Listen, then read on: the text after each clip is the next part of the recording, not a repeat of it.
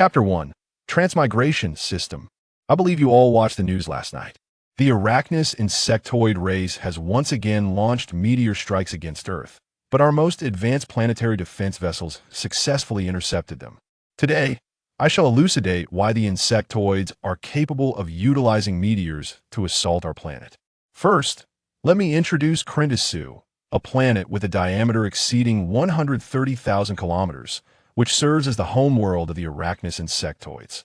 Krindasu possesses formidable gravitational forces, attracting countless small celestial bodies and forming an asteroid belt. These celestial bodies are what you perceive as insectoid meteors, and the reason they can escape gravitational pull and hurtle towards Earth. Goodness gracious! As the teacher spoke eloquently from the podium, Zhou Yuan fidgeted nervously in his seat. He had transmigrated. Just 5 minutes prior, he had opened his eyes to find himself in this world. Initially, he thought it was merely a dream, but after a moment of contemplation, he realized that dreams were never this vivid. Determined to ascertain the situation, he maintained a low profile, feigning interest in his book. After gathering information, he discovered that he had crossed into a science fiction universe. Starship Troopers. In this realm, humanity stood united, or rather, the civil wars had long since ceased. 2 centuries ago, humanity waged a global nuclear war. In the aftermath of the nuclear catastrophe, human civilization suffered grievously, leaving Earth itself battered and scarred. What was once nearly 10 billion souls dwindled to less than 3 billion after that cataclysm. There were no victors, all had lost. Thus, nations reached an accord and formed a peace federation. The war was temporarily halted, and efforts were redirected towards recovery. Perhaps due to the nuclear war birthing new elements and directions, human technology entered a rapid development phase post-war, breaking through numerous constraints. Controlled nuclear fusion devices, regulated energy weapons, and manageable antimatter technologies emerged. With these advancements, humanity utterly liberated itself from Earth's constraints, embarking upon the interstellar era. The commencement of the interstellar age heralded a new round of resource competition, straining international relations once more. Until a decade ago, on the brink of fracture, the Federation unexpectedly united as one. The reason? The emergence of the Arachnus insectoids. Residing on Krindasu, the principal planet of the GJ-1 star system adjacent to the solar system, the insectoids boast a size approaching 1,200 Earths. Not only massive, it is also a life-sustaining planet. It possesses conditions akin to Earth, essentially a supersized, top-tier version of our own world. Who could possibly resist such temptation? Thus, nations dispatched exploratory fleets, eager to uncover and exploit Krindasus' worth before their rivals could. Soon, however, calamity struck. Regardless of the nation or the fleet, any vessel that descended upon Krindasu would invariably lose contact on the very day of landing. Subsequent news became inaccessible to the general populace, save for the knowledge that those fleets never returned, leading to a renewed camaraderie among nations. Zhou Yuan understood that those exploratory fleets had become eternally ensnared on Krindasu, leaving behind only fragments of their vessels, untouched by the insectoids. The insectoids' most formidable trait was their reproductive capacity. To venture into their lair for exploration, it was akin to delivering takeout. 5 minutes later, the school bell shattered Zhou Yuan's reverie. I will continue the remaining content this afternoon. Class dismissed. By the way, your exam results have been released. You may check them downstairs. Also, be sure to collect a form to fill out, which must be submitted to me this afternoon. As the teacher announced the end of class, the classroom erupted into a cacophony, with students clustering together, animatedly discussing their plans. Hey Zhou, I feel my telepathic abilities have progressed. Shall we test them together? Just as Zhou Yuan prepared to exit the classroom, a hand clapped on his shoulder. Turning around, he recognized a voice belonging to Carl Jenkins. Carl was a classmate and close friend of the protagonist, Johnny Rico, destined to become a high-ranking officer due to his remarkable telepathic prowess. Maybe next time I'll definitely join then. I'm feeling a bit unwell and was just about to head to the restroom. Zhou Yuan declined with a smile. In his memories, he and Carl shared a strong bond, often practicing their telepathic abilities together. Carl tilted his head slightly, a look of resignation on his face as he remarked, Buddy, you've forgotten something. Our telepathy can sense if the other is lying. All right, I admit it. I've encountered a minor predicament and wish to avoid troubling you. Zhou Yuan shrugged until he clarified the situation regarding the system. He felt apathetic towards anything else. Now that's more like it. Take care to call me if you need anything. A smile spread across Carl's face as he turned to seek out Rico. With his small backpack in tow, Zhou Yuan entered the public restroom. Gazing into the mirror at his familiar visage, a genuine smile finally graced Zhou Yuan's face. He was still himself, only the world had changed. It felt as though he had either replaced the original inhabitant of this world or awakened memories from a past life. Overall, it was quite agreeable, as he was aware of the future trajectory of this world. If he played it safe, he could lead a peaceful existence. At that moment, a chilling mechanical voice abruptly resonated in his mind. Detecting host's mental stability, loading soul exchange system. Soul system loading complete. Congratulations on successful binding. Host. Congratulations, host, you have received a binding gift pack. Would you like to open it? Chapter 2. The Super Soldier Serum, an external aid? Open immediately. Zhou Yuan was instantly filled with excitement, clenching his fists tightly. The war between humanity and the insect race was on the brink of eruption. Initially, he had contemplated living a peaceful life on Earth or joining the strategic forces as an intelligence officer, rarely seeing the battlefield. However, with the emergence of the system, perhaps it was time to revise his ambitions, such as aspiring to be a federal legislator or commander of a cosmic fortress, with the power to determine the fate of an entire planet. Beep, binding the gift package. Received, Level 3 Soul, Gift Box X5. Level 2 Soul, Gift Box X3. Level 1 Soul, Gift Box X1. Variable String Ring X1. Level 3 Soul, Gift Box, can yield a random Level 3 item. Level 2 Soul Gift Box can yield a random Level 2 item. Level 1 Soul Gift Box can yield Variable String Ring, contains a high-dimensional isolated space for storage. Marvelous! Zhou Yuan's eyes sparkled as he examined the descriptions of the gift boxes and the ring. The boxes promised a variety of technological artifacts, with higher-tier boxes yielding superior items. The Variable String Ring could be likened to a spatial ring, encompassing a cubic space nearly 5 meters on each side. Approximately 100 cubic meters. System. Open all gift boxes. Zhou Yuan, without a moment's hesitation, activated all 8 boxes. He had never been one to play it safe or hoard wealth, believing in the philosophy of making money work for him. Moreover, with graduation approaching, the direction of his future might well hinge on what these boxes could produce. Open Level 3 Soul Gift Box. Received Rapid Healing Agent X1. Open Level 3 Soul Gift Box.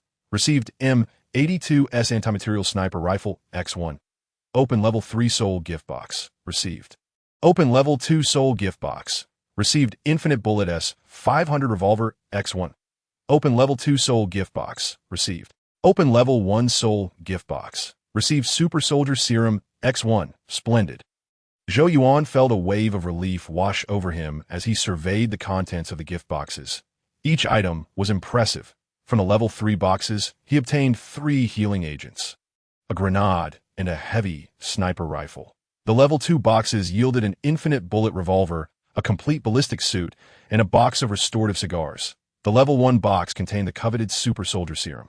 The healing agents were invaluable, serving as emergency treatment for light to moderate injuries, capable of delaying death from severe wounds. The grenade and sniper rifle were standard yet modern weapons. The Infinite Bullet S500 revolver was remarkable, capable of taking down a mature elephant with a single shot, especially with its unlimited ammunition. The ballistic suit resembled winter thermal underwear, noted for its ability to withstand automatic rifle fire. However, given that humanity's enemies were insects, even the lowest-tier soldier insects could breach starship alloys. Thus, the suit's defense might only mitigate minor impacts. Zhou Yuan was particularly fond of the restorative cigars, with a box containing 30 sticks, allowing one to restore mental and physical stamina daily. Then, there was the most precious item among the 8 gift boxes, the Super Soldier Serum. Upon use, it could enhance all bodily functions, increase brain usage, and unlock human potential to its zenith. The serum, referred to as SSS, seemed familiar, reminiscent of a prop from a science fiction film. Captain America? A smile crept across Zhou Yuan's lips as he chuckled. Regardless of the serum's origins, its efficacy was paramount. After using it, he was certain he could survive the battlefield. as he would at least guarantee that he could run faster than others. After inspecting the gift box contents, Zhou Yuan left the public restroom and made his way to the dining hall. The system offered numerous functions, currently accessible as follows. Personal, achievements, mall titles, tasks. However, he could only activate the personal panel at present, with the other options grayed out and temporarily inaccessible. Host, Zhou Yuan identity, 18-year-old male human. High school senior attributes, strength 0.9, agility 1.1, endurance 0.9, defense 0.8, self-healing 0.8, skill 0.6, brain function 1.7 skills. Rapid memory, rapid learning items. Super Soldier Serum, infinite bullet S500, complete ballistic suit. Soul points, 0. This constituted his current personal panel. Aside from a commendable brain function score, the other attributes were not particularly high, indicating he was merely healthy and robust. The final entry, soul points, was crucial for utilizing the system. Soul points served as currency for purchasing system goods. Obtainable through slaying life forms, with the value determined by the strength of the life taken. The explanation was straightforward. This was the gateway to the game, leveling up through monster hunting. The arachnids were the ideal targets. However, exterminating them was no simple task. He planned to use the Super Soldier Serum that evening, subsequently deciding his future based on its effects. If the serum proved potent enough, he could easily join the mobile forces as an infantryman and swiftly engage in battle to accumulate soul points.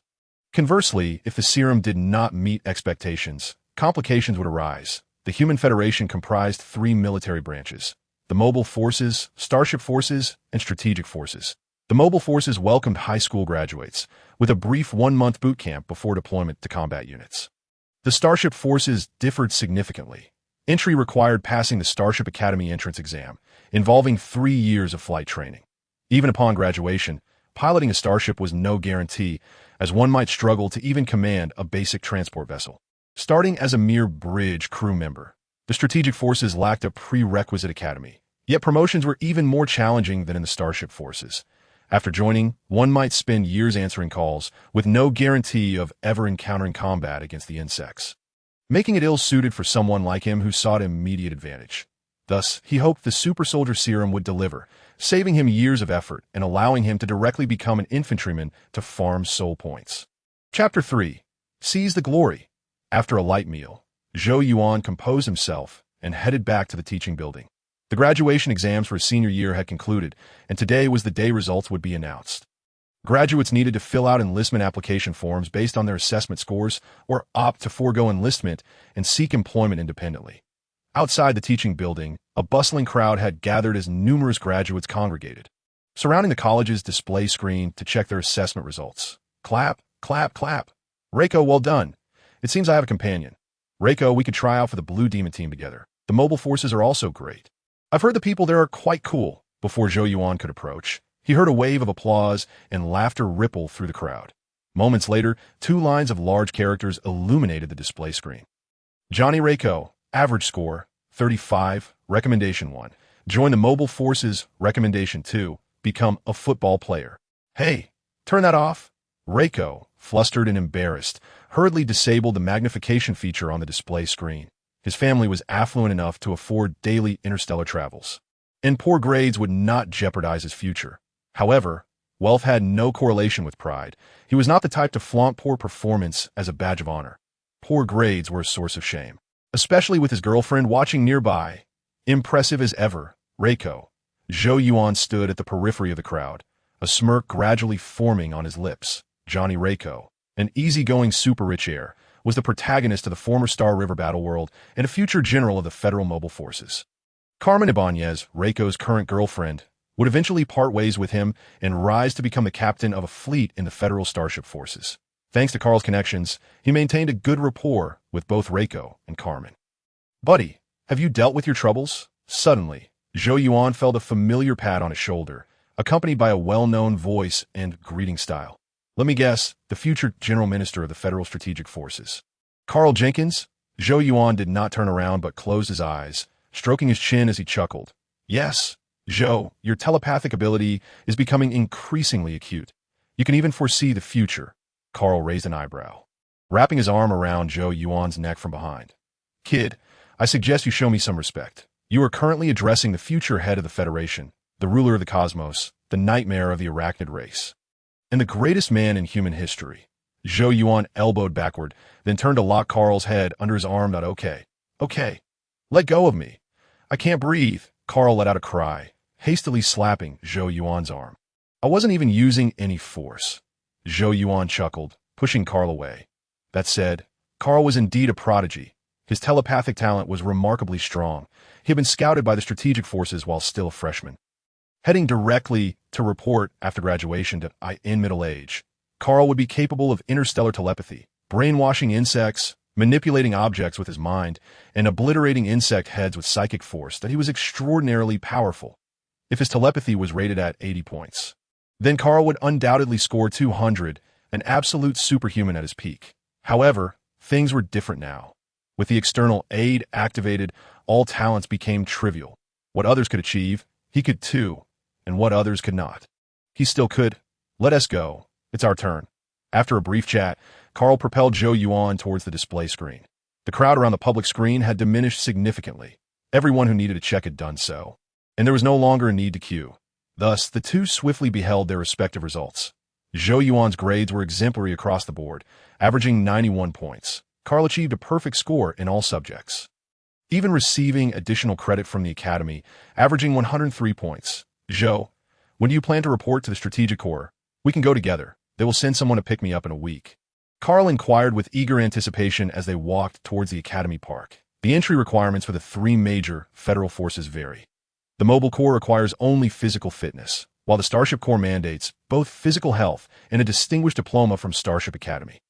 The Strategic Corps, however, necessitates telepathic abilities, a rare gift. Those endowed with such a talent can join the Strategic Corps even with a score of 0 across all subjects in high school. The high threshold implies a prestigious status post-enlistment. One becomes an infantryman, another a pilot, and yet another strategic officer. The choice is unequivocal. Hence, the Strategic Corps is the aspiration of many. Regrettably, the entry barriers are daunting. Often, a single academy may not produce a candidate qualified for the Strategic Corps in an entire cohort. No, I intend to join the Mobile Corps. Zhou Yuan smiled and shook his head, patting Carl on the shoulder. The Mobile Corps? Come on, are you serious? While it may seem exciting, it offers little benefit for your future. With your intellect, you must recognize that, in times of peace, opportunities for promotion within the Mobile Corps are scarce. Upon hearing Zhou Yuan's words, Carl abruptly halted, gazing at him in astonishment, as if confronted with a peculiar creature. Indeed, it was baffling to forsake the promising path of a strategic officer for the life of a mobile infantryman, yet his telepathy assured him that Zhou Yuan was calm and speaking the truth.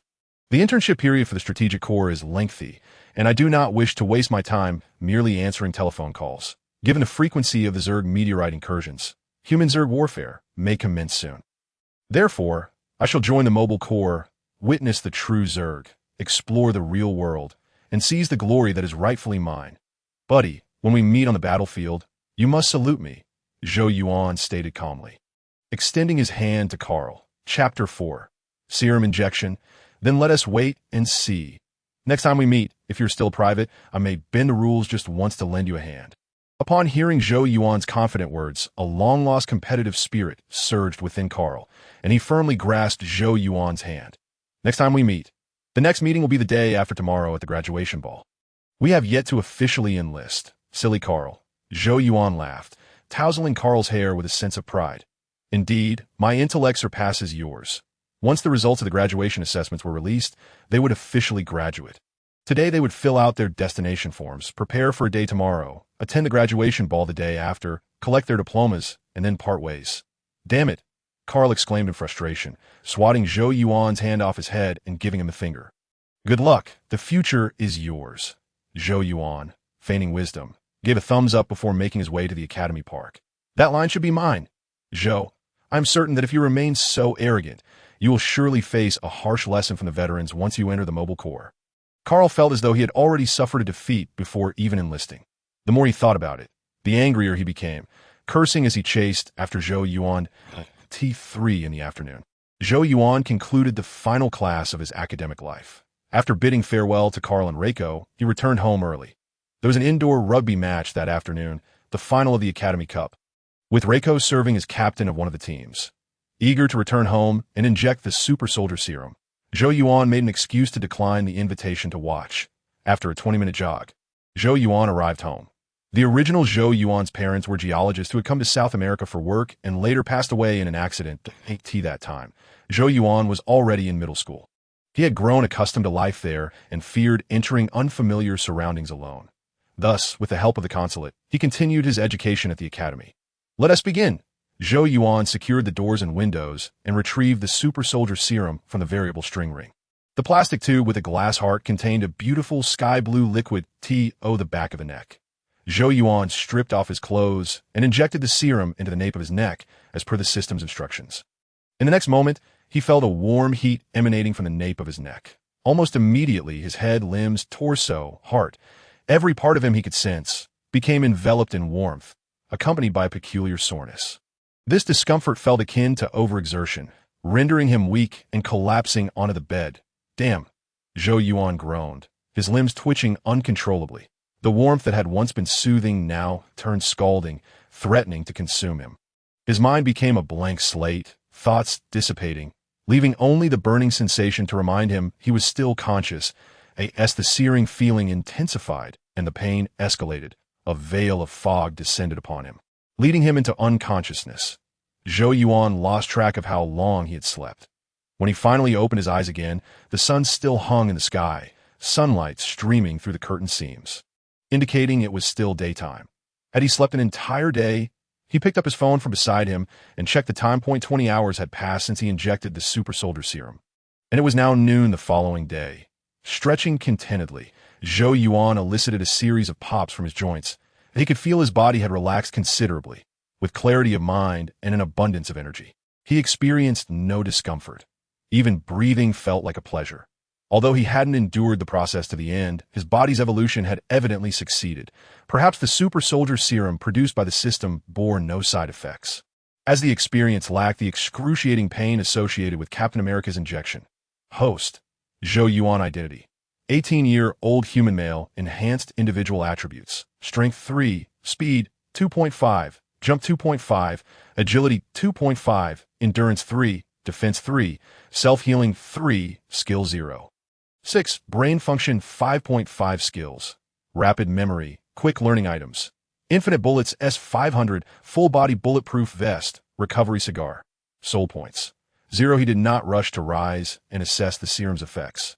Instead, he immediately opened his personal panel. Enhanced individual? Zhou Yuan paused momentarily before swiftly comprehending. This likely indicated a level significantly above that of an ordinary human, yet not reaching the category of superhuman. Observing the other attributes, he noted that they had more than doubled from their initial values, though he would need to conduct personal tests to ascertain their precise capabilities. With that thought, Zhou Yuan decided against lingering in bed. Carefully controlling his movements, he descended from the bed, dressed neatly, and proceeded to the living room, where various fitness equipment awaited him. First, he tested his strength. The heaviest dumbbell weighed 50 kilograms. When lifting it with one hand, it felt akin to wielding an it was somewhat hefty, yet he could still swing it effortlessly. Although he lacked heavier measuring equipment, he was confident he could now lift 1,000 kilograms, and that was not even his limit. However, rather than testing his utmost strength, he deemed it prudent to master this newfound power to avoid inadvertently causing harm to others. Whatever talents he possessed, they would be employed on the battlefield against the Zerg. Next, he assessed his speed. The treadmill's maximum speed was 20 kilometers per hour, translating to 5.5 meters per second. Yet this pace felt like a casual stroll to him now. He could achieve it simply by taking gentle strides. Zhou Yuan speculated that his top speed was around 25 meters per second, approximately 90 kilometers per hour, comparable to Captain America. The improvement in his jumping ability was also significant. Without a running start, he could leap over 3 meters, and with a standing long jump, he surpassed 6 meters, both far exceeding world records. The remaining attributes, agility, endurance, defense, and self-healing, were more challenging to measure. Agility required a course with obstacles for testing, while endurance needed time to evaluate, making it impractical to ascertain immediately. As for defense and self-healing, he had no intention of inflicting harm on himself. Indeed, he hoped never to require those abilities. Finally, there were skill and brain function. Skills pertain to combat proficiency, shooting accuracy, driving capabilities, and similar proficiencies, all of which necessitated time for practice. Brain function encompassed memory capacity, learning ability, and telepathic skill, most of which did not require testing as long as he could adeptly utilize his telepathy. In truth, if not for the need for reassurance, he would not have bothered with these measurements. Simply recalling Captain America's performance would suffice, as they shared the same serum, despite individual variances in effect. The results should not deviate too far. Chapter 5. Jean Zarek. The next day, Zhou Yuan ventured out in the afternoon, purchasing a new formal outfit before heading to the academy. The Super Soldier Serum had significantly enhanced his physical attributes, even causing him to grow taller. Originally standing at 1.78 meters, he now soared to 1.85 meters, rendering his previous clothing ill-fitting. Zhou, over here! Upon arriving at the school entrance, he heard calls. Carl, Reiko, Carmen, and Dietz, his four companions, were waiting for him. Dietz, a classmate, had long harbored a secret affection for Reiko. Outgoing and straightforward, she easily got along with everyone, including Zhou Yuan. You all arrived quite early, Zhou Yuan remarked, waving as he approached and giving a two-finger salute. Actually, it's you who arrived late. Carl rolled his eyes. The dance began at noon, and I reminded you 4 times, yet you still missed lunch. Perhaps you can enlighten me as to why. When the call connected, there was only an impatient grunt on the other end. Really? Maybe your phone is broken, Zhou Yuan replied with feigned surprise, disregarding Carl and Johnny, and turning to Carmen and Dees, softly saying, Ladies, you both look increasingly radiant. Forgive my rudeness. Your beauty is so dazzling that I find myself at a loss for words. Fortunately, the term beautiful is somewhat fitting for you. May I have the honor of inviting you for afternoon tea? My attendants, Carl and Reiko, will make the necessary arrangements that, of course, Carmen and Dees laughed heartily, simultaneously extending their hands for Zhou Yuan to kiss. Just wait. Once he joins the army, he will surely get a beating. Carl muttered exasperatedly. You're right, Johnny smiled, not minding Zhou Yuan's interaction with Carmen. This was largely because Zhou Yuan was careful and didn't actually touch Carmen's hand, and also because they had known each other for 4 years, sharing a comfortable familiarity. Wait a minute, Zhou. Have you grown taller? Johnny suddenly realized something was amiss and curiously inquired. Today is the graduation ball, after all. Zhou Yuan chuckled, gesturing to his shoes and indicating a problem with the heels. Good idea, but I don't need it. Johnny nodded in understanding, striking a pose he believed to be cool as the captain of the indoor rugby team. He had a standard height and build. Undoubtedly a handsome figure. Come on, can't you consider my feelings? You'll have your chance to show off tonight. Can we not stand here in the sun? Carl urged helplessly, compared to Zhou Yuan and Johnny. His appearance was rather ordinary, practically blending in with the crowd. After some playful banter, the 5 of them walked together onto the campus. The graduation ball, however, was rather mundane. At least for Zhou Yuan, he had no secret crush to revel in.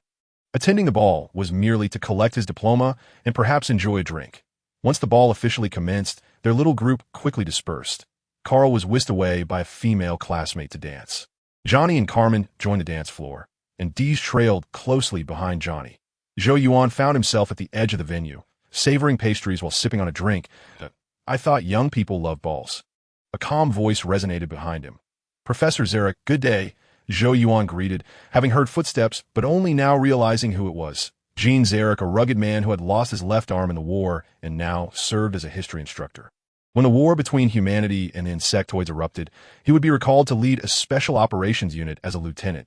I saw your placement form. You possess telepathic abilities. Why not choose a strategic unit? Zarek asked expressionlessly, taking a seat beside Zhou Yuan. Recently, there has been an increasing number of news reports regarding insectoid meteors. It seems like attacks on Earth are becoming more frequent. I fear war might be imminent. Staying in the rear is not my aspiration. I lack the temperament for it, that I wish to confront the insects head-on or be torn apart by them, Zhou Yuan replied, meeting Zarek's gaze. Insectoid meteors refer to asteroids. Among the arachnous insectoids, there exists a type capable of firing plasma cannons from their tails, known as giant plasma insects. Their plasma cannon is immensely powerful, capable of breaching the gravitational field of a planet and even striking nearby asteroid belts. When an asteroid is hit by a plasma cannon, it is instantly ejected from the planet's gravitational field, with some fortuitously heading towards Earth to be torn apart by insects. Zarek finally smiled, stroking the half of his left arm that was missing, and remarked, I wouldn't advise that. While smashing insects is permissible, being torn apart by them is best avoided, as it truly is excruciating. With that, Zarek downed a glass of whiskey in one gulp, and, as he turned to leave, offered two parting words. Rookie, I hope your bones are as tough as your words that owe your utmost to survive. Only those who endure until the end can truly be called tough. Is that it? Zhou Yuan was taken aback momentarily, but paid little mind. Zarek had always been like this, rarely engaging with students outside of class, and any conversation was a bonus. Chapter 6. Enlistment. Bang, bang, bang. Zhou Yuan pulled the trigger repeatedly, hitting the head of a paper target 50 meters away. Kid, you are truly a genius, praised the shooting instructor, Morgan, lightly applauding and singing Zhou Yuan's praises that in just a week. Zhou Yuan had transformed from a novice who had never touched a gun into a sharpshooter with impeccable aim. This was the first time Morgan had encountered such a gifted pupil.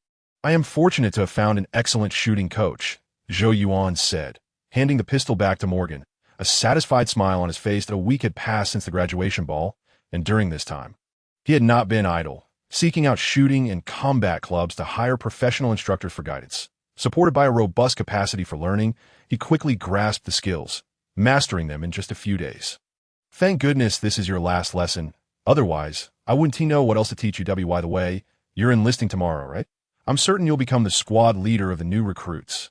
Morgan remarked with admiration. He had come from the mobile forces and knew Zhou Yuan had the potential to make a name for himself there. I hope so. Zhou Yuan shrugged, feeling a sense of anticipation for his upcoming military career. His placement form had been processed, and 3 days prior, he received his enlistment intention letter, essentially his acceptance letter into the mobile forces. However, formal registration was still required, which would take place tomorrow. He needed to bring various documents to the recruitment center downtown. Reiko and Carmen would accompany him. Reiko was enlisting alongside him, while Carmen simply wanted to join them, as she would be attending the Starship Academy, with nearly 2 months until school began. After learning of Reiko's decision to enlist, Dees would follow suit, though she kept it to herself, opting to enlist quietly and ultimately requesting a transfer to the same recruit camp as Reiko did. As for Carl, he had been picked up by members of the strategic unit the day before.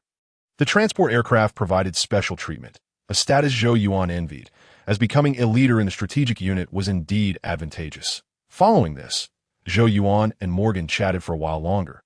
After a brief farewell, he jogged home from the shooting club. The next morning at 8 o'clock, Zhou Yuan, Reiko, and Carmen gathered outside the recruitment center building. I thought you would be late again, Reiko said, giving Zhou Yuan a gentle hug. His expression somewhat grim. Initially, he had no intention of enlisting. He merely mentioned to classmates that being a soldier seemed cool. However, upon returning home and discussing the mobile forces with his parents, his father became agitated, adamantly opposing his enlistment and insisting he inherit the family fortune, threatening to sever their relationship otherwise. Now 18, Reiko was unwilling to be subservient to his parents, leading to a heated argument that solidified his resolve to enlist. Buddy, your parents are only looking out for your best interests. Trust me, they're certainly the ones who love you the most in this world, Zhou Yuan reassured, patting Reiko on the shoulder, as he often chatted with him via phone and was aware of the recent tensions with his parents. I know, Reiko sighed, I just feel like I've grown up. By the way, how did my suggestion go? What did your parents say? After offering some comfort, Zhou Yuan suddenly shifted the topic. Zhou, I think that 1T work. Reiko appeared somewhat exasperated, recalling Zhou Yuan's suggestion that he convince his parents to go on vacation, believing that if they were in a good mood, they wouldn't be angry with him anymore. I don't want your opinion. I want my own. You should trust those smarter than you rather than dismiss my wisdom with your foolish thoughts, Zhou Yuan said condescendingly, lifting his chin.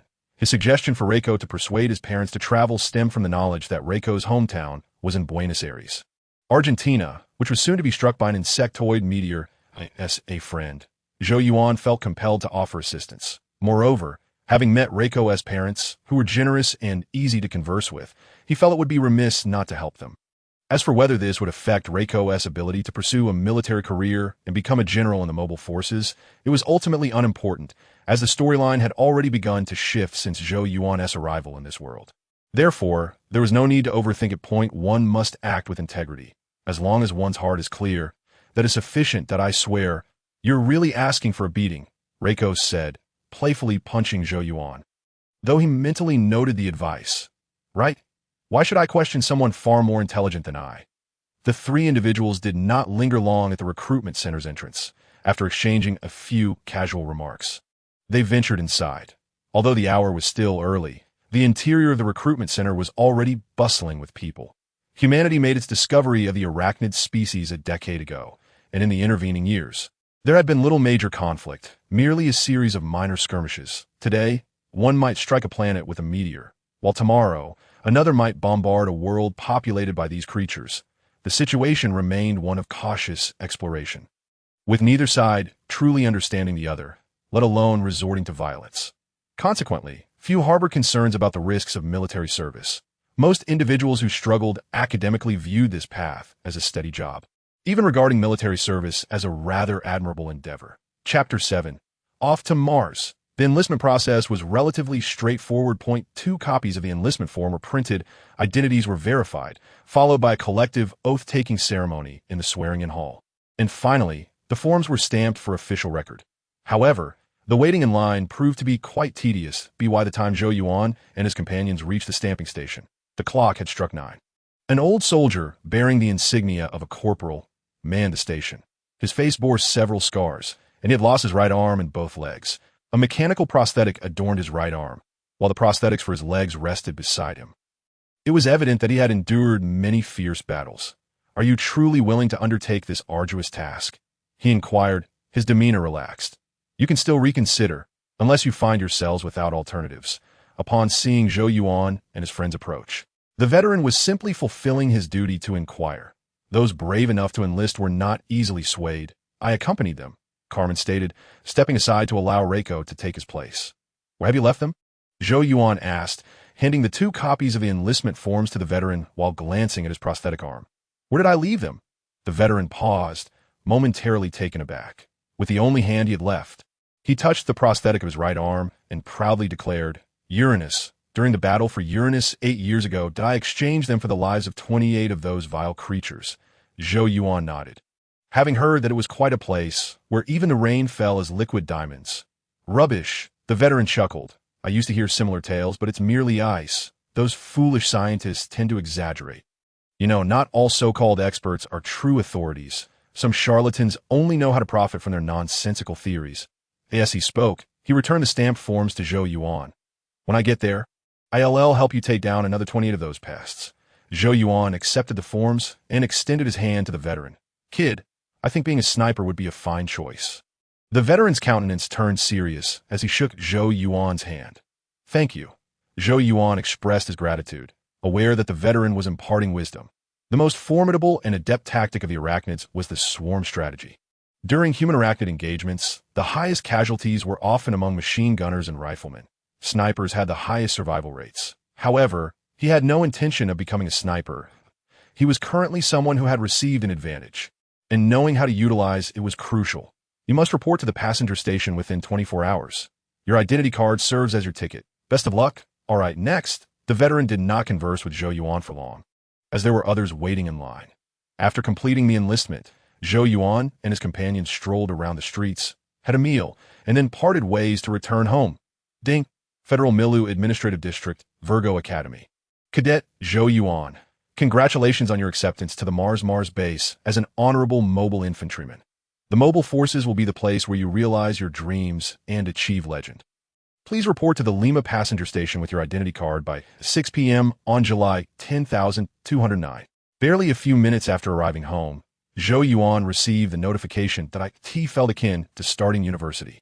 However, Mars was hardly an ideal location. By the time Reiko reached middle age, it would have already been overrun by arachnids. Zhou Yuan pondered, stroking his chin. Yet the future remained just that. The future. The Mars of now was not yet the barren wasteland of arachnids. As humanity's first colony, Mars had received immense attention. With the introduction of ecological transformation towers and climate balancing towers, Mars had become a second Earth, housing nearly 1 billion inhabitants. Its only drawback was the poor environment, as green life had yet to blanket the globe. Buzzing. Lost in thought, Zhou Yuan's phone suddenly vibrated, signaling an incoming call. Upon checking, he saw it was Reiko. "Zhou, I'm heading to Mars. Where will you be going?" As soon as the call connected, Reiko's excited voice erupted. "I'm going to Mars as well. Let us meet at the passenger station entrance at 9 tomorrow morning." Zhou Yuan replied lazily while lounging on the sofa, watching television. Not surprised that he and Reiko were assigned to the same base, he recalled the information imparted by Morgan. The shooting club coach .to helped new recruits adapt more swiftly to their training.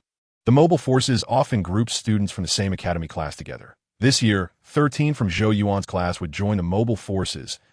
If his deductions were accurate, aside from Reiko, several classmates would also be in the same recruit camp. Yuri going to Mars too? Yes, Zhou. I bet our new recruit life will be splendid, Reiko exclaimed, brimming with excitement upon hearing that Zhou Yuan had also been assigned to Mars. Serving together with classmates would undoubtedly lead to unforgettable memories and, at the very least, make the training period far from dull. I think so too, Zhou Yuan replied with a slight smile, recalling the original storyline involving Reiko. If he were absent, Reiko's new recruit life would indeed be quite wonderful, a period he would remember for a lifetime. Zhou, this is truly fantastic. I can hardly wait to see you. Enough chatter. I'm going to pack my suitcase now, that I'll come to pick you up tomorrow, Reiko declared, filled with determination, and hung up before Zhou Yuan could respond. What a simpleton. Zhou Yuan set down his phone, shaking his head in amusement, yet he felt a sense of anticipation for the following day. The prospect of enlisting alongside a friend was indeed a curious sensation, akin to being accepted into the same university, facilitating a smoother transition into military life. Chapter 8. Starship Base. The next day, Zhou Yuan rose early. At this point, on days when he was not engaged in high-intensity training, he needed only 2 to 3 hours of sleep to remain invigorated. After having breakfast, Zhou Yuan tidied up a bit. There was little he could take with him to the military, and the most troublesome matter was handling his residence. If not addressed properly, upon his next return home, his house would have transformed into a den of arachnids. He rose at 5 and busied himself until 7 aside from a small carry-on suitcase. He had covered all of his household furnishings with a layer of dust cloth. By the time Reiko arrived to meet him, he was fully prepared. Why are you up so early? Zhou Yuan greeted Reiko, offering him a bottle of water. The fellow carried a suitcase in each hand, leading one to believe he was off on holiday. Zhou, we must leave early. I've done my research, and the official recruit training begins the day after reporting. If we arrive sooner, we'll have time to explore the recruit camp and make some intelligent new friends like us. I'm certain those who depart in the afternoon will end up like headless flies upon entering the recruit camp. Reiko spoke animatedly, wearing a knowing expression. You make a valid point. Zhou Yuan nodded in agreement, not because Reiko had persuaded him, but rather because he too wished to arrive at Mars sooner. It was certainly better than sitting idly at home. Then what are we waiting for? Go, go, go, Reiko exclaimed, waving his arms dramatically and striding towards the door with his 2 suitcases.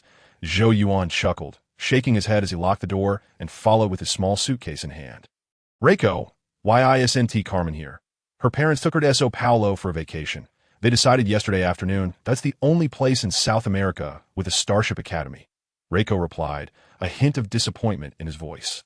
It was indeed disheartening that his girlfriend could not come to see him off, but it also brought a sense of relief, for farewells were rarely joyous occasions. 20 minutes later, Zhou Yuan and Reiko arrived at the Lima passenger station. Though it was only 7:30 a.m., the station was already teeming with people, a sea of heads stretching as far as the eye could see. Today marked the day for new recruits to report, and every passenger station across the Federation was overflowing. Zhou, follow me. Reiko, unable to contain his excitement, quickly forged a path through the crowd with his robust physique. Zhou Yuan found it easy to follow behind, gliding along in Reiko's wake. Before long, the two successfully completed their registration and made their way to the waiting area. They needed to first board a transport aircraft to reach the Starship base station beyond the Earth's exosphere, and then transfer to a transport vessel bound from Mars. Reiko, Zhou. As Zhou Yuan and Reiko queued to board, a cheer erupted from within the cabin. The duo turned to see their classmate, Alan. Alan was a tall, slender fellow with dark skin, his academic performance notably lacking. The mobile forces were his only escape. Buddy, it's great to see you here. Reiko enthusiastically embraced Alan. Now, they had another familiar face to accompany them to Mars, and they could gather whenever time allowed.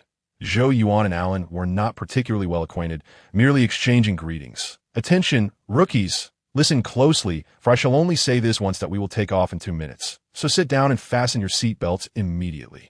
As the cabin filled with passengers, a reminder echoed through the speakers. The term rookie clearly indicated that the pilot was a seasoned veteran, for only such experienced individuals were entitled to address newcomers in this manner.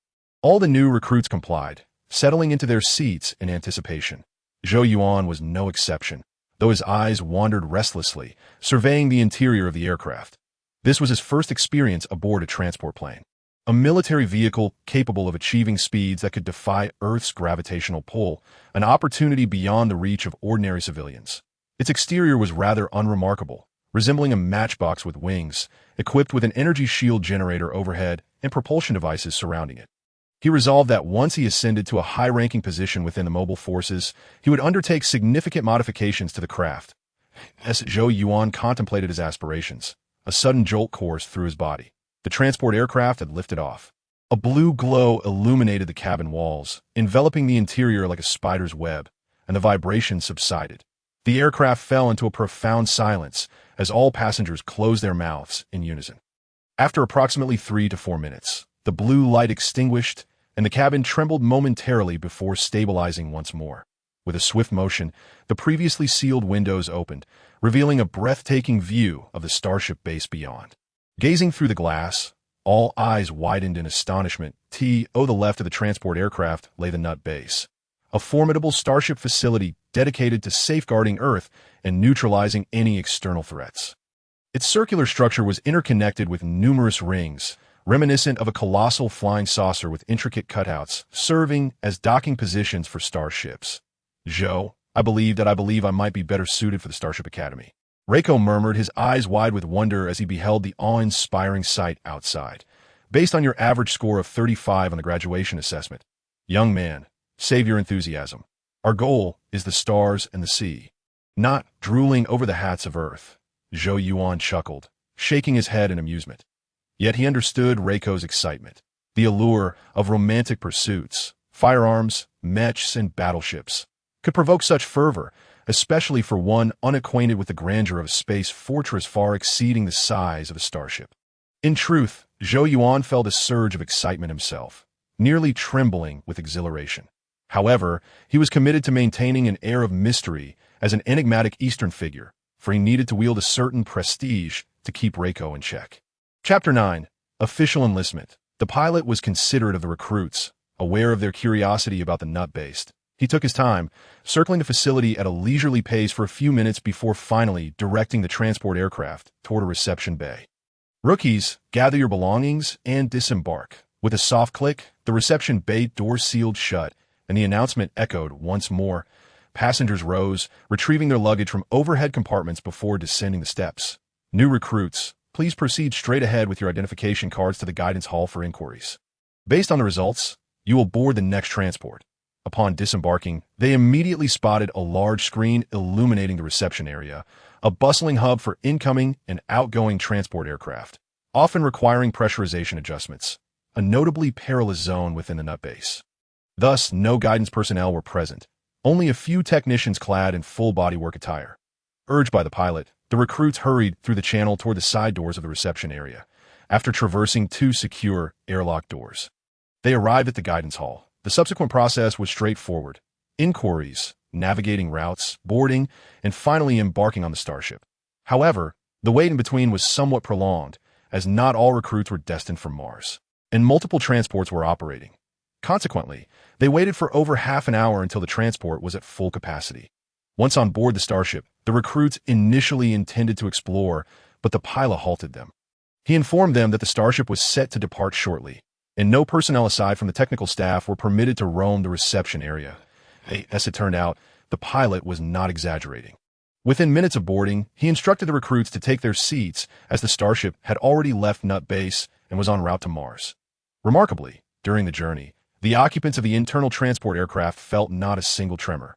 A momentary disorientation enveloped them all, arriving swiftly and dissipating just as quickly. When the announcement came again, the pilot astonishingly declared that they had already reached Mars, faster than light travel. Zhou Yuan marveled, his mind racing as he contemplated the time displayed on the cabin screen.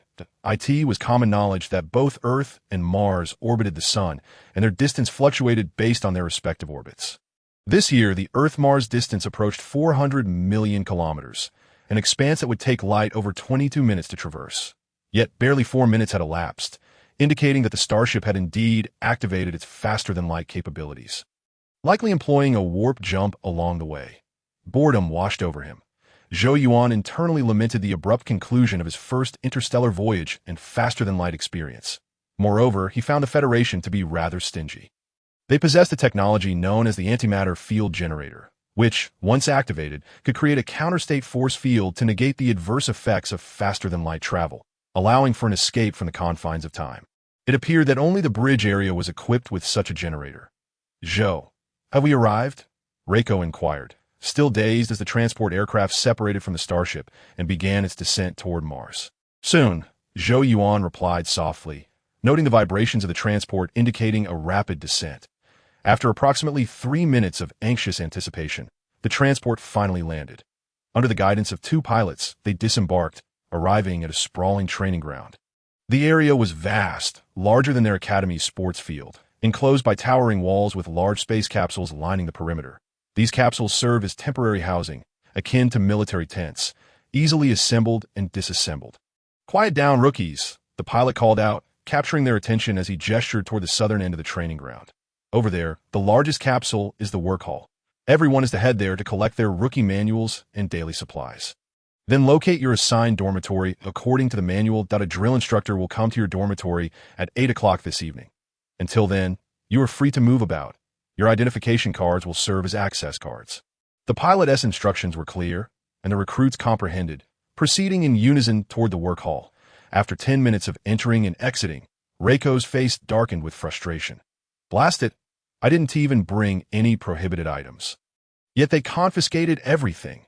As they departed the work hall and searched for their dormitories along the walls of the rookie camp, Zhou Yuan couldn't help but feel a sense of schadenfreude. Reiko had brought along 2 large suitcases, only to leave with a mere 2 sets of undergarments, all else taken away. Wisdom is humanity's most precious treasure, Zhou Yuan mused, patting his own small suitcase. He wondered what Reiko had been thinking to inquire about so much, yet neglect to ask what could or couldn't be brought into the military. Perhaps he had held on to some false hope. Bringing along shampoo, body wash, toothpaste, and even bedding, was he treating the military like a summer camp? "Brother, don't take it too hard," Alan said, flipping through the rookie manual with a serious expression. "The manual states that the military will provide us with daily necessities, which will be placed on our beds." That he felt fortunate to have met Reiko and Zhou Yuan after leaving Earth, and now they were assigned to the same rookie camp and class. Previously, he had worried about being bullied upon entering the camp, but now he felt more at ease. "All right, let's not dawdle like a bunch of sissies. Let us wrap things up and grab some lunch before exploring the rookie camp this afternoon," Zhou Yuan encouraged, patting Reiko's shoulder as he spotted their dormitory. The 3 of them had been assigned to Class 3 of Rookie Camp 1, so they only needed to locate their living quarters. Chapter 10. Restoring the Cigars. The dormitories in the military were surprisingly decent. The interiors resembled a tunnel, with standard bunk beds arranged in 2 rows against the walls. There were a total of 32 beds, each accompanied by a nightstand. Notably, a few entertainment tables were placed in the corner of the dormitory, pool tables, game tables, and foosball machines. Only the soldier dormitories of the mobile forces were equipped with such amenities, as the tasks performed by mobile infantry were particularly perilous, necessitating a sound mental state. Zhou Yuan and his companions arrived early. When they entered the dormitory, only 5 or 6 unfamiliar faces greeted them. "Let us get organized," Zhou Yuan suggested, scanning the room before heading to the right side. In the military, bed assignments were not determined by who arrived first. Each bed bore a nameplate indicating its designated occupant. His bed is located in the rear right corner, which is quite decent, as it is distanced from both the entrance and the entertainment table, ensuring a relatively quiet space for rest. The bed is cluttered with various items, including military training uniforms and personal necessities. "Hey, Zhou, Alan, come take a look." Suddenly, Reiko exclaimed while in the midst of organizing his bed. "What's up?" Zhou Yuan replied without looking back, engrossed in his own tasks. "This name tag says Paul Marshall." "I think he might be the Paul we know," Reiko said excitedly, a smile adorning his face. Paul, like Alan, was a high school classmate of both Reiko and Zhou Yuan, spending the rookie period with 3 classmates. "That sounds wonderful." "Really?" Alan, equally exhilarated, dashed over to Reiko. "We'll find out soon enough." While Reiko and Alan conversed, Zhou Yuan had already finished tidying up, even changed into his training uniform, and lay on his bed puffing on a cigar. "Where did you get that cigar, Zhou?" Upon seeing Zhou Yuan exhaling smoke, Reiko and Alan's attention swiftly shifted to him. "I hid it before entering the work hall," Zhou Yuan replied generously, pulling out 2 more cigars from beneath his pillow and offering one to each of them. The cigar box contained 30 rejuvenating cigars, and as long as it didn't reach 30, one would replenish daily until it was full. Since acquiring the cigars, he had taken 10, maintaining a count of 29 in the box. He had smoked 3 and given away 2, leaving him with 34. "Cool. Zhou, you're a genius." Reiko and Alan praised him, grabbing the cigar cutter and lighter from the bedside table. Smoking was not banned in the military. There was even a counter selling cigarettes in the dining hall. The only strict prohibition was on alcohol, which new recruits were strictly forbidden to touch, lest they face punishment. However, considering the unwritten rules, it was best for recruits to avoid smoking altogether. If a recruit was caught smoking by veterans or instructors, they would receive a special kind of care, and the same went for being caught with hidden cigarettes. At that moment, Zhou Yuan noticed 6 early arriving recruits watching him, Reiko and Alan, 2 of whom licked their lips, seemingly craving a smoke, perhaps considering the cigar's preciousness in the recruit camp and their unfamiliarity with one another. They hesitated to approach. "Oh, you want one? I only have 3 left. You can have half."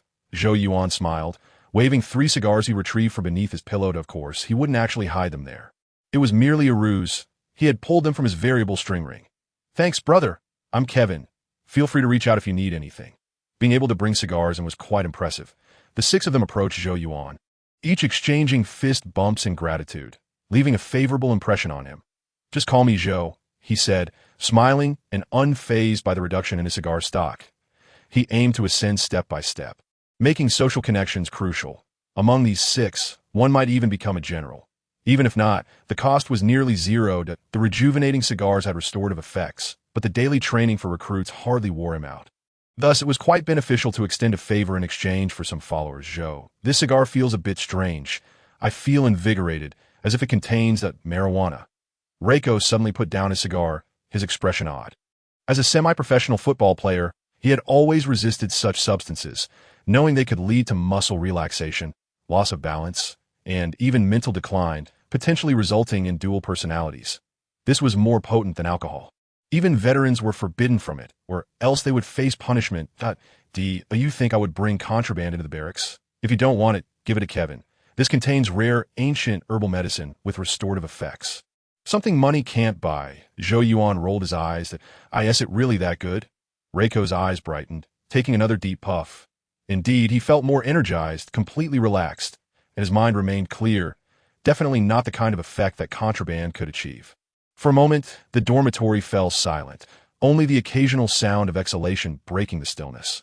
However, this tranquility did not last long, as newcomers soon arrived, upon seeing 9 individuals smoking cigars in the dormitory.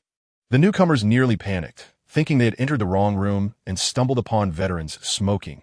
Zhou Yuan, eager to establish a personal social network, warmly welcomed the newcomers and offered them one of his cigars. His rejuvenating cigars were standard, capable of burning for 70 to 80 minutes, enough for several people to indulge. By the time lunch arrived, all 6 cigars had been smoked, and the number of people in the dormitory had increased to 15. At this point, the generous Zhou Yuan had subtly emerged as the leader of this small group. He felt quite satisfied with this development. 18-year-olds, whether male or female, are generally not very astute, making it easy to forge connections. Yes, it was indeed young men and women, as the recruit dormitory was co-ed. Even the shower facilities had been added to resolve queue issues, though this was not mandatory. Both male and female soldiers could submit transfer applications to move to all-male or all-female rooms. However, not everyone opted to transfer. From another perspective, men are drawn to beauty, and women are attracted to handsome men. Some open-minded women might not care about sharing a room with men, and there were even those who entertained the idea of collecting stamps. Zhou Yuan had heard many rumors about such matters from Morgan. Chapter 11. Instructor Sim, New System Functionality. After lunch, Zhou Yuan led the group on another tour of the military camp. The facilities included shops, entertainment rooms, a gym, and a library, all essential amenities, though management was strict and recruits had limited access, with many areas off-limits. This was their first exposure to military life. All the recruits were thrilled, finding everything so novel. By the time dinner was over, The dormitory was at full capacity. With 32 beds and 30 recruits, the 2 extra beds remained nameless, perhaps reserved for instructors. At this moment, all 30 recruits were present in the dormitory, gathered in small clusters chatting. The earlier pilot had mentioned that the instructor would come to the dormitory at 8 o'clock, so the recruits returned early to wait. Among the 30, Zhou Yuan was the most popular. Following the cigars, he also shared cigarettes and a gaming console. This hard power earned him many friends, and everyone respected him, even gathering around him during card games. Moreover, the name tag on the adjacent bed indeed belonged to Paul Marshall, the very Paul Rako had mentioned. Now, there were 4 graduates from Virgo Academy in the 3rd squad. Bang! As 8 o'clock approached, the door was knocked on heavily. "Sweethearts, gather around," shouted a commanding voice as a tall figure entered the dormitory. The instructor of the 3rd squad was a sergeant, a robust Caucasian, standing over 6 feet tall, with visible muscles even in his uniform. "Salute, call him sir," Zhou Yuan quietly reminded the recruits beside him. Leading them to stand and salute. One person initiated the action, and the others followed, albeit somewhat chaotically, but at least resembled proper decorum. "From today on, I am your instructor. You may call me Sim, but only during rest time. During training, you must address me as sir. Understood?" Observing the recruit salute, Sim's stern expression softened slightly as he spoke loudly. "Understood, sir." The recruits responded without needing Zhou Yuan's reminder. They were familiar with this kind of response from television. "Tomorrow morning at 7, assemble at training ground 3. Sim nodded, leaving without further comment after delivering his instructions. Once Sim departed, the dormitory erupted in chatter. "Damn, that guy looks tough to deal with. At least his attitude is decent, isn't it? No worries if he dares to give us a hard time. Ron will handle it." The discussions revolve around the recently departed instructor Sim. "Leave it to me."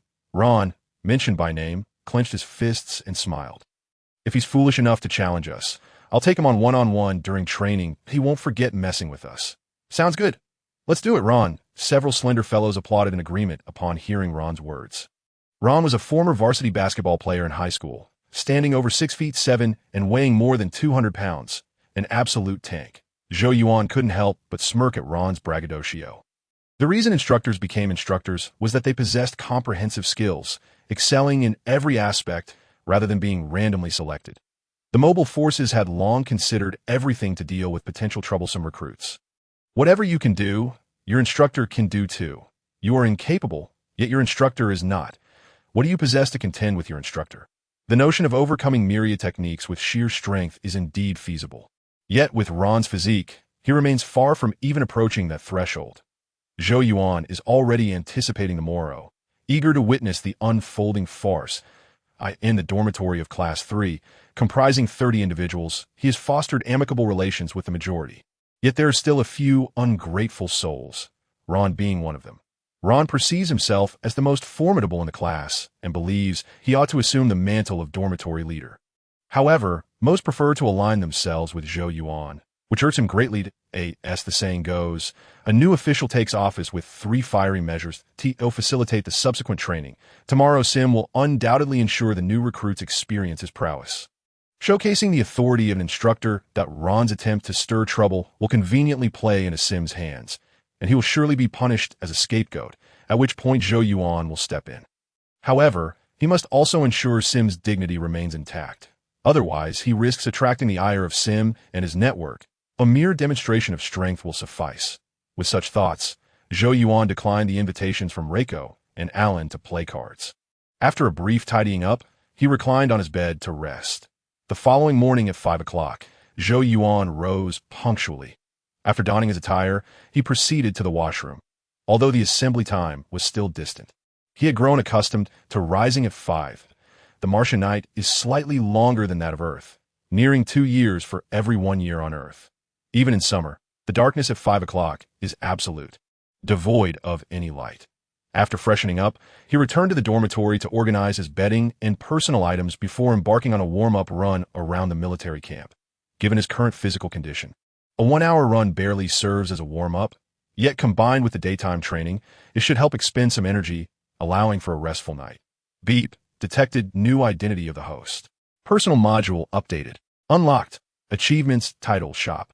Congratulations to the host for unlocking new system features. Awarded 6 level 3 soul boxes and 3 level 2 soul boxes. Would you like to open them? As he jogged, the system's prompt resonated. New features? Zhou Yuan paused momentarily, then redirected his focus to the system. Host. Zhou Yuan identity. Private of the Human Federation, 18-year-old male, enhanced human attributes. Strength 3, speed 2.5, jump 2. 5, agility 2.5, endurance 3, defense 3, self-healing 3, skill 1.3, brain function 5.5 skills. Rapid memory, rapid learning items. Infinite bullets S500, full-body bulletproof vest, recovery cigar. Titles. None soul points. 100 after a fortnight of club training, his marksmanship and combat skills have significantly improved. With his skill level rising from 0.6 to 1.3, the personal panel exhibited minor changes, yet the options, achievements, titles, and shop illuminated, while tasks remained grayed out and inaccessible. Upon closer inspection, the achievements and titles appeared intriguing. He had currently unlocked the Newcomer achievement. Newcomer possesses a legitimate identity to acquire soul points, earning 100 soul points, and the Rookie title. Rookie title. Wearing it increases strength and speed by 0.1. It resembles a game mode where achieving certain standards activates corresponding rewards. The more challenging the achievement, the greater the reward upon activation.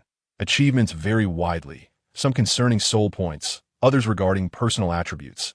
Even near-fatal injuries can activate the I Am Immortal achievement, granting a title that increases self-healing by 1 point, tasting the flavor of death. Overall, it is quite reasonable. Easy-to-obtain titles lack power, while powerful titles are difficult to acquire. Finally, there is the shop, that, as the name suggests, is a marketplace for goods, with currency being soul points. The shop is divided into several sections based on soul point thresholds, 11W. 1W, 100W, 100W1E, and even a billion-plus section. Currently, he can only access the first area. The cheapest item costs 1 point, such as basic military rations and lighters, each priced at 1 point. The most expensive item is 10,000 points. With the infinite bullets S500 he previously obtained costing that amount. Other items in the same price range include the infinite bullets handheld Gatling gun and the infinite bullet submachine gun. Both excellent weapons. However, he currently possesses only 100 soul points. What he desires is beyond his means, and that which he can afford does not pique his interest. For now, he must save. Chapter 12. Ron has risen. Ron has fallen. Host. Zhou Yuan identity. Private of the Human Federation, 18-year-old male, enhanced human attributes. Strength 3.1, speed 2.6, jump 2.5, agility 2.5, endurance 3, defense 3, self-healing 3, skill 1.3, brain function 5.5 skills, rapid memory, rapid learning. Telepathy items, infinite bullets S500, full-body bulletproof vest, recovery cigar. Titles, rookie soul points.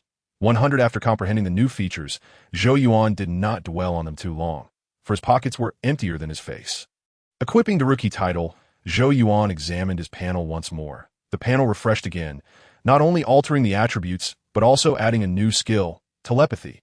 Zhou Yuan was not surprised. His telepathic talent had always been potent, and the absence of its mention on the panel initially baffled him. Now, it was clearly delineated. System, open all gift boxes. Next, Zhou Yuan shifted his attention to the gift boxes, upon unlocking the new features. The system had gifted him 6 level 2 soul boxes and 3 level 3 soul boxes. Quite generous, though he wondered if they would yield practical items. Open level 2 soul box, acquired heavy nuclear fusion flight wingsuit 1. Open level 2 soul box. Acquired ZF-1 multifunctional automatic rifle 1. Open level 2 soul box. Acquired infinite bullets, SAW 8 light machine gun 1. Open level 3 soul box. Acquired white phosphorus grenade 1. Open level 3 soul box. Acquired. After opening the 9 boxes, a broad smile spread across Zhou Yuan's face. The heavy nuclear fusion flight wingsuit employs cold fusion as its power source, akin to a triangular energy jetpack.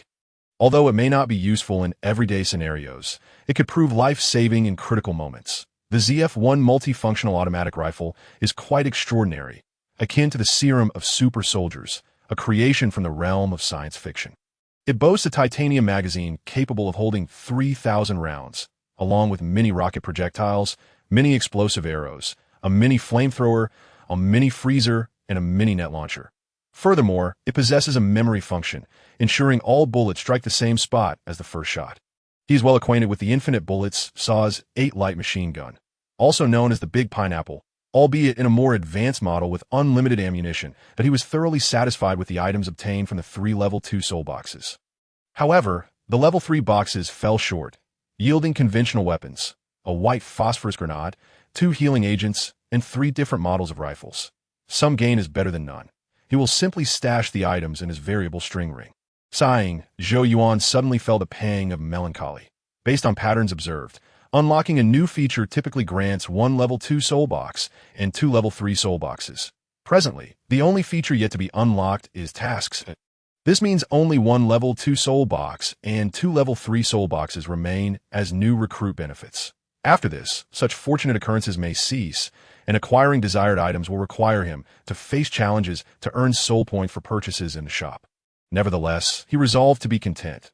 Zhou Yuan chuckled at himself. He had already reaped ample rewards from the system. Even if the system were to vanish now, he would possess the capability to thrive in this world. Steadily advancing towards higher echelons, one must be strong to forge one's destiny, and passion and confidence are indispensable. Zhou Yuan, let us go. After approximately an hour and a half of running, Zhou Yuan concluded his warm-up, enjoyed breakfast in the dining hall, and then proceeded to training ground number 3. The first new recruit camp comprises 10 new recruit classes, and likewise, there are 10 training grounds. Each is expansive as a professional basketball court. By the time Zhou Yuan arrived, over 20 individuals had already gathered in the training ground, and it was evident that no one dared arrive late on the inaugural day of training. As 7 o'clock approached, Sim made his entrance, clutching a teaching baton under his arm, his demeanor exceedingly grave, exuding an aura that could intimidate. Upon arriving at the training ground, he quickly instilled fear in the majority of the new recruits. Damn it, you morons can't even stand at attention properly. You have 10 seconds to form 3 rows, tall individuals to the right. Sim surveyed the scene, his voice cold and reprimanding, upon hearing his command. The recruits sprang into action, positioning themselves as instructed. In truth, prior to Sim's arrival, the new recruits had already formed ranks, having observed the neighboring class, and simply followed suit, C position. Once the new formation was established, Zhou Yuan silently critiqued. He stood in the front row. At his height of 1.85 meters, he was merely average within the lineup, positioned centrally and facing Sim directly. This sensation was rather peculiar, akin to being at the forefront of a classroom lecture, which felt somewhat uncomfortable. From now on, this is how you will stand. Seeing the ranks finally arranged in an orderly fashion, Sim nodded slightly. He brandished the teaching baton, pacing before the new recruits, his gaze fixed on their faces, imposing considerable pressure upon them. Many of you among this group perceive enlistment as merely a means to squander time. But let me make this clear, it is impossible, for not everyone can endure till the end. Not everyone can become a true mobile infantryman. The reason lies in your lack of strength. As the conversation unfolded, a smile graced Sim's lips. He tossed the teaching baton and his coat onto the ground beside him, stepping to the front of the new recruits and clapping his hands. Tell me, is there anyone formidable in my squad? Sir, I believe I am, came a familiar voice, eliciting excitement among the recruits as they turned to the back row to see Ron raising his hand. Their eyes filled with anticipation. Go for it. Ron, show that arrogant instructor what you're made of. Go, buddy. Zhou Yuan silently applauded Ron in his heart. The powerful Ron was swiftly defeated by the intimidating instructor, only to be saved by a mysterious Eastern individual who matched the instructor's prowess. This was a perfect script. Good. Come on, kid. Set an example for them. Sim beckoned Ron with an increasingly radiant smile. Yes, sir, Ron replied eagerly, stepping out of line and charging towards Sim with a fist raised. In terms of physical fitness, he was undoubtedly at the top tier, if it weren't for his remarkably crude technique. He could have played professional basketball. Crack. Amidst the recruits' eager anticipation, 2 simultaneous sounds pierced the air. The sound of bone breaking and a scream. Ron charged. Sim merely extended his right hand, easily crushing Ron's right arm and sending him tumbling to the ground. With a gentle twist, Ron's arm fractured, the grotesque angle visible to all. Oh my God! Jesus! Gasps erupted from the recruits as many averted their eyes. Fear etched on their faces, unable to bear the sight of Ron's plight. That's how it is, Zhou Yuan, however, wore a smile, observing Ron wailing on the ground. Kid, you took my cigarette and showed me no respect. This is your consequence. Chapter 13.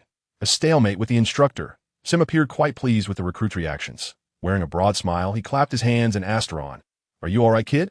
"I'm fine, sir, but my arm seems to be broken." "Sir," Ron replied, clutching the fracture with his left hand. He wanted to curse, but thought better of it due to the pain, ultimately resigning himself to respond obediently. "Indeed, it's broken. I'll grant you half an hour's leave." Sim nodded with a smile, signaling for two medics who promptly came to carry Ron away. In this era, a fracture was not considered a severe injury. With proper realignment and the application of an exoskeletal medicinal cast, one could resume activity within 10 minutes and fully heal within a few days. Sim then turned to the recruits and boomed, "Who's next?" Every year he conducted such an initiation. The newly enlisted recruits, all brimming with bravado, required a demonstration of strength to subdue any rebellious spirits. The line of recruits fell silent. Ron, the tallest and strongest of Class 3, had just been defeated by Sim in a single move, leaving everyone apprehensive about challenging him. "I'd like to give it a try, sir." After a moment's hesitation, Zhou Yuan finally spoke up. "The timing was perfect. What you dare not do, I shall undertake. The opponent you fear, I shall confront. Kid, you've proven my squad is not comprised entirely of weaklings. Come on." Seeing someone willing to challenge him, Sim felt a sense of satisfaction. At least his recruits had some courage. "Yes, sir." Zhou Yuan stepped out of line, positioning himself 3 meters away from Sim. "Professional?" Sim's pupils narrowed, his smile fading as he adopted a serious demeanor. The new recruit before him, though not particularly tall, radiated a robust vigor with his short hair and slightly tanned skin. Though he merely employed basic hand-to-hand combat techniques, his attacking stance exuded a subtle pressure. "Show me your abilities," Sim beckoned. "Very well." Zhou Yuan propelled himself forward, his feet striking the ground with force, though he exerted less than half of his strength. To onlookers, his speed appeared astonishing. Bang! As an instructor, Sim was adept in combat skills. Anticipating Zhou Yuan's attack, he blocked Zhou Yuan's punch with his left arm and retaliated with a kick. Zhou Yuan reacted swiftly, raising his left knee to strike Sim's foot, causing the instructor to stagger back. The recruits widened their eyes in astonishment. Though they lacked strength, their perception was sharp. In just 2 exchanges, they discerned Zhou Yuan had gained the upper hand. "Damn it, I was careless. This kid is different. I must take him seriously." Sim retreated a few steps, his expression turning serious as he gauged Zhou Yuan's strength. Zhou Yuan's power and speed surpassed his own, and even his physique was more formidable, compelling Sim to rely on technique for victory. After locking gazes for a few seconds, both launched simultaneous attacks, devoid of any overt techniques. Changing tactics, Zhou Yuan realized Sim's strategy. No longer would Sim engage him head-on. He began to circle around, transitioning from military combat to arena-style fighting. "I too must adapt my strategy." Zhou Yuan smirked, deliberately extending his arm for Sim to strike. In this sparring match, winning was not his objective. Human beings are emotional creatures, and social dynamics are omnipresent. Today marked the day when the instructor asserted dominance over the recruits, and anyone daring to disrupt that would surely be remembered by the instructor. While it was possible to catch the attention of higher-ranking officers, Zhou Yuan was still a recruit and must serve under the instructor. One could only imagine the extent of an instructor's social network. Who knows when a colonel or general might cross paths with the instructor and offer a salute. However, not winning did not equate to losing. A narrow stalemate could suffice. Sim could maintain his authority while achieving his goal of instilling respect in the recruits. And Zhou Yuan could solidify his image as the leader of Class 3 while earning the instructor's recognition, an advantageous arrangement. With this thought in mind, Zhou Yuan and Sim exchanged blows for several rounds. As the sparring continued, Zhou Yuan found himself pushed back repeatedly. Yet, due to his wild fighting style, onlookers perceived him as cool, believing he had only narrowly lost. "Kid, you did well. But this is where it ends.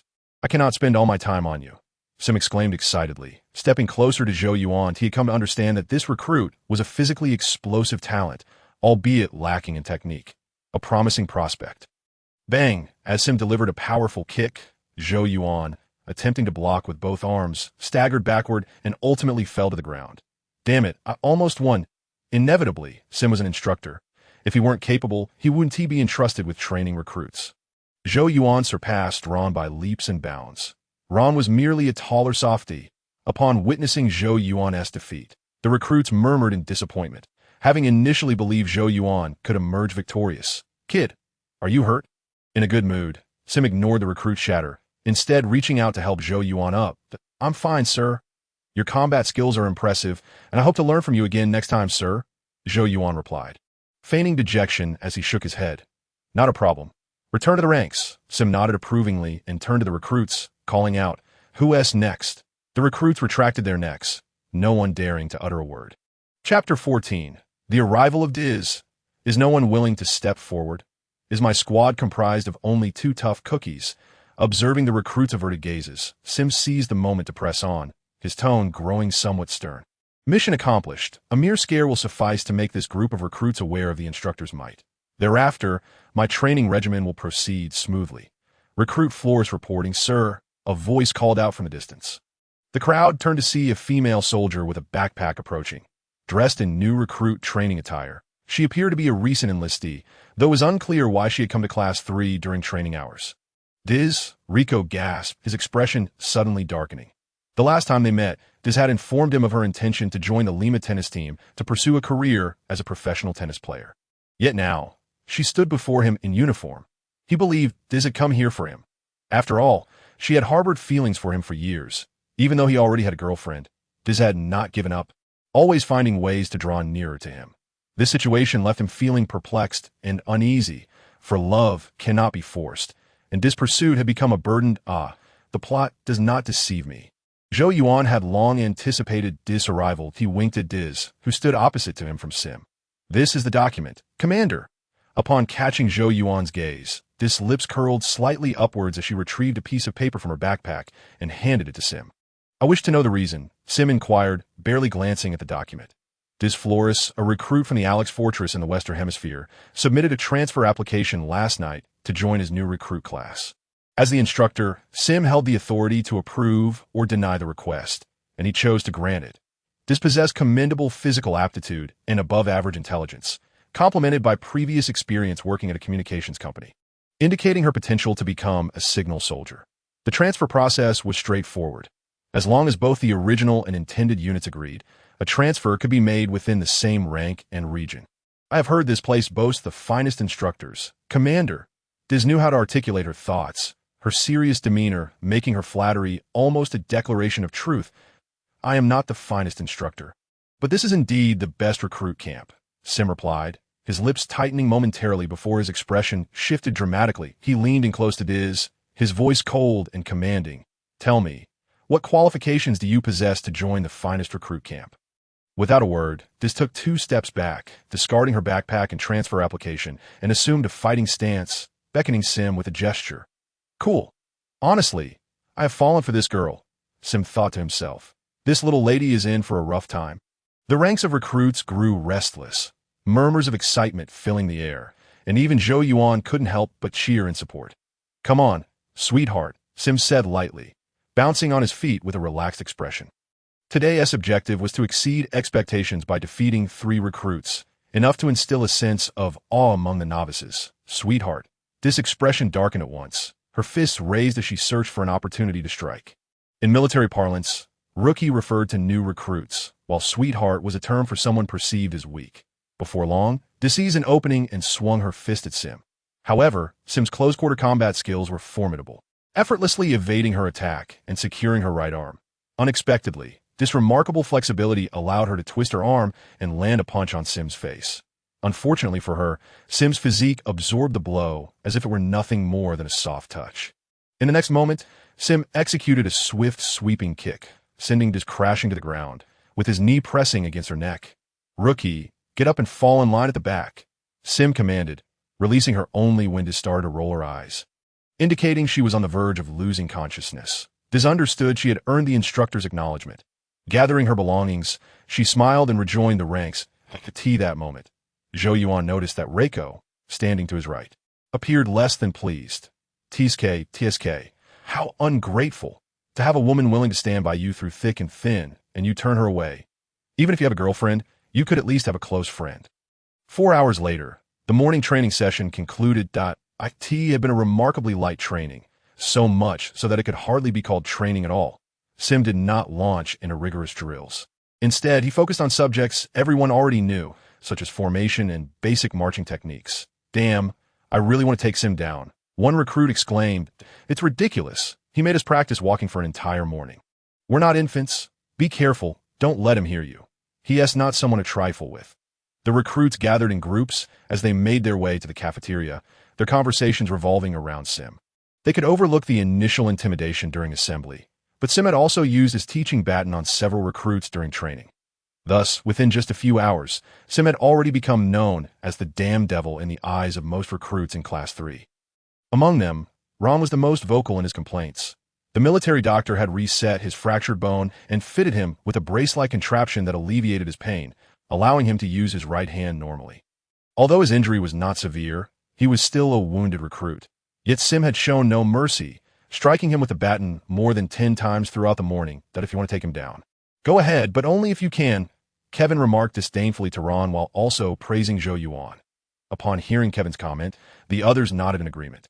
One was merely a braggart who belittled others, while the other had genuine skills and a good reputation. The distinction was clear. Damn it. Ron fumed at Kevin's taunts, his anger flaring momentarily before subsiding as he muttered a curse and fell silent. After returning to the unit, Ron learned about the events that transpired in his absence.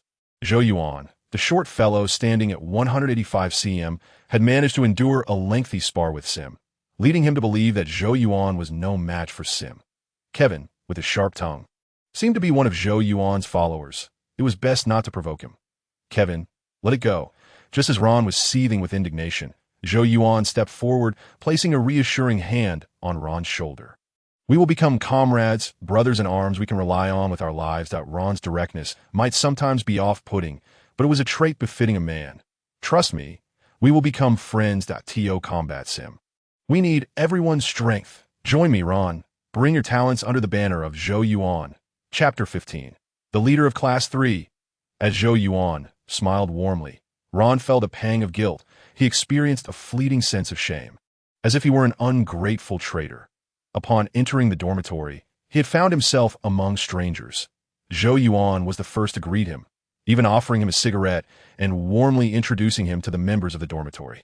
Yet afterward, he found himself envious of Zhou Yuan's popularity, thinking Zhou Yuan was merely putting on an act and forming cliques. Reflecting on it now, he realized how unfair he had been, forgetting the essence of brotherhood.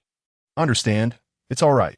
Zhou Yuan playfully punched Ron's shoulder, then tapped his own chest, addressing the onlookers. Guys, we need to hurry.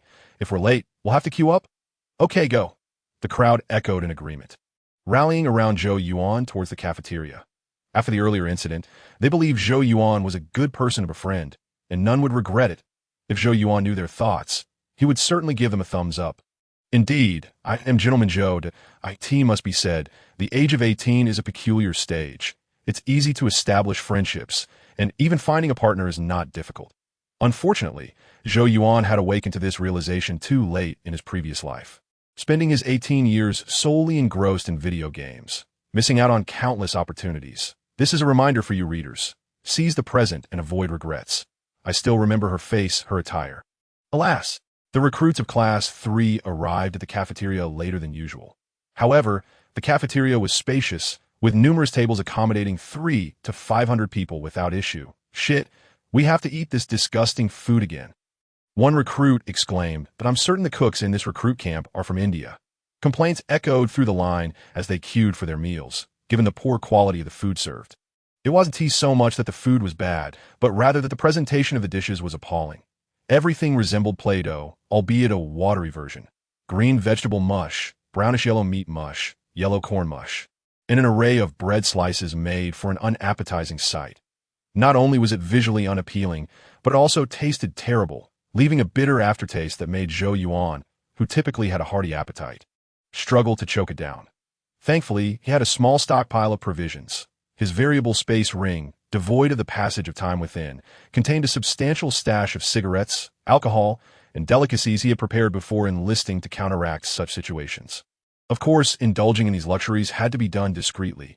It wasn't that he was stingy, but rather that sharing food and drink was different from sharing cigarettes, which could not be easily explained and were best enjoyed alone. Zhou, over here! By the time Zhou Yuan filled his plate, Reiko had already secured a table. He was seated beside Paul and Alan, creating a scene reminiscent of Hogwarts. Apologies, I meant to say Virgo Academy. Can you manage this, Mr. Rich Kid? Zhou Yuan joked as he took his seat that it's no big deal. Reiko shrugged, boasting, I'm an athlete. Nutritional meals are far worse than this. It's understandable you wouldn't know. Since not everyone has the privilege to join the school team and receive invitations from professional clubs before graduating. By the way, Zhou, what is the story behind your combat skills? Upon hearing Reiko mention this, Paul and Alan perked up, their gazes focused on Zhou Yuan. They had known him for 4 years and were aware of his rare telepathic abilities, but were oblivious to his combat prowess. It's all from hard work. Zhou Yuan replied, casually, I joined the shooting and combat clubs when I started high school, giving me a 4-year head start over you. He gestured to indicate the 4 years of training he had accumulated. Boys, what are you discussing? Suddenly, Zhou Yuan heard the voice of Diz behind him. Paul and Alan nodded, but Rico turned his head away. His previous smile vanished. We were talking about this morning that if you had arrived 5 minutes earlier, you could have witnessed my duel with Sim. Zhou Yuan turned around, resting his chin on his fist. Maggie told me, I didn't expect you to be this formidable. Buddy, seize the opportunity. The girls in class are quite interested in you. Especially Maggie, who plans to sneak into your bed tonight. Rico, is anyone sitting here? Diz tapped Zhou Yuan's shoulder and moved next to Rico. That spot is Kevin's. Rico continued eating, not even lifting his head. His tone dismissive. Observing his demeanor, Paul and Alan averted their gazes, refraining from interrupting the conversation between Diz and Rico. As for Zhou Yuan, his attention was entirely captured by Diz's earlier statement. Maggie is planning to sneak into my bed tonight? Zhou Yuan shuddered. Maggie was a girl, just under 5 feet 7 inches tall, but weighed nearly 150 pounds. A casual chat was acceptable, but anything beyond that was out of the question. He thought, when I go to sleep tonight, I must keep one eye open. Kevin. The scene shifted back to Diz and Rico, who glanced over to see Kevin sitting at a nearby table. Rico's excuse was rather flimsy. Diz took a deep breath and quietly asked, Rico, what's going on? What's wrong? I enlisted and you insisted on joining, even transferring to my class, and now you ask me what's wrong. Rico seemed somewhat agitated, staring directly at Diz. Diz inhaled deeply, wanting to explain, but the words caught in his throat. After all, Rico had a point. Perhaps she had placed undue pressure on Rico, but some things could never be attained without a fight. If one desired something, one must strive with all their might. After a moment of silence, Diz left with his tray, his expression somewhat glum. Rico, what is love? If you believe you love Carmen, would you be willing to sacrifice everything for her? Seeing Diz depart, Zhou Yuan shook his head and turned to Rico. Rico paused, then nodded, yes, I would sacrifice everything for Carmen, even if my parents do not support me. The answer is clear. She likes you very much. Perhaps even loves you. Zhou Yuan shrugged, gesturing with his hands. She gave up the prospect of becoming a successful professional tennis player to follow you into the military. You think her parents would support that? Do you believe being an infantryman holds more promise than being a professional athlete? Do you think she can survive on the battlefield? Chapter 16. The second phase of training is about to begin. After a 2-hour lunch break, training resumed. However, the first day's training was not yet true infantry training. It could only be described as an opening ceremony. They formed a line toward various training grounds they would visit later, and then ran laps until 5 in the afternoon. Yet everyone understood that this was merely the beginning. The new recruit period lasted only a month, but there was much to learn in that time. Physical fitness, combat, tactics, marksmanship, throwing techniques, and more. The first half of the month would focus on physical training and combat, while the second half would incorporate battlefield skills, with the same training duration but an increased number of subjects. The training difficulty would escalate significantly. This was precisely why Sim stated that many would not endure until the end. Those who were slackers, useless, or cowardly would be weeded out during the new recruit period, leaving only those with genuine courage and capability to confront the battlefield. Indeed, as the recruits anticipated, the second day of training saw Sim intensifying their regiment. Any flaws in their formation received a harsh reprimand. If their endurance run was too slow, they were met with the same fate. Anyone who faltered in what had been taught on the first day faced punishment, and Sim did not hold back. By the end of the second day, several recruits bore injuries, bruised and battered. Such conditions persisted for half a month. During this time, new recruit class 3 experienced multiple eliminations. Originally a group of 31. Only 22 remained, with 9 having been cut. 7 withdrew voluntarily, while 2 were dismissed. Now, those remaining were essentially resolved and capable of enduring until the end. That evening, after a long day of training, they returned to their dorms post-dinner. Cool. Tomorrow we get our guns. I want a sniper rifle. Snipers are the coolest. I wonder if they're a Gatling gun. suppressive fire is the strongest. The recruits gathered, excitement lighting their faces, completely forgetting the hardships endured during training. The second phase of training was about to commence, and tomorrow they would finally handle firearms. Not just guns, but a complete set of gear, protective armor, military knives, scanners, and everything except grenades and ammunition. Zhou, what kind of soldier do you want to be? Ron, sitting beside Zhou Yuan, inquired curiously. Over the past half-month, Ron had been utterly captivated by Zhou Yuan, becoming his loyal follower, tagging along like a bodyguard. A machine gunner, Zhou Yuan pondered. Our enemies are the Arachnus insect race, known for their prolific breeding and adeptness in swarm tactics. The machine gun has a high ammunition capacity and is manageable in weight, making it a solid choice for extermination. Additionally, it would be best if a machine gun could be operated one-handed to address potential emergencies. And the sidearm? Rico interjected, also listening intently, finding Zhou Yuan's reasoning compelling. Selecting the most suitable combination based on one's circumstances might just save a life in dire situations. For a sidearm, I would choose the most powerful one. If I must resort to my handgun, it signifies I am in an urgent predicament. Either I've lost my machine gun due to injuries or my ammunition has run out. At that point, the insects would be upon me, and a sidearm with pest extermination capabilities could serve as my last line of defense. Zhou Yuan articulated his understanding. Of course, he primarily spoke from his perspective. The infinite bullets of the S-500 paired with exceptional pest control would be an ideal combination. For ordinary recruits, it was advisable not to choose to be a machine gunner, as facing a swarm was no trivial matter. Machine gunners had the highest casualty rates among infantry. Understood. The surrounding recruits nodded in realization, grasping the concept that suitability is paramount. The battlefield is not akin to a game. Sometimes a little attention to detail can mean the difference between life and death. Chapter 17. Squad Leader. The following day, the new recruits of Class 3 rose early. The assembly time was set for 7 o'clock. Yet they arrived at the number 3 training ground by 6:30. Not only Class 3, but all the other classes followed suit. As I surveyed the scene, I noticed 10 different recruit classes squatting at their respective training grounds, eagerly awaiting the arrival of their instructors. Today marked the day when the recruits would receive their weaponry, and the anticipation was palpable. Even Zhou Yuan was no exception, as it was a gift. After all, typically, one would practice their aim with free weapons, saving the use of unlimited ammunition for the battlefield, thus conserving durability. As for why humanity, having entered the interstellar era, still relied on firearms that utilized gunpowder to propel bullets. This was attributable to the Arachnus insectoid species. Humanity possessed energy weapons, yet the chitin of the Arachnus insects exhibited formidable energy absorption and resistance. Most energy weapons currently held by the Federation were high-energy concentrated weapons, primarily beam-type energy weapons, which are not yet fully developed.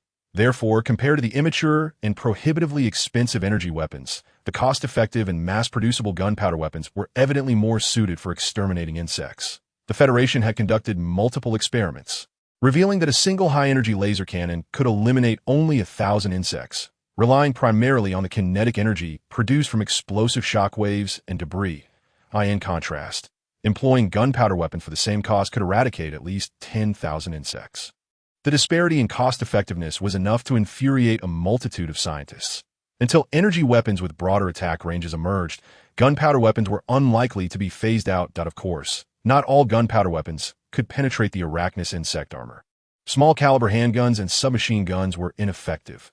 However, in comparison to magical resistance, their physical resistance was relatively lower, which could be deemed a weakness.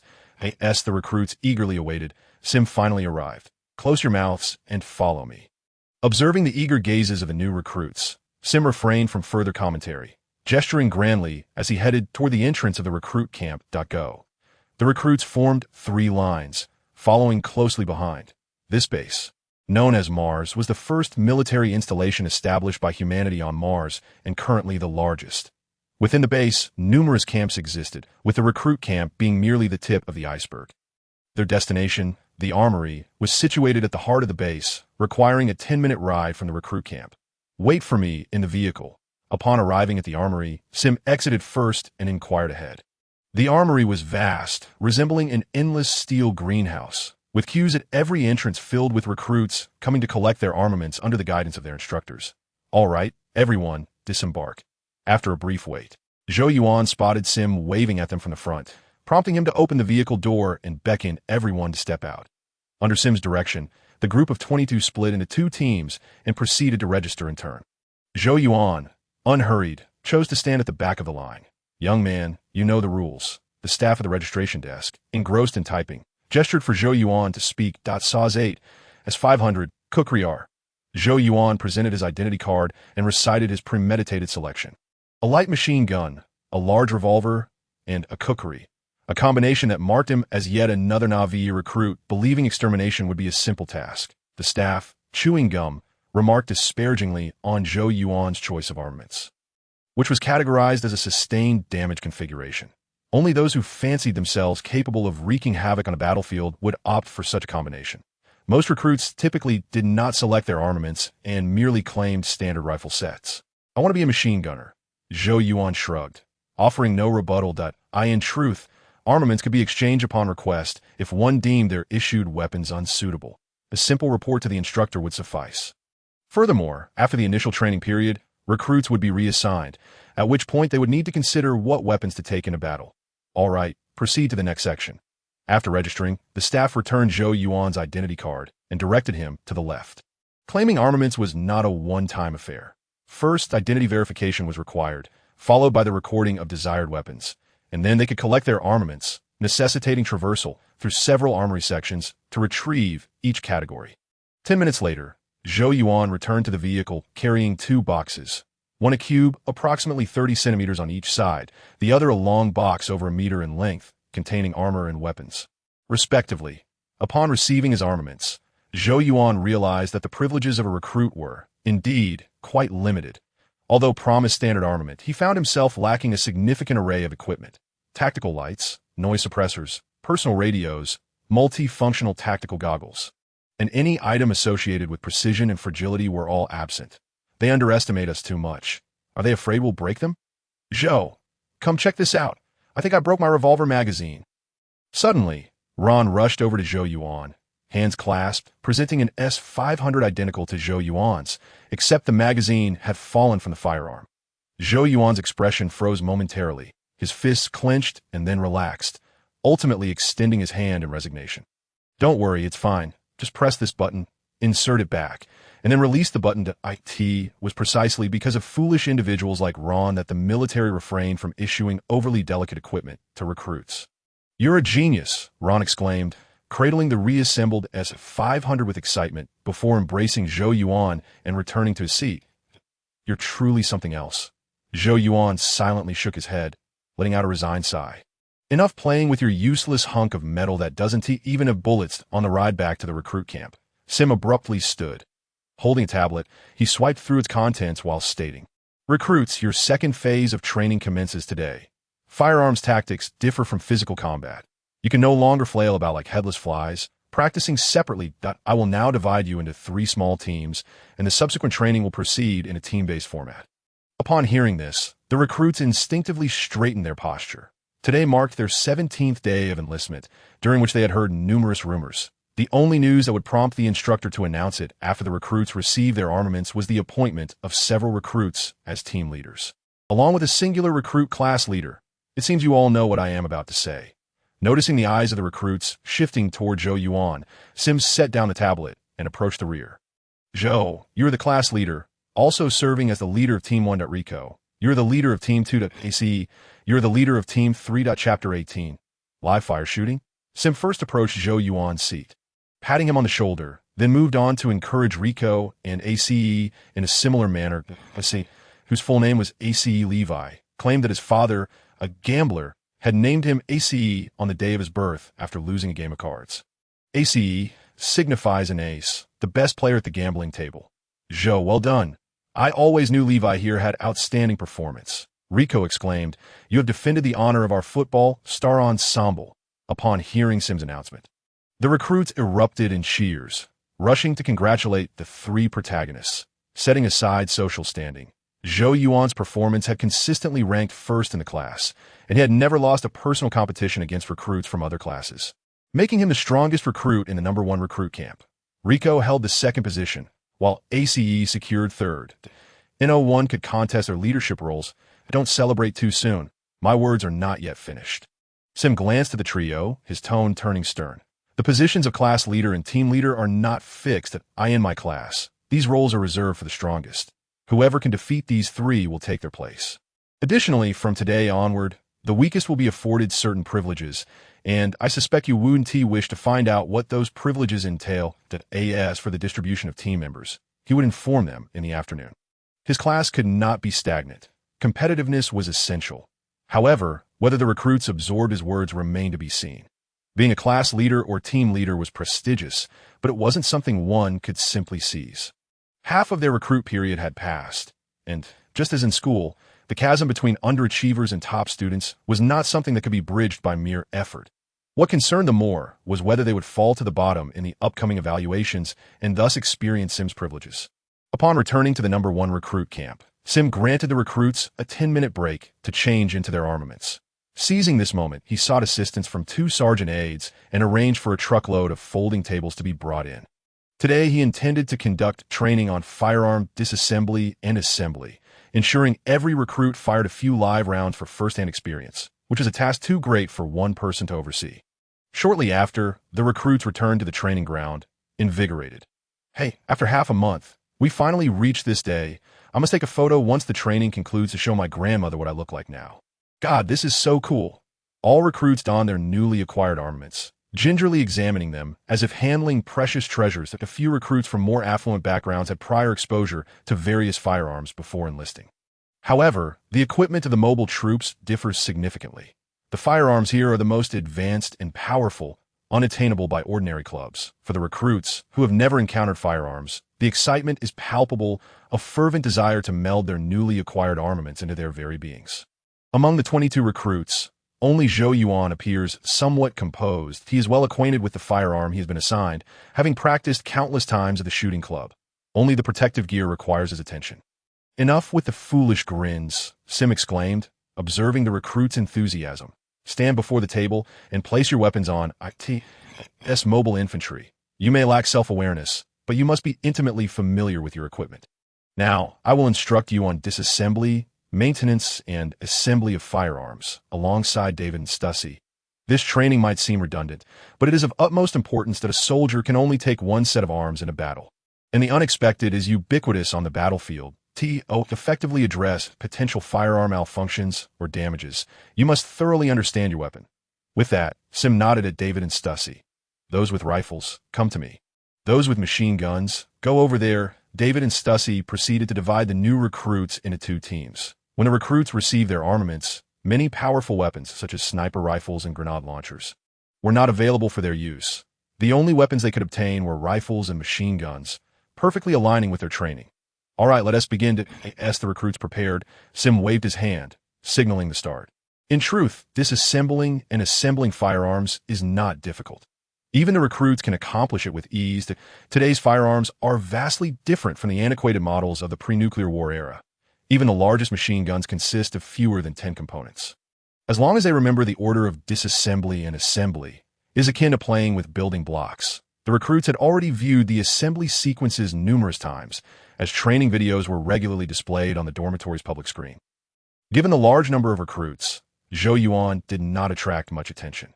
However, even as he deliberately slowed his pace, his speed in disassembling and assembling astonished his fellow recruits, with even the 2 sergeant instructors praising his talent. Sim was exceedingly pleased with Zhou Yuan, feeling that he had brought him honor. The strongest recruit in the first recruit camp was indeed molded by Sim himself. The firearms disassembly and assembly training continued until 9 o'clock. After over an hour of practice, most recruits were proficient in disassembling and assembling firearms, given the inherent simplicity of the task. All right, halt. After another round of assembly, Sim gestured to David, asking, "Is everything ready over there?" "All set," David nodded in response. Sim nodded slightly, moving to the center of the 2 rows of folding tables, and announced loudly, "Strap on your gear. We are heading to the live-fire range for actual shooting." "Yes, cool, we're going to shoot." The recruits erupted in excitement upon hearing Sim's words. Before receiving their weapons, they had merely hoped to acquire them, but now their thoughts shifted to the anticipation of firing live rounds. There is no thrill quite like engaging in genuine combat. Suddenly, Sim's expression darkened as he swiftly approached Clancy, delivering a kick that sent him sprawling to the ground. The surrounding recruits were startled, falling silent and standing frozen in place. "Are you an idiot? Did the recruit manual not state that unless in a drill, at no time, regardless of whether your firearm is loaded, is it permissible to point your weapon at a comrade?" Sim squatted down, gripping Clancy by the collar as he berated him. The others realized the gravity of the situation. When handling firearms, the muzzle must never be directed at another person to prevent accidental discharges. Such incidents have occurred throughout history, and to avoid them, one must cultivate the habit of never pointing a weapon at a comrade. "If anyone else does this, I will break their hands, understood?" After imparting this lesson to Clancy, Sim sternly commanded, "Understood." The recruits chorused, adjusting their weapon muzzles downward. "Very well. Let us move out." Sim nodded in satisfaction as he led the group toward the entrance of the recruit camp. But he felt fortunate. Each time he sought to admonish his trainees, an unwise recruit would inevitably emerge, making his job significantly easier. Upon reaching the live-fire range, the recruit's initial exhilaration diminished considerably. Sim's mention of live-fire shooting merely indicated that they would experience the sensation of firing a weapon. Each rifleman was allotted a single magazine, holding 50 rounds. The machine gunners fared worse, receiving only a temporary belt with 100 rounds. Handgun ammunition was the same, with each individual receiving 10 rounds. This paltry amount of ammunition would hardly suffice. In fully automatic mode, these rounds could be expended within 3 seconds. "Sir, this ammunition is far too scarce that I believe it will be inadequate for our training." "Sir." After receiving their ammunition, many recruits tentatively approached Sim with their concerns. "Shut up. Are you mad, thinking that giving inexperienced rookies more ammunition is a good idea? Gather around. I will demonstrate first, and only then may you load and shoot." Sim reprimanded several complaining recruits and took a rifle from an assistant, positioning himself at the shooting station. This row was designated for rifle shooting, while the machine gun station was to the right. "Observe the placement of my thumb. This button is the safety catch, and it can only be fired when the safety is disengaged. Next to the safety is the mode switch, which has yellow and red settings, indicating the firing modes." Sim spent a full 5 minutes explaining the nuances of shooting safety and shared some personal shooting experiences. As a recruit instructor, he possessed expertise in every skill the recruits needed to learn, and his concise words provided them with invaluable insights. "Is that clear?" "Yes, sir." "Excellent." David, Stussy organized them into teams. Sim gestured for the 2 assistants to divide the recruits. Rifle and machine gun shooting would be conducted separately under the supervision of the 2 assistants. As for him, before the shooting training commenced, he wanted the recruits to experience live-fire shooting for a reason. Individuals may be equal in status, but they differ in ability. From birth, many attributes are predetermined, such as talent. Some individuals, no matter how hard they strive, cannot surpass their limits, while others can effortlessly break through barriers upon first exposure. But he wished to see if any of his recruits possessed extraordinary shooting talent. Bang! As live-fire shooting commenced, the range erupted into a cacophony of sharp gunfire, merging into a chaotic. The first round of shooting was dismal. Neither the rifle group nor the machine gun group achieved commendable results. There was no need to keep track of scores. They merely needed to count how many rounds hit the target. Even at a mere 100 meters, should the distance increase to 200 or 300 meters or beyond, the recruits would likely hit the target only once or twice with 10 rounds. However, this was a normal occurrence. For many recruits, achieving even a single hit on their first live-fire attempt was a success. After all, how many sharpshooters exist in the world? Damn it, I'm certain there is something wrong with this gun. If only I had more rounds, I could hit the bullseye. The first group of recruits to finish shooting wore embarrassed expressions, desperately concocting excuses. They had believed they could perform admirably and eagerly volunteered for the first round, only to be met with the harsh truth. This aligns with one of life's great illusions. I can always do it. I am not ordinary. Time passed slowly. By the time Zhou Yuan's turn arrived, he was in the last group. Although rifle and machine gun targets differed, the first live-fire experience was primarily about sensation. And there were few strict rules. They could choose between single shots or automatic fire. "Zhou, it's your turn. I bet Zhou will hit the target 50 times. Not necessarily. I acknowledge Zhou's prowess in close combat. But firearms and combat are 2 distinct realms." The recruits engaged in lively discussions. Although this group consisted of 3 individuals, all attention was focused on Zhou Yuan. They had developed a good rapport with him. Hoping for an impressive performance, but also fearing that if he excelled too much, the gap between them would widen. "You may begin." David inspected the firearms of the three recruits and signaled the start of shooting. As Zhou Yuan crouched down and raised his firearm, everyone instinctively held their breath. Even Sim moved to stand behind Zhou Yuan. Raising his binoculars, he was eager to discern Zhou Yuan's shooting talent. With excellent physical fitness and combat intelligence, if he possessed shooting talent as well, he would be the epitome of a versatile soldier. Bang! In the next moment, Zhou Yuan fired. He initially opted for single-shot mode, switching to fully automatic mode after a few shots. Incredible. This kid is a genius, Sim observed through his binoculars as Zhou Yuan, from 100 meters away, continued to impress. In single-shot mode, he consistently scored 9s and 10s. Even in automatic mode, not a single bullet missed the target, with his worst performance still hitting 5. That with 100 rounds fired, Zhou Yuan had created a gaping hole in the center of the large target designated for recruits. "Sim, I think we may have nothing left to teach him. I have perused the materials, and it appears that this individual possesses telepathic abilities, along with remarkable intelligence and learning aptitude."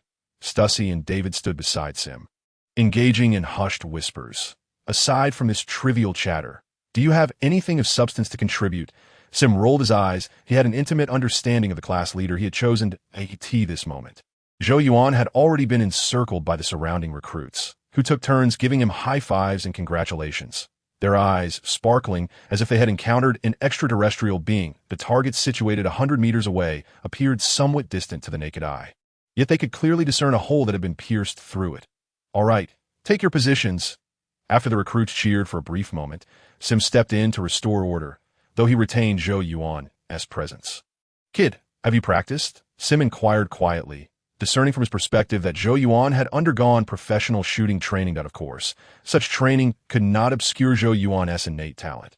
Many young men had fired weapons before enlisting, yet few achieved commendable results within the military. "Yes, sir, that I'm a member of shooting club, and my shooting coach has informed me that my performance would be record-breaking even within the military." Zhou Yuan replied directly, without a hint of modesty. "One must be humble when necessary and assertive when the time calls for it. Being overly agreeable holds little value in the military. In truth, he had not exerted his full strength during the earlier shooting. Had he applied more force to stabilize his aim, he could have achieved a perfect score, with perhaps only a few 9s. Records are not established through mere words. That I will elevate your privileges. Come find me after dinner," Sim said, narrowing his eyes, a slight smile gracing his lips, indicating his good mood. Perhaps he should enlist the help of other instructors from different recruit camps for a more formal training exercise. "Yes, sir." Zhou Yuan's eyes lit up, and he promptly returned to formation. "Good." Sim was preparing to offer him special assistance. Although his abilities did not necessitate attending a reinforcement class, gaining the instructor's recognition was always advantageous. Chapter 20. The Rising Star. 5 minutes later, Sim led the third squad back to the basic training ground. At this juncture, the recruits began to voice their grievances, particularly those who had chosen the machine gun set, as Sim had ordered them to carry arms during physical training. This marked the second phase of training. With the same amount of training time, but with more arduous tasks, every ounce of energy from the recruits was thoroughly extracted. By the end of a full day of training, over half of the 22 recruits lay sprawled in the dormitory, motionless and indifferent to even the prospect of dining. "Zhou, you truly are a phenomenon," Old A remarked, situated directly opposite Zhou Yuan's bunk. Observing Zhou Yuan's refusal to rest as he prepared a shower, he could only express his exasperation. Zhou Yuan was indeed the class leader. Yet there were those who aspired to usurp the position, with Old A being the most fervent among them, intent on defeating Zhou Yuan to claim the title. However, after a day's training, he was utterly convinced of Zhou Yuan's superiority, an opponent devoid of weaknesses, rendering defeat impossible. Such was the advantage of early adaptation. I had exposure to various training methods before enlistment, and my instructors were all seasoned veterans. Zhou Yuan shrugged and smiled. This was his consistent explanation for the talent he displayed. Moreover, it was not a grand matter, as his exhibited prowess merely reflected his physical fitness and shooting skills. In fact, many in the mobile units possessed similar talents, yet recruits confined within the recruit camps rarely had the opportunity to encounter them. "Gentlemen, I must take my leave. My cousin will be visiting me tonight, and I've arranged to acquire some excellent items from him." After bidding farewell to the others, Zhou Yuan departed the dormitory en route to the showers. The good items he referred to were his variable string rings, which served as a pretext for sharing his stock. Following a brief shower and dinner, Zhou Yuan proceeded to the live ammunition area. Sim had indeed upgraded his access privileges, allowing him free entry and exit from the recruit camp. Upon his arrival, he found Sim already present, along with David, Stussy, and several other instructors from different recruit camps, engaged in friendly conversation. "Hey, our versatile prodigy has arrived." Upon spotting Zhou Yuan, David waved his hand, cigarette in tow, exuding an air reminiscent of a gang gathering. "Sir," Zhou Yuan was not well acquainted with many individuals and could not address them by name. So he saluted and called them instructors. "Enough, it's break time. Take a look at these fellows. How many will you use?" Sim gestured toward a nearby folding table. "Most of them." "Actually," Zhou Yuan replied, glancing at the array of firearms displayed on the table. "Predominantly rifles and sniper rifles, with only a couple of machine guns present." "Let me see your skills." Sim was straightforward, indicating Zhou Yuan could shoot at will. The unexpected turnout of instructors was beyond his anticipation. He had merely mentioned the idea of conducting joint training to other instructors, not realizing they would become so interested. The recruit camp was not entirely closed off, allowing interactions with recruits from other squads. So news of the third squad training performance had spread quickly. Everyone was aware of Zhou Yuan's exceptional physical abilities and precise shooting. Thus, upon learning that Sim intended to provide special training for Zhou Yuan, the instructors from various recruit squads all arrived, eager to witness Zhou Yuan's capabilities firsthand. Bang. Zhou Yuan naturally did not disappoint his audience. He selected the A8 sniper rifle first, a favored choice due to its versatility, requiring only 3 module changes to convert it into a rifle. With a single shot, he created a hole in the silhouette target position 1,000 meters away. Bang.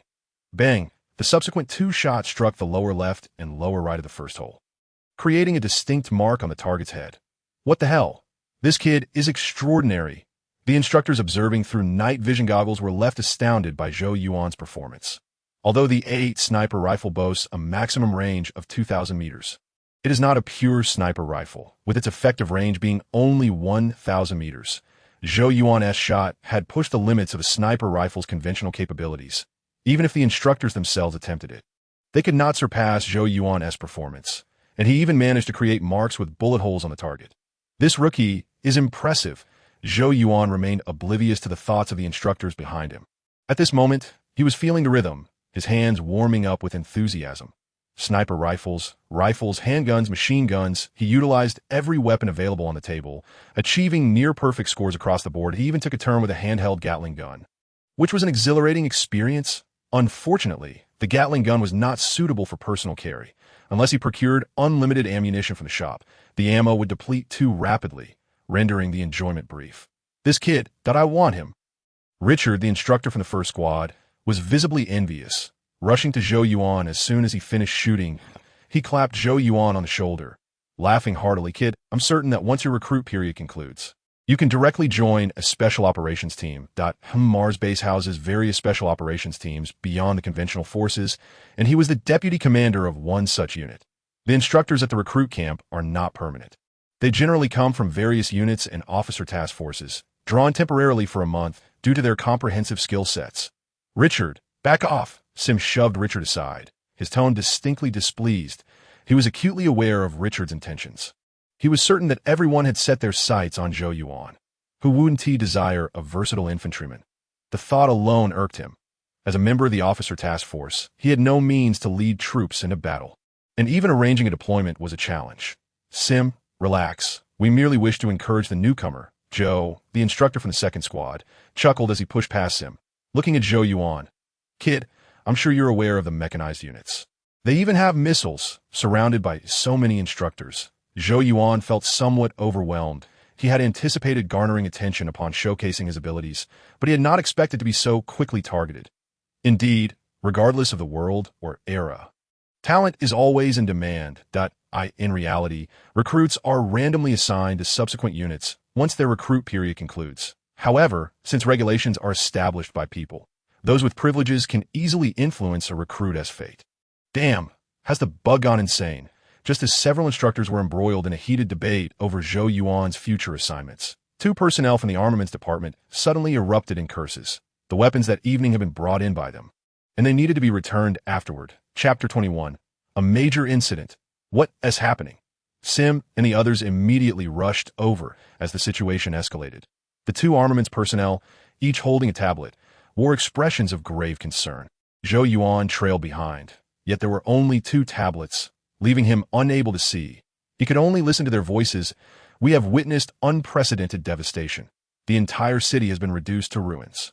Preliminary estimates indicate the death toll has surpassed 8 million.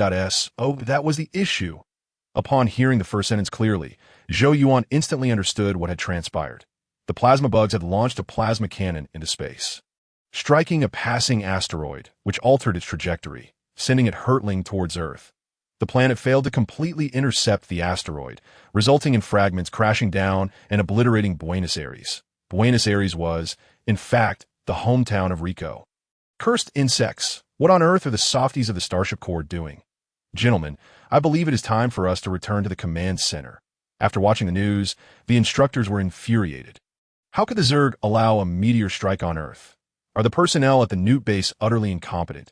You, kid, can go back on your own. With that, Sim left a remark and hurried away with the other instructors toward the command center.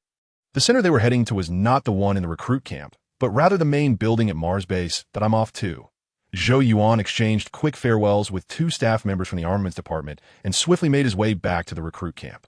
Among his acquaintances, only Reiko was from Buenos Aires. He had previously suggested to Reiko that he persuade his parents to go on vacation, and indeed, Reiko's parents had taken a trip, though he was unsure if they had returned home yet.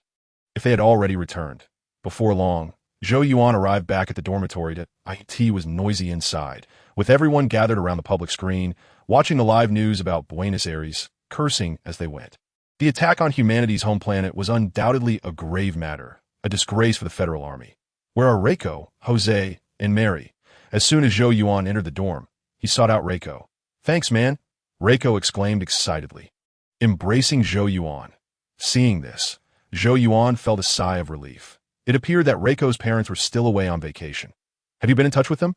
Zhou Yuan pushed Reiko aside, inquiring about the details. Yes. Reiko nodded vigorously, his excitement palpable.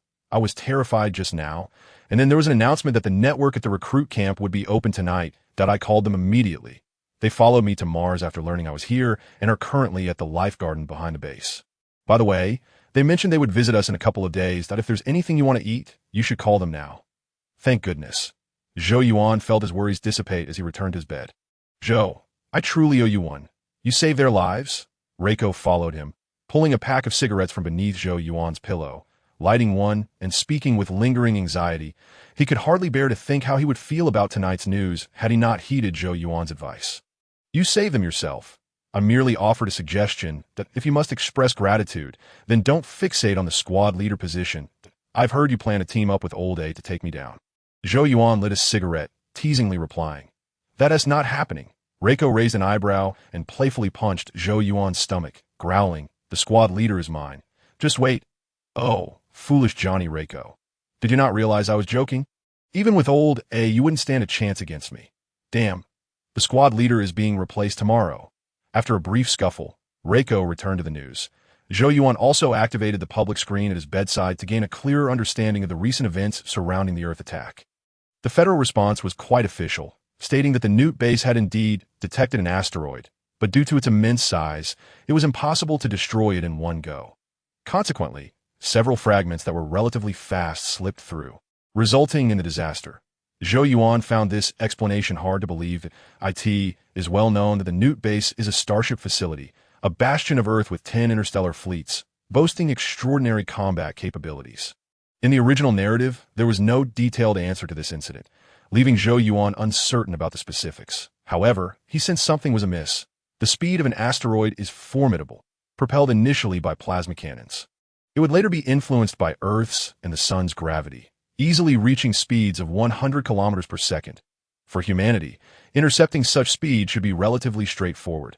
The size of the asteroid, however, is a different matter. After all, the asteroid belt around Jupiter contains objects nearly 1,000 kilometers in diameter, while the moon itself is less than 3,500 kilometers. If a sizable fragment the size of a small moon were to collide with Earth, the Newt base might indeed struggle to fend it off. But this raises further questions. How could such a massive asteroid be propelled merely by plasma cannons? Thus, the situation is undoubtedly complex. Perhaps there were plasma insects on that asteroid, or perhaps it was a miscalculation by the interstellar fleet. There were numerous possibilities. Nevertheless, this was not Zhou Yuan's concern, as he was merely a rookie who had yet to complete his basic training. He would not be the one to retaliate on the battlefield. Sighing in regret, Zhou Yuan glanced at his personal panel. Host: Zhou Yuan identity: third-class soldier of the Human Federation, 18-year, old male, enhanced human attributes, strength 3.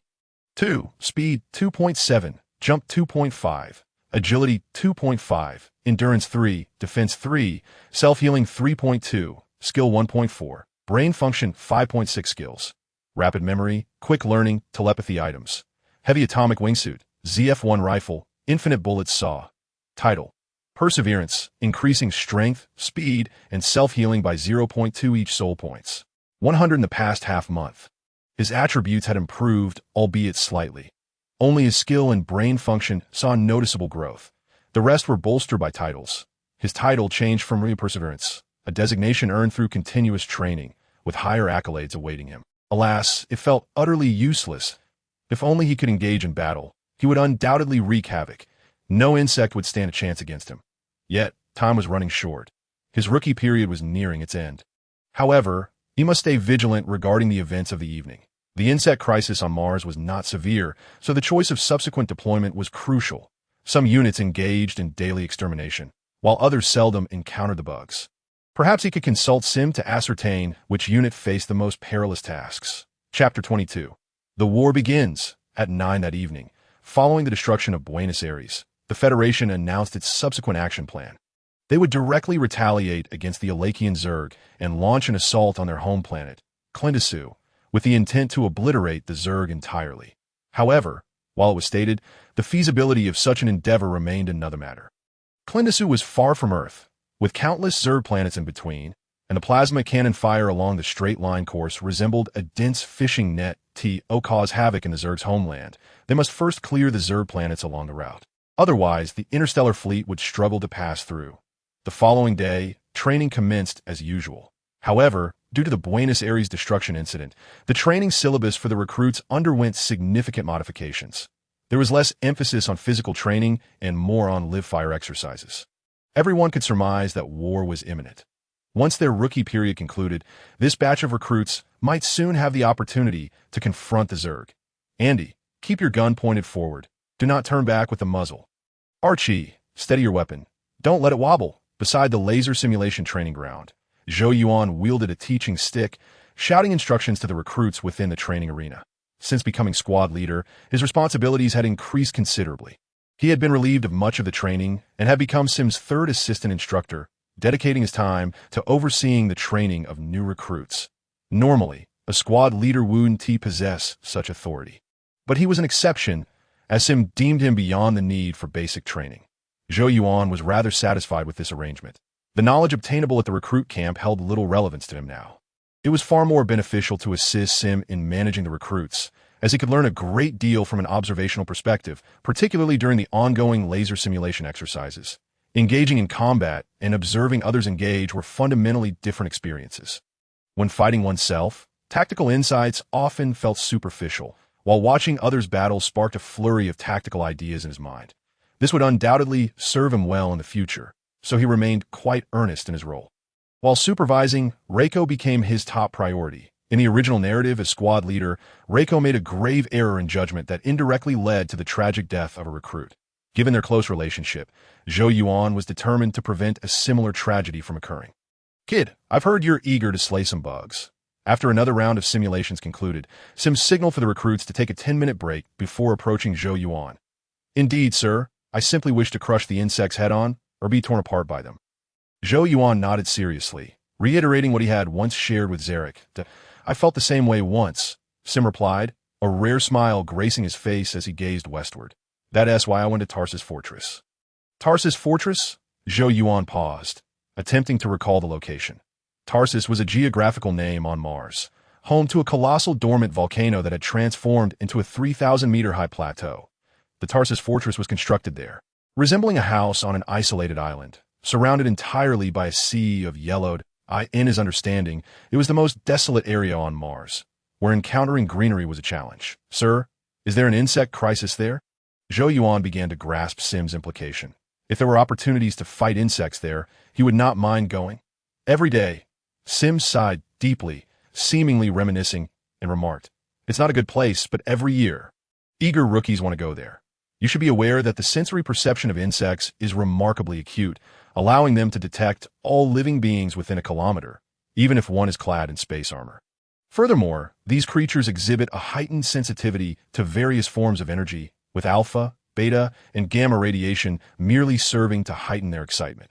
Their most potent sensitivity lies in electromagnetic waves, which they adeptly follow via radio signals to locate humans." Zhou Yuan interjected, "Indeed." Upon hearing Zhou Yuan's words, Xi Mu's eyes gleamed with fervor as he eagerly inquired, "Are you aware of what lies within the Tarsus fortress?" Within its confines are 2 ecological transformation towers and 2 climate stabilization towers. Even Marsol Large Communication Window is situated there. It's a veritable meat shield. Zhou Yuan suddenly comprehended that the Tarsus fortress is replete with the very things that insects favor, while safeguarding the 4 life towers. It simultaneously draws fire away from other Martian bases that it is no wonder Xi Mu remarked that eager rookies are keen to venture there, for it is indeed the front line of Mars. "Commander, could you do me a favor?" After a brief moment of contemplation, Zhou Yuan allowed a confident smile to grace his lips. "What is it?" Xi Mu asked, his expression one of encouragement. "Take me to the Tarsus fortress." All right. As night fell, Zhou Yuan sat upon his bed, activating the public screen to research the Tarsus fortress. Cool. Upon glimpsing the images of Tarsus, Zhou Yuan's eyes sparkled with excitement. The Tarsus fortress is constructed around 4 life towers, which stand tall within the Tarsus caldera, surrounded by a multitude of steel structures that encircle the caldera entirely. At first glance, it resembles a steel bastion that has sprouted from the volcanic crater, devoid of any cover, set against a backdrop of high-altitude plains. Zhou Yuan could vividly envision the scene during an insect outbreak. The Tarsus fortress, standing alone to guard the 4 life towers, would be besieged by swarms of insects from all directions. With only insects visible as far as the eye could see, such a feeling. Any man would aspire to reach the Tarsus fortress. Zhou Yuan clenched his fist, his resolve solidified. This Tarsus fortress was certainly within his grasp. Although the infantry corps and special operations units were commendable, waiting for the insects to come knocking was far simpler than actively seeking them out. He truly owed a debt of gratitude to Xi Mu. While the rookie training period lasted only a month, once he passed through the boot camp, he would become a true mobile infantry soldier. However, rookies by their very nature were still rookies, and the unit assigned to them would not allow them to join the battlefield immediately, fearing that they would hinder the veterans. Thus, the daily routine for rookies would predominantly consist of training, with the privilege of being deployed to the front lines only in emergencies. Bases like the Tarsus fortress, frequently engaged in combat with insects, would preferentially select veterans for reinforcements, leaving no room for rookies. Time for sleep. After a brief moment of excitement, Zhou Yuan drifted into slumber, eager for the dawn to arrive. Chapter 23.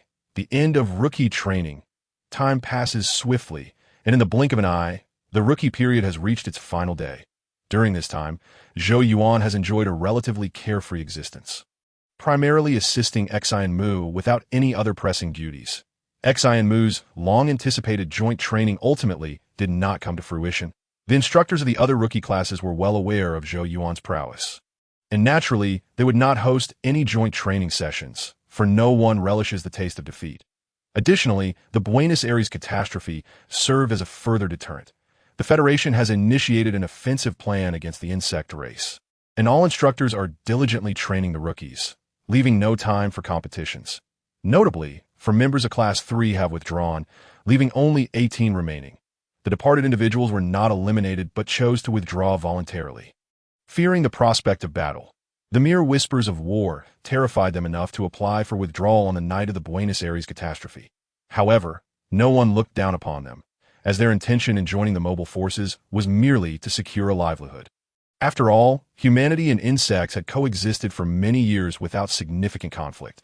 The anticipated war had been delayed for a full decade. Fortuitously, the Buenos Aires catastrophe arrived late. Had it occurred a mere half-month earlier, It is likely that only a handful of the untested rookies would have remained. The 18 who persevered to the end will receive their deployment orders tomorrow, officially becoming mobile infantry. After the final day of training, the group returned to their dormitory, faces marked by a sense of nostalgia. Having shared a month in the rookie camp, even rivals had forged friendships through the rigors of training, establishing deep bonds of camaraderie. Now, as they were about to part ways, a bittersweet feeling enveloped them. In previous instances of such awkward silences, it was Zhou Yuan who would step up to lighten the mood. Yet today he found himself at a loss for words, as he too felt a sense of discomfort. After parting, it was uncertain when they would meet again, and some might never cross paths again in this lifetime. Two people. Come help. Just as the atmosphere began to dampen, Xian Mu's voice rang from outside. Let's go see. Zhou Yuan rose from his bed and led Ron and Kevin to the door. Upon reaching the entrance, they beheld Xian Mu driving a small, open-top military vehicle, the trunk laden with 8 large boxes, which bore the markings of supply crates rather than weaponry. Today, the cafeteria is serving drinks, free of charge, Xian Mu announced with a smile before entering the dormitory to rally assistance. Let's get to work. Zhou Yuan beckoned Ron and Kevin to unload the cargo, while others helped transport the boxes into the dormitory. Upon hearing Xian Mu's announcement of the absence of a liquor ban, the group erupted with excitement. Drinking in the military is no trivial matter. Perhaps only the rookies enjoy such a privilege, celebrating their departure from rookie status. Upon opening the boxes, it was clear that Xian Mu had a flair for enjoyment. Having arranged an impressive assortment of beverages and an abundance of snacks, sufficient for revelry until the early hours. Newbies, let us indulge. Drink as much as you can, eat as much as you can. If you run out, you can fetch more from the cafeteria. Once preparations were complete, Xian Mu boisterously proclaimed, Yes. The rookies cheered in response, diving into the bounty of food and drink. Not every rookie was a drinker, but even those who abstained could relish in the delightful feast, as Xian Mu's provisions far surpassed the usual rations. Observing the joy of the rookies, Xian Mu sighed inwardly. After year upon year of guiding newcomers, watching them depart each cycle was always his most challenging moment. The rookies would soon be thrust into the fray, while he, the seasoned veteran, remained in the safest corner of Mars. What a humiliation. He truly wished to change this narrative. Perhaps it was time to find a way to the battlefield. Commander, thank you. Zhou Yuan raised a bottle of baijiu, settling beside Xian Mu and tapping his shoulder. Xian Mu had brought several bottles of white liquor, clearly prepared specifically for Zhou Yuan, the only Chinese among them. Kid, that's not how you drink. Seeing Zhou Yuan guzzling the baijiu, Xian Mu rolled his eyes. Don't end up in a medical ward before you even reach the battlefield. It's fine. I have a great tolerance. I've been drinking since I was young, Zhou Yuan nonchalantly replied, shaking his head. His cellular regeneration rate was swift, and his metabolism several times that of an average person, making it exceedingly difficult for him to become intoxicated. He intended to indulge fully this evening, rest the following day, and set forth for the Tarsus fortress the day after. Let us see who can hold their liquor better. Hearing Zhou Yuan's declaration, Xian Mu adjusted his mood, opening a bottle of whiskey to share a drink with him. In no time, the dormitory of Class 3 was filled with warmth once more. With the aid of alcohol to lift spirits, smiles adorned every face as they discussed their most cherished hopes for the future. Some with weaker tolerances succumbed to drunkenness after only a few sips, while others collapsed, some weeping bitterly, and others exhibiting drunken antics, though they were quickly restrained in tea that moment. Zhou Yuan felt a profound sense of fulfillment. Each rookie raised a toast to him before indulging, expressing gratitude for his constant care. Not all rookies possessed the means like Rico. Some came from less fortunate backgrounds, unable to spare even a coin for a smoke or a snack. Zhou Yuan provided them with what they desired while maintaining their dignity, which is why they consistently supported him. This sense of achievement brought Zhou Yuan great satisfaction. Being honored with toasts from multiple rookies was, in itself, a form of success. The next time he drank, he hoped that those raising a glass to him would not be mere privates, but rather a cadre of officers, at least of sergeant rank. The ranks within the Federation's 3 major forces are uniform, categorized into 16 levels: Private 3rd Class, Private 2nd Class, Private 1st Class, Corporal, Sergeant, Staff Sergeant, 2nd Lieutenant, 1st Lieutenant, Captain, Major, Lieutenant Colonel, Colonel, Brigadier General, Major General, and General.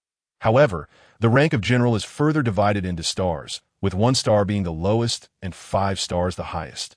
where higher stars confer greater authority. For instance, the Marshal of the Mobile Forces, the Air Command of the Starship Forces, and the Brain of the Strategic Forces are all 5-star generals. Above them lies the F-Hrer, a leader elected by soldiers from all 3 major forces, serving a 10-year term with eligibility for any member of the 3 forces. However, without a high rank, no one will recognize you, for the soldiers of the 3 main forces only respect those who have fought their way to the top.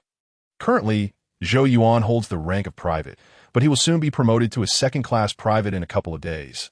All new recruits start as privates, and upon leaving the training camp, they automatically ascend to the rank of second-class private.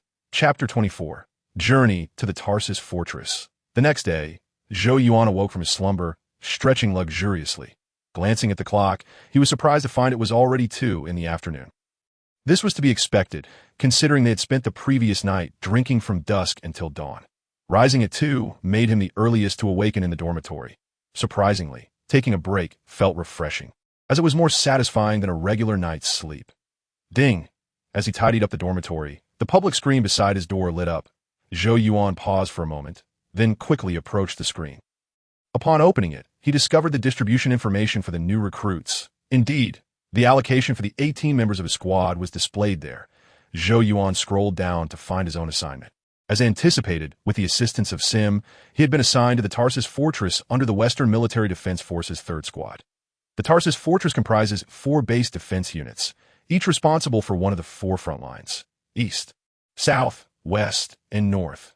Reviewing the assignments of others, he noted that among the 17 individuals, 11 remained at the Mars base, while 6 were assigned to the Sailor's Gorge. The Sailor's Gorge, however, is not an ideal location. It features a vast canyon, 4 million meters long and 7,000 meters deep, with the Sailor's Base situated at its edge.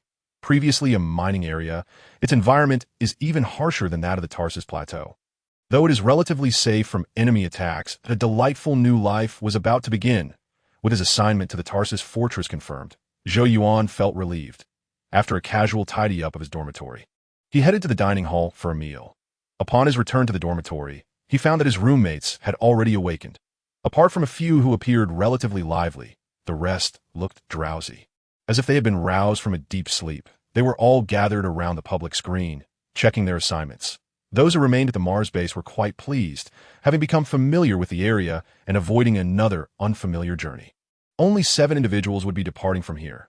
Zhou Yuan was heading to Tarsus, while Reiko, Old Diz, and 3 others were bound for the Sailor's Gorge. Hey, going to the volcanic highlands. Zhou, have you seen the information? Good grief, you're the only one going to Tarsus Fortress. That's quite peculiar. They had evidently noticed the unusual distribution and gathered around Zhou Yuan to discuss it. Guys, I had Sim help me apply for this. Tarsus Fortress is constantly engaged in exterminating bugs, and I enlisted to fight bugs. It's the perfect fit for me. Zhou Yuan did not conceal the truth, sharing his reasoning with everyone. Wow, I wish I had applied with Sim too. Staying here would be far better than going to the Sailor's Gorge. Upon hearing Zhou Yuan's words, everyone was taken aback. They felt they had missed out significantly. Had they known they could apply, they would have sought to be assigned to their preferred locations. Did you all notice something? Old A suddenly interjected. Assignments are based on performance. The top performers go to the Highlands, while the lowest performers remain at Mars. I'm in the middle, along with Reiko, Diz, Ron, Jamie, and Wilson. We are heading to the Gorge. So it's not about where we want to go. Zhou is the exception, as no base would refuse an outstanding recruit. Old A's statement cast an awkward silence over the group, particularly for those at the bottom of the rankings who had been clamoring to seek a transfer to a different assignment just moments before. Come on, we were just joking around. Can't you tell? After some casual chatter in the dormitory, at Zhou Yuan's suggestion, the group decided to visit other squads. The first training camp consists of 10 squads, and his squad has a good rapport with several others, making it a good opportunity to inquire about assignments. Zhou Yuan wanted to discover how many had been assigned to Tarsus Fortress, so they could travel together via transport aircraft the next day. To his delight, he found that 7 individuals from the 10 squads had indeed been assigned to Tarsus Fortress, all of whom were squad leaders. Something feels off? On the way back to the dormitory, Zhou Yuan frowned suddenly. It was not unusual for 7 individuals to be assigned to Tarsus Fortress. What was strange was that all 7 had been placed in the Western Military Defense Forces 3rd Squad. How could a frontline unit possibly accept so many new recruits at once? No matter how capable, a squad leader is merely a novice in the eyes of seasoned soldiers. With 7 recruits from 1 training camp and 10 training camps in total, that would amount to 70 individuals, not to mention the many veterans already stationed there. Perhaps the Western Military Defense Force's 3rd Squad had recently suffered significant casualties. Zhou Yuan was quite curious about this, but lacked the necessary clearance to access the military network for inquiries. He would have to wait until he arrived to ask about it. The following day, the first training camp was bustling with activity, designated as the assembly point for all newly assigned recruits. Nearly 1,000 individuals gathered on the training ground, with a line of transport aircraft before them. Though there was some reluctance, this was a necessary experience. Zhou Yuan did not feel too lonely. As he stood beside 6 others who were also heading to Tarsus Fortress, be careful, and let's drink together next time. Reiko and the others embraced Zhou Yuan in succession, offering their well wishes, after spending the previous afternoon gathering information about Tarsus Fortress. They learned that it was a perilous location. I will, and I wish all of you the best. Zhou Yuan smiled in response. Afterward, he nodded in acknowledgement of Sim, who stood a short distance away. Sim appeared formidable, yet inside, he was still a big-hearted boy that he did not greet anyone, simply standing still and slightly red-eyed. Zhou, we should be leaving. As Zhou Yuan finished bidding farewell, the squad leader from Class 1, Blake, reminded him that their transport aircraft was ready for takeoff. Okay, Zhou Yuan replied, waving goodbye once more to the group before boarding the plane. Once seated, he glanced around the cabin. The transport aircraft accommodated 30 individuals, most of whom were strangers. However, judging by the unaltered rank insignias, these individuals were likely fresh recruits like him, potentially future comrades. Welcome aboard this flight, rookies. I am your pilot, Miller, and I'll be taking you to hell. Before long, as the transport aircraft descended, the announcement echoed through the cabin, that's exactly what we need. Hell. Hearing the pilot's jest, Zhou Yuan's eyes narrowed, and he felt a surge of enthusiasm. Chapter 25. The Bug Zombie Siege. As the transport aircraft climbed, the pilot opened the protective windows. Zhou Yuan sat by the window, gazing out at the scenery. There wasn't much scenery to behold. After distancing from the Mars base, the surface was devoid of greenery, revealing only vast expanses of yellow. Such was Mars. Only the residential areas had a livable environment, while the rest remained a barren wasteland. Bugs. After flying for a while, Zhou Yuan's eyes lit up that he spotted numerous bugs. From his elevated vantage point, the swarms appeared like tiny black dots scurrying about. Occasionally, he could see many bombed areas filled with bug corpses and missile craters, creating a scene of devastation. Seeing bugs for the first time ignited Zhou Yuan's excitement. He had encountered bugs in high school, but only in dissection classes, and they had all been dead sand beetles. The arachnid species boasts a plethora of insect types. However, humans had yet to engage in a full-scale war with the bugs, leaving their true power largely unknown. Thus far, the Federation had only disclosed information on 4 types of arachnids: the warrior bug, the jumper bug, the sand beetle, and the plasma bug. The warrior bug is the most common, resembling a mix between a cockroach and a mantis, and is larger than a standard tank that IT charges recklessly, earning its name as the warrior bug. Due to their overwhelming numbers, they are also referred to as soldier bugs. The jumper bug appears as a smaller version of the warrior bug, equipped with wings that allow it to leap several meters, and is dubbed the jumper bug. It is also nicknamed the locust among pests. The sand beetle, more conventional in appearance, is roughly the size of a sea turtle and resembles a giant cockroach. Boasting remarkable reproductive capabilities, due to its lack of combat prowess, it lacks a nickname. Finally, there is the giant plasma bug, which is the largest known arachnid, exceeding 50 meters in length and 30 meters in height. It resembles a glowing blue dung beetle, with a tail capable of firing plasma cannons powerful enough to obliterate starships. Though it lacks a nickname, it is prefixed with giant. In addition to these known species, Zhou Yuan was aware of many others yet undiscovered by the Federation, including conventional combat insects such as water bugs, cannon bugs, tank beetles, and grenade beetles, each with multiple forms. There are also exceptionally powerful types like brain bugs, queens, and god bugs, which possess telepathic abilities. Furthermore, numerous specialized insects exist, such as controlling parasites and interstellar traveling ship bugs. However, for the time being, these creatures will not be encountered, as the war between humanity and the insectoid race has only just commenced, and the latter has yet to launch a full-scale invasion of the solar system. Currently, the only insects one might encounter are predominantly soldier bugs and locusts, Even the plasma bugs are a rare species found solely on the insect planet. 20 minutes later, the transport craft arrived above the Tarsus fortress. Wow! Zhou Yuan exclaimed, marveling at the Tarsus fortress below. The impact of witnessing it in person far surpassed viewing photographs. The colossal dead volcano of Tarsus was immense. Resembling the Eye of Mars, within which the Tarsus fortress was situated, surrounding the highlands, swarms of soldier bugs roamed, occasionally launching assaults on the fortress. However, such a scale of insect tide posed no threat to the Tarsus fortress. The outermost layer comprised an electric fence, followed by automated turret walls, then watchtower walls, and finally patrol walls. Layer upon layer of protective barriers effectively kept all dangers as a result of these fortifications. The area outside Tarsus fortress was littered with the carcasses of insects, forming numerous mounds of cadavers. At the same time, within Tarsus fortress, the 3rd Squad of the Western Wall defense line awaited reinforcements. Finally, support has arrived. I have truly had enough of overtime, one soldier lamented.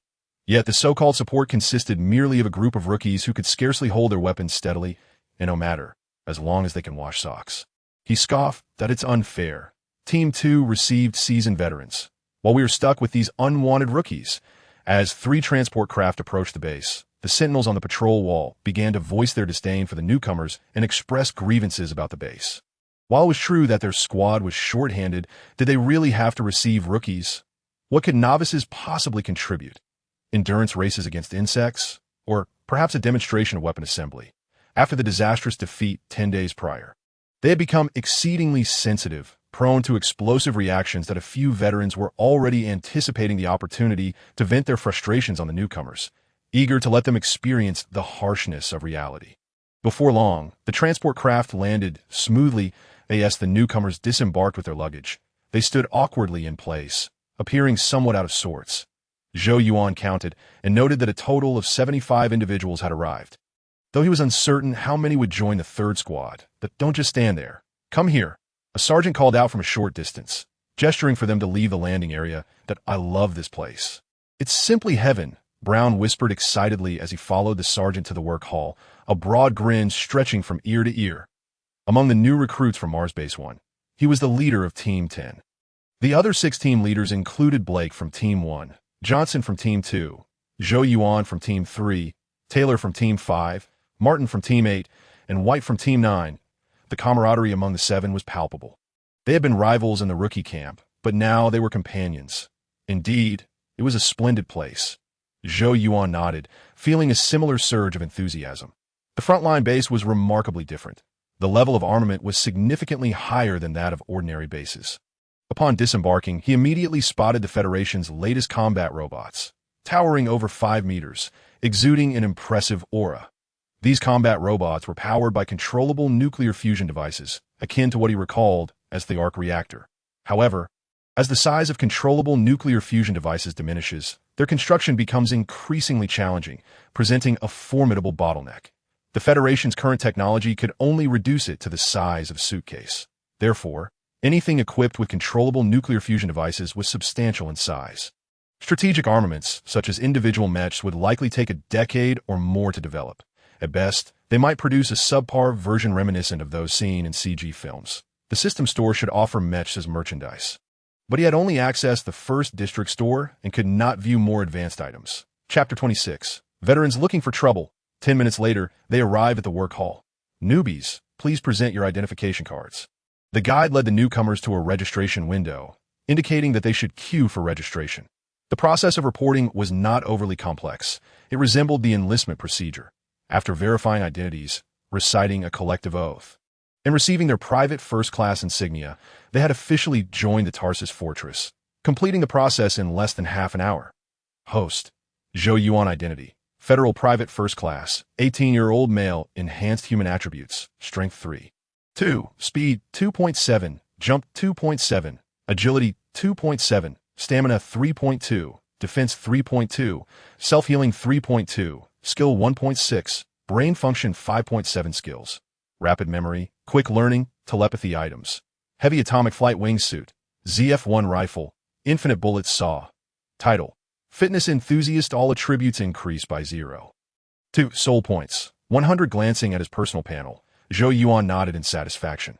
Aside from the change in rank, his title had transitioned from perseverance to fitness enthusiast, with the attribute increase shifting from 3 attributes by 0.2 to all attributes by 0.2.1. Should not underestimate this increase. His current physique had already surpassed that of an average person, reaching the enhanced human stage. If he were to train on his own, he wouldn't gain even 0.1 in attributes over the course of a year, as the enhancements from the Super Soldier Serum had already peaked. If the store did not offer more advanced enhancement serums in the future, he would have no choice but to rely on upgrading his title to enhance his physique. After completing the procedure, the guide led the group to the Western military housing area. According to him, the Western Defense Forces consisted of 5 units, each named after a squad, with 300 personnel per unit, totaling 1,500 individuals. Of course, the Defense Forces were solely responsible for city defense, and it did not imply that the entire Western military comprised only 1,500 soldiers. Here we are. There were 5 rows of living quarters, numbered from 1 to 5 from left to right, with the work hall and dining hall on the left and the armory on the right. Newbies, the rest of the way you'll have to navigate yourselves. I suggest you keep your voices down when entering the living quarters. The Western troops have not been in the best of moods lately. After a brief introduction, the guide departed. What? He's leaving already. Damn it, this place is enormous. Are we supposed to find our way ourselves? Once the guide left, the group of 75 newcomers immediately erupted into chatter, many expressing complaints about the guide's lack of responsibility and the fortress's disregard for them. Are there any from Team 3? We can stick together and report in after we clean up. Seeing this, Zhou Yuan raised his hand and called out, initiating the formation of social circle within Tarsus Fortress on their first day. Few could connect better than 18-year-olds. If anyone could, it would surely be the younger children under 18. Hey bro, I'm from Team 3. As Zhou Yuan spoke, several individuals approached him, enthusiastically bumping fists and shoulders. I'm also from Team 3. We can go together. I'm from Team 2. Are there any brothers from Team 2? A chain reaction occurred simultaneously as everyone began to seek out their teammates. At 18, many viewed themselves as adults, yet in reality, the youth of that age often lacked maturity. They were still somewhat naive, lacking strong independence, and simply being abandoned by the guide left them flustered and unsure of what to do. Zhou Yuan's suggestion greatly aided them, helping to stabilize their emotions.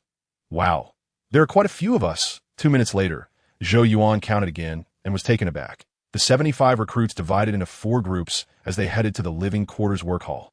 5 were heading to Team 2, 6 to Team 4, 8 to Team 5, and not a single person was going to Team 1. The remaining 56 were all bound for Team 3, given that Team 3's capacity was 200. The addition of 56 recruits in one go was telling of the severe casualties the team had recently endured. After receiving their daily supplies, everyone began to search for their dormitory. The dorms resembled those in the rookie camp, appearing as semi-cylindrical space capsules, though significantly larger than those in the rookie camp, resembling a 2-way tunnel. Within 5 minutes, Zhou Yuan found his dormitory. The living quarters for the 5 squads were separate and neatly arranged, with Team 3's quarters located in the middle row, comprising 3 living capsules. Despite only having 3 capsules, each offered ample space, with dividers ensuring that one capsule could comfortably accommodate 100 individuals. Team 3 consisted of 3 combat groups, and the dormitories were assigned by group, with newcomers evenly distributed, each group welcoming 18 to 19 new members. After forming small clusters, everyone exchanged greetings before proceeding to their respective dormitories. Ding! Zhou Yuan led the way, using his identification card to unlock the door to his group. Upon entering, he was immediately hit by a pungent odor mixed with the scent of smoke, causing him to wrinkle his brow. Oh, our little sweetheart has arrived. Hey everyone, don't sleep. Come welcome our newcomers. Voices erupted from within the dormitory as Zhou Yuan stepped inside and surveyed the scene. To his surprise, a large number of individuals from his group were already present. Perhaps there was a rotation system among the 3 combat groups. Most of these veterans were asleep, but a dozen or so were awake, gathered around a card table. Upon the newcomers' arrival, they shifted their attention from the game to the newcomers. Rousing several sleeping veterans, as dozens of eyes turned towards him, the atmosphere among the newcomers shifted dramatically. The veterans' gazes were far from amicable, each appearing ready for a confrontation. Gentlemen, let's get moving, Zhou Yuan remarked, disregarding the veterans as he began to search for a bunk. In his understanding, this was merely a rite of passage for new recruits. Veterans would invariably seize the opportunity to assert their dominance over the rookies. Bunk number 8 was conveniently located near the entrance, just a couple of steps away. However, as Zhou Yuan prepared to place his pillow and blanket down, a veteran from the adjacent bunk spat on his bed, taunting him. "Sweetheart, perhaps you're unaware that this is my shoe rack. If you wish to rest here, I suggest you first clean my shoes." The veteran, a towering figure known as Moore, dismissed Zhou Yuan, regarding the little shrimp with contempt. "Buddy, I advise you not to stir up trouble. Clean up your mess, or I'll have to reconsider my respect for veterans." Zhou Yuan replied, his expression impassive. "This veteran-esque lack of respect is what you should reconsider." The sight of Moore reminded him of an early acquaintance, Ron, though Ron had never resorted to such vile behavior. "What's this? The rookie thinks he can take me down?" Moore exclaimed, rallying the veterans, who began to jeer at Zhou Yuan. The newcomers shrank back, unsure of how to react, with only 6 of them recognizing Zhou Yuan. Although they had a decent rapport, it was not enough to share in the potential punishment. "You've lost your right to this bunk. Allow me to instruct you on how to show respect to veterans," Moore declared, relishing the attention. He moved to grab Zhou Yuan. The latter's demeanor shifted coldly, and in an instant, he dislocated Moore's fingers, the veteran's hand contorting grotesquely. With a swift motion, Zhou Yuan seized Moore's wrist and slammed his face into the bunk. "What the hell? What have you done?" The scene stunned the veterans in the dormitory, even leaving the newcomers wide-eyed. The initiation for the rookies had escalated dramatically. "I'm going to kill you," Moore roared, his fury palpable as he attempted to retaliate. But Zhou Yuan's grip remained steadfast. "I told you not to provoke me," Zhou Yuan stated calmly, flinging Moore aside with ease. "Calm yourself." Zhou Yuan sidestepped Moore's charging kick, countering with a powerful punch to his abdomen, followed by a knife hand strike to the back of his neck, rendering Moore unconscious. "Shall we call it a day? What do you all think?" Zhou Yuan surveyed the veterans with an indifferent gaze.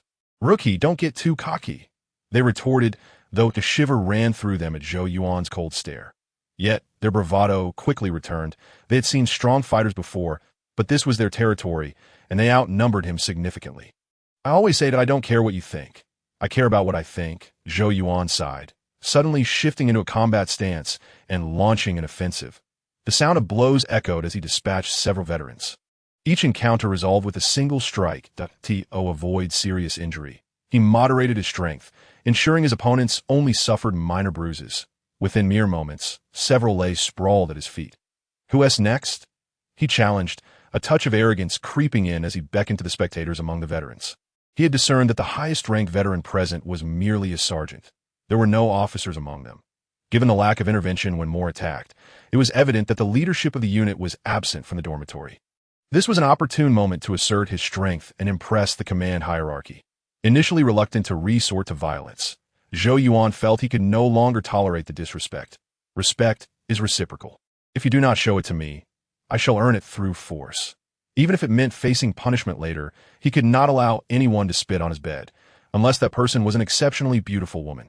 "Do you think you're strong, rookie? I guarantee you'll be crying soon enough," a veteran scoffed, angered by Zhou Yuan's audacity. The actions of Zhou Yuan riled many veterans, some of whom had no interest in bullying newcomers but now felt compelled to teach him a lesson. Meanwhile, the newcomers watched Zhou Yuan with newfound admiration, whispering among themselves, wishing they had banded together from the start. They had initially doubted their chances against the veterans, but with Zhou Yuan's prowess on display, the tide seemed to shift. If given the choice, who would willingly suffer at the hands of veterans? My heavens, I must be seeing things. This guy is a literal titan. As the newcomers conspired to assist Zhou Yuan, he was already engaged in battle with the veterans. Despite being surrounded, he appeared unfazed. The confined space limited his movement, yet with each strike, he incapacitated an opponent, while the veterans' blows felt like mere massages to him. "Guys, Zhou Yuan must have been holding back in the training camp," Blake remarked, swallowing nervously as he addressed his comrades. They had all trained together, and while Zhou Yuan had always emerged victorious, they had managed to exchange several blows with him. It was now clear he had been sparing their pride. The atmosphere in the dormitory was electric as Zhou Yuan single-handedly confronted dozens of veterans. Meanwhile, in the third squad's meeting room, nearly 30 individuals were fixated on a screen displaying live footage from the dormitory. "This kid is definitely joining my second squad," someone exclaimed. "No, he belongs in the fifth squad." Another countered, "Let him join the third squad. They need some fresh blood." The room buzzed with debate, with the leadership of the third squad, comprised of a captain, 3 lieutenants, and 25 junior officers, eagerly vying for Zhou Yuan's allegiance. Today, they had indeed discovered a formidable talent, but his prowess was perhaps too overwhelming, igniting fierce competition among them. Isn't this kid impressive? I knew Shim wasn't exaggerating. He's the strongest rookie I've ever seen, remarked Turner, the squad leader, grinning widely. Zhou Yuan's close-quarters combat skills were unmatched, enduring multiple punches without faltering. Moreover, Shim had informed them that Zhou Yuan excelled in both shooting and hand-to-hand combat. The omnipotent infantryman is indeed a rare encounter. That is truly remarkable. Captain Campbell, referred to as the boss by Turner, is the commander of the 3rd Squadron. He closely observes Zhou Yuan, who is engaged in a fierce brawl on the screen. His eyes filled with admiration. After a brief silence, he rises slowly and states, "Turner, assign him a squad and see if he possesses the capability to lead." It so soon? Turner is taken aback. Finding it hard to believe that it is unprecedented to appoint a newcomer directly as a squad leader. The others also fall silent. Among the nearly 30 present, the vast majority are squad leaders themselves. Now, a newcomer is to be placed on equal footing with him? They acknowledge Zhou Yuan's potential, but isn't this a bit hasty? Campbell shakes his head and calmly replies, "The 3rd Squadron needs transformation. We have just endured a devastating defeat, and I do not wish to experience it again in my unit. Strength is paramount, and those with greater prowess deserve more. When he becomes a private first class, assign him to the 8th Squad, allowing him to select members from among the newcomers." Understood. Hearing Campbell's directive, Turner immediately complies. The others refrain from voicing objections, as all the squad leaders present have consented. Besides, with vacancies in all 3 combat groups, it is not as if he is replacing anyone. The scene shifts back to the dormitory of the 1st group in the 3rd Squadron. The battle between Zhou Yuan and the veterans has concluded, resulting in a resounding victory for Zhou Yuan. Nearly 50 defeated individuals either lie unconscious on the ground or groan in pain. Relax, this is merely a prank that all newcomers experience. I faced it myself back in the day. We have no intention of fighting with you. Several veterans raise their hands, cautiously approaching Zhou Yuan, continually trying to reassure him. Observing their familiar comrades sprawled on the ground, their faces turn pale. This newcomer a monster? They have seen individuals with remarkable physical talent, but never to this extent, able to withstand the blows of dozens and bring them all down. Rest assured, I am quite lucid. This matter ends here. Had it not been for more spitting at me, I would not have resorted to violence, as it resolves nothing.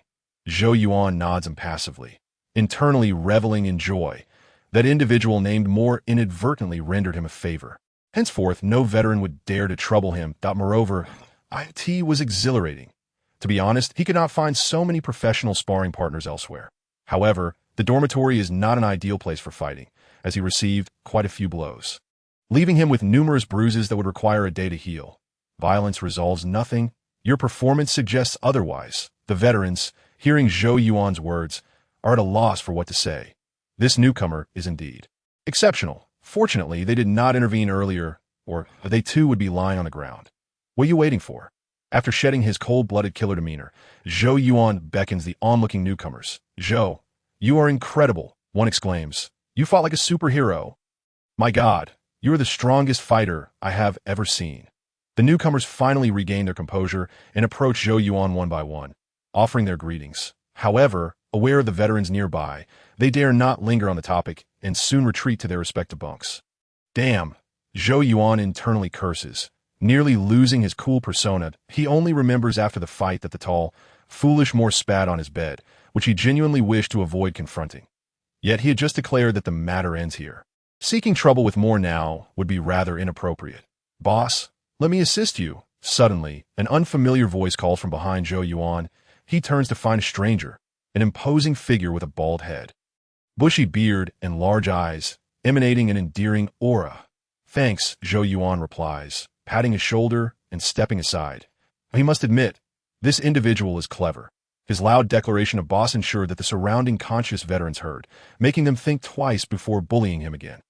"Boss, I am James, and if you need anything in the future, just call me." After helping Zhou Yuan tidy his bunk, James quietly expresses his loyalty. "Understood, I'll remember you. If anyone troubles you, just let me know, and I will teach them a lesson in decorum." Zhou Yuan nods slightly. plopping down onto his bed. Next, he reaches into his military uniform's inner pocket, retrieving a cigar, 2 packs of fine cigarettes. And 2 lighters. He lights the cigar himself and offers a pack of cigarettes to James. This is what a leader should do, exuding generosity and charisma. "Thank you, boss." James beams, ecstatic. Such cigarettes cost 100 federal coins per pack in stores. Enough to buy a case of beer, which he could never afford. "Blake, pass it on." Zhou Yuan tosses the remaining pack of cigarettes to a familiar face who just emerged from the rookie camp. After that chaotic brawl, the bond between these newcomers and him has inadvertently strengthened, with some beginning to view him as a pillar of support. With a bit of cultivation, he could soon establish his own third squad. Chapter 29, Private First Class Squad Leader. Who can explain to me what transpired here? Shortly after, 9 individuals enter the dormitory. Their ranks are substantial, 1 lieutenant and 8 second lieutenants, with the lieutenant being the one to inquire. Zhou Yuan has knocked out nearly half of the 50 veterans, who still lie sprawled on the ground, making it evident to the lieutenant upon arrival. "Sir, it was this rookie who did it. He single-handedly took down dozens." As soon as the lieutenant arrives, a veteran rushes to report. This veteran had not engaged Zhou Yuan during the fight. He merely observed as Zhou Yuan single-handedly subdued dozens of veterans that, in reality, there are not many veterans who relish educating newcomers. Initially, it was only those few playing cards, while the rest were asleep. After those few were knocked out by Zhou Yuan, he taunted the remaining veterans, sparking another round of fighting, leaving few unscathed. "Which rookie?" the lieutenant inquires coldly. "This Eastern lad," the veteran points at Zhou Yuan. At attention, a smirk flickers across the lieutenant's face before he quickly resumes his stern demeanor, striding to Zhou Yuan and shouting, "Sir." Zhou Yuan promptly drops his cigar and stands to salute, quietly lamenting. What is inevitable will come to pass, that he is uncertain how this lieutenant will handle him. If protocol is followed, he is due to receive at least 3 and at most 10 lashes. It is said that the lashings are excruciating, bordering on torture. Perhaps today he will taste the sting of the whip. "Private, tell me, how many did you strike?" The lieutenant, hands clasped behind his back, fixes his gaze on Zhou Yuan, his tone suggesting he is quite displeased that "I struck 47 individuals, sir." Zhou Yuan responds loudly. He understands the necessity of presenting oneself confidently, for superiors do not appreciate weak subordinates. Acknowledging wrongdoing and allowing the superior to assert their authority benefits both parties. 47 individuals, the lieutenant nods, turning his attention to the veteran who reported. "A bit. Did he omit anything?" "No, that's about accurate." Veteran a bit shrugs, a mocking glint in his eyes as he looks at Zhou Yuan. "Kid, what use is your fighting prowess? In this world, power dynamics matter. The captain is one of us, a comrade who has fought alongside us. That's a rather cold joke. My elite soldiers couldn't possibly lose to a rookie." The lieutenant laughs heartily, then jovially pats Ebit on the shoulder. "Boss." Ebit shrinks back, his smug grin vanishing abruptly. He realizes the lieutenant is not angry with Zhou Yuan.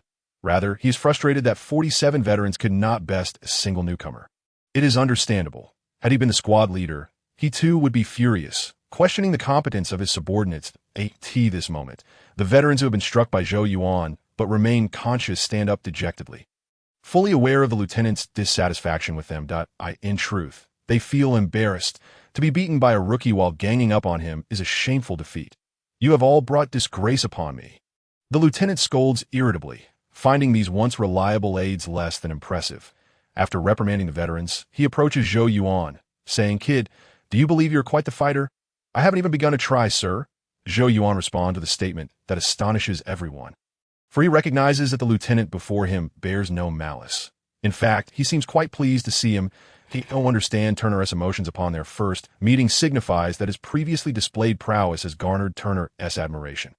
As for how he knows, he possesses telepathic abilities. Much like when he played with Carl, who could sense when he was lying, he too can now perceive the emotional fluctuations of others.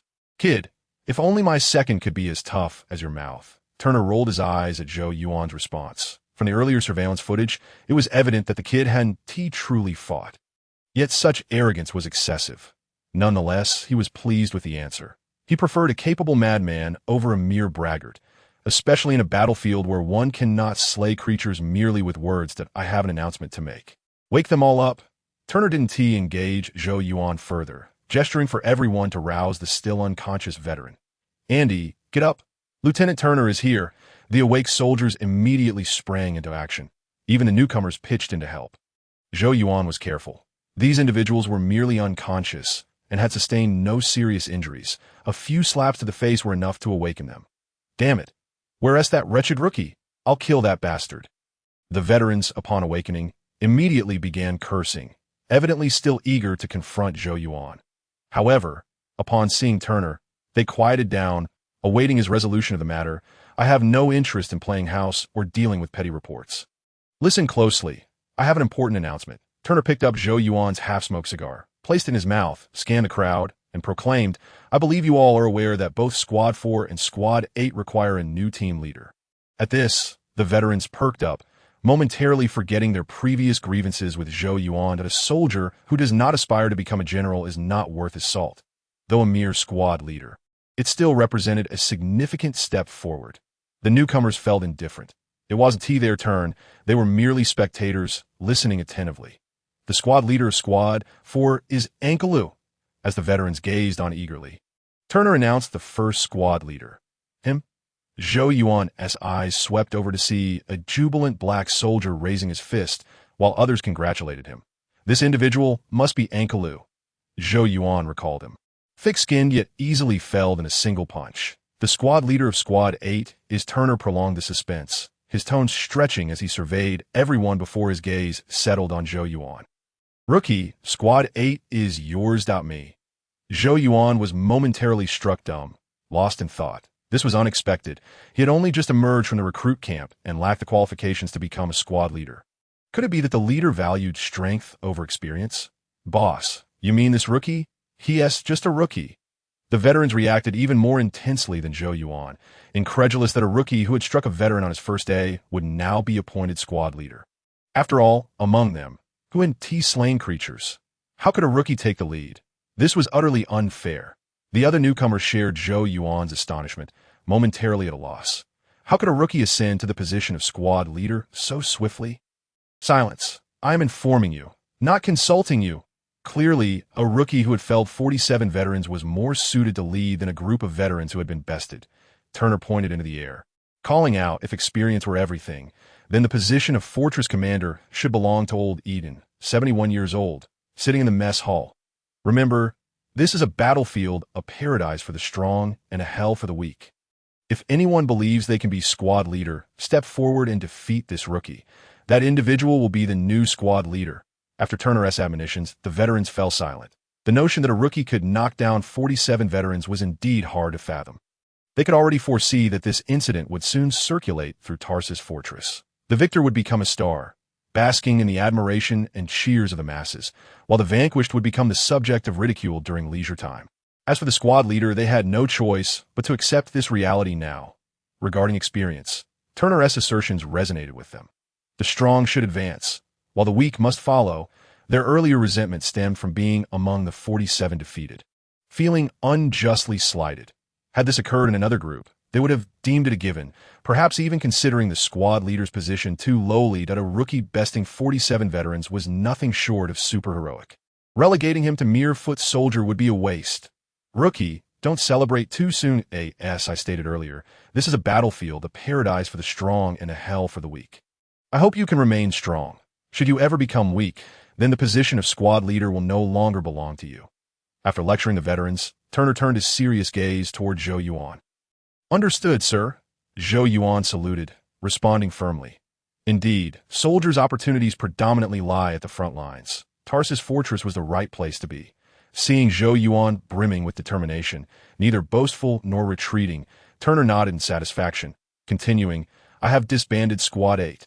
You may select your team members from the newcomers. Submit the list to the work hall by 11 tonight. Also, you're now a corporal. When you go to the work hall, don't forget to collect your new shoulder insignia. As for what Squad 8 will be doing and where they will be stationed, you can check on the work tablet. Other squads with vacancies should also finalize their teams swiftly to avoid disrupting tonight's operations. Turner offered a few brief reminders before departing the dormitory, cigar in mouth. Once Turner left, the newcomers erupted with excitement that a strong man had become a squad leader. Moreover, he would select his team from among them. This was a boon. Compared to joining a veteran-S team, they preferred Zhou Yuan's squad, as it would spare them from veteran bullying. However, Before they could approach Zhou Yuan to volunteer, he was already busy. When Turner had come, he had also brought back the squad leaders from other teams, who were now greeting Zhou Yuan. Dude, you're incredibly strong. I'm certain you can knock a bull dead with a single punch. Hey, brother, thanks for the compliment. I can tell you're a formidable character, too. Thanks, we'll be comrades from now on. As the adage goes, one does not strike a smiling face. The squad leaders greeted Zhou Yuan warmly, and he reciprocated enthusiastically, complimenting each one. Thanks. Only those veterans who had suffered at Zhou Yuan's hands were displeased. Watching their squad leader engage merrily with Zhou Yuan, their faces turned green with envy. This was sheer betrayal. Furthermore, they would now have to address Zhou Yuan as squad leader Zhou. What a predicament. All right, business time. There are over 10 newcomers. You go ahead and choose first. After the greetings, the squad leader suggested Zhou Yuan select his team members. They had reviewed the newcomers' profiles, and apart from Zhou Yuan, their skills were relatively similar. IT would be a gesture of goodwill to let him choose first as a means of friendship. Thanks, I 1T hold back then. Zhou Yuan nodded, glancing over the eager newcomers before pointing out Blake, Johnson, Taylor, Martin, White, Brown, James, and Yutuda. Zhou Yuan quickly selected 9 individuals. Among them, 6 were familiar faces from the recruit camp. 1 was a subordinate who had pledged allegiance, and 2 appeared to be imposing black soldiers. There was little hesitation. The familiar faces were of recruit squad leader caliber, with commendable combat quality. The subordinate had to be included, as he was the first to express loyalty. The last 2 black soldiers were unfamiliar to him, but their imposing stature would at least ensure steadiness during combat. Yes. The selected individuals were ecstatic, while those left behind expressed regret and even panic. Zhou Yuan had bested so many veterans. Although they dared not confront him, they feared retribution could still fall upon them. For those not joining Zhou Yuan's squad, this was a source of invisible pressure. After Zhou Yuan completed his selections, the other squad leaders proceeded. Their choices were mostly random, selecting whoever was nearest, and within a minute, the remaining newcomers were allocated. Guys, try this. While they were selecting, Zhou Yuan pretended to open a suitcase, pulling out several items from his stash. 10 restorative cigars and several packs of cigarettes. He had accumulated nearly 50 restorative cigars and was ready to distribute them among the squad leaders. As for the cigarettes, everyone present would receive a pack, including those veterans he had previously bested. A victor extending apologies to the vanquished is a display of grace. When the defeated apologize to the victor, it is a sign of submission that he will be spending a considerable amount of time here in the future. So it is prudent to resolve any lingering grudges early on for the sake of his own peace of mind. As for those unwilling to settle matters, would he truly care? If they are unconvinced, let them challenge him. Does Captain Zhou fear a mere handful of brash soldiers? Though not overly optimistic, he has scheduled an appointment for a puncture MRI next Sunday and assures that updates will not be neglected. He has been saying that updates may be sparse, but there is a guaranteed minimum of 4,000 words that he has read the comments and acknowledges his missteps. Thus, he extends his sincerest apologies to the readers who have followed his work. After next week, he promises to revise the entire text, while reiterating the established settings. Aware that many are cognizant of the original work's flaws, he will strive to provide a reasonable explanation, and if it falls short, he hopes for understanding as he is still a novice author. Chapter 31. The Popular Recovery Cigar. Buddy, did you bring only cigars? The squad leaders were left speechless upon seeing Zhou Yuan produce such a plethora of cigars. I have quite the smoking habit. I always carry a full box wherever I go, as the fortress will take care of my daily necessities. Try this one. It's a cigar made from ancient Chinese herbs, known to restore both spirit and stamina, sent from my hometown. Zhou Yuan chuckled, distributing a recovery cigar to each of the 9 squad leaders. I understand traditional Chinese medicine. Let me give it a try. It indeed sounded intriguing, as the East harbors many mysterious wonders. The squad leaders eagerly accepted the cigars, lighting them with lighters to a cigar that could restore energy and vitality. What a marvel! Though skeptical, none dared to voice their doubts in front of Zhou Yuan, expressing their gratitude instead and quietly smoking. Hey! At that moment, Zhou Yuan approached Moore's bunk, eyeing the man who had just spat. What do you want? Moore assumed Zhou Yuan was there to settle scores and felt a sudden wave of apprehension. Not only Moore, but everyone in the dormitory turned their attention, fearing another brawl. Buddy, I believe I owe you an apology. Zhou Yuan extended the last recovery cigar to Moore, tapping his chest with his fist as he spoke. My earlier actions were unintentional. Your method of jest was somewhat inappropriate, as it is perceived as an insult in Eastern culture. Since we will be comrades fighting side by side, I wish to conclude this matter in a gentlemanly manner. Now, may I entrust my back to you?" Moore was momentarily taken aback, not expecting Zhou Yuan to apologize that in fact, he was the instigator of the earlier incident, provoking Zhou Yuan and inadvertently dragging many veterans into it. Of course, after a brief silence, Moore accepted Zhou Yuan's cigar, rising from his bunk to fist bump Zhou Yuan. "Unless I perish in battle, your back will be safe with me. By the way, I admit my previous actions were inappropriate. My prank went too far, but I assure you it was merely a prank.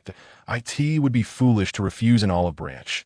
He had initially worried about future conflicts and the possibility of facing Zhou Yuan's wrath again. Now, everything had been resolved, and his mind felt much lighter. Zhou Yuan nodded, a smile on his face. "I trust you now, for you are a man, not some wishy-washy coward." Zhou Yuan's voice was deliberately loud, aimed at the other veterans who had endured his wrath. "Did you all hear that? If you wish to avoid being seen as spineless cowards, then accept my cigars and let this matter lay to rest. Otherwise, I suggest you beware." Indeed, once Zhou Yuan and Moore had cleared the air, subsequent events unfolded smoothly. During the cigar distribution, the veterans graciously accepted, greeting Zhou Yuan amicably and putting past grievances behind them. Perhaps some veterans still held onto their grudges, but witnessing others reconcile with Zhou Yuan, they opted to remain silent, lest they be seen as outcasts. As the cigars were shared, the atmosphere in the dormitory warmed significantly. The new recruits who were not chosen as team members felt the greatest relief, knowing that Zhou Yuan and the veterans had settled their differences, thus alleviating fears of retribution. With the conflict resolved, Zhou Yuan returned to his bunk and opened the tablet he had received from the work hall, understanding that the 3rd Squad was a defensive unit primarily tasked with guarding the fortifications.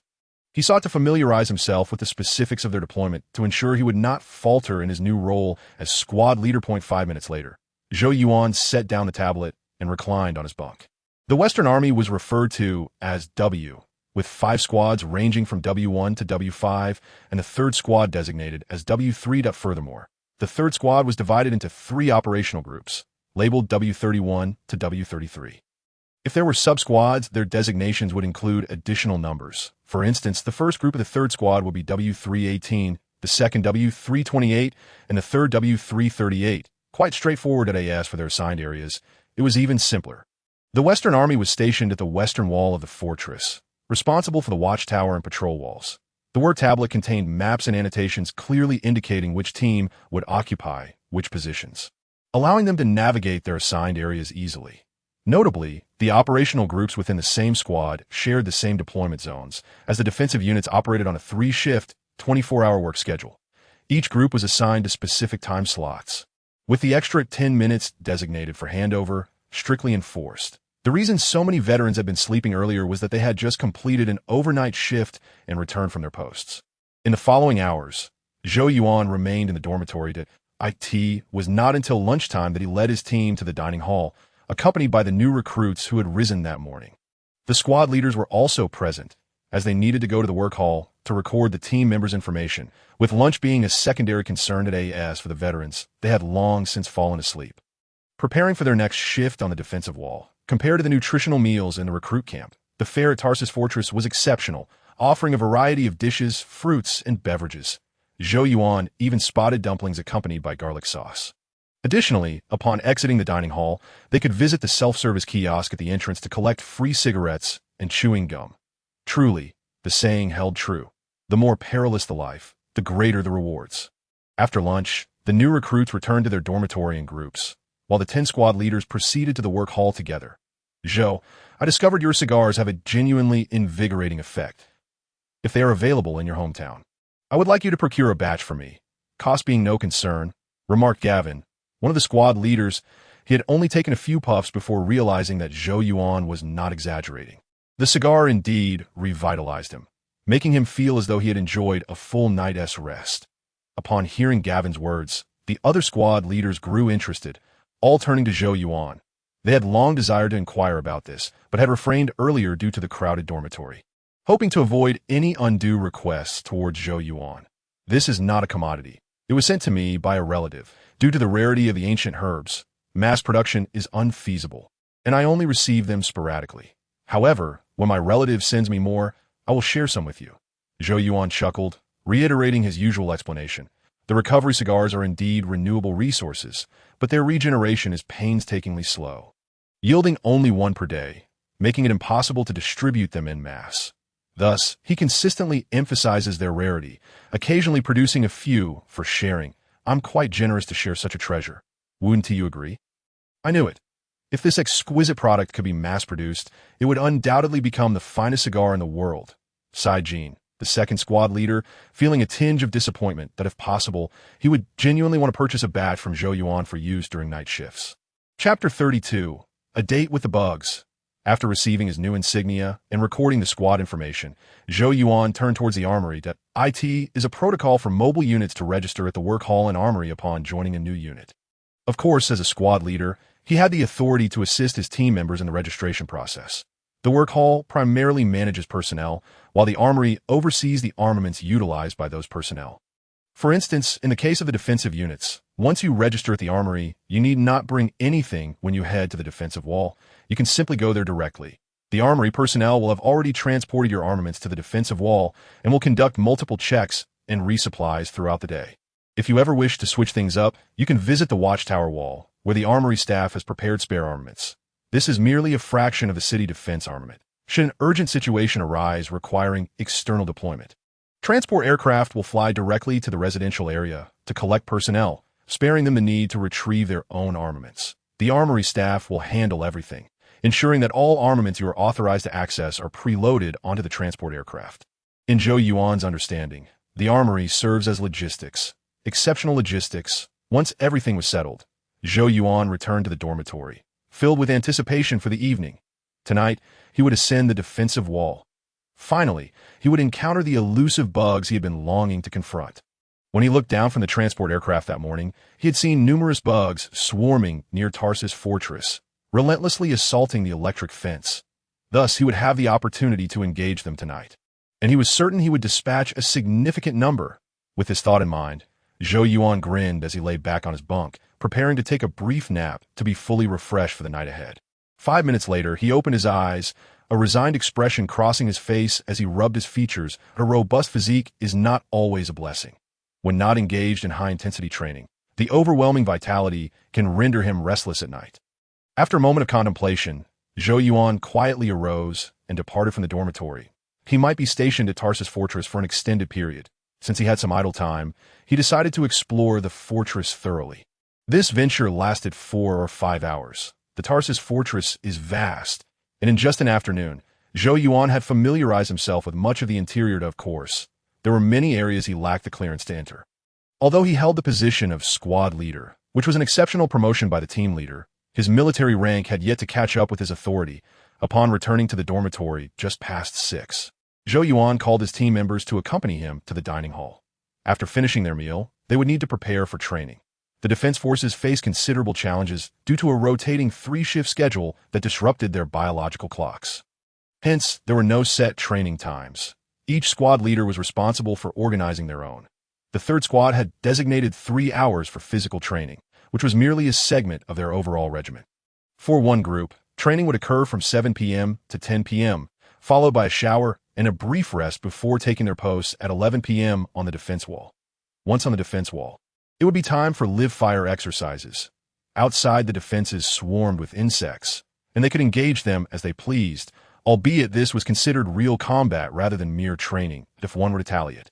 One could claim they trained for 11 hours a day, 3 hours of physical training, followed by an hour of rest. For Zhou Yuan, these 4 hours felt like an interminable winter night, cold and drawn out. He frequently glanced at the time, counting the number of times he did so, until he finally awaited the shift change. "All right, mates, follow me," as the squad leader led his group to the defense wall. Zhou Yuan quickly rallied his team members and hastened toward the sector managed by the 8th Squad.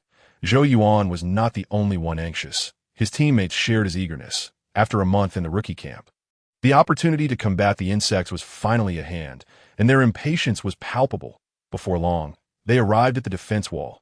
The wall comprised 4 defensive lines: the patrol wall, the watchtower wall, the automated turret wall, and the automated electric fence wall that, in the absence of a massive insect onslaught, only the watchtower wall and the defense wall required personnel deployment.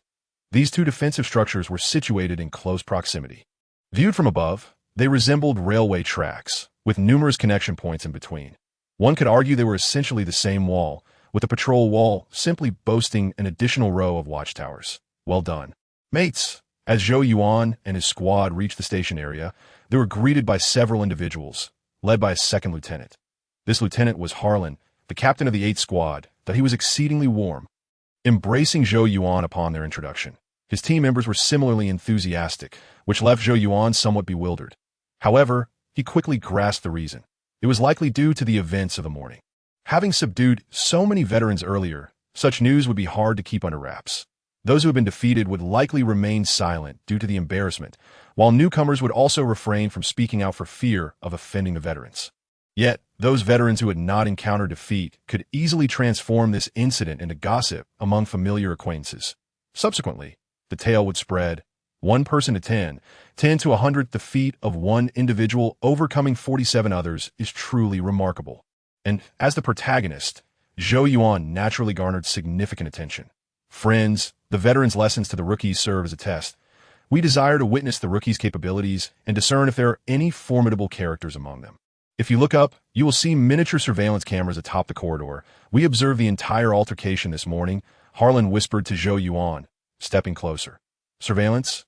Zhou Yuan furrowed his brow, his smile fading slightly. Do not worry. Only the squad leader has the authority to activate the surveillance. And it is only enabled when a squad is receiving a large number of newcomers. You know, invading others' privacy is a violation of federal law. Harlan explained, believing Zhou Yuan's discomfort stemmed from the surveillance, that I'm merely feeling a bit apprehensive. I fought a comrade right under the squad leader's nose. That's a grave offense that could warrant corporal punishment. Zhou Yuan shrugged, expressing his dissatisfaction not with the surveillance itself, but with his own oversight. If he could overlook surveillance in the dormitory, he might overlook an insect nest on the battlefield. The Super Soldier Serum was indeed formidable, yet did not grant him the ability to disregard an insect tide. Carelessness could very well cost him his life. Henceforth, he must cultivate a habit of meticulousness. Additionally, he now understood the truth behind his unexpected promotion. It seemed that the squad leaders and team leaders not stationed in the dormitory were summoned by the squad leader to witness the spectacle. Chapter 33. First Kill. This was not a grand affair. When I first arrived here, a veteran soiled the scarf my mother knitted for me, and I promptly broke his nose. Harlan winked at Zhou Yuan, then leaned closer to inquire in a hushed tone, what is your secret? How did you accomplish that? Zhou Yuan had taken down 47 individuals, although he faced only 3 or 4 at a time due to space constraints. It was still a formidable feat for soldiers who had undergone extensive professional training. 3 or 4 against 1 could easily overwhelm any federal combat champion. Yet, Zhou Yuan had consecutively triumphed over more than a dozen of such combinations. Perhaps it is a combination of talent and effort that, if I must divulge a secret, I recommend you practice bridge training, which significantly strengthens the muscles of the neck, chest, and core, enhancing your ability to withstand impacts. If you persist for a year, a typical punch from an ordinary person will feel as soft as cotton. Zhou Yuan glanced around before quietly sharing his secret with Harlan. Go for it. I'm not misleading you. Tyson trained this way. Bridge training? Harlan's eyes widened. Intrigued, he believed it, as he was familiar with the concept of bridge training. Former boxers from the Dawn era employed this method, transforming individuals into formidable shields. However, this training was perilous. Improper form could lead to neck or spinal injuries. Hence it had been buried in history by the Federation. Mate, keep this under wraps. You know why, Zhou Yuan said, patting Harlan on the shoulder with a mysterious expression. Rest assured, I understand the rules, Harlan replied solemnly, displaying an expression of comprehension. Following this, Zhou Yuan and Harlan exchanged a few more words before parting ways to attend to their duties. They needed to coordinate with the armament department within 10 minutes. Understanding dawned upon Zhou Yuan as he waited with his team, reflecting on Harlan's earlier remarks. He had asked Harlan why the 3rd Squad was receiving such a significant influx of newcomers. Since this matter was not confidential, Harlan had been candid. Recently, a significant incident had occurred at Tarsus Fortress. A transport aircraft carrying a major general from the strategic forces was shot down by a plasma cannon fired by plasma insects while en route from Mars base to Tarsus Fortress. Individuals from the strategic forces were inherently valuable, and the loss of a major general was particularly grave. Consequently, Tarsus Fortress swiftly organized a rescue team to respond to the crash site. Due to time constraints, They could not summon the Special Operations Forces and instead mobilized a nearby rescue team, which happened to be the 3rd Squad of the Western Defense Forces. The entire 1st Squad station at the defense wall was deployed immediately to the crash area. By the time the 1st Squad arrived, the crash site was already swarming with insects, and the transport aircraft had been reduced to mere fragments, with no communications signal in the vicinity. Under normal circumstances, one would retreat in such a scenario without needing to engage in combat. However, the presence of a major general on that aircraft altered the stakes. What if the aircraft had landed under favorable conditions, and the accompanying security team managed to escort the general out? The subsequent events need not be elaborated. The 1st Squad suffered significant casualties had they not received support from the 2nd and 3rd Squads. As well as the Special Operations Forces, not a single member of the 1st Squad would have returned. The battle had been too hasty, and all participating units incurred losses, with the earlier arrivals suffering the brunt. Afterward, the strategic forces confronted the mobile forces, accusing them of tardiness, which led to the failure of the rescue. The 3rd Squad bore the brunt of the blame, resulting in delays in personnel reinforcements.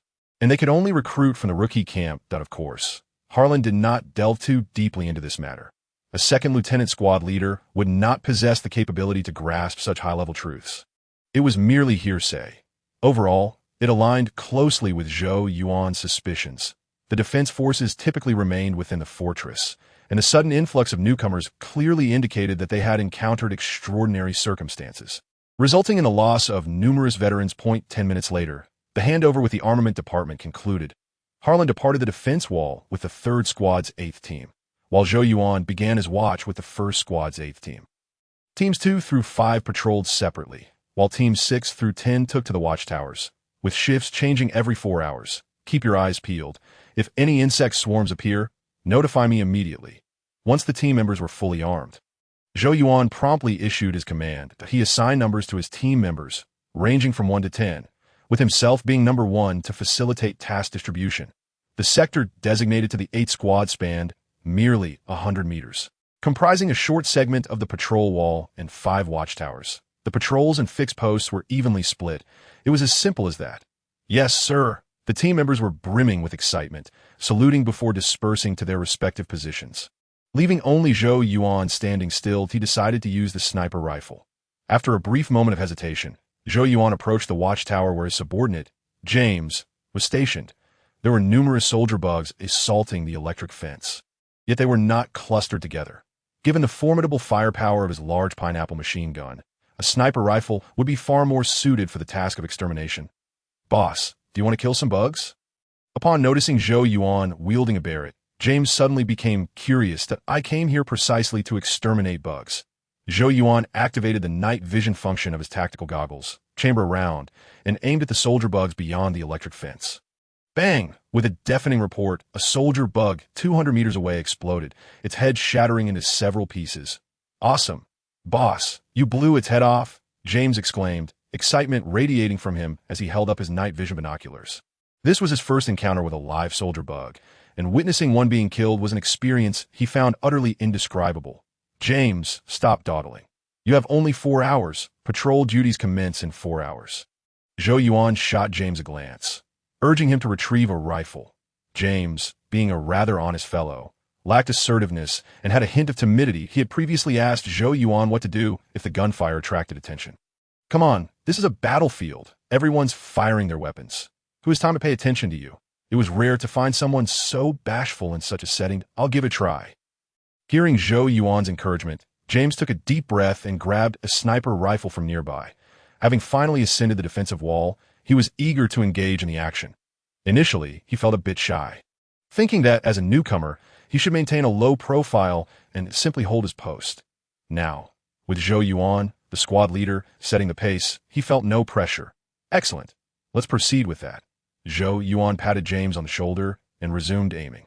However, before firing, he glanced at the system prompt. Chapter 34. The Hexagonal Warrior. Kill a soldier bug. Gain 1 soul point. Congratulations, host. You have unlocked the first step achievement and can claim the title initial trial. Beep. First time soul point acquisition detected. Personal module updated. Task feature unlocked. Congratulations, host. You have unlocked a new system feature, receiving 2 level 3 soul gift boxes and 1 level 2 soul gift box. Would you like to open them? 1 point. Zhou Yuan furrowed his brow, but quickly relaxed. While 1 soul point for a soldier bug was indeed minimal, upon further reflection, soul points were not difficult to accumulate. 0.8 hours equated to 480 minutes.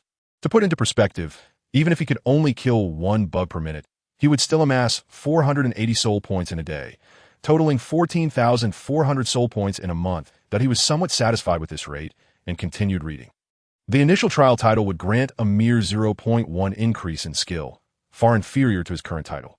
The task panel, however, piqued his interest. According to the system's notes, tasks would be randomly assigned each day, and completing them would yield rewards.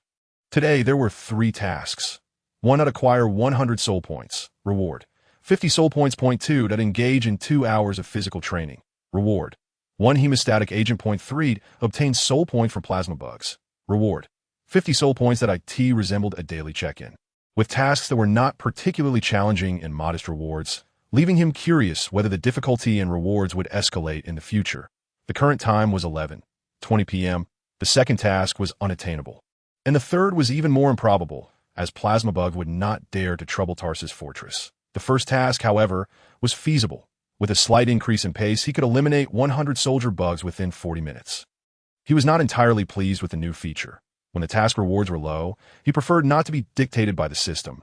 Opting instead to follow his own inclinations, he would undertake what he desired and ignore what he did not. Regarding the soul gift boxes, he planned to open them upon returning to the dormitory. The pressing matter at hand was exterminating bugs. Bang! Thinking of the countless pieces of equipment available in the system's shop. Zhou Yuan felt a surge of excitement, and in the next moment, he sent another soldier bug to the afterlife. The boss is indeed the boss. James set down his sniper rifle and picked up the night vision binoculars again. While Zhou Yuan had been checking the system, James had fired 2 magazines, only to discover that shooting was not as simple as he had imagined. For soldier bugs within 300 to 400 meters, he could indeed take them down with proper aim. However, at greater distances, he couldn't hit a single one. That the discrepancy between the bullet drop and the aiming point, combined with the soldier bug's rapid movement, meant that he missed every time. Within mere minutes, he had come to accept the reality of his lack of shooting talent. Rather than firing aimlessly, he found greater pleasure in watching Zhou Yuan eliminate the bugs. Bang, bang, 19.20 for the rest of the time. James kept count for Zhou Yuan. By the time their 4-hour watch at the tower concluded, Zhou Yuan's kill count had exceeded 1,000. He had long lost track of the precise number, since he had to maintain his watch and could not focus solely on Zhou Yuan. But he was certain it was over 1,000. Boss, it's 3 o'clock. When Zhou Yuan finished another magazine, James quietly reminded him, "So soon." Zhou Yuan paused for a moment, then lowered his rifle. Indeed, when engrossed in something he loved, time seemed to fly by, and 4 hours vanished in the blink of an eye. The experience was truly exhilarating. He suddenly felt that machine guns were for novices, while real men should eliminate foes from kilometer away. Before you see me, you are already dead. Team members 2 through 5 gather for a meal. Rotation at the watchtower in 15 minutes. Stretching his body, Zhou Yuan activated the radio to issue commands. During the 8 hours of duty, personnel would be sent to deliver meals twice, and apart from maintaining a presence at the watchtower, the squad leader had the liberty to make arrangements. James, keep a sharp lookout. Don't worry, boss. I'll keep a close eye on those pesky bugs. Very well. Zhou Yuan nodded, setting down the Barrett and returning to the patrol wall. Captain, the 2nd to 5th members, Blake, Johnson, Taylor, and Martin, saluted and greeted Zhou Yuan as he returned. All right, let us eat. Zhou Yuan waved his hand and casually took a meal box from a folding table, followed closely by the others. While eating, Zhou Yuan reviewed his gains. Host. Zhou Yuan identity. Federal Private First Class, 18-year-old, enhanced human attributes. Strength 3.2, Speed 2.7, Jump 2.7, Agility 2.7, Stamina 3.2, Defense 3.2, Self-Healing 3.2, Skill 1.6, Brain Function 5. 7 skills: Quick Memory, Rapid Learning, Telepathy items. Heavy Atomic Wingsuit, ZF-1 Rifle, Infinite Bullets Saw. Title: Fitness Enthusiast. All attributes increased by 0.2 soul points. 1257. His soul points had risen from 100 to 1257, with 100 being his initial amount and 50 earned from completing daily tasks. This meant that during the nearly 4 hours just passed, he had eliminated 1,107 soldier bugs, while not an insignificant number. It was not overly impressive either. A sharpshooter of his caliber could fire again within 2 seconds after each shot. When fully focused, he could fire a minimum of 25 shots per minute, totaling at least 6,000 shots over 4 hours. Naturally, no one could maintain that level of performance indefinitely. Initially, he had shot rapidly, but as time passed, his accuracy declined and the number of soldier bugs within range diminished. Thus, in nearly 4 hours, he had only killed a little over 1,000, translating to approximately 13 seconds per bug. Nevertheless, he was pleased with this achievement. After all, while he was not yet an extraordinary sniper, he had demonstrated remarkable prowess. If he could manage 2,000 kills in a day, that would amount to 60,000 in a month. Once his soul points exceeded 10,000, he anticipated unlocking the second-tier shop. Zhou Yuan reflected on this and felt a flutter of anticipation.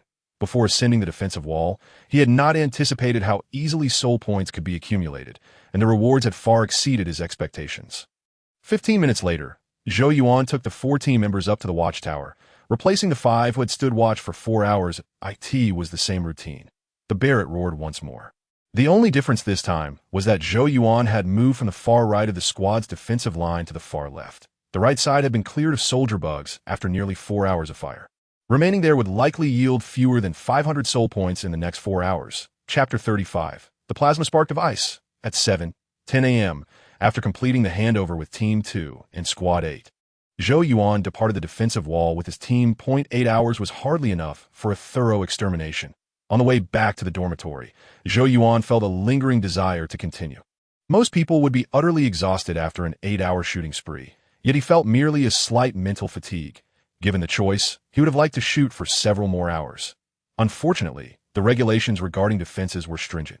During an inspection by the squad leader the previous night, he had inquired about the possibility of extending his watch hours on the defensive wall. However, the squad leader and team leader disagreed, stating that the defense regulations stipulated that unless in special circumstances, it was not permitted to ascend the defense wall outside of guard duty hours. This was closely linked to military merit and responsibility, thus requiring a clear distinction. With such authoritative guidance, Zhou Yuan had no choice but to dismiss the thought of overtime. Host. Zhou Yuan identity. Federal Private First Class, 18-year-old male, enhanced individual attributes, strength 3. 2. Speed 2.7, jump 2.7, agility 2.7, endurance 3.2, defense 3.2, self-healing 3.2, skill 1.7, brain function 5.7 skills, rapid memory, quick learning, telepathy items, heavy atomic flight wingsuit, ZF-1 rifle, infinite bullets saw. Title: Exercise enthusiast, all attributes increased by 0.2 soul points. 2293 upon viewing his status panel. Zhou Yuan's spirits lifted significantly. In the last 4 hours, he had accumulated 1036 soul points, with 50 points gleaned from daily tasks. Although this was less than the previous 4 hours, it met his expectations. Earning 2,000 soul points daily would suffice. His skill had increased by 0.1, likely reflecting his proficiency with the sniper rifle. How exhilarating. I must have dispatched at least 100 bugs. Curse it, the recoil of the sniper rifle is too severe. My shoulder feels as if it might shatter. Tomorrow, I will dutifully stand guard. It is regrettable that I did not encounter a swarm. Otherwise, I could have utilized the quad KPV from the watchtower, a formidable weapon capable of obliterating tanks. Upon returning to the dormitory, members of the 8th Squad gathered, playing cards and boasting about their prowess in exterminating bugs the previous night. Brothers, what you accomplished is hardly remarkable. Hearing his teammates boast, James could no longer contain himself. With arms crossed and a smug expression, he declared, "Last night, I personally witnessed our leader kill at least 1,000 stink bugs before 3 a.m. If I am not mistaken, the final count must exceed 1,000. 1,000? At James's proclamation, everyone turned to Zhou Yuan, who was smoking nearby. James, I prefer to keep a low profile. Zhou Yuan frowned slightly and sighed in resignation. If I counted correctly, it should be 2,093. Well done, James. You are maturing as an ally. Keep it up. 2,093. The room erupted in astonished gasps, their eyes widening in disbelief. While they were surprised, they could still comprehend the achievement. 6 members of the squad had emerged from the same boot camp as Zhou Yuan. The remaining 3 could easily discover that Zhou Yuan was not only adept in combat, but also an exceptional marksman. If his shooting skills were even half as impressive as his combat abilities, then such a feat would not seem so far-fetched. Compared to eliminating 2,000 bugs over 8 hours, taking down 47 seasoned soldiers alone was evidently more commendable. All right, keep it down. This is not an extraordinary feat. Do not disturb the comrades who are sleeping. Get some rest. I will guide you tonight and impart my shooting expertise. Zhou Yuan waved his hand impassively, exuding an air of mature aloofness. He was a cold-blooded killer with a cool demeanor, and he must not display any signs of pride in being praised. As for tonight, he would indeed offer thorough guidance to his teammates, such as traversing 5 watchtowers and eliminating every bug they could dot. Of course, this was not merely about claiming kills. He was a team-oriented soldier, seeking to alleviate some pressure from his comrades, making their guard duties easier. He understood all too well that with greater ability came greater responsibility. Awesome, Captain, you are a monster. Observing Zhou Yuan's calm demeanor, his teammates felt an overwhelming sense of security and lavished him with compliments. Encountering a powerful leader on the front lines was undoubtedly a stroke of fortune. All right, enjoy yourselves. Zhou Yuan shrugged, tossing his remaining cigarette onto the card table before lying on his bunk, while engaging with his work tablet. He could hear his teammates discussing his exploits, and when a veteran joined the conversation, a slight smile graced Zhou Yuan's lips. Cultivating fame, forging brilliance. This was a line he had heard in a film, and it proved effective in reality. Regardless of the circle one was in, accumulating fame was always the first step.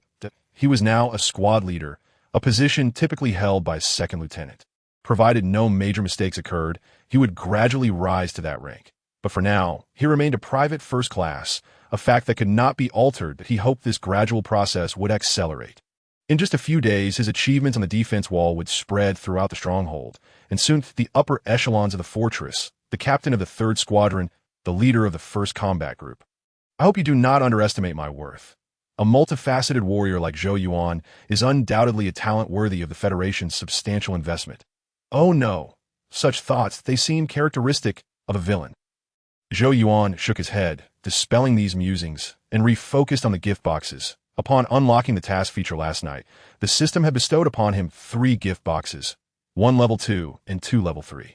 System, open all gift boxes. Opening level 2 soul gift box, obtain microplasma spark device 1. Opening level 3 soul gift box, obtain high explosive grenade 1.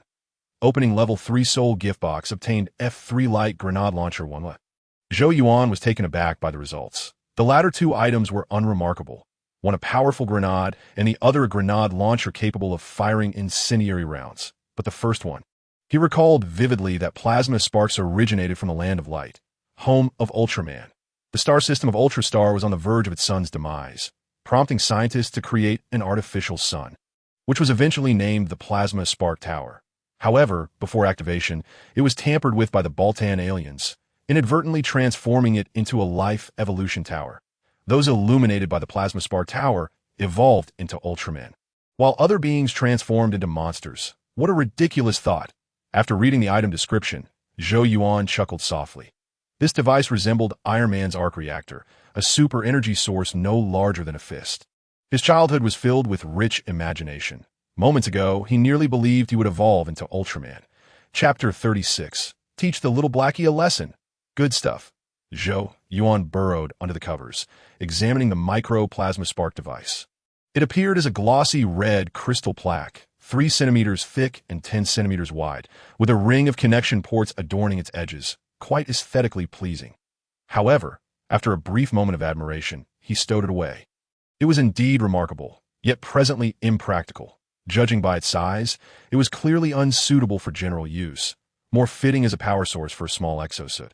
Opening a level 2 gift box to reveal such an item was already an extraordinary stroke of luck. Yet crafting a suit would require an overwhelming array of resources: industrial machinery foundations, cutting-edge technical personnel, secret research facilities, and more. To satisfy all these conditions, one would at least need to possess a commanding level of authority. Yet, he was merely a private first class, not even entitled to a single room. Sleep. After pondering for a moment, Zhou Yuan closed his eyes and lay down. Seizing this moment of fatigue, he quickly drifted into slumber. Otherwise, he would soon regain his energy. Buzz, uncertain how long he had slept, Zhou Yuan was startled awake by the vibration of his work tablet. What on earth? He nearly leapt up but quickly realized the commotion originated from the tablet. Upon opening it, he discovered a short message notification. The communication window will open at 6 o'clock on August 15th. All units should prepare for battle. That a question mark appeared on Zhou Yuan's face.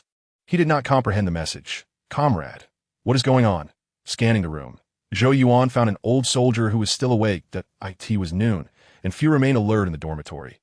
Zhou, you are aware that there's a large communication window in the fortress, right? The bugs can send signals and trace them back to us. Typically, we use the communication window to contact Earth, opening it briefly before shutting it down, which only attracts nearby bugs. However, on the 5th, 15th, and 25th of each month, the fortress sends a substantial amount of data to Earth, keeping the communication window open for several hours, attracting bugs from far and wide. The veteran patiently elucidated. Zhou Yuan suddenly understood and inquired. So, does this mean a swarm of bugs will assault the fortress the day after tomorrow? Exactly. The veteran nodded, continuing, the communication window opens at 6 a.m. and usually remains active until noon, though it may close earlier or later. To counter the bug tide, everyone's guard duty will be extended by 4 hours, ensuring that double the usual number of soldiers are stationed on the defense wall. If the swarm is particularly large, the fortress will also dispatch mechanical units to assist us. In short, there is no need for concern. We can handle itwy the way. Expect locusts to appear. They're the real killers. Understood? Thank you. Zhou Yuan expressed his gratitude, donned his training attire, and departed from the dormitory. Unexpectedly, this turn of events proved to be fortuitous for him. The duration of his guard duty was extended from 8 hours to 12, coinciding perfectly with the morning to noon surge of insects, presenting an opportune moment to accumulate soul points. Today was the 13th. He intended to dedicate a vigorous afternoon to practice, followed by a shooting session that would last until the early hours of the 14th.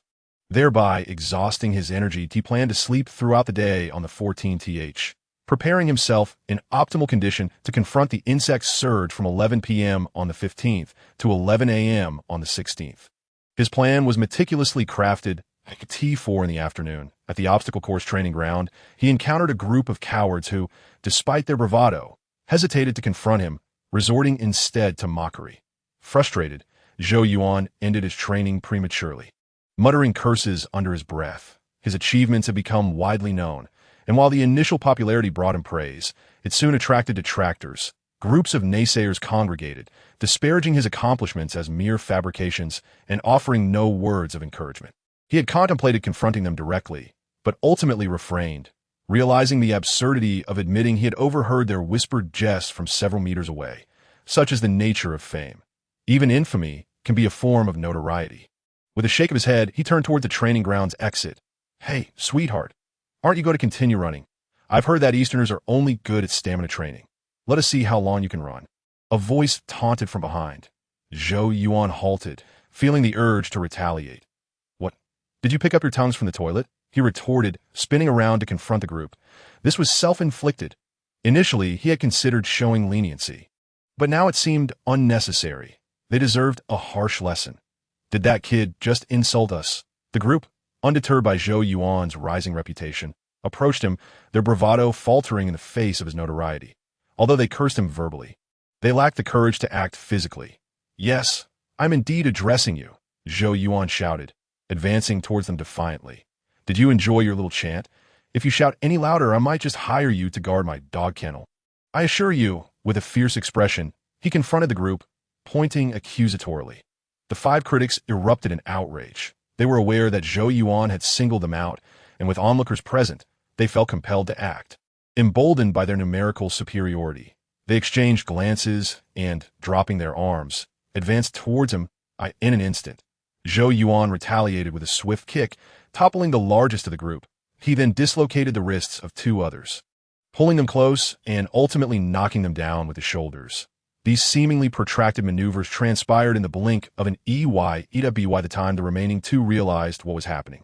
Zhou Yuan's fists were already descending towards their faces that, in less than 3 seconds, he had incapacitated all 5 veterans. Goodness, tough guys. Can you not withstand even a single blow? I am curious to know who instilled such courage in you to provoke me. Zhou Yuan lit a cigarette, surveying the groaning group on the ground. One of the initially struck veterans attempted to curse, but was cut short by Zhou Yuan's foot pressing down on his abdomen. Chapter 37. To the victor belongs the spoils that my God. This is unreal. Guys, I think we should leave. Observers gasped as Zhou Yuan deftly dispatched the 5 veterans, their hearts racing in trepidation. They had just spoken ill of him, and now they feared repercussions that moment. Zhou Yuan's icy gaze met theirs, chilling them to the bone. Who was it that claimed this lad was merely a boastful actor? You should try it yourself. Within moments, the majority of the veterans who had previously disparaged Zhou Yuan hastily retreated, leaving only a handful at a distance to watch. Not all, however, were intimidated. The female soldiers remained unafraid, following Zhou Yuan's display of prowess. They approached him, eager to make his acquaintance. Clearly, his effortless defeat of 5 veterans had granted him a form of priority, mating rights within the stronghold. Cowards, in the future, steer clear of me if I ever catch wind of you spewing nonsense again. I will rip your fingers off one by one and stuff them down your throats. Do you understand me? Zhou Yuan squatted, expressionless as he addressed the incapacitated veterans. Among the 5, 2 lay unconscious, while the others, initially defiant, had grown compliant after receiving a few blows. They nodded in agreement, eager for him to depart. This exchange has been quite satisfactory, has it not? You are all aware that attacking a comrade incurs punishment, and I have no desire to face such consequences that, if I were to be punished at this point. Zhou Yuan's lips curled into a cold smile as he placed a hand gently on a veteran's neck, whispering ominously, No. Please, there's no need for that. We won't escalate the situation. The veteran, nearly frightened to the point of tears, flailed his arms in surrender. He realized that the most terrifying smile he had ever encountered was Zhou Yuan's current expression. We apologize, the other 2, still conscious, echoed, fearful of Zhou Yuan's potential for further violence. Excellent. That's more like it. Remember my words, gentlemen. Zhou Yuan smiled as he withdrew his hand and walked toward the training ground's exit, feeling a sense of relief. However, he knew that consistently engaging in such confrontations was beneath him. He, as Captain Zhou, should not have to sully his hands with minor scuffles.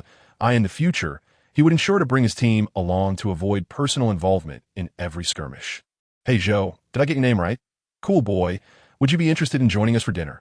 As he approached the exit, a group of female soldiers surrounded him. Zhou Yuan extinguished his cigarette, replying coolly, Ladies, if you have come to play house with me, you may as well leave now. Trust me, those who obstruct my path do not end up well. The previous cowards serve as a testament. Not bad. There were 6 girls, 4 Caucasian and 2 African American. While he dismissed the latter, he found the 2 Caucasian girls quite appealing. Upon hearing Zhou Yuan's words, their eyes sparkled with excitement, clearly thrilled by his assertive demeanor. Zhou, you must have misunderstood. We merely wish to befriend you. If you're willing, we could discuss intriguing topics or engage in interesting activities. Certainly more enjoyable than teaching coward a lesson, don't you think? The girls batted their eyelashes and even playfully traced their fingers on Zhou Yuan's shoulder, clearly flirting. Good suggestion. That I must be on the defensive wall by 7 p.m., so I can't spend too long chatting. However, if we move quickly, we might finish a conversation in time. Zhou Yuan crossed his arms, tilting his chin slightly as he regarded the 2 most attractive girls. 3 hours. Upon hearing his proposal, the girls' expressions brightened even further. The 2 he had noticed quickly abandoned their companions, taking Zhou Yuan's arm and leading him towards the training ground's exit. The remaining 4 stood behind, their faces sour as they realized Zhou Yuan had no interest in them. This was their only chance, and it had slipped away. Damn it, that insufferable rookie. The scene was witnessed by the veterans who had just risen from the ground, their frustration palpable as they watched Zhou Yuan, having just defeated them, now escorted by 2 beautiful women. Should we report this to the captain? If we complain, he will at least receive 3 lashes. We ought to make him regret crossing us. One suggested filing a complaint, unable to swallow their humiliation. Are you an idiot? The largest veteran scoffed. You think a few lashes will take him down? Have you forgotten his threat? This matter ends here. If anyone inquires, we will simply state that we are well acquainted. It was merely training among friends. He can defeat 47 opponents, and it is entirely reasonable that we cannot best him. After all, we are not victims. We were merely training. Upon hearing his words, the remaining 4 fell into silence. Indeed, to avoid further encounters with Zhou Yuan, this course of action seemed inevitable, compared to being pursued by a monster. Enduring a minor setback was hardly a concern. At 6:30 in the evening, Zhou Yuan, with his hands clasped behind his head, strolled out of the communication soldier's dormitory, feeling invigorated.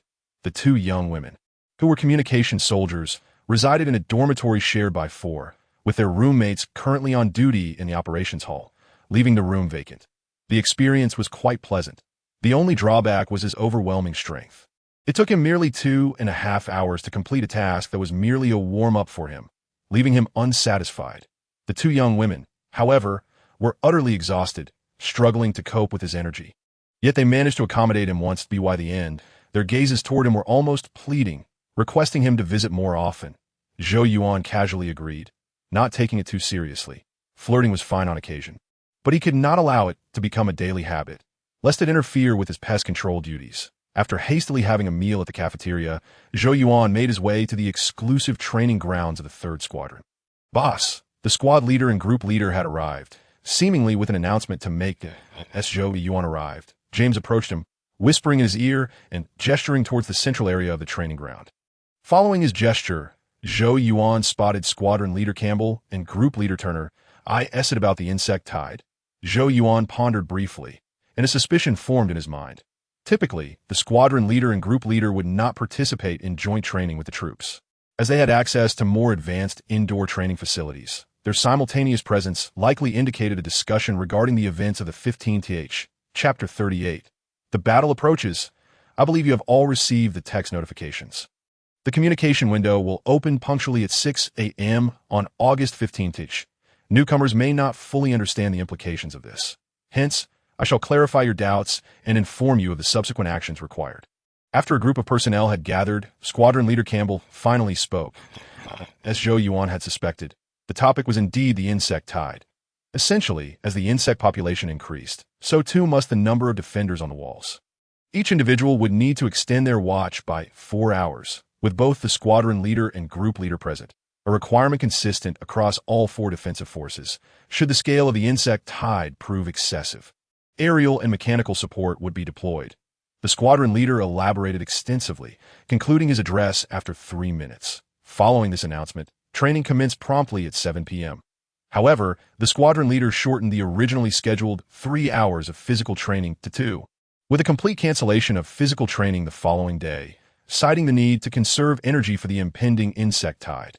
After the 2-hour physical training session, Zhou Yuan returned to his dormitory for 2 hours, then proceeded to the defensive walls to hand over duties to the 3rd Group, 8th Squad. As per usual, patrols were assigned from numbers 2 to 5, with numbers 6 to 10 stationed in the watchtowers, set to rotate after 4 hours. With a sweeping gesture, Zhou Yuan commanded the squad to disperse. Once the team was in position, he ascended the watchtower and picked up his sniper rifle. Tonight would be no different. He planned to spend 8 hours engaging with the insects. However, during the second half of his shift, he shifted focus from exterminating pests to sharing shooting insights with his comrades, imparting every bit of knowledge he could articulate. Whether the team could grasp the concepts was beyond his control. Talent was not something that could be compensated for by effort alone. Host. Zhou Yuan identity. Federal Private First Class. 18-year, old male. Enhancer attributes. Strength 3. 2. Speed 2.7. Jump 2.7. Agility 2.7. Endurance 3.2. Defense 3.2, Self-Healing 3.2, Skill 1.7, Brain Function 5.7 skills, Rapid Memory, Quick Learning, Telepathy items, Heavy Atomic Flight Wingsuit, ZF-1 Rifle, Infinite Bullets Saw. Title: Fitness Enthusiast, Overall Attribute Increase of 0.2 soul points. 3753 due to the time spent on instruction. His insect extermination time was consequently reduced. Yesterday, he accumulated nearly 2,200 soul points, yet today he barely reached 1,500, a noticeable discrepancy. However, the cause was not solely his teaching. He found it challenging to muster enthusiasm and concentrate. Throughout the night, he was preoccupied with thoughts of what the insect tide would entail, as he had never witnessed one before, leaving him intensely curious. The points he missed today could always be made up for tomorrow. Although he had never experienced an insect tide, he had heard plenty about them, that a gathering of more than 10 insects was termed a swarm, while a gathering exceeding 10,000 was classified as an insect tide. Despite his ability to eliminate 2,000 insects in a single night, the figure of 10,000 seemed deceptively insignificant. In an insect tide, The term 10,000 referred to the minimum number of insects present in one's field of vision when they launch an attack. If a night of killing 2,000 insects resembled a faucet dripping water, witnessing 10,000 insects at once would be akin to opening a dam. When the insectoid arrived, he would operate the quad-barrel KPV heavy machine gun from the watchtower. This weapon, a relic from over 200 years ago, possessed the firepower to down aircraft and disable tanks, classifying it as a heavy anti-material firearm. Each bullet fired from the KPV could deliver kinetic energy twice that of a Barrett round, underscoring its ferocity. Moreover, compared to the outdated models of 2 centuries past, the current version was even more advanced, capable of obliterating a tank within a second of firing. Visually, it appeared as if 4 nearly 2-meter-long heavy machine guns were fused into a colossal Gatling gun, designed exclusively for use in the watchtower. Utilizing such a weapon against the insectoid would ensure that a single bullet could penetrate multiple insects. He anticipated that tomorrow's yield would be measured in the thousands. After descending from the defensive wall, Zhou Yuan did not rush back to his dormitory. Instead, he turned and headed toward the training ground, practicing from just past 7 until noon. Once he felt his energy waning, he finally returned to his dormitory to sleep, that he wished to slumber until evening, so he could head straight to the defensive walls upon awakening. Unfortunately, the super soldier blood was too potent. Despite his exhaustion, he only managed to sleep for 7 hours. Consequently, he sought out the 2 young women from the communication dormitory for a physical competition. Time flew by while they engaged in the activities. After 2 rounds, it was nearing 11 at night. Dressed and ready, Zhou Yuan left the communication dormitory, leaving the 2 women sprawled in bed, deep in slumber. "Hey boss, Captain!" By the time Zhou Yuan arrived at the defensive area, his team was already in position. "All right, let's go." Zhou Yuan nodded and led them up to the defensive wall. A large crowd had gathered atop the wall, consisting of personnel from the 3rd Group, 8th Squad, and the Armaments Division. The Armaments Division personnel were stationed on the inner side of the wall, setting up a row of makeshift tables laden with various firearms and ammunition, including models Zhou Yuan could not even name. While the 3rd Group's 8th Squad assisted in organizing the equipment, that we might be facing a tough battle tomorrow. The insectoid was uncertain in nature. Observing the array of weaponry, Zhou Yuan's comrades swallowed hard. The insectoid, drawn by the large communication window, would likely be significant. Otherwise, the Armaments Division would not have transformed the area into an ammunition depot. Zhou, the captain of the 3rd Group, Harlan, approached, pulling Zhou Yuan aside to speak quietly. "Buddy, there's something I need to remind you of. Plasma insects 1T scale the heights. Only soldier insects and locusts will come. Soldier insects are not a problem, but you must be cautious of the locusts. They're the real killers, preferring aerial assaults. By the time we can engage them, they will already be upon us." "Thanks." Zhou Yuan nodded and embraced Harlan. Compared to soldier insects, locusts were indeed formidable adversaries. Despite their numbers, the military strength of Tarsus Fortress was immensely powerful, possessing a substantial arsenal, including nuclear weapons, which soldier insects could not breach. It was no exaggeration to say that soldier insects couldn't even graze their fur. Locusts, on the other hand, were aerial types, with speeds comparable to that of a peregrine falcon, capable of reaching 100 meters per second during sprint. They prefer to swarm, and when immobilized, it was often in the thousands, displaying remarkable intelligence by never engaging directly with aerial forces, instead targeting slower-moving opponents. Thus, upon sighting locusts, immediate action was required. A mere moment of inattention could result in a fatal outcome. Chapter 39. The insectoid approaches. "All right, I must take my leave. Zhou, do not be careless. See you in the morning." After reminding Zhou Yuan, Harlan hurriedly departed with his squad. They needed to rest quickly to replenish their energy, preparing to face the insectoid in peak condition. When a large communication window remained open, the defensive schedules were as follows. Group 1 from 11 p.m. to 11:10 p.m. Group 2 from 3:00 a.m. to 5:10 a.m. and Group 3 from 11:00 a.m. to 11:10 p.m. Typically, the large communication window would remain open until midnight. This also implied that at midnight, the insects would still be advancing toward Tarsus Fortress, suggesting the insectoid could persist until the afternoon. Each combat group would confront the insectoid, making their energy levels paramount, as per tradition. "Let's get to work, by the way. Patrols are canceled today. Simply stay on guard in place to not engage too fiercely. Save your energy for tomorrow morning." Zhou Yuan offered a reminder before signaling for the squad to disperse. Engaging in firearm training was no light task. Even the recoil could deplete one's stamina and focus, and he experienced this himself, let alone his squad members. Once the team had scattered, Zhou Yuan began to examine the firearms prepared by the armaments division. The armory was filled with formidable firearms, predominantly rifles, machine guns, and grenade launchers, yet there were no handguns or submachine guns in sight. Numerous military crates marked with nuclear insignias suggested they contained small tactical nuclear warheads. Unfortunately, he lacked the necessary clearance to access them.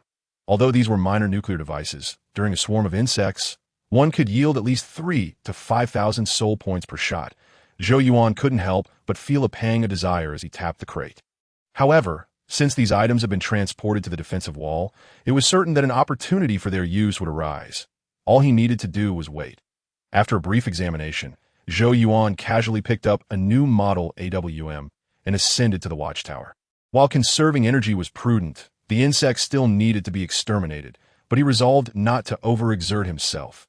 Time flowed like a gentle breeze, and before one could fully appreciate its softness, it had already passed behind them. At 3 a.m, teammate of Group 2 arrived. "Mark, how should we allocate the positions?" Zhou Yuan set down his weapon and promptly sought out the squad leader of teammate. Being a newcomer, he had much to learn from the seasoned veterans. Mark bumped shoulders with Zhou Yuan, grinning as he suggested, "How about we split it evenly? We'll take the central watchtower. I'll take the left. And you take the right." "Okay." Zhou Yuan nodded in agreement. Dividing the defensive zones was indeed a reasonable approach, allowing for a clear distribution of credit and blame. After exchanging a few words, they parted ways to assign positions to their team members. Blake and Johnson were stationed at Tower 4, while Taylor and Martin took Tower 5. The remaining personnel stood guard in place, with Zhou Yuan assuring them that he would promptly notify them of any developments, and they would follow his command without needing to respond. "Understood," the team members replied in unison. "All right, let's get to work." Zhou Yuan nodded and ascended to Tower 3. "Zhou, I heard." Mark, who was already at the watchtower, approached Zhou Yuan with a mischievous grin, placing a hand on his shoulder. "I heard you know many female soldiers from the operations hall?" "Yes. What of it?" Zhou Yuan nodded, feigning ignorance. The army had numerous female soldiers, with the starship unit's women being the most sought after, followed by the communication and medical personnel. Compared to the muscular female infantry, these technical women, who did not focus on physical training, were regarded as goddesses by all male soldiers. "Buddy, you've become quite the celebrity. You reportedly knocked out 5 veterans on the training ground for 2 beautiful communication soldiers, and that story is spreading like wildfire. But that's trivial. The higher-ups 1T care about soldiers fighting over women. What I want to say is, God, women love that kind of thing. They're drawn to tough men. I believe I'm also a tough guy. Perhaps that you could introduce me to a few." Mark winked at Zhou Yuan, wearing a knowing expression. Hearing Mark's words, Zhou Yuan was momentarily taken aback. What a joke. He had merely been teaching a lesson to a bully 2 days prior. How had that transformed into a rivalry over women? He understood that rumors often twisted with time, but this was an absurd exaggeration. If this rumor spread, how could he ever approach the high-quality female soldiers of the Starship unit? "No problem. Leave it to me." After a brief contemplation, Zhou Yuan smiled and patted Mark's shoulder, saying, "In a couple of days, I'll arrange a social gathering. It'll all be up to you then." It was rare for someone of Mark's rank to seek his assistance, so he decided to accept the request first. In due time, he could introduce the few unattainable women to those around him. Garnering some goodwill in return at AS for his reputation being tarnished, it was hardly a significant concern. The content of the rumor was not particularly damaging, and there would be ample opportunities to reverse any negative perceptions. It was not worth losing sleep over. The communication window would open in 1 minute. All units should prepare for battle. Zhou Yuan awaited the hour of 6 with anticipation, and the fortress transitioned into a secondary state of combat readiness, with everyone receiving the news through their headsets. "Team, prepare for battle. Remember my instructions. If I give an order, you need not respond. Execute promptly." Zhou Yuan informed his team while bracing for combat. Mark did the same, continually reminding his men through the headset. His expression grave, clearly aware of the impending insect swarm. As the communication window opened, the insects near Tarsus Fortress became agitated, gathering from mere scattered individuals to swarms of dozens, charging towards the defensive wall. However, this meager scale posed no threat to the wall. Even the electric grid was sufficient to handle them. 10 minutes past 6. The swarm had swelled significantly, transforming from dozens to hundreds and thousands. "They're coming!" Zhou Yuan set down his binoculars and sniper rifle, readying the quad-barreled KPV heavy machine gun. He could see clearly through the scope that the swarms outside were merely the advanced scouts. The main force of insects lay 2 to 3 kilometers away, where they completely dominated the area. Now a sea of insects. The soldier insects resembled mantises, with their sickle-like claws resembling sharp blades.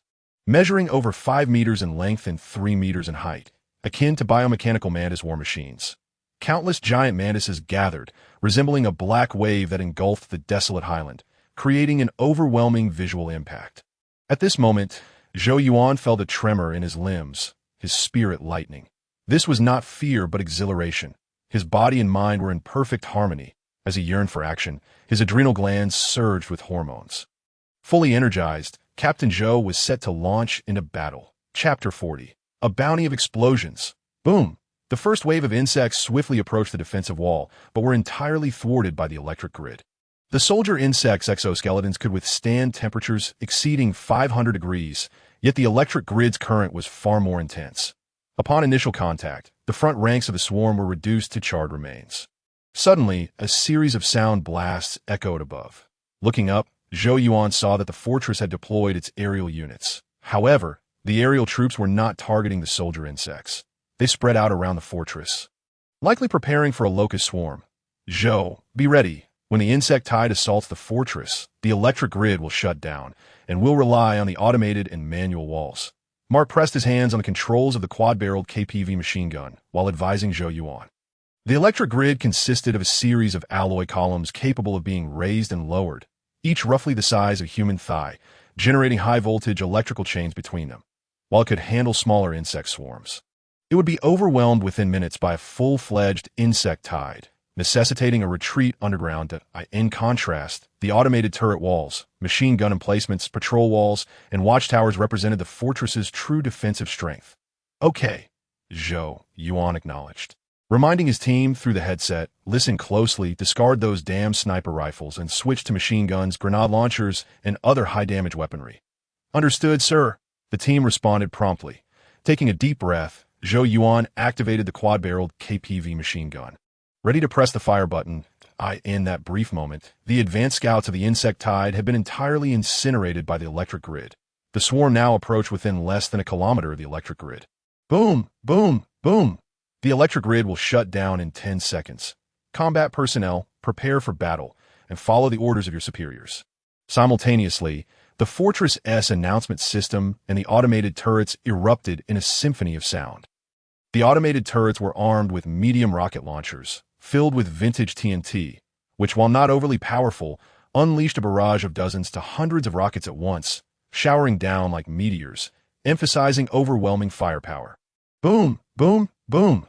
As a volley of rockets was launched, the insect tide suffered severe damage. Flames and shockwaves erupted everywhere, scattering the remains of crushed insects in all directions, creating a stunning spectacle.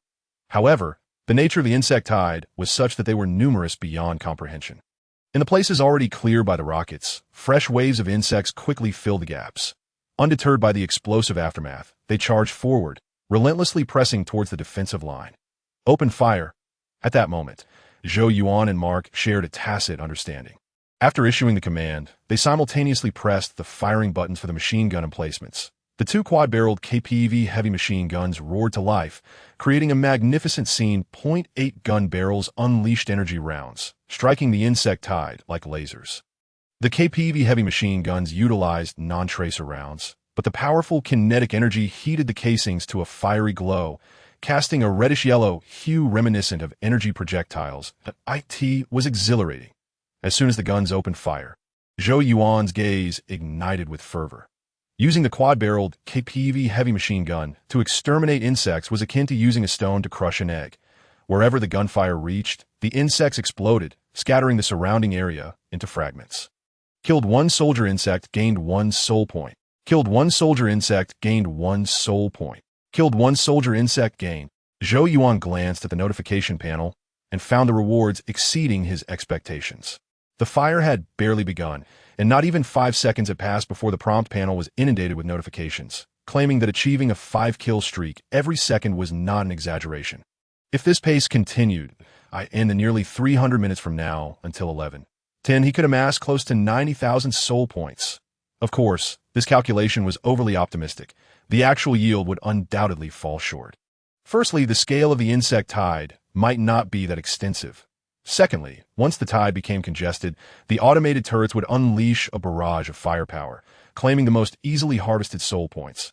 Lastly, the quadruple KPV heavy machine gun could not be used indefinitely. It required intervals of rest, lest the barrel melt within mere minutes.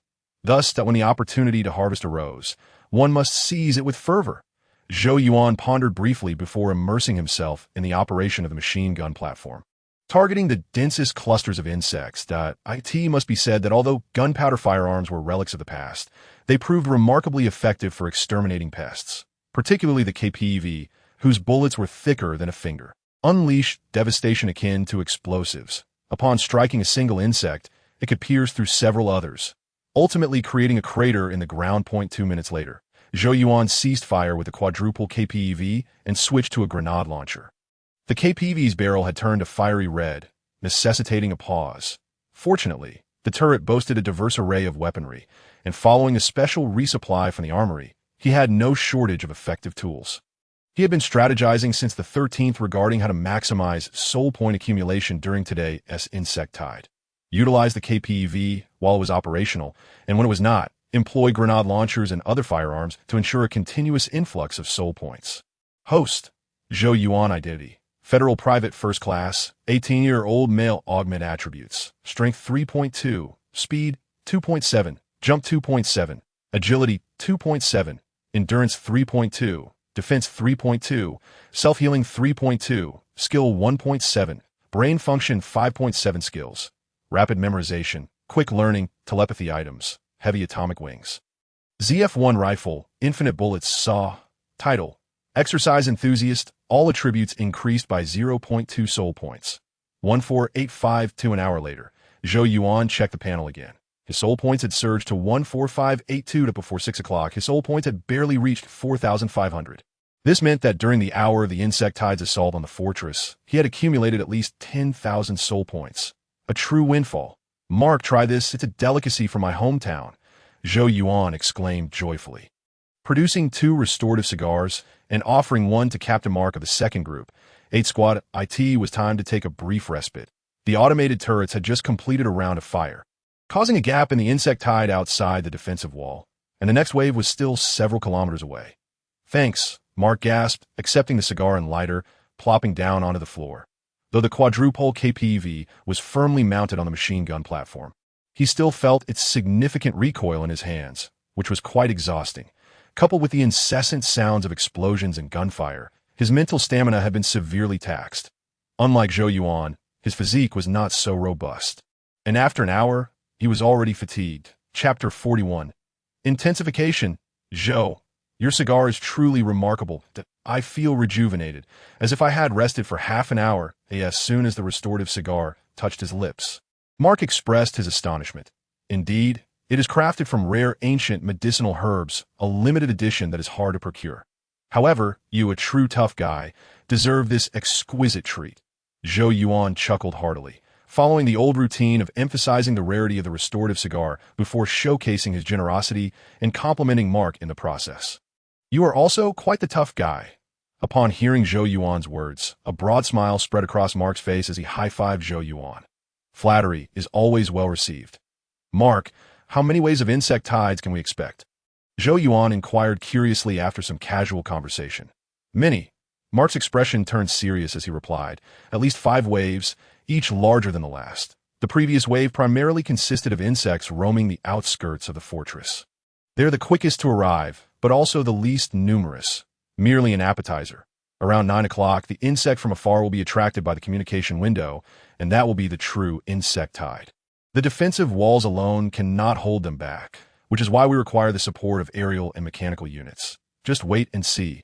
That scene will be unforgettable. Locusts will fill the sky, and soldier insects will blanket the earth, leaving only darkness in sight. I eagerly await it, Zhou Yuan said, narrowing his eyes, excitement bubbling within him. As previously stated, the Tarsus fortress was indeed the correct choice. He had spoken with Rico the day before. Rico and old A were still at the sailor base, training physically and rarely encountering any insects if one were to consider leaving the rookie camp for a battalion. Rico and the others had essentially entered the military district's main unit, starting from basic training. Meanwhile, he had directly joined the reconnaissance company on the border, stepping onto the battlefield from the outset. After a brief 2-minute respite, the second wave of the insect tide arrived. This wave was slightly more substantial than the first, yet still did not qualify as the true tide mark had mentioned. The endless swarm. Zhou Yuan activated the quadruple KPEV once more, reflecting on the statistics previously gathered by the Federation, which indicated that there were approximately 20 million insects on Mars. This figure represented the suppressed population. The Fortress' specialized combat units regularly ventured out to locate and bombard insect tides, as the sand beetles reproduce prolifically, capable of laying thousands of soldier insect eggs at once, without a proactive approach. Mars would have long been overrun by these pests. In the past, some claimed that resistance from any carbon-based life form was futile in the face of technology. However, this assertion does not hold entirely true. Take, for instance, the accursed arachnid species. Their reproduction rate far outstrips that of weapon manufacturing, making extermination an endless endeavor. Even if a Q-bomb capable of stellar destruction were to emerge in the future, it could not eradicate the insect species entirely, for they too possess the ability for interstellar travel. Were it not for humanity as their adversary, the insects would have effortlessly conquered the entire galaxy, reducing all planets to desolation. During the second wave of the insect tide, Zhou Yuan's harvest was significantly diminished, barely reaching half of what he had achieved during the first wave. This was due to the deployment of mechanical units from the fortress.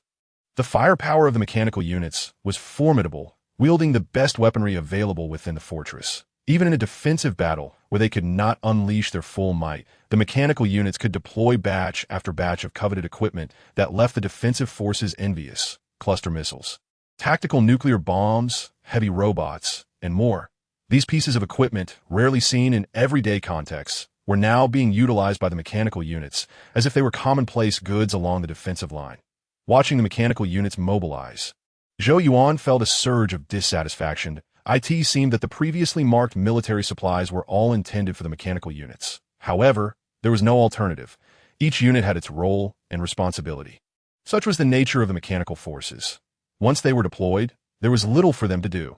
Despite the apparent thrill of their current actions, they only had 3 days a month when the communication window was activated to enjoy themselves.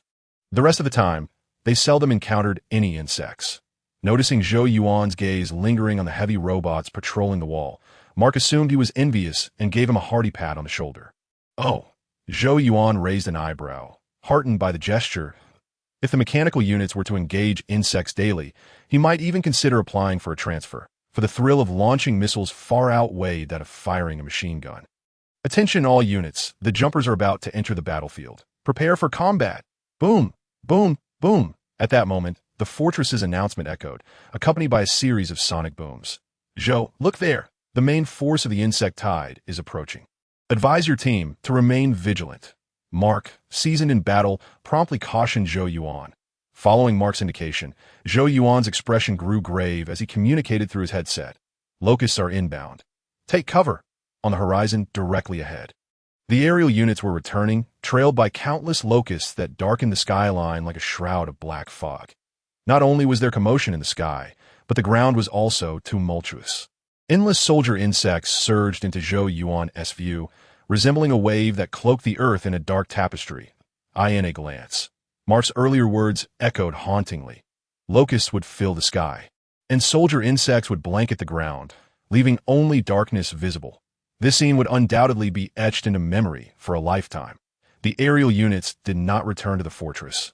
Instead, as they approached the defensive line directly overhead, they executed a maneuver to veer towards the right side of the fortress. Locusts posed a grave threat, so they aimed to divert the swarm.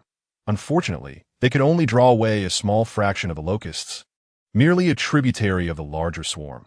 The powerful signal from the large communication window drew the insects inexorably towards the fortress, making it challenging for any other stimuli to divert their attention. Yet, this predicament provided an opportunity for the aerial units. Since the locust swarm was indifferent to them, they could unleash a concentrated assault on the swarm. Missile after missile launched, igniting the dark sky enveloped by locusts. Explosions erupted everywhere, showering the area with falling insect carcasses, creating a spectacle reminiscent of a meteor shower. The aerial units were relentless in their assault, and the defensive forces did not stand idly by. The automated turrets, machine guns, heavy machine guns in the watchtowers, and heavy robots, all equipped with formidable firepower, opened fire simultaneously. It was imperative to prevent the locust swarm from breaching the defense line. Otherwise, it would spell disaster. Locusts are the bane of infantry. If they engaged the foot soldiers, it would be impossible for them to suppress the ground-dwelling pests. Now is the time for tactical maneuvers. Chapter 42. Reluctance to be ordinary. Boom! As these defensive forces held back the locusts, the mechanized troops sprang into action. They activated the missile launchers positioned behind the patrol wall, compensating for the ground defense firepower that had been depleted in the struggle against the swarm. Rows of missile vehicles lifted their compartments, launching missiles skyward. Amidst the thunderous roars, countless missiles ascended, piercing the clouds. In the next moment, the missiles suddenly halted in midair, igniting and plummeting back down, exploding in a cacophony of brilliance. Showering the earth with radiant light. Cluster missiles. Zhou Yuan fixated on the dazzling lights, his gaze ablaze with fervor. Previously, he had believed himself to be sufficiently powerful, strong enough to evade even the tide of insects. However, today he realized he had overestimated himself. Not just he alone as Captain America, but even 1,000 of him would be futile against the locust tide. The only outcome would be total annihilation. With no means to enhance his physicality and the superhuman route temporarily blocked, he needed to explore alternative avenues for power augmentation. The impoverished rely on mutations, while the affluent depend on technology. Judging by his current harvest rate, he could accumulate a minimum of 100,000 soul points each month. Once the higher-tier marketplace unlocked, he would search for single soldier mecha equipment. He must acquire at least one. Only with mecha gear could he ensure his own survival. Boom. While Zhou Yuan contemplated his future plans, the cluster missiles detonated. Hundreds of small missiles rained down from the skies, transforming into an endless sea of brilliance that enveloped the entire locust-infested area. Fiery explosions erupted in succession, obliterating countless insects in the blink of an eye. There were no insect carcasses, no debris from the blasts. Everything within the explosion zone was vaporized by the cluster missiles, leaving only flames visible. Such a weapon mecha could not withstand it. Zhou Yuan's heart raced, saliva nearly dripping from his lips. Witnessing the spectacle, he began to formulate preliminary thoughts regarding his future plans. Just then, the battlefield dynamics shifted once more. The fortress's anti-air capabilities remained insufficient, unable to intercept the vast locust swarm entirely outside the defense line. Numerous stragglers slipped through, buzzing and flapping like moths drawn to a flame. Relentlessly assaulting the patrol wall, attempting to claim a few heads. Caution, locusts! The onslaught was swift and brutal. In the initial wave of attack, several soldiers were decapitated before they could react. Zhou Yuan was currently operating the quad-mounted KPV heavy machine gun, unable even to monitor the status of the observers. Merely repeating warnings through his headset, he felt that his earlier assumptions had been somewhat naive. All his grand ambitions were mere fantasies. In the face of such a colossal insect tide, he was merely an inconsequential pawn. Once the locusts entered the fray, the situation stagnated. Due to the extreme danger posed by the locusts, nearly half of the defensive firepower had to be diverted to suppress them, significantly alleviating the pressure on the soldier insect swarm. Fortunately, the mechanized forces were well equipped, with an array of large-scale destructive weapons at their disposal. Otherwise, the soldier insect swarm would have overwhelmed the defense line at this point.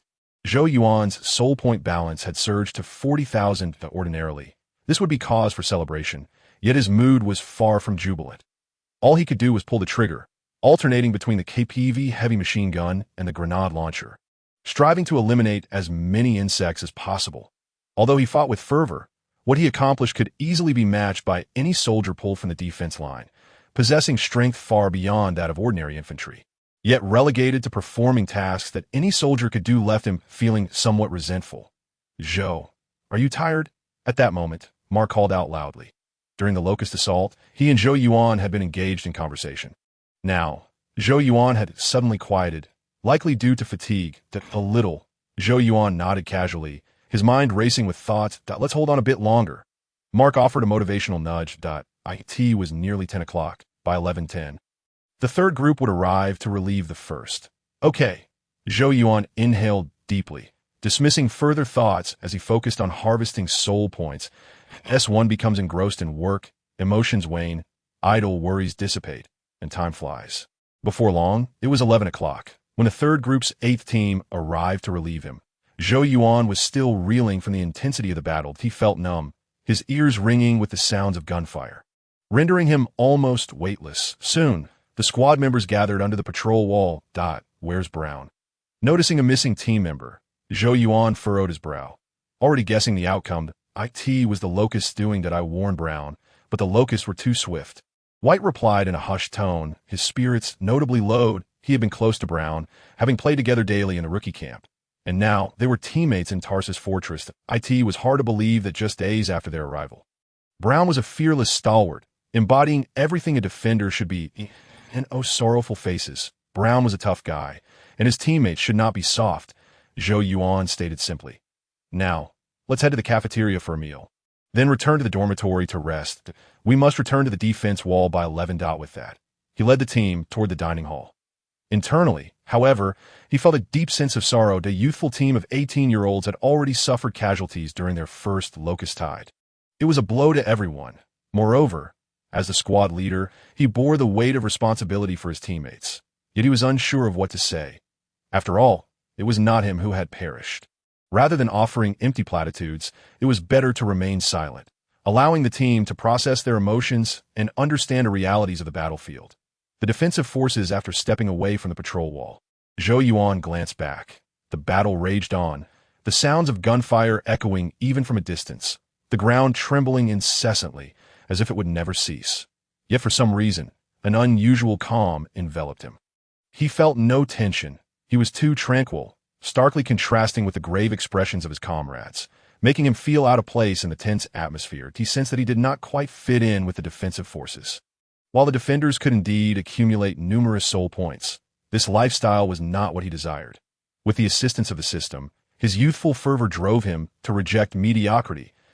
He longed to venture into realms where he could fully unleash his capabilities, where adrenaline surged and where others dared not tread. Even if this meant a slower accumulation of soul points or the risk of death, perhaps he was an individual who revered personal heroism. Chapter 43. Harvest Review. Host. Zhou Yuan Identity. Federal Private First Class. 18-year. Old male enhancer attributes. Strength 3.2. Speed 2.7. Jump 2.7. Agility 2.7. Endurance 3.2. Defense 3.2. Self-healing 3.2. Skill 1.7. Brain function 5.7 skills. Rapid memory, rapid learning, telepathy items. Heavy atomic flight, wingsuit. ZF-1 rifle, infinite bullets saw. Title. Fitness enthusiast, all attributes 0.2. Soul points. 55,611 during mealtime. Zhou Yuan finally found the opportunity to assess his gains. 55,611. When he last left the defense wall yesterday, he had only 3,753 soul points. 55, 611, 3,753, 51, 858. In just 12 hours, he had amassed nearly 52,000 soul points, a staggering growth rate. If this trend continues, with 3 locust tides each month, he could garner at least 150,000 soul points. With 27 days remaining, if he averages 2,000 soul points daily, that would add at least another 54,000 soul points. Combined, his monthly earnings would exceed 200,000. This was all thanks to the locusts, which yielded 3 times the soul points compared to soldier insects, granting 3 soul points per kill. Not to mention, more than 200,000 would be insignificant. Ultimately, satisfaction reigned supreme. The defensive forces are not suited for me. After a moment's reflection, Zhou Yuan shook his head with a smile. Rather than remaining with the defensive forces, he preferred to transition to special operations. However, Tarsus Fortress is a frontline stronghold. Entry into special operations is not a matter of mere desire, so he would need to seek opportunities gradually. After reviewing his soul point balance, he turned his attention to the achievement panel. Today, following the locust onslaught, he had activated several achievements, such as Sweep, Insect Hunter, Valiant and Fearless, and Wealthy, all related to exterminating insects or soul points. Among them, the most challenging to attain was Bloodthirsty Maniac, which required the elimination of 10,000 soldier insects, rewarding the title of Bloodthirsty. This title was formidable, providing a boost of 0.5 to strength, speed, jump, and self-healing. Although it leaned toward specialization, he found it quite appealing. The enhancements to these 4 attributes, especially the first 3, which represented explosive power, and the last one, which signified survival capability, were perfectly tailored to his needs. Host, Zhou Yuan identity, Federal Private First Class, 18-year, old male, enhanced human attributes, strength 3.5, speed 3, jump 3, agility 2.5, stamina 3, defense 3. Self-healing 3.5, skill 1.5, brain function 5.5 skills, rapid memory, rapid learning, telepathy items, heavy atomic wingsuit, ZF-1 rifle, infinite bullets saw. Title, bloodthirsty increases strength 0.5, speed 0.5, jump 0.5, self-healing 0.5 soul points, 55611 after equipping the new title. Zhou Yuan noticed that the attribute panel appeared much neater, which was pleasing to the eye. Following this, once he organized the panel, Zhou Yuan contemplated for a moment before accessing the store. Previously, during the extermination of pests, the system had emitted several notification sounds, but he had been too occupied to investigate at the time. Upon reflection, it seemed the system had indicated a new section had opened in the store. Sure enough, upon inspection, he found that a product area priced from 10,000 to 1 million soul points had been unlocked. How delightful! After scanning the offerings, Zhou Yuan's eyes lit up. This second-level store section was filled with excellent items. The variety so vast that he could not possibly peruse them all in a short time. The more affordable options included the ZF-1 multifunctional automatic rifle, with a magazine containing 3,000 rounds. The pricier items featured combat robots, exosuits, energy cannons, and other weapons, everything associated with the concept of the future. Items like Super Soldier Serum and miniature plasma spark devices, which he had previously obtained, were also available in this store section. This was excellent news that in the future, once he amassed sufficient wealth and established his own unit, he could even consider forming a super combat squad. For instance, equipping each member with a Super Soldier Serum and an exosuit. As for the present, he could indulge in daydreams for now. Just like before, the store always seemed to present items that he couldn't afford, while those within his budget were of little interest. Truly a conundrum. There's even restorative cigars? He should acquire some. Zhou Yuan browsed through dozens of product pages, initially intending to exit the store to focus on dining, when he suddenly spotted the restorative cigars. Available only as single units, there were no replenishable cigar boxes. However, the price was quite reasonable at 50 soul points apiece. This price was entirely acceptable to him. Purchasing over 100 was not an issue, as he could easily recover thousands of soul points in just a couple of days. After a moment's thought, Zhou Yuan decided to purchase 60 units. He was not buying them for personal use, as he still had over 40 left, enough to last for a while. Primarily, he intended to give them as gifts, as many squad leaders in his group desired restorative cigars, which would serve as excellent favors. He couldn't neglect the squad leaders and captain either. When delivering the cigars, he could casually inquire about the Special Operations Unit. Ideally, he would be able to transfer directly. After a hearty meal, Zhou Yuan returned to the dormitory with his teammates. The dorm was filled with a lively atmosphere, though this liveliness was characterized by snoring. The sounds varied from that of chiseling to drilling, intertwining to create a cacophony reminiscent of a construction site. However, this was to be expected. After 7 hours of night patrol and 5 hours of repelling the insectoid, the entire squad was thoroughly exhausted. Many had skipped dinner, dashing straight to the dormitory and succumbing to slumber early. Zhou Yuan stretched, kicked off his shoes, and lay on the bed. Indeed, the insectoid had been exhausting. Even he felt drained of energy, let alone the others. Host, Zhou Yuan identity, Federal Private First Class.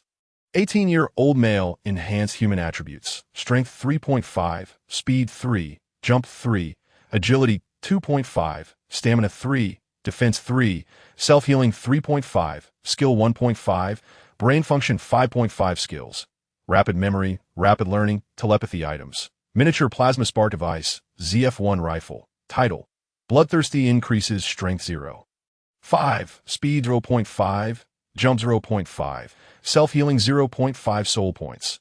52611. After resting for a short while on the bed, Zhou Yuan opened his personal panel. This was his habit, whenever he had a moment of idleness. He enjoyed checking his soul point balance and contemplating future plans. Rather than saving soul points, he preferred to convert them into power. Furthermore, the third-level store section ranged from 1 million to 1 billion soul points. Accumulating 1 million was no simple feat, and he could not abstain from purchasing items for 5 or 6 months on end. Alas, the truth of his poverty, as Zhou Yuan scrolled through the store. He sighed. Converting soul points into power was not a straightforward endeavor, as there were far too few items that he could afford and that suited his needs. What's this? Gene Evolution Liquid. Just as he was growing weary of browsing the store and preparing to sleep, a highly enticing name caught his eye. Chapter 44. Gene Evolution Liquid? Gene Evolution Liquid. Upon injection, it awakens the dormant life factors within the body, activating biological energy treasures and breaking through one's life limits. The introduction was concise, comprising merely a single sentence. Yet, that brief sentence nearly made Zhou Yuan's eyes bulge in astonishment. This product was easily comprehensible. It could be described as a top-tier version of the Super Soldier Serum. If the Super Soldier Serum enhanced all physical capabilities of a user, allowing them to reach the limits of human potential, then the Gene Evolution Liquid could enable one to surpass those limits entirely, transforming into a being of a significantly higher order, a true superhuman, far superior to enhanced humans that a marvelous treasure indeed. Zhou Yuan licked his lips, his heart racing with excitement. The price of Gene Evolution Liquid was 800,000 soul points. Although steep, it remained within his means, as with diligent saving over several months, he could afford it. The emergence of Gene Evolution Liquid had illuminated a path for him, transforming aimless wandering into an anticipated voyage. Let us go. After scrutinizing the description of Gene Evolution Liquid several times to ensure he had not misread, Zhou Yuan contentedly closed his eyes and gradually drifted into slumber. He needed to rest up for the evening's pest extermination. At 8 o'clock that evening, Zhou Yuan awoke from his slumber. He had enjoyed over 8 hours of deep sleep. Awakening refreshed, feeling as if his soul had been elevated. Upon opening his eyes, Zhou Yuan immediately accessed his work tablet. How foolish of him. Having scrolled for only a brief moment, Zhou Yuan set the tablet down. Chuckling to himself, he had left the defense line at 11:10. Even if he returned to the dormitory then, he could clearly hear the sounds of gunfire from outside. He had briefly speculated that the insectoid might last into the night. However, as it turned out, he had overestimated the situation. The insectoid had concluded long before, finishing shortly after 14:00. The next encounter with the insectoid would not occur until the 25th. There would be no physical training today. With 3 hours to spare, he decided to deliver gifts first. Leaning against the headboard for a moment, Zhou Yuan opened his suitcase and retrieved a stack of yellow paper. This was what he had brought back from the dining hall that morning, perfect for wrapping the cigars. In no time, for paper packages took shape. The largest package contained 20 restorative cigars, while the 3 smaller ones held 10 each, destined for the squad leader and 3 group leaders. As a member of the first group, he was not particularly familiar with the leaders of the second and third groups, so he technically didn't need to bring them gifts. However, in the absence of an insectoid, the group leaders and squad leaders were not required to man the defense walls. This time, the 4 commanders of the third squad were likely in the work hall or entertainment area. Once he arrived, he couldn't simply deliver gifts to 2 of them. As for his fellow squad leaders, he could just hand out a few cigars each. He still had over 50 left on hand. Once prepared, Zhou Yuan tucked the 3 yellow paper packages under his arm and left the dormitory. He first inquired around the work hall and learned from the staff that the 4 commanders of the third squad were in the entertainment area, prompting him to change his course. The fort's entertainment areas were plentiful, generally categorized into exclusive and public entertainment zones, each with various designations corresponding to units, officers, and soldiers. He was headed to the exclusive entertainment area for the officers of the third squad. Although a private's access was typically insufficient, as a squad leader, he could gain entry with a simple registration. Before long, Zhou Yuan found his targets. Squad leader Campbell, group leader Turner, group leader Arthur, and group leader Carter were gathered together playing cards. "Hey, look who's here, my versatile soldier." Upon noticing Zhou Yuan's arrival, Turner excitedly waved his hand, exchanging a smug glance with Arthur and Carter. He had every reason to be proud. All 3 combat groups had recently received a batch of new recruits, fresh out of boot camp. Yet he had encountered a particularly capable recruit, prompting envy from the leaders of the second and third groups, who wished they had such luck. After all, who wouldn't want strong soldiers under their command? "Good day, officers," Zhou Yuan greeted with a smile, then proceeded to present the gifts he had prepared. Gentlemen, these are cigars made from rare ancient medicinal herbs, effective for restoring energy and vitality. My cousin just sent me a batch.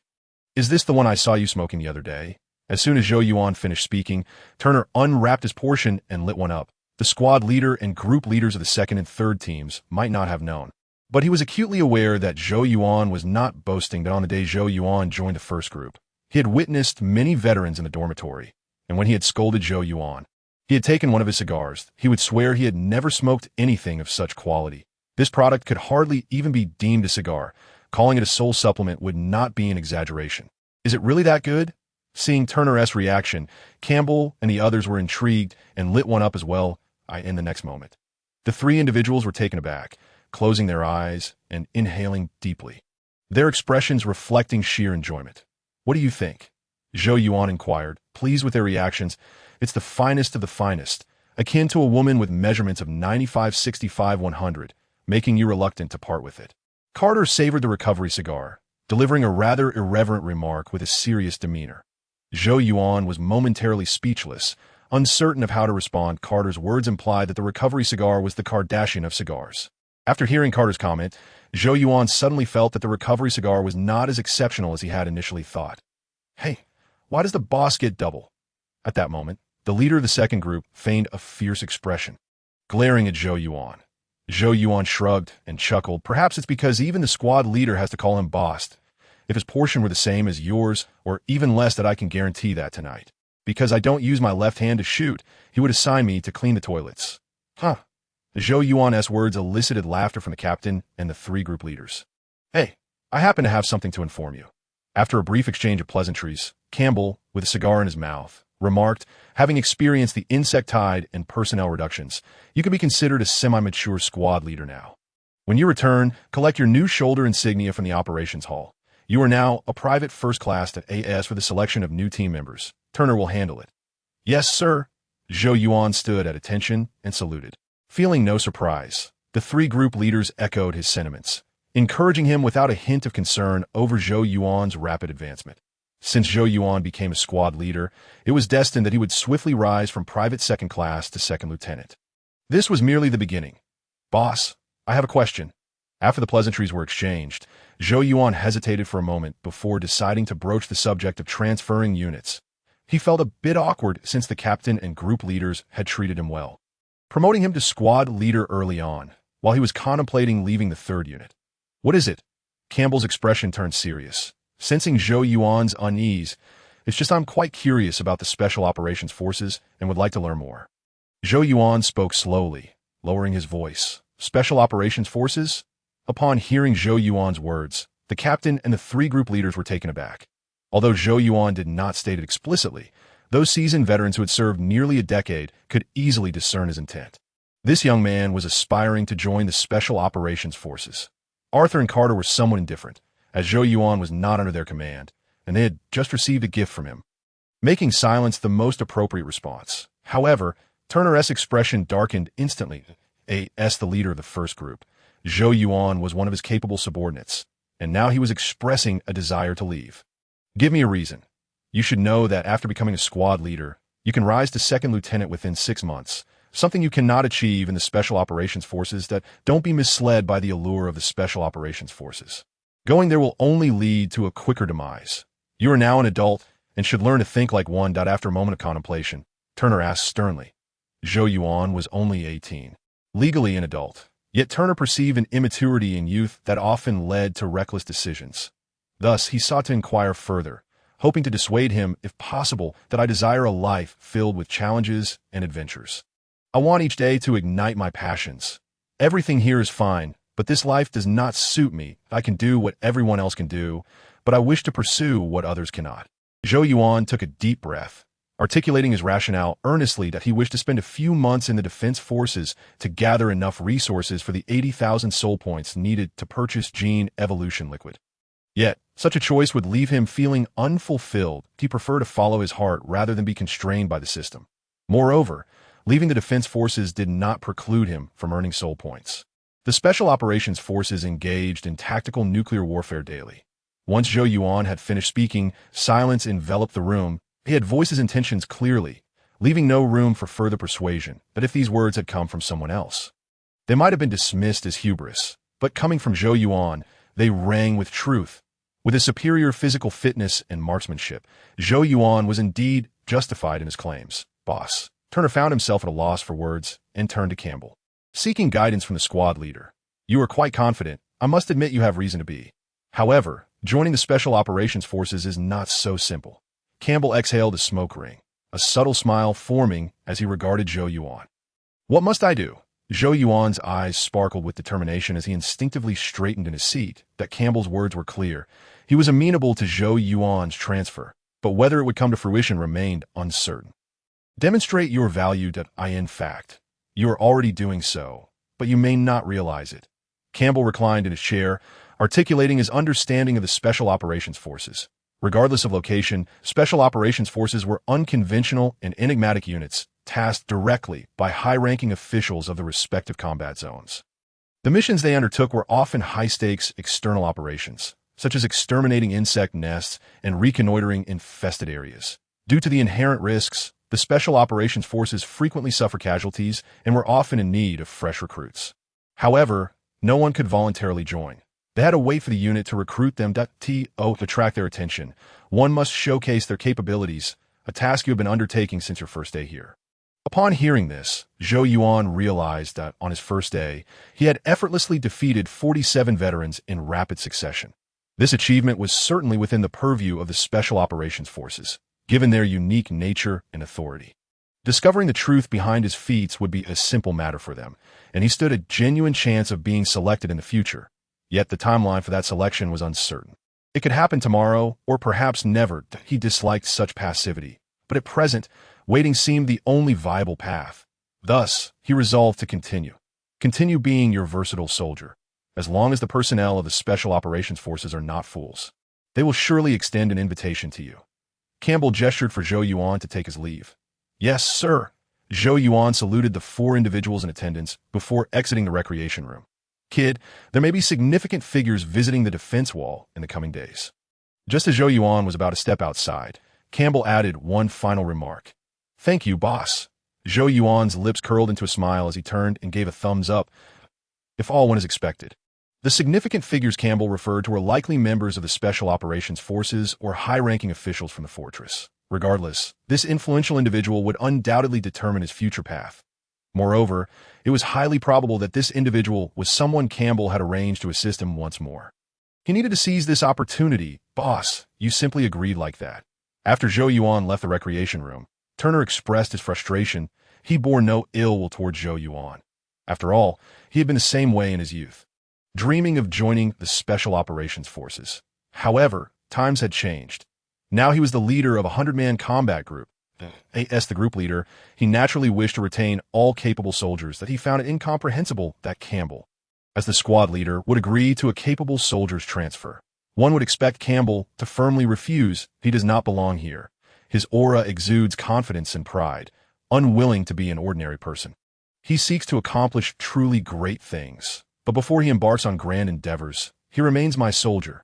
Did you not hear him call me boss, just like he did? Take care of the rookies. That is the responsibility of a leader. I hope this will be your last lesson. Campbell set down his cigar, resting his chin on his crossed hands, his tone remarkably calm. Cool. The 3 group leaders were momentarily stunned, their admiration for Campbell growing. Perhaps this was what it meant to be a true man. Chapter 46. Significant figures? A bunch of rookies, observing the awe in the eyes of his 3 capable subordinates. Campbell took another puff of his cigar, his calm demeanor concealing a whirlwind of thoughts. Zhou Yuan was remarkably mature, distinct from other newcomers. Decisions made by such a man were not easily swayed by mere persuasion. Moreover, what he had said was accurate. The Special Operations Forces monitored every unit, paying attention to every outstanding soldier. Zhou Yuan had already caught the attention of the Special Operations Forces, and just yesterday, an old acquaintance inquired about Zhou Yuan's character and details. Rather than engage in futile refusals, it was wiser to extend a favor. Perhaps in a few years, when he encountered a bottleneck, Zhou Yuan would possess the capability to assist him. Meanwhile, Zhou Yuan received his new shoulder insignia, updated his personal information, and returned to the dormitory feeling invigorated. This trip had proven fortuitous. Not only had he been promoted to private first class, but he also secured an opportunity to transfer units. He had to thank Campbell. He never expected Campbell to be so accommodating that if he were a squad leader and had excellent soldiers wanted to leave, he would undoubtedly try to persuade them to stay. Yet Campbell not only refrained from stopping him, but also utilized personal connections to assist him, truly owing Campbell a favor. "Zhou, have you been chasing after girls again?" asked Moore from the adjacent bunk. Curiosity piqued by Zhou Yuan's beaming smile. Moore was the very soldier who had caused Zhou Yuan trouble on his first day, only to be thoroughly beaten by him. However, as grievances were aired, days passed, and he and Zhou Yuan developed a relatively amicable relationship, occasionally playing cards together to know something better. "I resolved a troublesome matter that was driving me insane," Zhou Yuan replied with a smile, discreetly tossing a restorative cigar to Moore. He harbored a psychological issue akin to obsessive-compulsive disorder. As long as an issue remained unresolved or unsatisfactorily handled, it would haunt him persistently. Yet once a problem was settled, he felt an immense sense of relief. As if a weight had been lifted. That was precisely how he felt now, extraordinarily relaxed. "All right, that definitely calls for a celebration, but alas, we cannot drink. Otherwise, I would treat you to a grand feast," Moore remarked, placing the cigar behind his ear and smacking his lips. It was exceedingly difficult to enjoy a drink in the military. If given the chance, he would even be willing to pay double the federal currency for alcohol. "There will be opportunities," Zhou Yuan chuckled, leaning against the headboard. He did have several boxes of fine liquor stashed within his variable string ring, but unlike cigars, alcohol was strictly prohibited in the military. It was permissible to indulge privately, but absolutely forbidden to share. Doing so would harm both oneself and others. Zhou Yuan remained in the dormitory until 10 o'clock, once all the team members were up.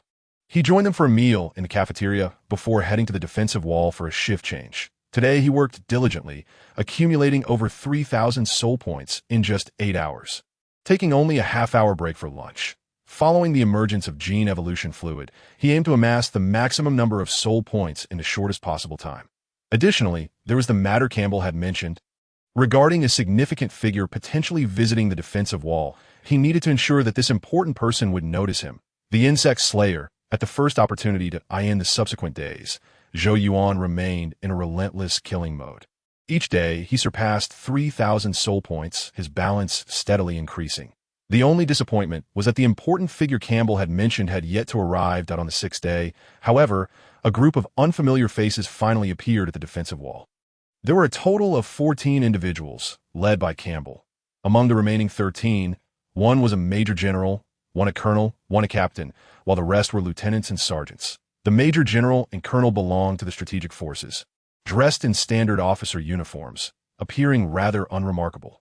However, the 11 individuals following them, led by the captain, were all members of the mobile forces, armed with exceptionally unique equipment. They donned space armor, designed for combat in a vacuum, enveloping them completely. The combat suits were predominantly black, adorned with a skeletal design that made them appear as walking skeletons in the darkness. That if Zhou Yuan were to see this gear, he would immediately recognize it as belonging to the Special Operations Forces. Only the Special Operations Forces within the mobile unit had the authority to commission unconventional armaments from the Armaments Department. Clearly, this group was the important figures Campbell had referred to and held key significance in Zhou Yuan's transition to the Special Operations Forces. However, in order to surpass 70,000 soul points, Zhou Yuan was currently engrossed in exterminating insects, completely oblivious to the situation at the stairs of the defensive wall. "General, that's Zhou, my strongest soldier," Campbell pointed out. Approximately 20 meters away, to the Major General. The Major General scrutinized Zhou Yuan through binoculars, his expression somewhat surprised. "Campbell, I hope you're not deceiving me. Are you certain this little fellow can take down 47 soldiers in 5 minutes?" At first glance, Zhou Yuan did not appear particularly imposing. His handsome countenance made him resemble an idle actor rather than a formidable character. "I have witnessed it with my own eyes. He is akin to a human weapon. No one can stand in his way. He can not only defeat 47 soldiers in 5 minutes, but can also slay 2,000 soldier insects in 8 hours, Campbell asserted, nodding seriously. "Human weapon?" Upon hearing this, the Major General's interest was piqued. "Bring him over. I wish to see his capabilities." "Yes, sir," Campbell replied, descending the watchtower to summon Zhou Yuan. Finally, the moment had arrived, as Zhou Yuan stepped down from the tower. He took several deep breaths to compose himself. Campbell had quietly informed him that the opportunity to join the Special Operations Forces was at hand, and he needed to seize it, sir. Zhou Yuan approached the Major General's team and saluted earnestly. Unaware of the general's name, he adhered to military decorum, addressing him simply as sir while saluting at ease. Noticing Zhou Yuan's spirited demeanor, the Major General nodded slightly. While inspecting the defensive line, I heard from Campbell that there's a hotshot in his squad who took down 47 veterans on the day of reporting. Private First Class, are you that hotshot? Indeed, sir, Zhou Yuan replied calmly, undeterred by the Major General's characterization. This Major General was Joe Angus, the chief strategist of the Special Operations Forces at Tarsus Fortress, in simpler terms. He was the commanding officer of the Special Forces, responsible for issuing orders for all missions undertaken by the Special Operations units. An absolute heavyweight. Very well, you possess quite a bit of courage. Campbell informed me that you believe you are qualified to join the Special Operations Forces. Is that correct? Angus continued to inquire. Yes, sir. Zhou Yuan responded resolutely, his gaze firm. It seems you possess not only courage but also confidence. Angus slightly turned his head to address the captain behind him. Bark, he is your responsibility now. The captain nodded and stepped forward to Zhou Yuan. Allow me to introduce myself. I am Bayard Bark, the captain of the Hunter Operation Team at Tarsus Fortress. I have heard much about your prowess, but I do not wish to rely solely on hearsay. I wish to see just how capable you truly are. Come, let me assess your qualifications for joining the Special Operations Forces. With that, Bark removed his skeletal pattern combat helmet and temporarily handed his weapon to a nearby team member. He was the captain of a 100-man Special Operations unit. The reason for his presence today was twofold: to serve as Angus's guard and to evaluate Zhou Yuan. Having known Campbell since their days in basic training, their relationship was exceptionally close. Thus, when Campbell mentioned he had a versatile soldier, Bark did not doubt his words for a moment and felt compelled to investigate, as his unit had several vacant positions. Yes, sir. Zhou Yuan stepped back a few paces. Adopting a fighting stance. Here we go again, another round of social maneuvering. This scene reminded him of his first day in basic training. How could these damn leaders allow themselves to be defeated by him in front of everyone? The Major General also dispersed his men, clearing a space on the defensive wall for Zhou Yuan and Bark to engage. They were all eager to witness the outcome. Campbell believed Zhou Yuan would win, while the others leaned toward Bark emerging victorious. Yet despite their opinions, none dared assert a definite outcome, as they had repeatedly confirmed Zhou Yuan's feat of defeating 47 soldiers. It was undeniably true. Regrettably, Campbell had deleted the surveillance footage of that day, fearing it would become too widely known and lead to Zhou Yuan receiving punishment. Bark was no slouch either. He had fought his way through swarms of insects, having encountered more creatures than most soldiers had ever seen. This was to be a battle rife with suspense and intrigue. Come on, Bark said, taking a few steps forward and beckoning Zhou Yuan with his hand. Campbell had mentioned that Zhou Yuan's resilience and strength were extraordinary. In a direct confrontation, Bark was certain he could not match him, and thus he needed to rely on technique to secure victory. All right, Zhou Yuan responded without hesitation, clenching his fist as he charged forward. Just as he was about to throw a punch, he abruptly stepped forward, feinting at Bark before executing a spinning kick. Bang! Bark failed to evade, raising his arms to block. The moment Zhou Yuan's left foot collided with his arms. Bark's expression changed instantly. He felt as if a truck had slammed into him, propelling him back several steps and nearly causing him to fall. What immense strength! Bark steadied himself, shaking off his slightly trembling arms. He was certain that had he taken another hit like that, his arm bones would surely fracture. Just from that single move, he realized he was not Zhou Yuan's match. Zhou Yuan's physical prowess was astonishingly formidable. The onlookers, led by Angus, were equally stunned. A mere rookie, barely out of basic training for less than half a month, had managed to repel the captain of a special operations unit with a single kick. Did you all see that?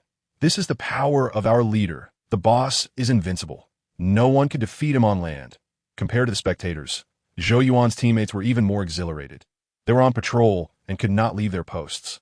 But they could communicate through their earpieces, with Zhou Yuan's top subordinate, James, shouting the loudest. What a special forces captain. He was still being soundly beaten by their leader. At this moment, they were still unaware that their leader would soon depart from them. The scene shifted back to Zhou Yuan and Buck. After gaining the upper hand with a single strike, Zhou Yuan did not afford Buck much time to react. He moved with the grace of shadow, adhering to Buck with relentless force, delivering a flurry of powerful punches and kicks that swiftly subdued Buck. Although he did not defeat Buck outright, it was evident to all that Buck was destined to lose.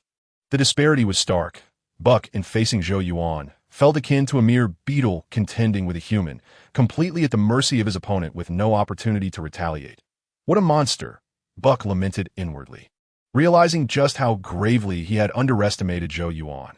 Zhou Yuan's physical prowess was formidable, akin to that of a mature bull, making it impossible for an ordinary person to withstand even a single blow from him. The only solace Buck found was in Zhou Yuan's youth. At just 18, he still exhibited a degree of naivety in his fighting techniques, allowing Buck to endure without being completely overwhelmed. Were Zhou Yuan to possess Buck's seasoned fighting skills, he would likely have been toppled within 3 rounds. Campbell, this lad is indeed remarkable. However, he still had work to do that night, and wished not to add to Zhou Yuan's burdens. Observing Buck increasingly retreating, utterly incapable of mounting a defense, Angus nodded in satisfaction. Excellent. As the chief strategist of the Tarsus Fortress Special Operations Unit, he welcomed such exceptional soldiers into the fold. With greater ability comes greater responsibility. The defense unit, which seldom undertook missions, did not necessitate soldiers of such extraordinary physical caliber. Zhou, cease. Campbell immediately understood, signaling Zhou Yuan to halt. Even without Angus's directive, he intended to call an end to the bout. He could not allow his good brother to be bested by a novice. Yes, sir. Zhou Yuan promptly stopped and stepped aside, feeling pleased with his performance. Throughout the encounter, he had maintained the upper hand against Buck. While he had not completely vanquished him, he had certainly showcased his strength and talent. For the remainder of the time, Zhou Yuan did not engage in conversation with Angus. Angus took Buck and Campbell aside, speaking in hushed tones that Zhou Yuan could not fully discern, though he caught fragments of words like fair, I want, and qualifications. Nonetheless, he noticed Buck casting several glances in his direction, indicating a decision to accept him. 2 minutes later, Angus and the others proceeded to the 9th Squad's garrison, still guided by Campbell, though Buck remained behind for reasons unbeknownst to him. Did you give it your all? Buck inquired hesitantly as he followed Zhou Yuan up the watchtower. After the bout, he realized that Zhou Yuan had likely been holding back. With such explosive physical attributes and speed during his attacks that left Buck unable to comprehend, how could he have consistently blocked each strike? Damn, you truly are a monster. I feel much better now, Buck remarked, sensing Zhou Yuan's hesitation as he rubbed his nose. Instantly understanding the answer, he sighed heavily and patted Zhou Yuan on the shoulder, saying, for a normal exceptional soldier, rising from private to second lieutenant typically takes about 3 years, even with the chance to enter officer training that I took 2 years, but you accomplished it in just 11 days. What? Zhou Yuan's mouth fell open, momentarily stunned by Buck's revelation. You heard correctly. You will soon be a second lieutenant. Buck laughed heartily. Seeing Zhou Yuan's astonished expression, he finally perceived him as a typical young man rather than the cold, robotic figure he had been earlier. You're Campbell's squad leader, so you would naturally rise to second lieutenant in a short time. This is merely an advancement ahead of schedule. Thank General Anders, who deemed you eligible to activate the Nova Clause, using the chief strategist's authority to eliminate your qualification cooldown. However, do not celebrate too soon. Ascending further will not be so simple, and you may very well meet your demise along the way. When can I report in? Zhou Yuan asked, momentarily stunned before suppressing his joy and inquiring expectantly. The notion of an immediate promotion sounded exaggerated, yet it had occurred countless times within the federal forces. Without delving into distant examples, take old classmate Rico. For instance, in the original storyline, Rico's first battle left him gravely injured on the battlefield. Fortuitously, he encountered the old Professor Zarek, who led a rescue for Rico, allowing him to join Zarek's hard-hitting squad.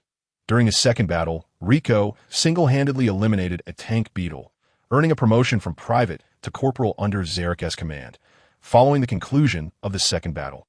With Zarek's death, Rico soared from corporal to lieutenant, becoming the new commander of the hard-hitting squad. Although assistance from Carl played a role, Rico's elevation was rooted in his accomplishments. Otherwise, the troops would not have followed him. Nor would the strategic department have sanctioned his rise. One could only say that opportunities abound. Securing a top position in a military competition, breaking training records, and demonstrating excellence on the battlefield could all pave the way for rapid advancement. Recently, a group was dispatched to rescue a major general from the strategic department. Had they succeeded, Turner would not merely be a lieutenant, and Campbell would have saluted him. He recalled that in the future, the Starship forces would witness the emergence of a true monster.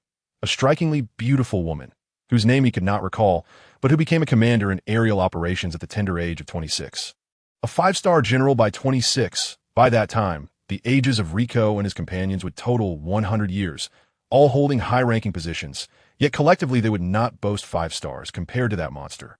His rapid ascent from private to second lieutenant paled in significance, merely a testament to not being inept. More than the rank of second lieutenant, he yearned to join the Special Operations Unit. That is beyond my jurisdiction. It depends on when the Strategic Department approves it, but it should be within a few days, given it is General Angus S. command. Buck shrugged, exclaiming, "Okay."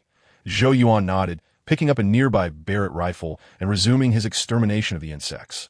A few days of waiting was manageable, especially since it was already the 21st, with the fortress scheduled to reopen communication windows on the 25th. Inviting another wave of insect, IT would be perfect if he could take down some more before joining the Special Operations Unit. What a monster! As Zhou Yuan began his work, Buck chose to remain nearby and observe.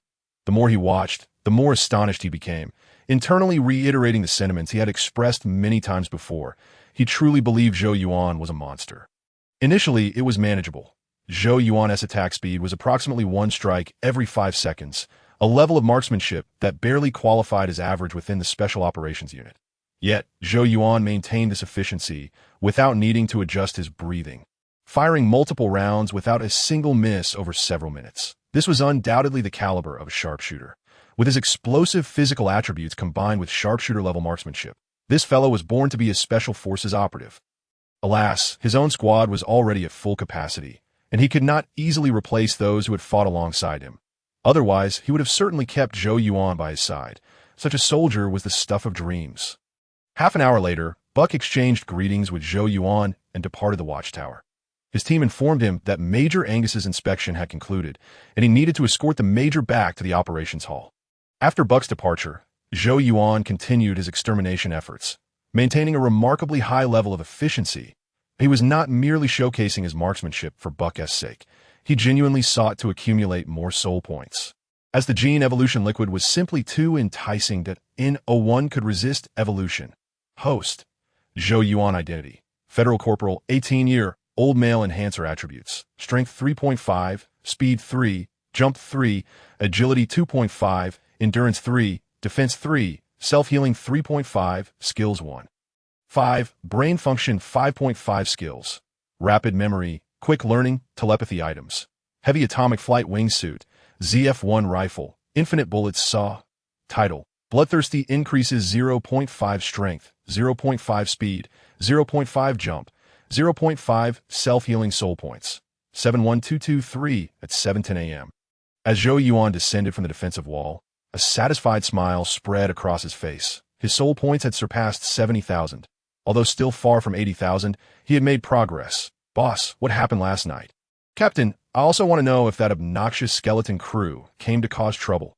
Before Zhou Yuan could examine the panel any further, his team buzzed with inquiries. They'd caught wind of last night's events, where personnel from the Special Operations Unit had arrived, and an officer had fought Zhou Yuan, ultimately losing.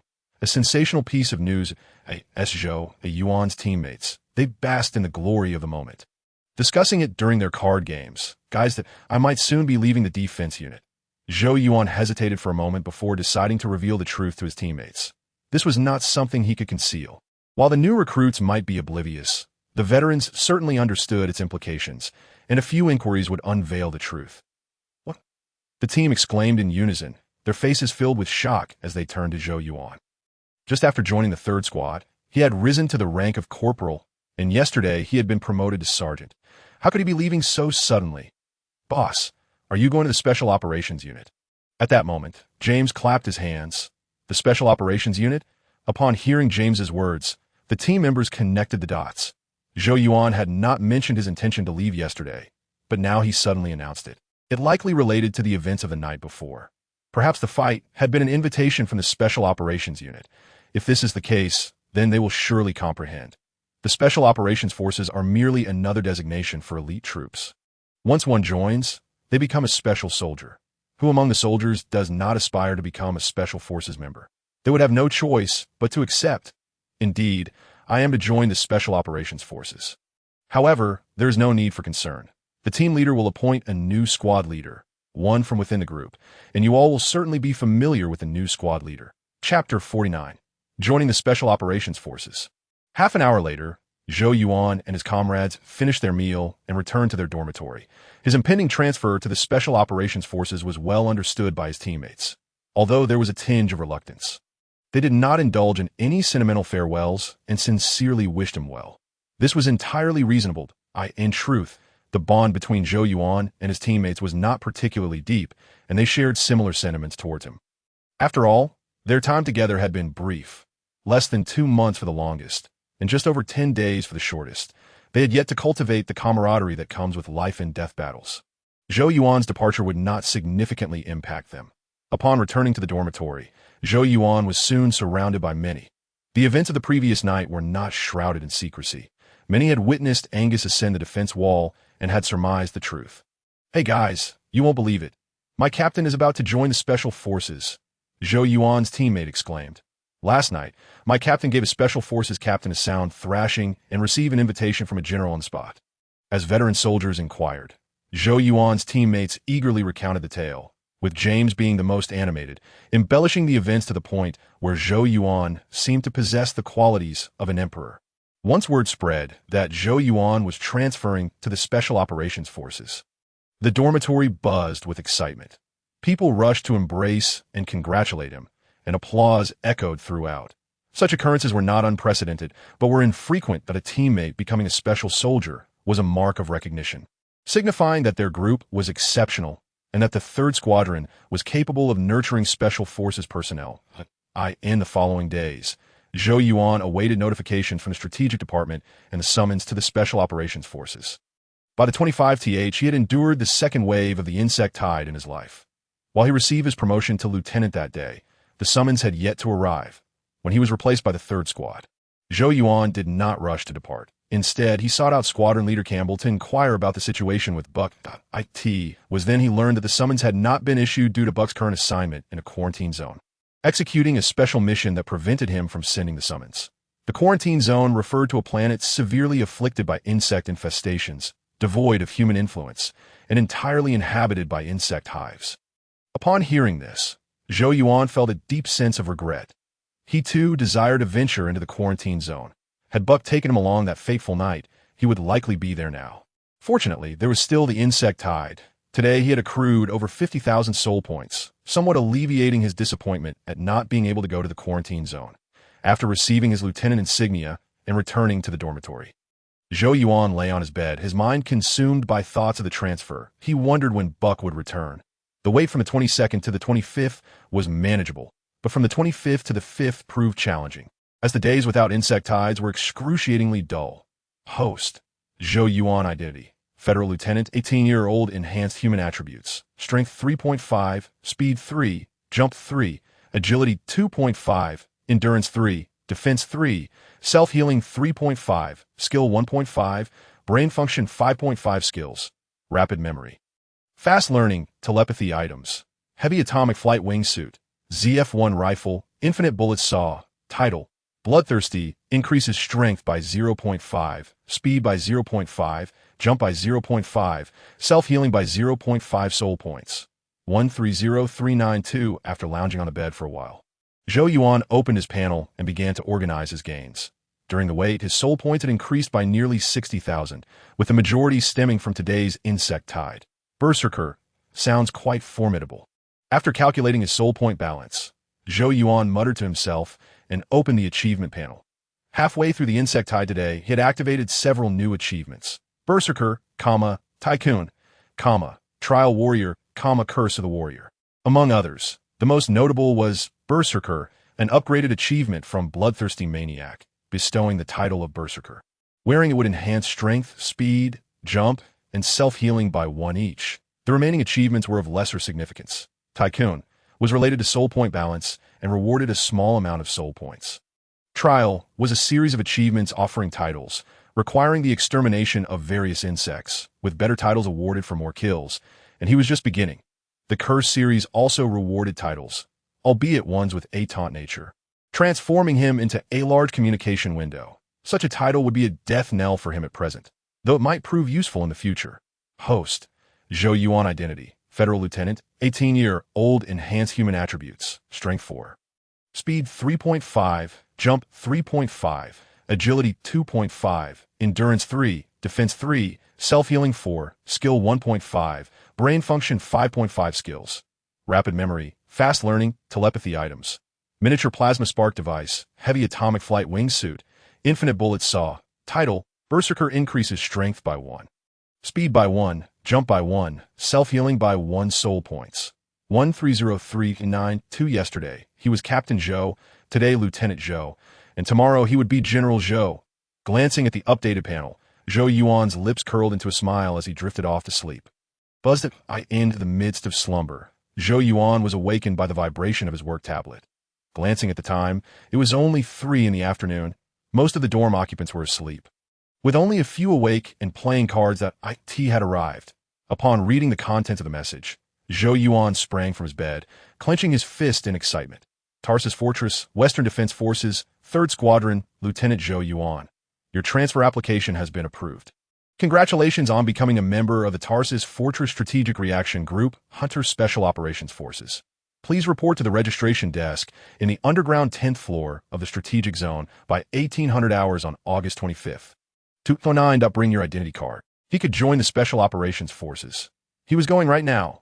Zhou Yuan swiftly donned his military uniform and began packing his belongings to end the days leading up to this moment. Everyone in his group had been aware of his impending departure.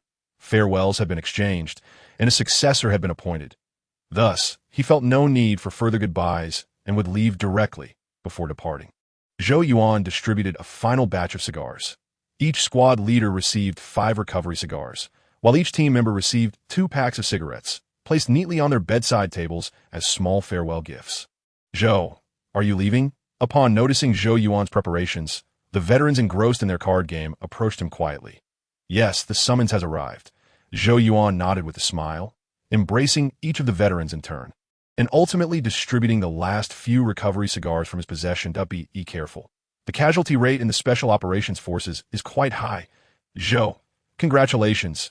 Not everyone can become a special soldier that I will, and I wish you all the best. After this brief farewell, Zhou Yuan departed the dormitory amidst well wishes and cautionary remarks, setting off for the next leg of his journey. Chapter 50. Lieutenant Zhou reporting for duty in the 1st Strategic Zone. Finding this cursed place was indeed a challenge. After leaving the dormitory, Zhou Yuan made his way to the fortress's central area in search of the 1st Strategic Zone. He set out at 3 in the afternoon, only to locate the entrance to the 1st Strategic Zone near 4 o'clock.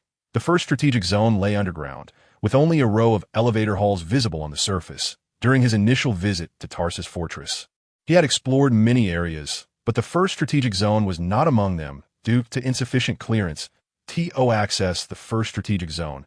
One needed at least the rank of lieutenant or special permission. Looking around, he noticed that the lowest rank present was sergeant, with numerous lieutenants and colonels scattered about. During his search for directions, he had even encountered a major general. This was the 1st Strategic Zone, the core of Tarsus Fortress. Lieutenant Zhou, this is now your domain. Taking a deep breath, Zhou Yuan entered the elevator heading to the underground 10th floor. Incredible! Upon exiting the elevator, Zhou Yuan's eyes widened in awe. If the main base above ground was akin to an apartment, then the core area below was a super villa. The work hall on this level alone seemed as vast as a stadium. Everywhere he looked, there were alloys and brilliant colors, with heavy robotic security patrolling and holographic technology utilized for electronic devices. The sense of advanced technology was overwhelming. Hello, please register. Zhou Yuan approached a workstation and presented his identity card. ID verification complete. Hello, Lieutenant Zhou Yuan. Your assigned unit is the Hunter Special Operations Forces. Please take elevator number 8 to the 13th underground floor, following the index signs to the living quarters of the Hunter Special Operations Forces. The staff member worked swiftly, completing the process in less than 10 seconds. Thank you. Zhou Yuan nodded, retrieving his identity card and boarding the next elevator. Compared to the 10th floor, the 13th floor is significantly smaller and lacks novelty, resembling the interiors of an ordinary base building, albeit with more spaciousness. Zhou Yuan followed the directional signs and arrived at the living quarters of the Hunter Corps. The Special Forces are indeed distinct, residing right next to the training ground and the landing zone. Standing at the entrance of the dormitory, Zhou Yuan was filled with emotion that he had just seen a map on the wall and discovered that all the special operations units of the Tarsus Fortress were housed on this very floor. Not only that, but this floor also served as the training and readiness area. To the left of the living quarters lay a series of training fields, along with a dining hall, a hospital, and recreational rooms as part of the daily amenities. To the right were the helipads and the armory, as well as numerous secret passages leading directly to the ground. This arrangement is indeed advantageous, allowing for rest and training during idle times and immediate deployment in times of need. Zhou Yuan stood at the dormitory entrance, marveling at the uniqueness of the Special Operations Unit. His every move was being observed through the monitoring screen at the dorm, and discussions about him had already begun. "Boss, that Eastern kid has arrived. Shit, he looks just like an ordinary high school student. Can he really defeat the boss? You fools, the boss personally invited him in. You can't gauge his strength by appearances. I've heard he enjoys challenging veterans. If he seeks trouble, then we shall confront him together." The veterans were all quite excited, of course. None of them intended to intimidate Zhou Yuan, as they had heard from Buck about his prowess. They were merely curious, eager to discover just how formidable this newcomer was, especially since it was Buck, a proud individual, who remarked, "He's terrifyingly strong." AS members of the Special Operations Unit. They all wish for their teammates to be robust, as it would bolster their confidence during missions. All right, enough commotion. This kid is a true monster. Many would desire his presence in their units. Don't scare him off. Buck, reclining on his bed, waved his hand dismissively. Strategic Guard Team. Upon hearing Buck's words, the veterans were taken aback, their jaws dropping. The Strategic Guard Team undertakes a singular mission: to serve as long-term bodyguards for high-ranking military officers. Each guard possesses the authority of a colonel and, in emergencies, can commandeer the starships of the fleet. In terms of significance, the rank of the Strategic Guard Team far surpasses that of the Special Operations Unit. Historically, new recruits for the Strategic Guard Team were selected from the ranks of the Special Operations Unit. Only the elite among the elite, the best of the best, are deemed worthy of becoming a general's bodyguard. For these specialized troops, being part of the Strategic Guard Team is the highest honor, a testament to the trust of the Federation's upper echelons. Reflecting on this, they felt a pang of envy. A newcomer, fresh from basic training, had risen to the rank of second lieutenant within merely half a month at the fortress and had garnered the recognition of the chief strategist. Truly, one cannot help but feel that comparisons yield despair. However, Buck's words sparked a thought.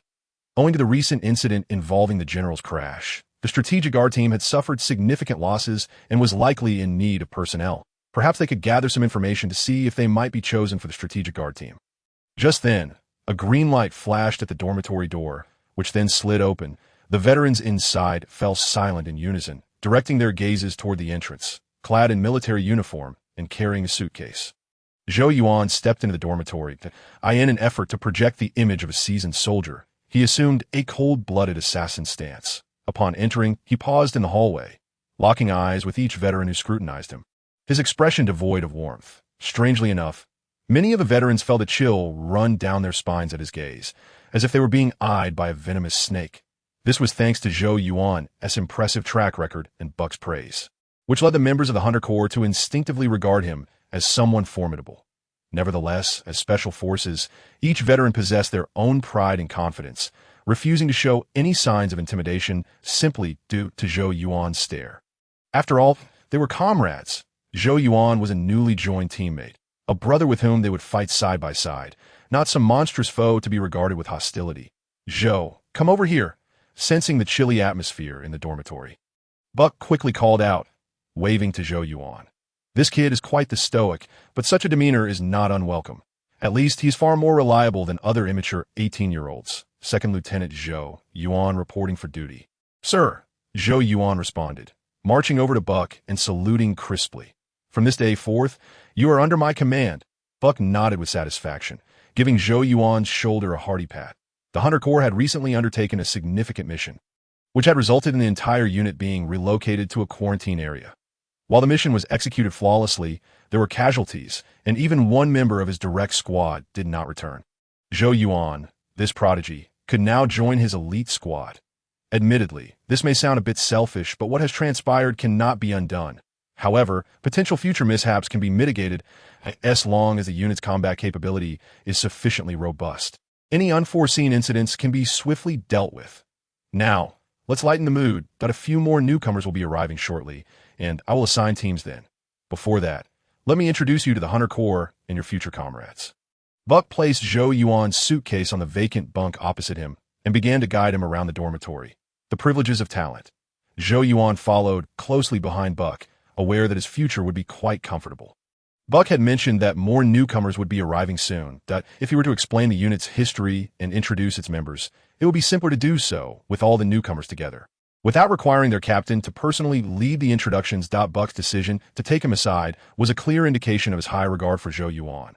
For the next half hour, Buck showed Zhou Yuan around the dormitory, introducing him to the resting team members. During these introductions, Zhou Yuan no longer wore his cold demeanor. His initial intention to appear stoic was not to provoke or intimidate. Rather, it was to establish himself as a soldier in the eyes of the veterans, ensuring they viewed him as an equal rather than an inexperienced rookie. With Buck leading the introductions, it was only natural that he should make a good impression on his teammates, as it turned out. His tactic was quite successful. None of the members regarded him as a novice, and due to his improved demeanor and warm exchanges, they eagerly expressed their anticipation of fighting alongside him. After familiarizing himself with the unit and his fellow soldiers, Buck led Zhou Yuan out of the dormitory. "Sir, are we heading to the armory?" Zhou Yuan inquired as he noticed Buck steering him toward the right side of the dormitory. "Indeed, you need to register your weaponry.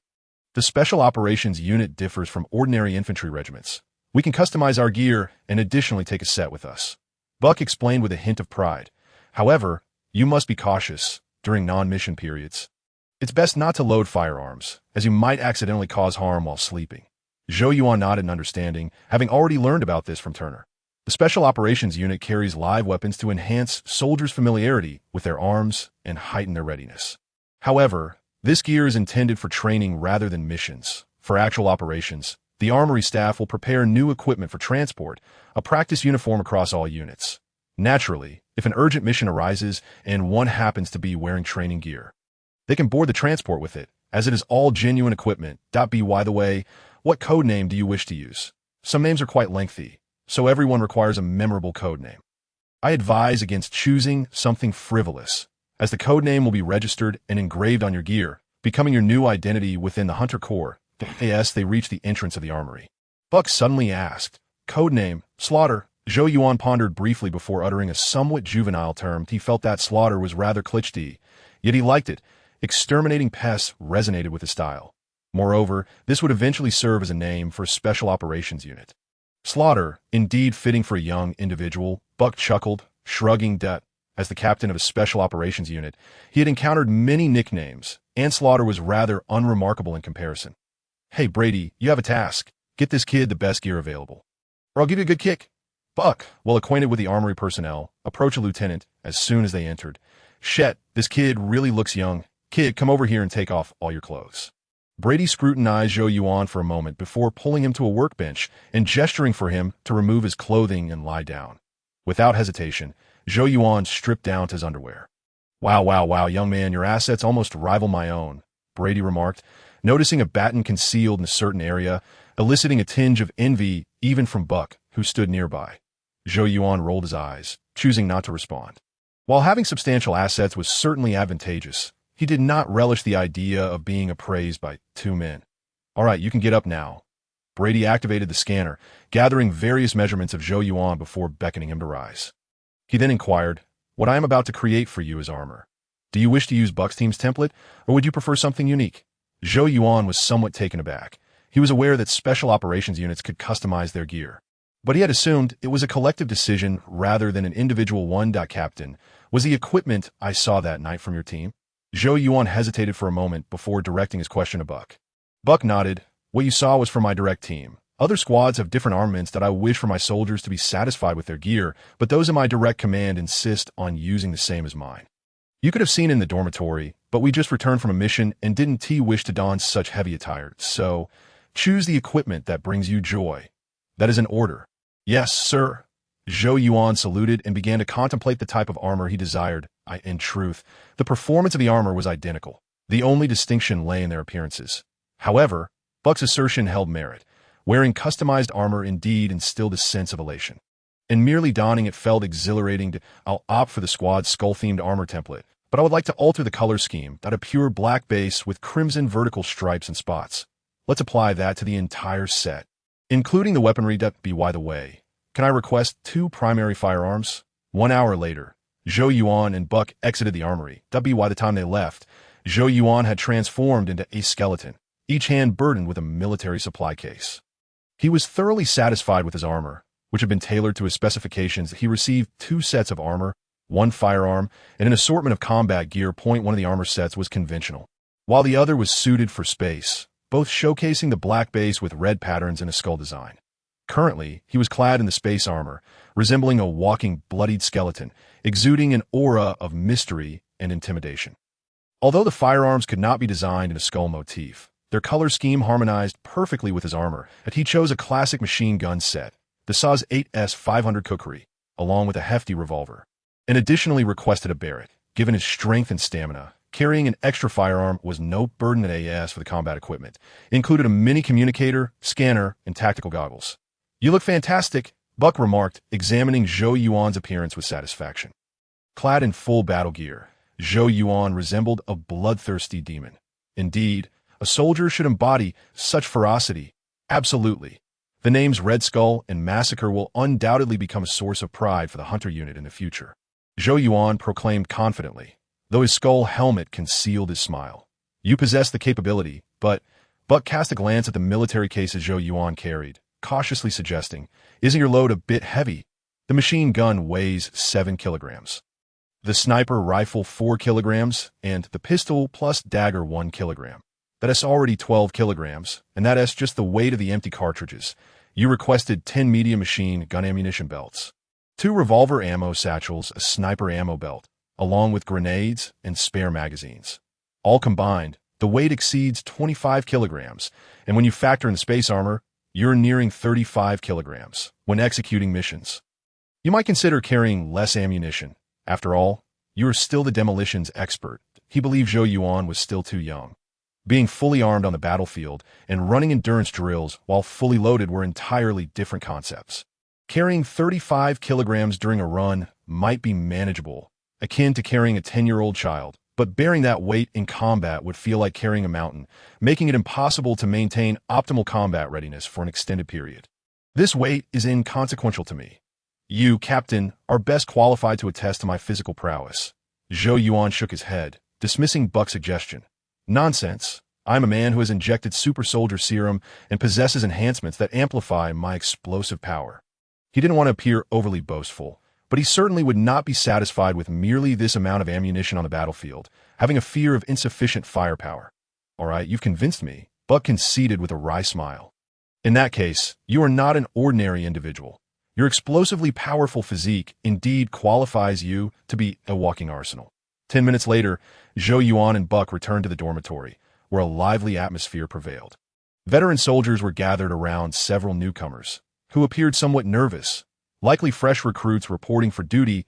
As soon as Zhou Yuan and Buck entered, the attention of the veterans swiftly shifted from the newcomers to the two of them.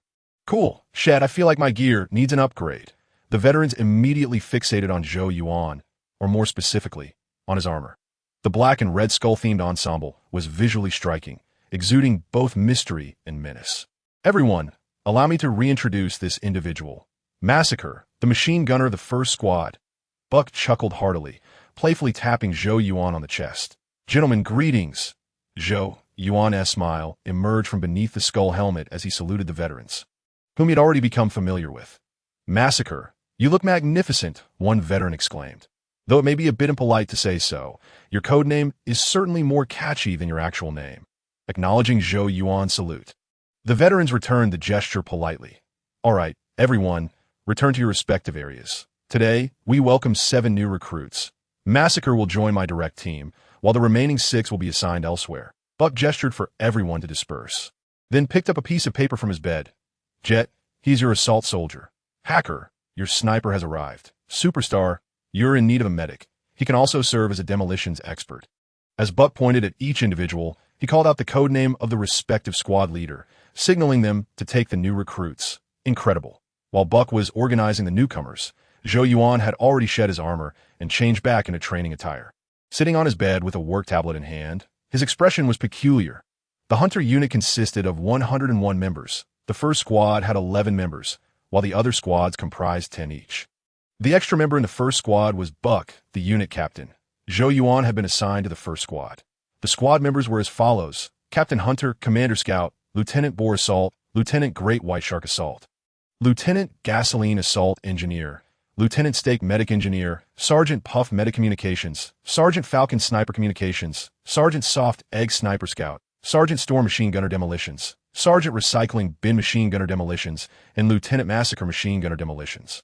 The positions were normal, each member holding one primary and one secondary role. That a person having two roles did not imply they could only perform those two.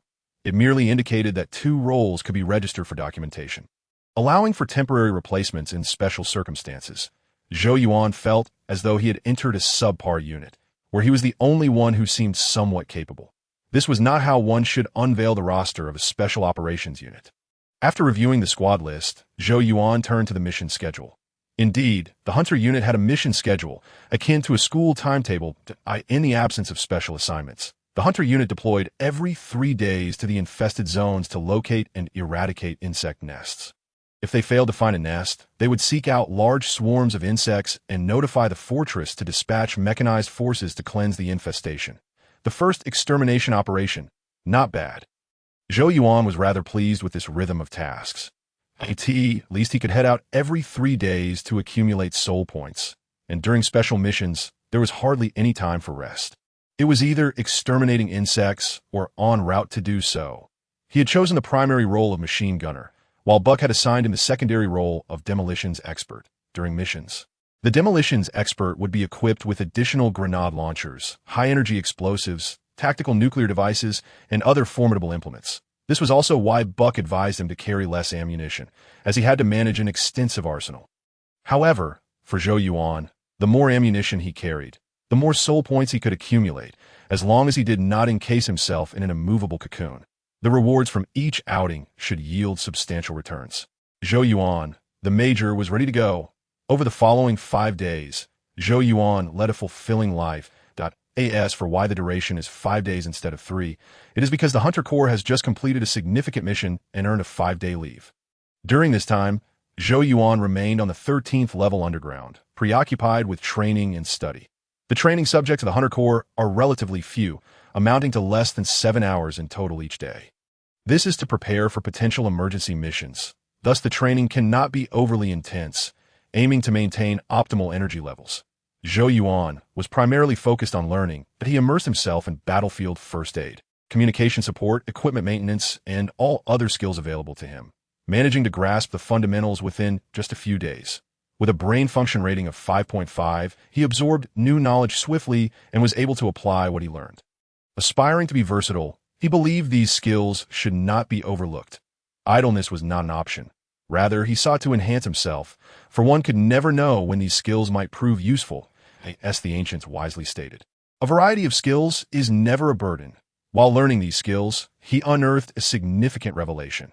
The Federation has only publicly acknowledged 3 types of insects: soldier bugs, locusts, and plasma bugs. However, the Special Operations Unit's database has recorded nearly 20 types of insects, including various forms. Insects like tank beetles, grenade beetles, and pole scorpions were discovered by the Federation several years ago.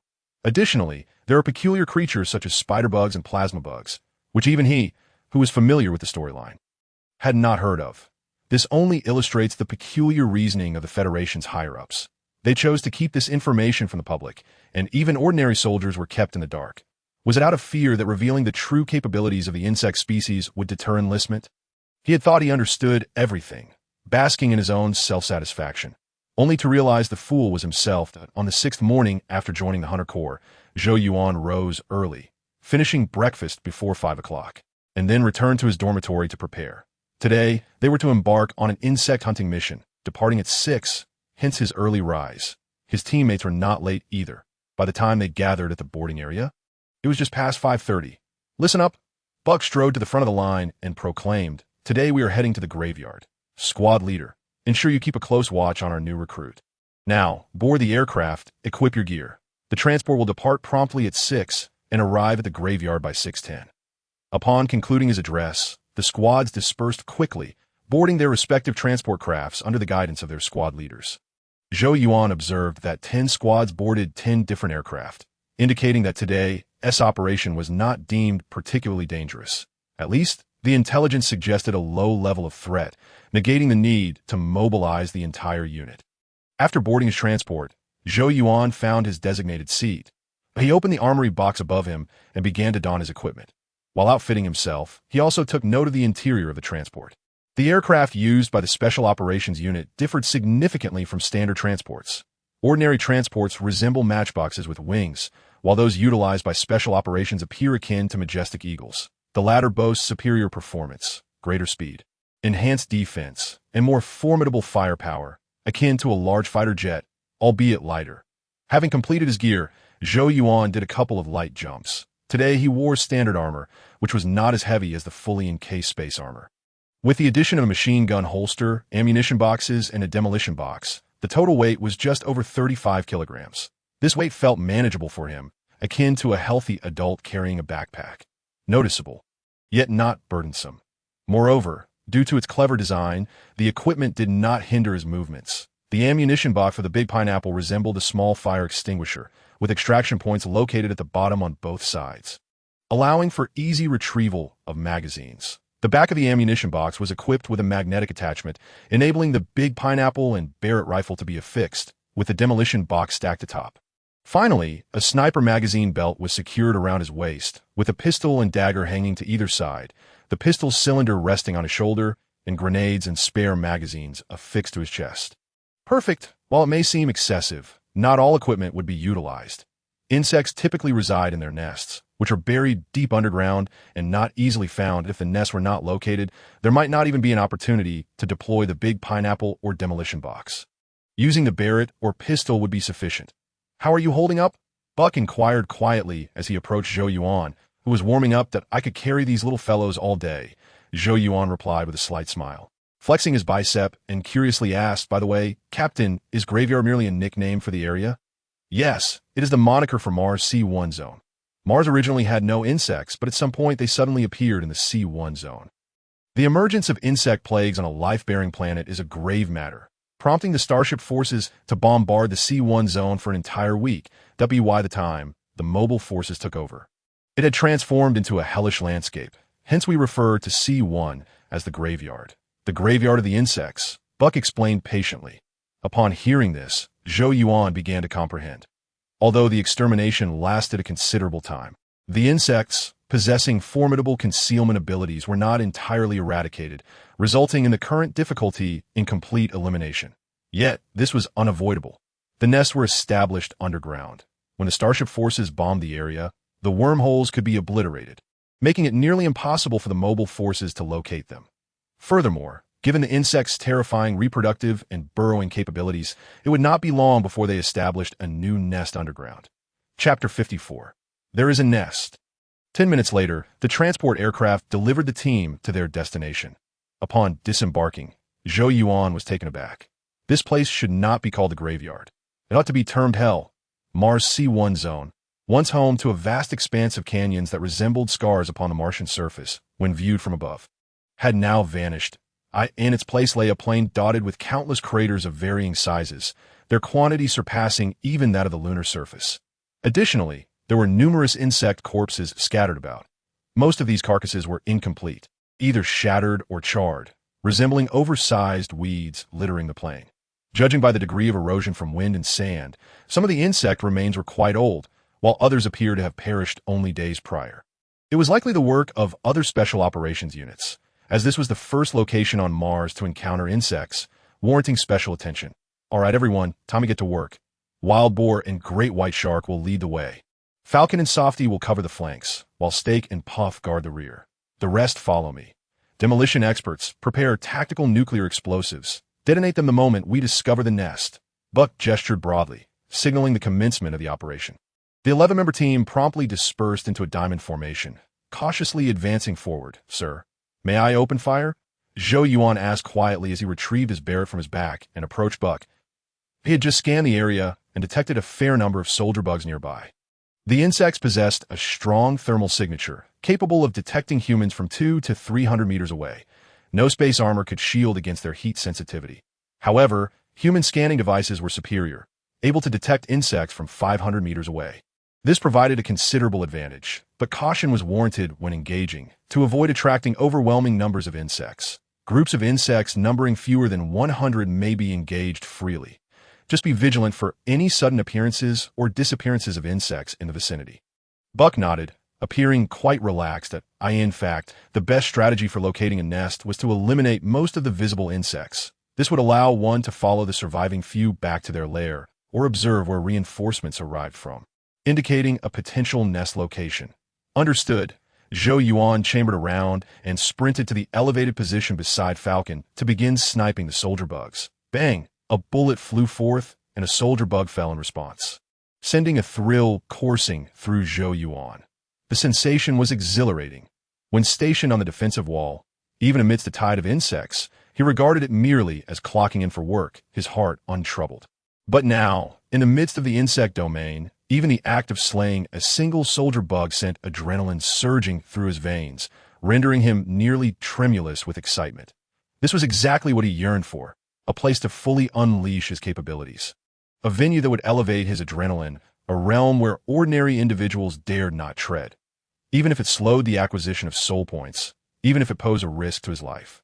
He reveled in this current feeling. Slaughter, your marksmanship is exceptional. After Zhou Yuan dispatched several soldier bugs without a single miss, Falcon spoke with admiration. The bugs Zhou Yuan targeted were all located half a kilometer away. While this distance was trivial for a sniper, Zhou Yuan had been hitting moving targets. His role was that of sniper, and it was evident that his marksmanship was extraordinary. Many claimed he was a prodigy. But he did not share that sentiment. To gain more, one must first give more. Even in high school, he had joined professional shooting and combat clubs, undergoing specialized training from retired veterans. While his classmates were busy dating, he was fervently training. When they were partying, he was still relentlessly honing his skills that I devoted all my extracurricular time to training, and now it is time to reap the rewards. Zhou Yuan, with a stoic expression and a voice rich with magnetism, proclaimed a profound statement. It is decided. Falcon, go forth and spread these words. Let everyone know that I am not merely a prodigy.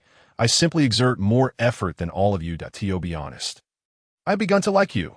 Hearing Zhou Yuan's words, Falcon also felt a surge of excitement, clenching his fists and responding.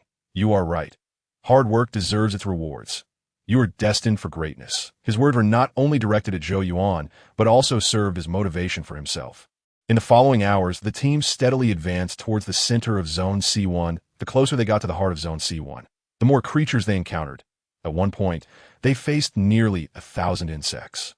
Fortunately, the team was well stocked with ammunition, various explosive mixtures, grenades, and even 10 tactical nuclear bombs. 1,000 insects were hardly enough to challenge the squad. It was only at noon that Buck ordered the team to pause for hydration and energy replenishment. Clearly, the flight unit's predictions were accurate. The increasing number of insects suggested the proximity of a nest. It had been half a month since I last encountered one. Buck, munching on a nutritional bar, excitedly recounted that during the flight unit's routine patrol the previous day, they had stumbled upon a surge of over 10,000 insects at the graveyard. Such a swarm posed minimal danger and could be dealt with by a single tactical nuclear bomb. The flight unit had effortlessly eliminated that wave of insects while also gathering valuable intelligence. A nest was concealed within a graveyard. It is well known that soldier insects are notoriously aggressive. Even when not engaged in combat with humans, they often fight among themselves. For over 10,000 soldier insects to congregate without causing trouble for the fortress, instead circling a specific area, raises suspicions.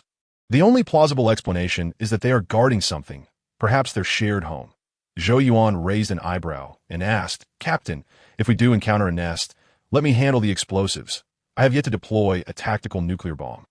Absolutely. Feel free to unleash devastation.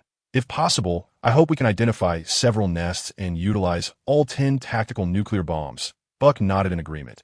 After conveying his orders, he pointed at the team members. Wild Boar, Great White Shark, Softy, you three will lead the way. Steak, Puff, Gasoline, you three monitor the flanks and rear. Storm, Recovery Station, Slaughter, prepare the explosives and grenades. We may be in for a significant battle. Falcon, stick with me. We will conduct auxiliary reconnaissance. Finally, a command was issued for all snipers to convert their rifles into assault rifles, attaching grenade launchers where applicable. Now, let us proceed. Chapter 55. Commence action, attack. After a brief respite, the team continued their advance. Compared to the periphery, the environment in the center of Zone C1 was far more desolate. Countless massive craters and debris formed a barren landscape, where silence and lifelessness thrived. Boss, there are many insects straight ahead. There are also some on the left flank. They're patrolling in an organized manner. The three leading the way consistently relayed information, alerting their comrades that their objective might be nearby. There must be a nest here. Zhou Yuan, wielding a massive machine gun, walked alongside his fellow gunner, Storm, and Recovery Station. Through the scanner, he observed the movement patterns of the insects in the distance. It was evident that they were patrolling. If they were not guarding a nest, what else could it be? However, there might be other reasons, such as the presence of brain insects or a queen nearby, with the soldiers protecting these higher-tier insects. If that were the case, he would be grinning from ear to ear. After all, high-tier insects are exceedingly rare, with perhaps fewer than 100 existing in the entire species. Killing one would yield a substantial amount of soul points. Boss, there's a situation on the right flank. After walking a short distance, Puff, responsible for the right flank reconnaissance, exclaimed excitedly. Buck's eyes lit up as he immediately approached Puff, issuing orders as he walked. Everyone, gather and move towards Puff. A wormhole. Upon reaching Puff's side and using the binoculars to observe in the direction she pointed, everyone felt a surge of enthusiasm. There lay a massive crater, larger than a football field. And on the right slope of the crater was a cave nearly 5 meters in diameter. The cave's entrance. Several sand beetles were entering and exiting, surrounded by numerous soldier insects, seemingly guarding the sand beetles. It was undoubtedly a nest. Sand beetles are the weakest of the insect species, with combat abilities akin to those of dung beetles, primarily engaged in logistics and reproduction, only venturing near nests that were lucky. Buck clapped his hands and commanded, "All right, team, eliminate those sentinels first, then split up and flank them. Wild boar, great white shark, Storm, Recovery Station, Steak, and Puff, you will approach from the left. The rest will follow me from the right. Now, let us move." The 11 members swiftly divided into 2 teams, advancing towards the wormhole along the edges of the crater. During their approach, Zhou Yuan had already readied dual-wielding weapons, a grenade launcher in his left hand and a massive machine gun in his right. Once Buck gave the signal, he would obliterate those soldier insects. There were many soldier insects patrolling outside the wormhole, approximately 1 to 2,000, but they were not clustered together. Instead, they moved in small groups. These scattered swarms would stand no chance against the formidable firepower of the Special Operations Team. Moreover, the crucial factor was that there were no locusts present. Locusts are the assassins of the insect species. Their movement patterns resemble those of killers, and their living habits are similarly solitary. When not engaged in combat with humans, they rarely interact with other insects, preferring to reside in elevated terrains with protective barriers, such as mountain ranges or hills. It is precisely for this reason that the Special Operations Team had the opportunity to approach the nest. Had there been locusts ahead, they would have been detected long before reaching this point. Locusts possess superior heat detection and vision compared to soldier insects, surpassing even human scanners, akin to ultra-long-range thermal imaging binoculars. 0.5 minutes later, the 2 small teams took their positions, just over 300 meters from the wormhole. This distance was the safety threshold. Any closer would risk detection by the soldier insect's heat sensors. They rested on the spot for 2 minutes, awaiting the order to engage. Attention, machine gunners. Upon engagement, your first task is to use grenades to disperse the insect swarm. Then fire your machine guns at maximum speed. The rest of you may fire freely. Your objective is to secure the wormhole, using the corpses of the insects to block the entrance and prevent any from escaping. I will notify the transport aircraft. It will take about 7 minutes to arrive, that we must complete the task within that time frame. Buck, drawing on his extensive experience, quickly devised a viable strategy. The machine gunners would lay down suppressive fire with their machine guns and explosives to eliminate the bulk of the patrolling insects while the others contained the insects inside the nest. This tactic had proven effective time and again. As the wormhole was of limited size, by neutralizing a few soldier insects at the entrance, they could completely seal off the wormhole. The soldier insects outside would be hard-pressed to withstand their firepower for even a minute.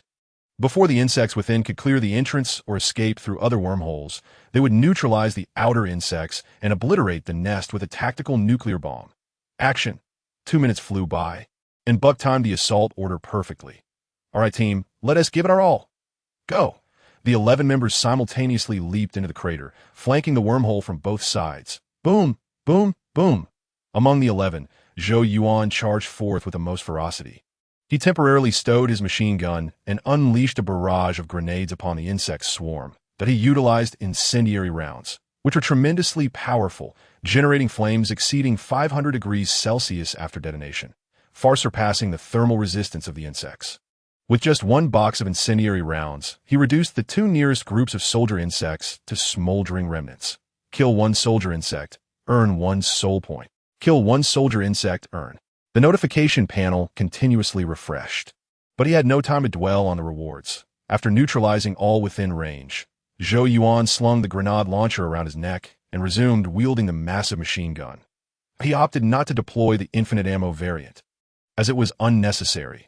With only about 1,000 to 2,000 soldier insects remaining, the initial grenade bombardment had already reduced their numbers to fewer than 1,000, while 1,000 still seemed substantial. The dispersed insects posed no real threat to the team. With a significant advantage, the team rained fire down upon the insects, employing a combination of machine guns and rifles, alongside the continual tossing of grenades and mixed explosives. Within moments, the soldier insects were overwhelmed. Accelerate. Maintain fire suppression. In under 2 minutes, the 11 members regrouped just 100 meters from a wormhole. By this time, the number of insects nearby had dwindled, although those insects remained fierce and charged at them frantically. They were utterly unable to withstand the team's relentless firepower. The 11 formed a line, their fingers never leaving the triggers, pushing through the last wave of patrolling insects towards the wormhole. This was the thrill they sought. As Zhou Yuan hurled 2 more packets of mixed explosives, a broad smile spread across his face that he adored this life. Chapter 56. Tactical Nuclear Bomb. Launch. Massacre. Prepare the tactical nuclear bomb. Remember to cancel the detonation trigger and switch to a timed explosion. Setting the detonation time to 1 minute. Provide cover for the recovery station and storm. The rest of you, retreat with me now and eliminate all the insects behind us. At this moment, Buck shouted orders. Understood. Zhou Yuan responded swiftly, quickly retrieving the demolition box from behind. He had already expended most of his firepower, using up the fire bombs and mixed explosives, leaving only the tactical nuclear bomb in the demolition box. There are 3 triggering methods for the tactical nuclear bomb: remote control detonation, warhead impact detonation, and time detonation. Remote control detonation is typically the most effective. However, the tactical nuclear bomb is equipped with an intelligent flight system, capable of navigating deep into the insect nest. The considerable distance and thick surface might prevent the warhead from receiving a signal, rendering it a dud. Thus, remote control detonation is rarely utilized, retained merely for emergencies. Warhead impact detonation is quite perilous, as any collision with a hard object would trigger an explosion. If the insect hole is not deep enough, or if there's a collapse, the tactical nuclear bomb would detonate immediately upon launch, leaving no chance for escape. Therefore, only the timed detonation remains, the most reliable method. The power of the tactical nuclear bomb is not as formidable as that of a strategic nuclear bomb, and its radiation levels are within a treatable safety margin. A slight distance and suitable cover would suffice for protection. Should they encounter the insect nest directly beneath them, the connection signal would not be weak, allowing Buck to extinguish the nuclear bomb via the combat device. Click! Zhou Yuan opened the demolition box and extracted a tactical nuclear bomb along with the launcher. Externally, this equipment bore little resemblance to a standard RPG, even appearing smaller, making it hard to fathom that a nuclear bomb could be handled in such a manner. Regrettably, only one could be fired. Buck had requested 10 tactical nuclear bombs for this operation, carrying for himself in retrospect, it was evident that Buck's intent in requesting such a quantity was not solely to destroy the insect nest, but also to serve as a contingency against potential insect tides, a final trump card. Beep, beep, beep. After setting the detonation time, Zhou Yuan loaded the tactical nuclear bomb into the launcher and called out to Storm and the recovery station. Go. Okay, Storm and the recovery station were not overly cautious. Upon assisting Zhou Yuan with the demolition box, they turned and fled. Whoosh! In the next moment, Zhou Yuan activated the timer and aimed the tactical nuclear bomb at the gap in the insect hole. The instant the tactical nuclear bomb was launched, Zhou Yuan began his retreat, not even glancing back at its trajectory. The bomb possessed an intelligent flight system, more adept at navigation than he was. The insect hole was situated on the slope to the right of the explosion pit, so they needed to run to the left while retreating. That be why the time Zhou Yuan initiated his retreat. Buck and the others, who had departed first, had already reached the edge of the explosion pit. They paused at the brink, providing cover fire for the three behind them. After mere minutes of skirmishing, the number of insects in the vicinity had significantly increased.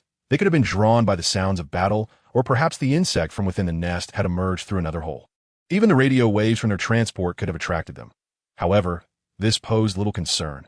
Their speed surpassed that of the insects. By the time the insects amassed, they would already be aboard the transport and long gone. Moreover, with 9 tactical nuclear bombs as their safety net, there was no cause for alarm. "Guys, my grandmother could run faster than you," Zhou Yuan quipped, his pace rapid enough to catch up with the recovery station and storm within 10 seconds. Despite already exerting himself significantly. "Damn it," Storm and the recovery station laughed, their pace instinctively quickening. This was not a matter of them running slowly. They were expending every ounce of energy, while Zhou Yuan was simply too swift. As the tactical nuclear bomb neared detonation, the three of them had safely retreated to the edge of the explosion pit. This was as far as they needed to go. The tactical nuclear bomb detonated 4 kilometers underground to their right. Now a safe zone. Buck glanced at his combat device and signaled for Zhou Yuan and the others to halt. Boom! Just seconds after Buck spoke, a deafening explosion reverberated from afar. Zhou Yuan donned his tactical goggles and turned his gaze toward the right. The surface there was collapsing, a spherical light breaking through the ground, rapidly expanding and then contracting before ultimately erupting. In that instant, he felt as if his breath had stilled. Time itself seemed to halt, and silence enveloped him, leaving only the brilliance before his eyes. This was the nuclear bomb. Zhou Yuan's heart raced, and an overwhelming sense of fear surged within him. The tactical nuclear bomb he had launched targeted the insect nest. Yet when it detonated, he instinctively took 2 steps back, frightened as though the blast were aimed at him. He had watched countless videos of nuclear explosions, but witnessing it firsthand was an entirely different experience. Akin to having one's soul struck, leaving his mind blank. And this was merely a tactical nuclear bomb, less powerful than many medium to large missiles crafted from mixed explosives. Boom, boom, boom. As the fission reaction commenced, energy began to be released. Since the tactical nuclear bomb detonated deep underground, Zhou Yuan could not perceive much of the shockwave generated by the explosion, only observing the commotion on the surface. The ground seemed to come alive, trembling rhythmically as if the Earth's heart were beating. The vibrations intensified rapidly, transforming from subtle movements to violent tremors. From the center of the nuclear explosion, the surrounding ground began to collapse in concentric circles, resembling a colossal worm opening its maw, delivering a powerful visual impact. "How do you feel?" Buck approached Zhou Yuan, who was fixated on the explosion zone, and clapped him on the shoulder. "Quite extraordinary in that fleeting moment. I felt as though I were about to die," Zhou Yuan replied, closing his eyes and shaking his head to regain his composure. Since the explosion occurred underground and several kilometers away, he was unharmed, merely finding the noise unbearable. The sound of the nuclear blast was unique, akin to a muffled thunder, but louder and lingering longer. The first time I witnessed a nuclear explosion, I was so terrified I collapsed to the ground. I have always struggled to comprehend why humanity engaged in nuclear warfare 2 centuries ago. Surely they were aware of the horror of nuclear weapons. They employed true nuclear bombs capable of creating atmospheric disturbances that circled the globe several times. Buck spoke with trepidation, as if he had experienced a genuine high-yield nuclear explosion. Chapter 57. Retreat. Fat wallets. Damn it, this insect nest isn't deep enough. The blast has left me with ringing ears. At least today, we had some gains.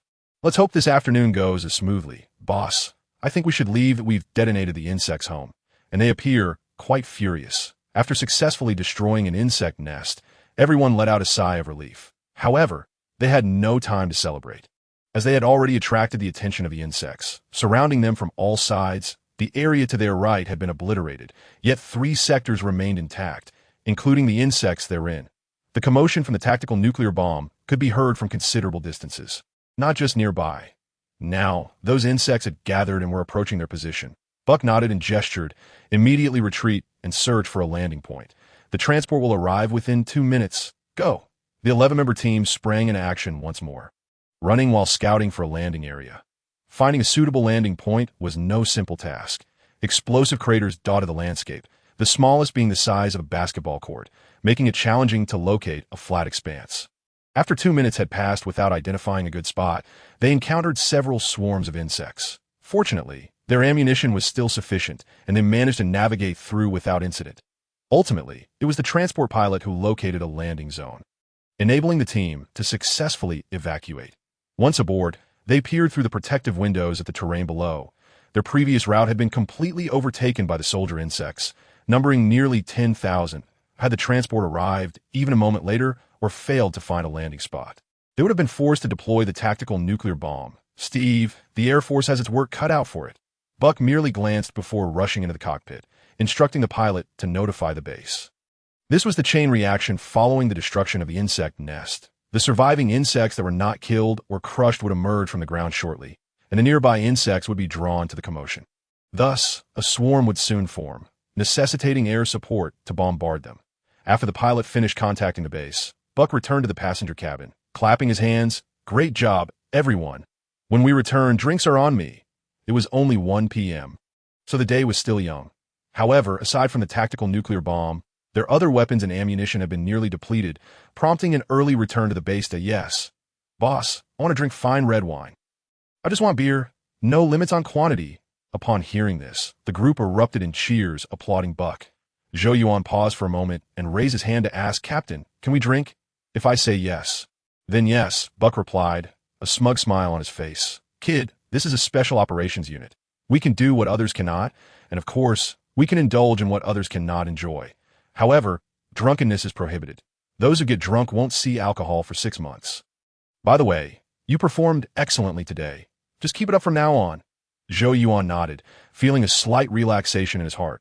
He had no particular thirst for alcohol. The few boxes of fine wine he purchased before joining the army remained mostly untouched. However, the leniency of the captain was a blessing, ensuring that life ahead would not be so dreary.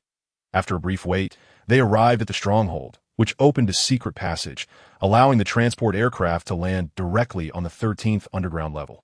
The group discussed their plans and decided to take a shower first, gathering in the dining hall half an hour later. Host, Zhou Yuan identity, Federal Second Lieutenant, 18-year-old male. Enhancer attributes, Strength 4.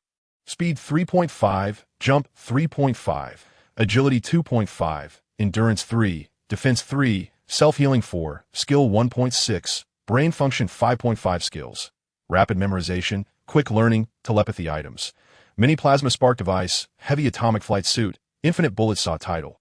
Berserker, increases strength, speed, jump, self-healing by 1 each, soul points, 176. 771 while showering. Zhou Yuan opened his personal panel to check his gains, a staggering 176,000. A satisfied smile spread across his face upon seeing the balance of soul points. He had glanced at it once during the flight. At that time, the balance was still rising, likely due to the ongoing collapse reaction in the explosion zone, resulting in the continued demise of creatures. When he last checked, his soul points had just surpassed 170,000, and in merely 10 minutes, he had accrued an additional 6,000. Even now, the balance continued to climb, albeit at a much slower pace, requiring a 10-second wait for a slight increase. Perhaps once the collapse reaction concluded, his soul points could reach 177,000. He remembered vividly that before embarking on this journey, he had just over 130,000. This meant that in the short span of a single morning, he had amassed 46,000 soul points, potentially reaching 47,000. Such efficiency rivaled that of grinding through the insectoid at the defense wall. Grinding at the defense wall allowed only 3 waves per month, while venturing out to locate insect nests could occur 10 times in a month. If he could find nests in at least 5 of those excursions, he could earn over 200,000 monthly, matching the income from the defense wall. Moreover, today's scenario was merely an anomaly. They had depleted their ammunition too quickly. Otherwise, they could have continued searching for nests, as a single operation could yield multiple nests. Overall, he felt content, pleased with his current life, satisfied that the rate of soul point accumulation had not dwindled. Everything was just as he wished. Gene evolution liquid. Just wait, brother, soon I shall embrace you. After closing his personal panel, Zhou Yuan opened the shop. Brimming with enthusiasm, he was genuinely curious to see how much stronger he could become after injecting the gene evolution liquid. especially since he had already received the Super Soldier Serum. The potential for enhancement was beyond ordinary imagination. The phrase breaking the limits of life may seem simple, yet it carries immense significance. For someone like him, transcending the limits of life signified overcoming boundaries, evolving from humanity into something superhuman. This was not merely a jump to 112. It could even reach 115 or beyond. If an example were to be drawn, it would be akin to a stone evolving into a grenade, completely incomparable. Perhaps the critical points of weakness in his body would cease to be vulnerabilities post-evolution. Additionally, his brain function would undoubtedly experience a substantial enhancement, upgrading his telepathic abilities and possibly awakening new superpowers that he longed for, abilities related to mental manipulation, interstellar communication, controlling creatures, and psychic explosions, as exhibited by the character Carl from the original storyline. Chapter 58. A Different Life. Damn, Carl, you truly are insufferable. Lost in thought, Zhou Yuan suddenly felt a wave of frustration. He fought tirelessly to improve himself, while Carl, that guy, merely needed to tap into his talents to access game-breaking abilities, possessing powers that ordinary people could scarcely conceive. Meanwhile, on Earth, at the Strategic Intelligence Office in São Paulo. Achoo! Just as Carl poured himself a cup of coffee, he sneezed, sending saliva splattering into the brew. Damn! Carl cursed under his breath. Switching to another cup to prepare a fresh one, this was the coffee requested by his superior. Private Carl, such trivial matters are no challenge for you. While brewing the coffee, Carl muttered to himself, his tone brimming with confidence and excitement. After joining the strategic unit, he was immediately promoted to private first class, and last week, he had been elevated to corporal, with the rank of sergeant lying ahead. This was indeed a prestigious rank. It surpassed that of the lower ranks. He had only been in the strategic unit for less than 2 months. Clearly, Carl Jenkins was destined to be the rising star of the strategic forces. I wonder how Zhou is faring. That guy's even replied to my emails. He is likely still trapped in the mire of private second class, too embarrassed to contact me since I've already attained corporal rank. The next time we meet, he must salute me. Carl worked swiftly, pouring himself a fresh cup of coffee. Excellent. Carl Jenkins, you are truly a genius. He closed his eyes, inhaling the aroma with satisfaction, then left the office to deliver the coffee to his superior. He was quite the busy individual. After delivering his superior's coffee, he would help his superior's assistant buy hamburgers. As Carl attended to his superiors, Zhou Yuan had already finished a shower and joined his teammates in the dining hall. The other squads had yet to return, leaving only the 11 members of the first squad present. Jerry, serve them drinks and put on my tab. Also, keep an eye on them. Don't let them drink too much. Buck, leading his team, approached the beverage area, greeting the attendant before addressing his teammates. I need to report to the chief strategist. You all can enjoy yourselves. Okay, see you in a bit, boss. All right, folks, let us go all out. The crowd cheered, rushing into the beverage area to grab drinks. However, they all understood that while they boisterously claimed to drink to excess, they only took a few cases of beer, leaving the hard liquor untouched. No one wished to get drunk, nor dared to. With urgent missions always looming, they could not afford to be inebriated while executing tasks, as it could cost them their lives. Come on, Slayer, show me what you've got. Hawk sat beside Zhou Yuan, helping him open a few bottles of beer, ready to impart some wisdom at the table. Just don't throw up on me. Zhou Yuan gave Hawk a thumbs up, lifting a bottle of beer and chugging it down. Him, beer was akin to plain water. The rate of alcohol absorption could not keep up with his metabolism, so no matter how much he drank, he wouldn't get drunk, only a slight bloating at most. Good. That is how it should be. Alcohol washes away all negative states. Seeing Zhou Yuan so carefree, Hawk became excited as well, grabbing a beer and gulping it down. For men, the drinking table serves as a platform for bonding and strengthening relationships, especially among comrades who have fought side by side. Within minutes, Zhou Yuan and Hawk had grown considerably closer. It wasn't just Hawk. All the other teammates felt the same. As the captain openly recognized Zhou Yuan's formidable strength, he was well-liked within the team. Every teammate eagerly raised a toast with him. Of course, this was also tied to their performance that morning. They had witnessed Zhou Yuan's capabilities firsthand, deeming him a reliable ally, which solidified their acceptance of him. Zhou Yuan reciprocated by seeing these teammates as buddies, knowing they would be fighting alongside each other for a long time. Now is the time to cultivate lasting friendships. After some exchanges, the atmosphere within the squad became increasingly harmonious. The next morning, Zhou Yuan awoke refreshed and invigorated, rising from bed. The drinking session from the previous day had stretched from afternoon into evening, with everyone indulging thoroughly, himself included. What began as mere drinking evolved into a friendly gathering. They all took turns sharing their experiences and stories, recounting where they had been, the insects they had slain, and the challenging missions they had undertaken. Having joined the mobile forces for just under 2 months, Zhou Yuan had no tales to tell beyond the rumor of enjoying defeating veterans, relegating him to the role of audience. However, he found great pleasure in listening, particularly to authentic narratives. The members of the Hunter unit, prior to joining, had all been top-tier soldiers within their respective divisions, earning significant accolades. Their subsequent feats in the Hunter unit were even more impressive. Zhou Yuan was genuinely interested in their experiences, listening for several hours without growing weary. But today, he could finally share his own stories. Since the gathering had lasted into the evening, Buck had canceled the morning training, granting him half a day of free time. He planned to return and visit the former members of Team 8 from the 3rd Squad. Team 8 was scheduled to leave the defense wall at 7:10. And since it was only a little after 6, he had time for a quick catch-up, but he intended to be fully equipped, donning his space armor. Returning home in glory is akin to parading in fine clothes at night. He mused, finding great resonance in that saying.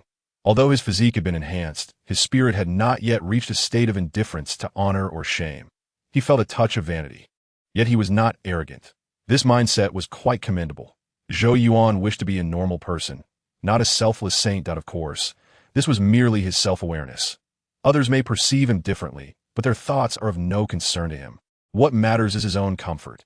Shortly thereafter, Zhou Yuan donned his full armor and departed from the dormitory. He equipped himself with a complete set of protective gear and combat equipment, though he chose to carry only a Barrett rifle. While there were plenty of firearms on the defense wall, he preferred the sensation of holding a weapon in hand, planning to go unarmed. Wait, he should bring some gifts. Just as he was about to enter the elevator, Zhou Yuan turned back towards the dining hall. He intended to procure some cigars wrapped in yellow paper. First, for Campbell and Turner, who had shown him kindness and care, it would be remiss not to bring them a token of appreciation. Furthermore, he needed to acknowledge the other squad leaders and their team members, a gesture of camaraderie. Chapter 59. Lieutenant Zhou arrives. Make way. Zhou Yuan first visited Campbell and Turner before proceeding to the defense zone of Team 8. His arrival brought an air of excitement to the defense wall. Boss, thanks Zhou. Your gear looks absolutely amazing, shouted a team member. Captain, I heard the Special Operations Team has a mission to blow up the bug nests. Zhou, my good friend, I can't believe you still remember us. Within minutes of stepping onto the defense wall, Zhou Yuan found himself surrounded by a throng of people. Not only his former teammates, but also other team leaders who had heard the news rushed over, bombarding him with questions about his recent experiences.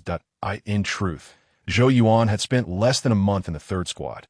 Yet in that brief time, he had become something of a legend. He single-handedly took down 47 seasoned veterans upon his arrival, earning an exceptional promotion to squad leader. And just half a month later, he transformed into a 2nd lieutenant in the Special Forces. Now, he had emerged as a role model for them, the embodiment of aspiration. Everyone wanted to become the next Zhou Yuan. Thanks, guys. My cousin sent me some cigars yesterday, and I thought of you brothers, the ones truly worth sharing with. You're just in time. Everyone get to share. With a warm smile, Zhou Yuan waved a plastic bag filled with cigars wrapped in yellow paper. Thanks, guys. Seeing you all unchanged puts my mind at ease. Just don't surpass me. Having returned after less than a week, he felt as if he had stepped into another world. Perhaps this place was the turning point of his life. Boss, I love you. Zhou, thanks. If you ever need help, don't hesitate to come to me. Zhou, do you realize how cool you are now? The crowd cheered as they eagerly accepted the plastic bag from Zhou Yuan. Unwrapping the yellow paper within. In truth, their joy stemmed not from the cigars themselves, though their restorative effects were commendable, but from the fact that Zhou Yuan thought of them first when he received something good. This signified what? It meant he regarded them as brothers. Zhou Yuan was the first teammate to return so soon after leaving, and the sentiment of being remembered by such a brother deeply moved them, nearly bringing tears to their eyes. Don't be polite. We are brothers after all. Recognizing their emotional expressions, Zhou Yuan clenched his fist and tapped it against his heart. He had it under control. Yet he suddenly felt a semblance of a villain, as his method of building social connections mirrored that of a certain Murong Fu, emphasizing the concept of gentlemanly friendship. Well, that as long as the outcome is favorable. Emulating Murong Fu might not be too bad. However, if he wanted to emulate Murong Fu, he still required an Azu and an ABI. Perhaps after gathering with Team 1's members, he could visit the communications barracks to find Deus and Judy for a thrilling game of Ludo. Deus and Judy were the female communications soldiers he met after a sparring session at the obstacle training grounds. Zhou, I see you brought your gear. How about warming up here? After a brief gathering, the team leaders returned to their respective defense zones, leaving only Team 8 behind. The new leader of Team 8, Susan, a sharpshooter, brandished a barret identical to Zhou Yuan's and pointed towards the wall outside. Zhou Yuan smirked, nodding in agreement. How about a 3-minute challenge? This was precisely what he wanted. While showing off back to his old squad, he could also earn some soul points, an opportunity he certainly wouldn't refuse. Okay, Taylor, start the timer. Seeing Zhou Yuan's agreement, Susan smiled and gestured to Taylor behind her. Since becoming the leader of Team 8, she had heard her team members mention Zhou Yuan daily, and some still referred to him as captain and boss. Although she didn't blame Zhou Yuan for it, it undeniably left her feeling unsettled. Thus, she wished to challenge him. She knew Zhou Yuan was an exceptional marksman and a weapons expert capable of wielding any firearm, and she understood she might lose. Nevertheless, she wanted to give it a try. Winning would be fantastic. Losing wouldn't matter. Even if she faced defeat, it would comfort her knowing that the person praised by her team was strong enough to best her in her area of expertise. Ready. 3.2.go. As Taylor pressed the timer, Zhou Yuan and Susan fired simultaneously. Boom, boom, ding. As Susan pivoted her gun to aim at the next bug, Zhou Yuan's expression shifted as he glanced at the combat device on his arm, which was blinking red. The continuous red light signified an urgent mission. Guys, see you next time. Zhou Yuan hastily departed the defense wall, leaving the members of Team 8 bewildered. All right, get back to work, observing Zhou Yuan's departing figure. Susan signaled her team members to disperse and patrol, reflecting that Zhou Yuan's urgency clearly indicated he had received a special mission. She hoped to see him again 3 minutes later. Zhou Yuan returned to the dormitory. The defense wall was quite distant from Strategic Area 1, yet he quickened his pace to make it back in time. Fortunately, he had not returned too late. When he arrived, not everyone was present in the dormitory. Buck had given the team a lengthy break, and many had risen early to socialize on the surface. It wasn't until the 5th minute that the personnel from the Hunter unit finally gathered. Urgent mission, we depart immediately. Buck waved his hand, directing everyone towards the boarding area while shouting, guys, we're heading to Pluto. Pluto? Zhou Yuan was taken aback, feeling surprised. Pluto was a small dwarf planet composed of rock and ice. If Earth were an egg, Pluto would be a small marble. This situation seemed rather peculiar. This year, Pluto had moved to an orbit nearly 8 billion kilometers from Mars, quite a distance, 0.8 billion kilometers. At light speed, it would take several hours to traverse. Even with the use of warp jumps and tenfold superluminal speed, it would still require 10 minutes. If it were an urgent mission, the fastest method would be to pull personnel from Saturn. Why would they dispatch a special operations team from Mars? Was something significant happening on Pluto? Upon arriving at the boarding area, Zhou Yuan discovered that his suspicions had been confirmed.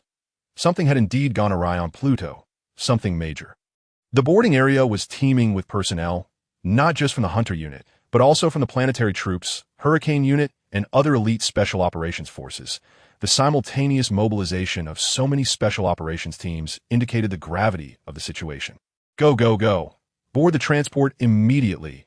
Buck, usually laid back, transformed into a serious commander, nearly shouting orders. The 10 teams swiftly dispersed, boarding the transport aircraft at the fastest pace possible.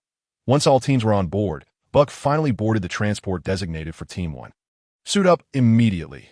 We will board the starship in 5 minutes, reach Pluto's outer space in 16 minutes, and land on Pluto in 20 minutes. I will send you the mission details now, and everyone must pay close attention after suiting up. Zhou Yuan's eyes widened as he read the mission details. Pluto had indeed been devastated by the bugs. Due to its harsh environment, great distance from the sun, and small size, the Federation had never transformed Pluto into a colonized planet. Currently, Pluto served merely as an observation outpost for the Zerg homeworld, housing 38 outposts, 15 mining facilities, and 3 research institutes, supporting over 30,000 inhabitants, including a cadre of top Federation scientists. Just 10 minutes prior, Pluto had been overrun. The bugs had inexplicably surged, forming a massive tide, akin to a migrating swarm. Wherever they passed, nothing remained. The areas inhabited by humans were the first to be affected. Scientists of the Pluto Research Institute estimated that this wave of bugs numbered at least 10 million. After sending out a distress signal, the Federation lost contact with them, and Pluto became unreachable. That on a planet where human forces once thrived, an invasion by the insectoid species has taken place, marking a monumental event. In terms of strategic significance, the loss of Pluto is far more catastrophic than the destruction of Buenos Aires, regardless of the casualties. Consequently, the Federation's high command was infuriated. They swiftly issued a combat order, dispatching 3 entire fleets of starships. The entirety of Pluto, except for the outposts, mines, research facilities, and their immediate surroundings, was to be bombarded. The mission of the Special Operations Unit was to venture into the unscathed areas and execute rescue operations.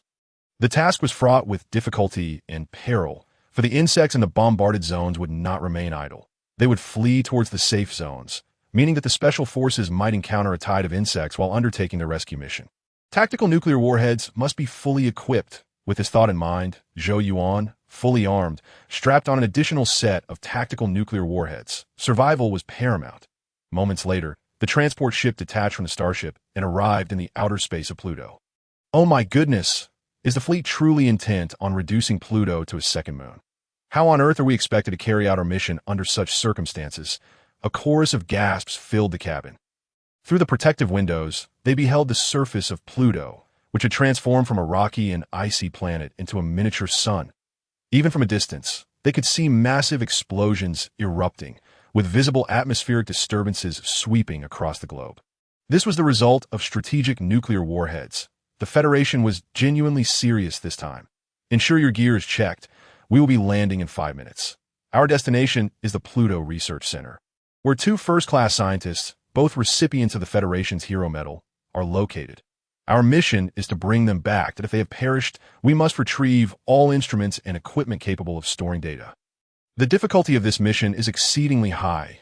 We may be overwhelmed by the insect tide as soon as we land. Therefore, I suggest you leave a video for your loved ones or friends. Buck solemnly reminded everyone. Meanwhile, the transport ship had entered Pluto's exceedingly thin atmosphere and was rapidly descending towards the surface. The impact of the strategic nuclear warheads was immense. Although the pilot had steered far away from the explosion zones, they were still affected by the shock waves generated by the detonations as they landed. The transport ship shook violently, with the cabin lights flickering erratically, as if it were on the verge of crashing. At that moment, even Zhou Yuan felt a twinge of anxiety. He suddenly realized that the gene evolution liquid didn't seem as appealing anymore. In the event of a crash, it was evident that the mech would be more suitable for survival. 800,000 soul points could buy a decent mech. Good luck, everyone. I'll be right above you, and I'll come to retrieve you at the first opportunity.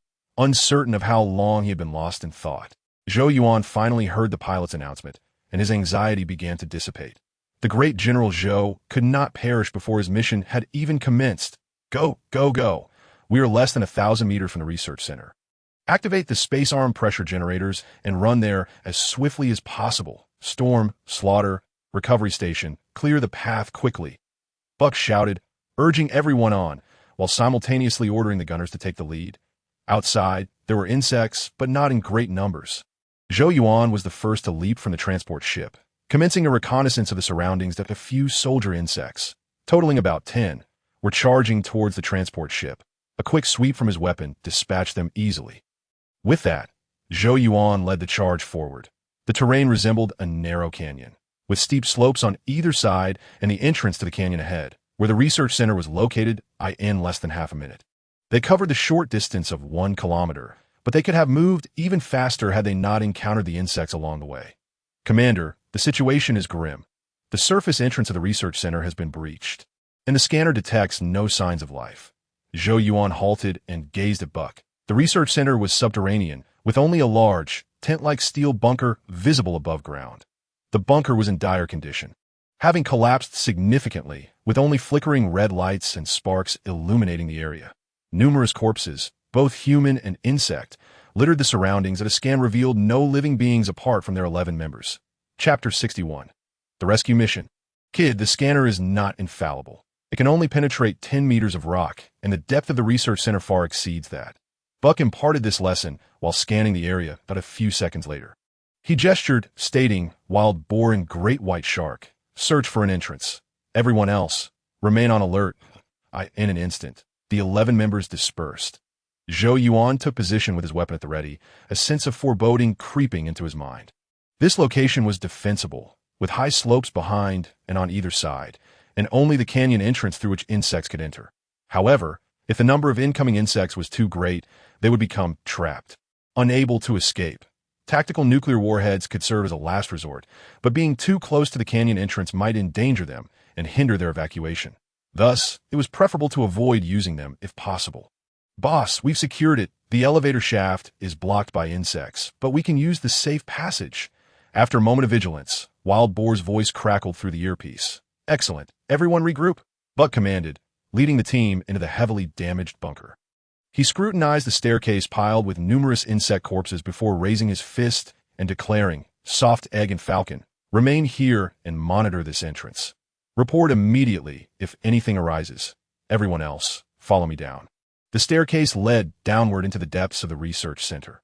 From the appearance of the safe passage, it seemed not all was lost within the research center, but a total of 300 mechanized infantry had been stationed there.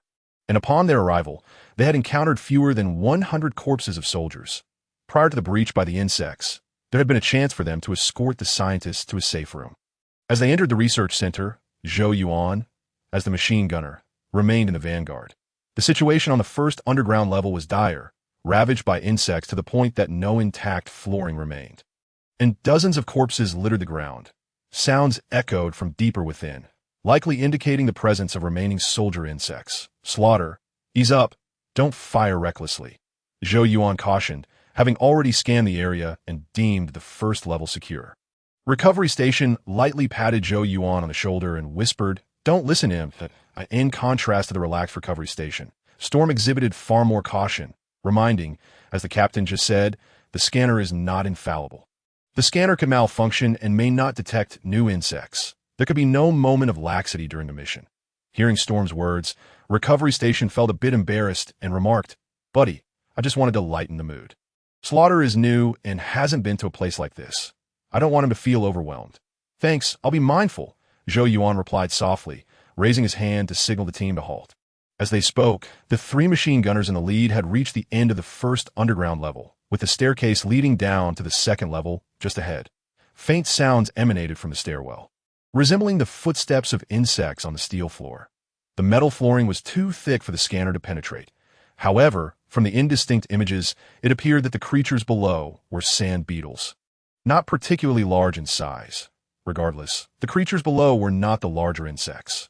Otherwise, they would have already surged upwards. Recovery Station conducted a scan. "All right, I'll lead."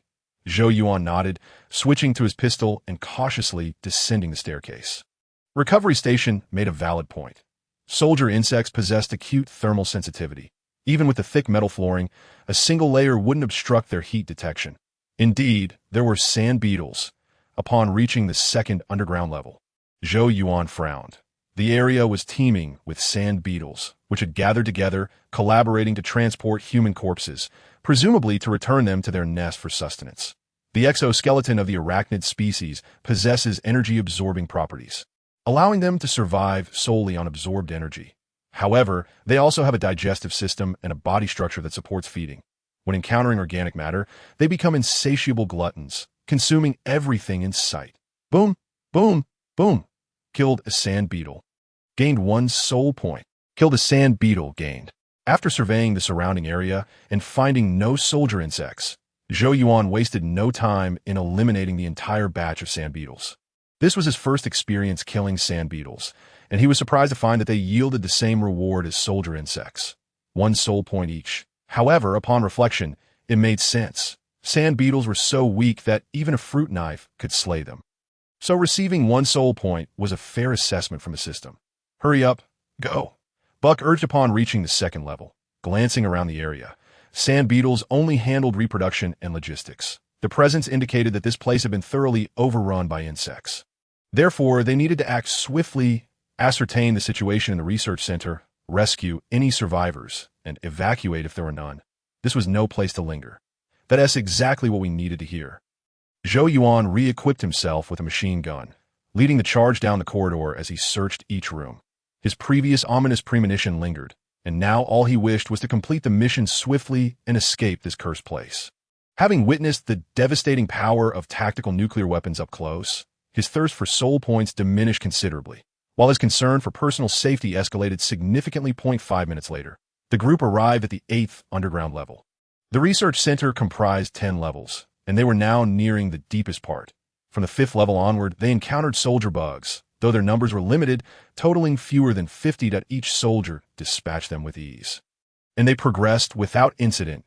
In addition to exterminating the pests, they made significant advancements in their mission, discovering numerous instruments and facilities capable of storing data, all of which they dismantled and took with them. Even if they failed to rescue the last surviving human, these items would suffice for their report. As they approached the stairs leading to the 9th level, Zhou Yuan suddenly heard a faint sound, one he was all too familiar with, the sound of soldier bugs. "Captain, I hear the soldier bugs, and there's a sound of impact." Zhou Yuan immediately turned to report to Buck. "Move quickly, engage freely." Without hesitation, Buck seized his rifle and dashed toward the staircase, though he heard nothing himself.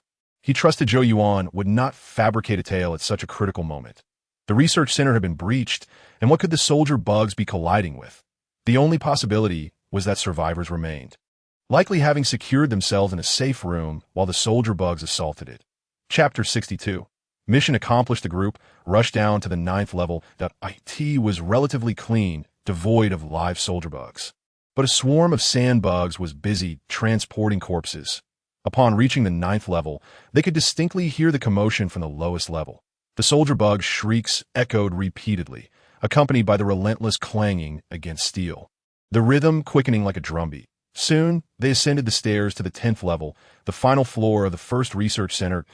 As they entered the 10th level, Zhou Yuan squeezed the trigger of his massive machine gun. Numerous soldier bugs populated this level, with dozens clustered at the staircase entrance. They were wreaking havoc, destroying every instrument and piece of equipment, even tearing the walls to shreds. Damn, so many bugs. The storm and recovery teams were equally startled, quickly unleashing firepower to suppress the soldier bugs. The staircase was confined. 3 machine guns could easily hold the position. Despite the bugs numbering nearly 100, they could not touch a hair on the team, merely appearing exaggerated within the indoor setting. With supporting fire from behind, the visible soldier bugs swiftly turned into corpses. The group pressed onward, navigating through the gaps among the bug carcasses. Open fire. Beyond the staircase lay the true working hall, a more spacious area housing even more concealed soldier bugs. Before they could enter, the soldier bug detected their presence through thermal vision and began to charge toward the staircase. Buck gestured for the team to advance. In an indoor environment, even a larger space did not yield many bugs. They would only face around a dozen at a time, easily dispatched. As they pushed forward, Zhou Yuan's keen eyes caught sight of an anomaly. "Captain, there's a situation ahead. The bugs are attacking a safety door. That must be the safe room." After battling their way through 200 meters, Zhou Yuan noticed that the bugs were not merely attacking. They were vigorously assaulting a large circular door, as if something within was drawing them in. The door was formidable. The soldier bug's pincers could tear through space-grade alloys, yet this door had only sustained a few punctures. Far from being breached, this door was indeed the entrance to the safe room, a reinforced barrier over a meter thick, designed for resilience. "Men, crush these filthy bugs and bring the scientists home. Our fine spirits and cigars await us." Upon hearing Zhou Yuan's rallying cry, Buck's spirits soared, and he waved the team forward. The soldiers were energized, advancing steadily with their weapons drawn. The bugs attacking the safe room indicated that there were indeed people inside. They were on the verge of completing their mission and escaping this wretched planet under nuclear bombardment. 1 minute later, the soldier bugs within the research center were obliterated. During the process, a small mishap occurred. Puff was grazed by a dying bug's claw. Fortunately, the creature was gravely injured and struck her space suit inaccurately, leaving only a mark. "All right, it's time to reap our rewards." Once the bugs were eradicated, Buck hastily approached the safety door, eager to open it. After several attempts, he discovered that it was no simple task. The control panel outside had been ravaged by the bugs, and all surrounding surveillance equipment was shredded, leaving no functioning devices, given the door's protective nature. Those inside were likely unaware of the chaos outside, perhaps believing the area was still swarming with soldier bugs. "Damn it," Buck cursed under his breath, kicking the safety door in frustration, but he then stepped aside for the team engineer, the only one capable of repairing such systems. That if they could not alert the individuals inside of their arrival, it would spell trouble. Gasoline, Steak, it's up to you now. Okay. Gasoline and Steak accepted the task, beginning to attempt repairs on the safety door's control panel. The wiring was utterly destroyed, and without spare lines, even if they could find replacements, it would take at least half an hour. They needed a different approach. After examining for a while, the two shook their heads at Buck. Why not try fixing the surveillance? Zhou Yuan suggested tentatively. We can connect our operational devices. That way, they can see us and communicate. Good idea. Gasoline and Steak exchanged glances, both giving Zhou Yuan a thumbs up. As professional engineers, they were aware of this method, and what they meant by a different approach was indeed this. They hadn't anticipated that this young demolitions expert would also comprehend engineering. Reflecting on it, Zhou Yuan was truly a jack of all trades. He was lauded by the captain for his formidable combat skills and by the sharpshooter Falcon for his marksmanship that warranted his place among the hunters. Now, he was also versed in engineering. How unfairly gifted that God had made him. 3 minutes later, Gasoline and Steak accomplished their task. They replaced the surveillance camera with an operational device. With a click, the device powered on, and shortly afterward, the safety door trembled before slowly swinging open, clearly indicating that those inside had seen the situation outside. Thank heavens, you finally made it, Buck. The bugs have destroyed our laboratory. As the safety door fully opened, 28 individuals emerged in succession. All were clad in protective suits, with 15 of them armed, likely the defense personnel of the research center, while the others appeared to be scientists. Their spirits were low, several bore injuries, and looked as pale as paper. Gentlemen, this is not the time for idle chatter. Pluto is currently under bombardment by the Starship fleet, though this area is not a target zone. There may still be bugs seeking refuge here. That I need you to gather all research data from the center as swiftly as possible and then evacuate with us. Buck saluted and spoke earnestly. At that moment, an elderly voice resonated. An aged scientist stepped forward, his visor stained with blood, obscuring his features. He handed Buck a protective case, gripping his hand tightly. Take this. It may grant humanity the power to combat the bug race and allow paralyzed patients to walk again. Safeguard it. If necessary, you may abandon all of us. I'm Anderson Morgan. Remember my words, Captain. Chapter 63. The bug tide surrounds the valley. General Morgan. Upon hearing the old scientist's words, Buck was taken aback, immediately standing at attention. There were 2 first-class scientists present, both recipients of the Federation Hero Medal. Anderson Morgan was one of them. That he held a position in the Strategic Research Department with the rank of Major General. Yet his authority within the Federation extended to that of a general. His astonishment. He was still alive. The intelligence from the Strategic Department indicated that Morgan had communicated before the communications blackout, warning them that they would soon perish and advising the Federation not to harbor hopes for rescue, suggesting they retrieve the data once the bug tide receded. However, considering Morgan's significance, the Strategic Department had dispatched them regardless. Hearing Morgan's words, Buck began to grasp the rationale behind it. Morgan was a good man. He believed the safe room would not withstand the onslaught and wished to spare as many lives as possible, prioritizing the preservation of research data. After all, the bugs would not gnaw through the protective case. As long as he concealed it a bit higher, he could prevent the research data from being compromised. Zhou Yuan and the others also saluted, exhilarated. The primary rescue target was still alive, signifying their mission's success. Moreover, the rescue target was a high-ranking figure, representing a significant achievement. Boss, there are bugs approaching. Their numbers are substantial. We should hurry. The crowd had not reveled in their joy for long when the soft-hearted one delivered a piece of grim news. Buck quickly turned to Morgan, inquiring, Major Morgan, are there any other safe houses here?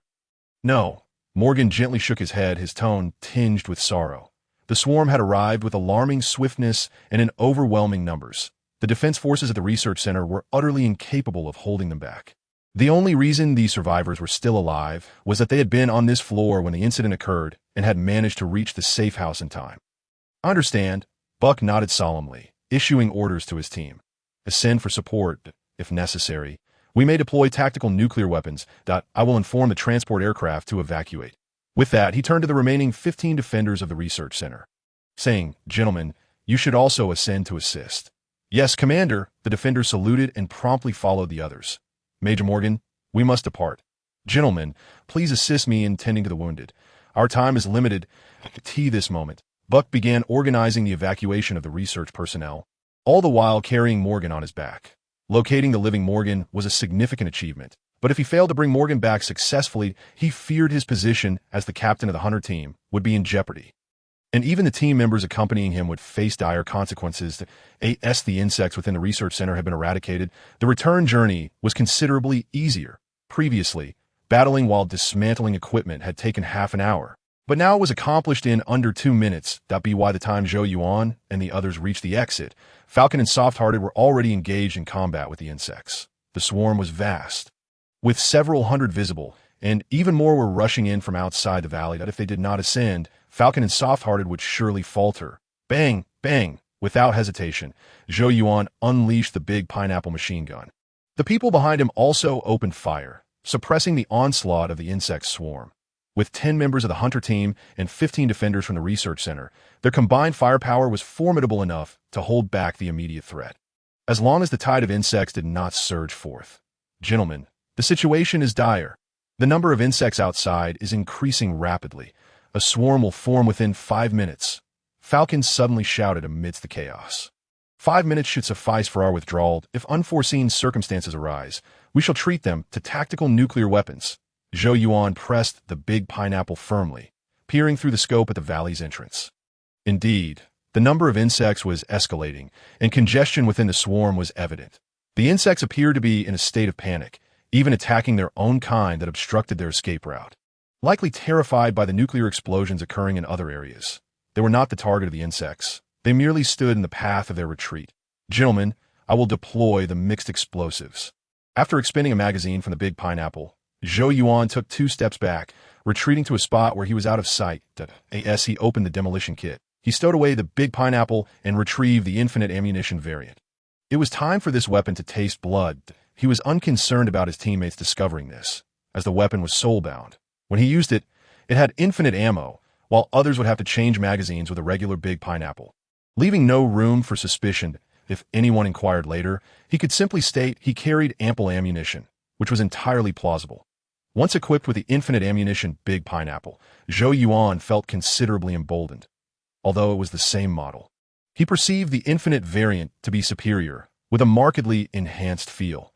Perhaps this was a manifestation of his fear of insufficient firepower. Naturally, while operating the machine gun, he had not forgotten his earlier words, tossing several packets of mixed explosives into the swarm. The mixed explosive was a high-energy substance, 3 times more powerful than the ancient relic TNT. Its detonation within the swarm would unleash a veritable rain of destruction. In the realm of insect extermination, high-energy explosives far surpassed machine guns in efficacy. Since he had them on hand, it was inconceivable not to utilize them. How could he let the opportunity to accrue soul points slip away? Watching the insects shatter into fragments and the prompt notifications refresh rapidly, Zhou Yuan felt a surge of exhilaration. He turned to Storm and Recycle, saying, "Gentlemen, hand me the demolition kit, that I possess sufficient strength to hurl the explosives into the densest areas of the insects." "Okay," Storm and Recycle called back without turning, gesturing for Zhou Yuan to take it himself. "Watch and learn." Zhou Yuan took their demolition kits, lined up 3 explosive packs, and alternated between the machine gun and mixed explosives, raining destruction upon the swarm. "Gentlemen, your hero has arrived. I advise you to hurry. There are at least 100,000 insects outside." After holding their ground for about 4 to 5 minutes, Steve piloted the transport aircraft above the valley. Circling to locate a landing spot, they needed to find a place to land, as the captain and research personnel had yet to emerge.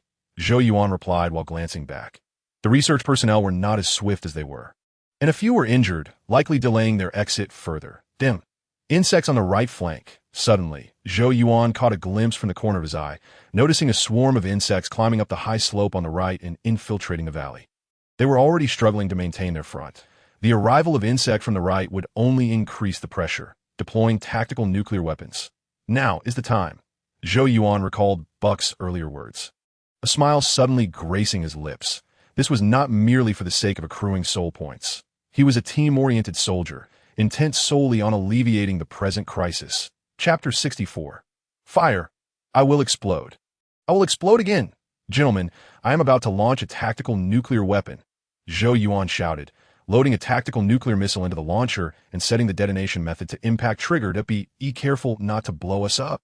Launch the missile outside. The valley can shield us from the shockwave. His teammates responded in unison.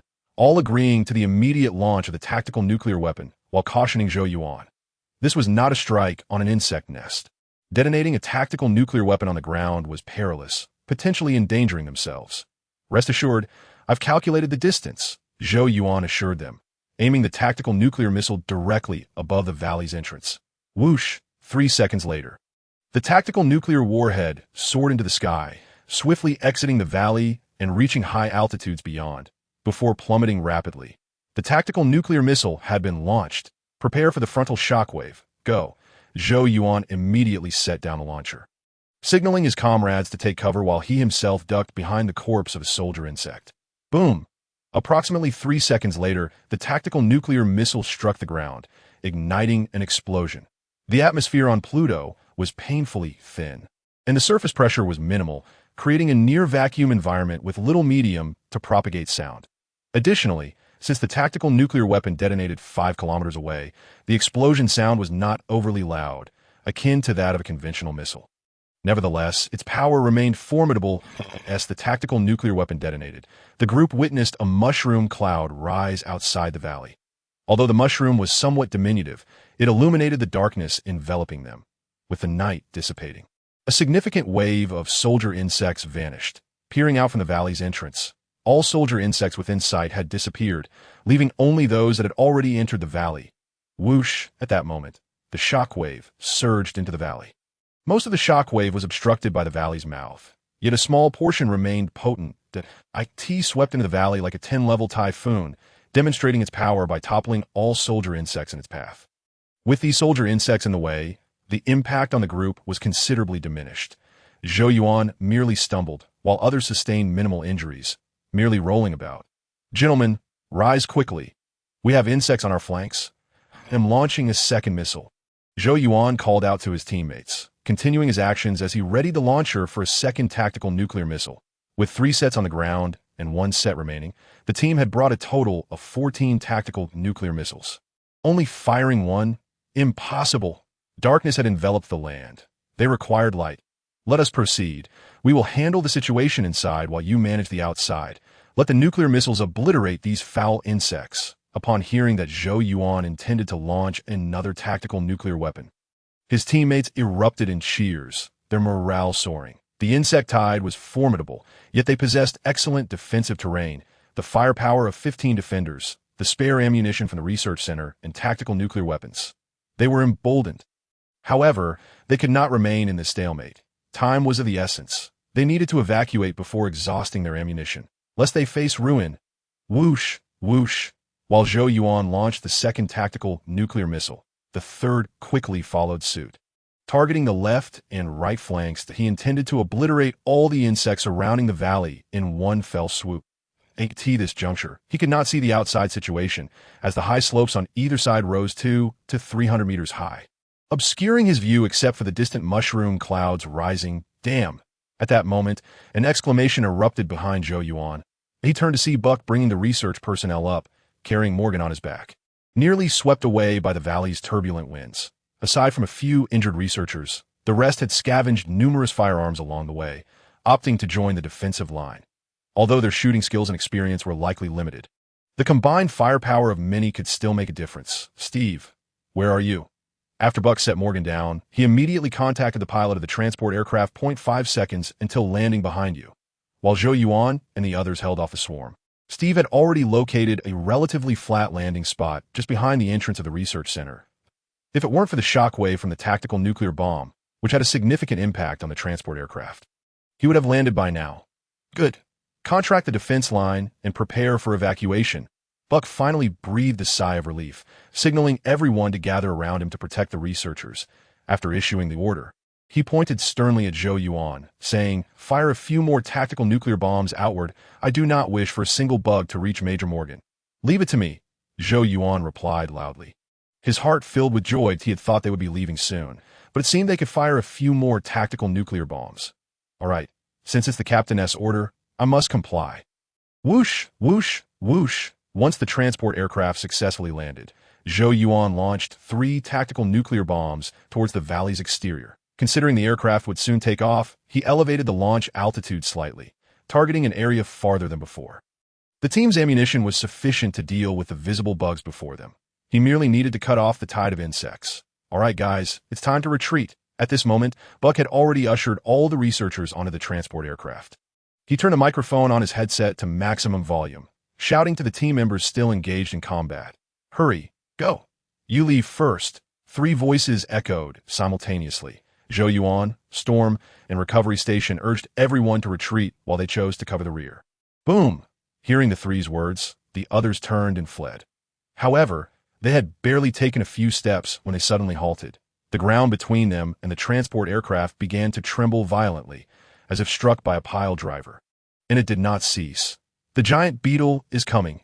Zhou Yuan's pupils contracted, and he nearly shouted.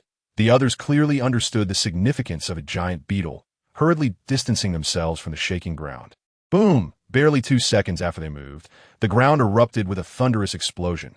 The once frozen, steel-hard, icy ground shattered like a cookie, fragments of rock and ice flying everywhere, replaced by an enormous black shadow, the back of a tank beetle.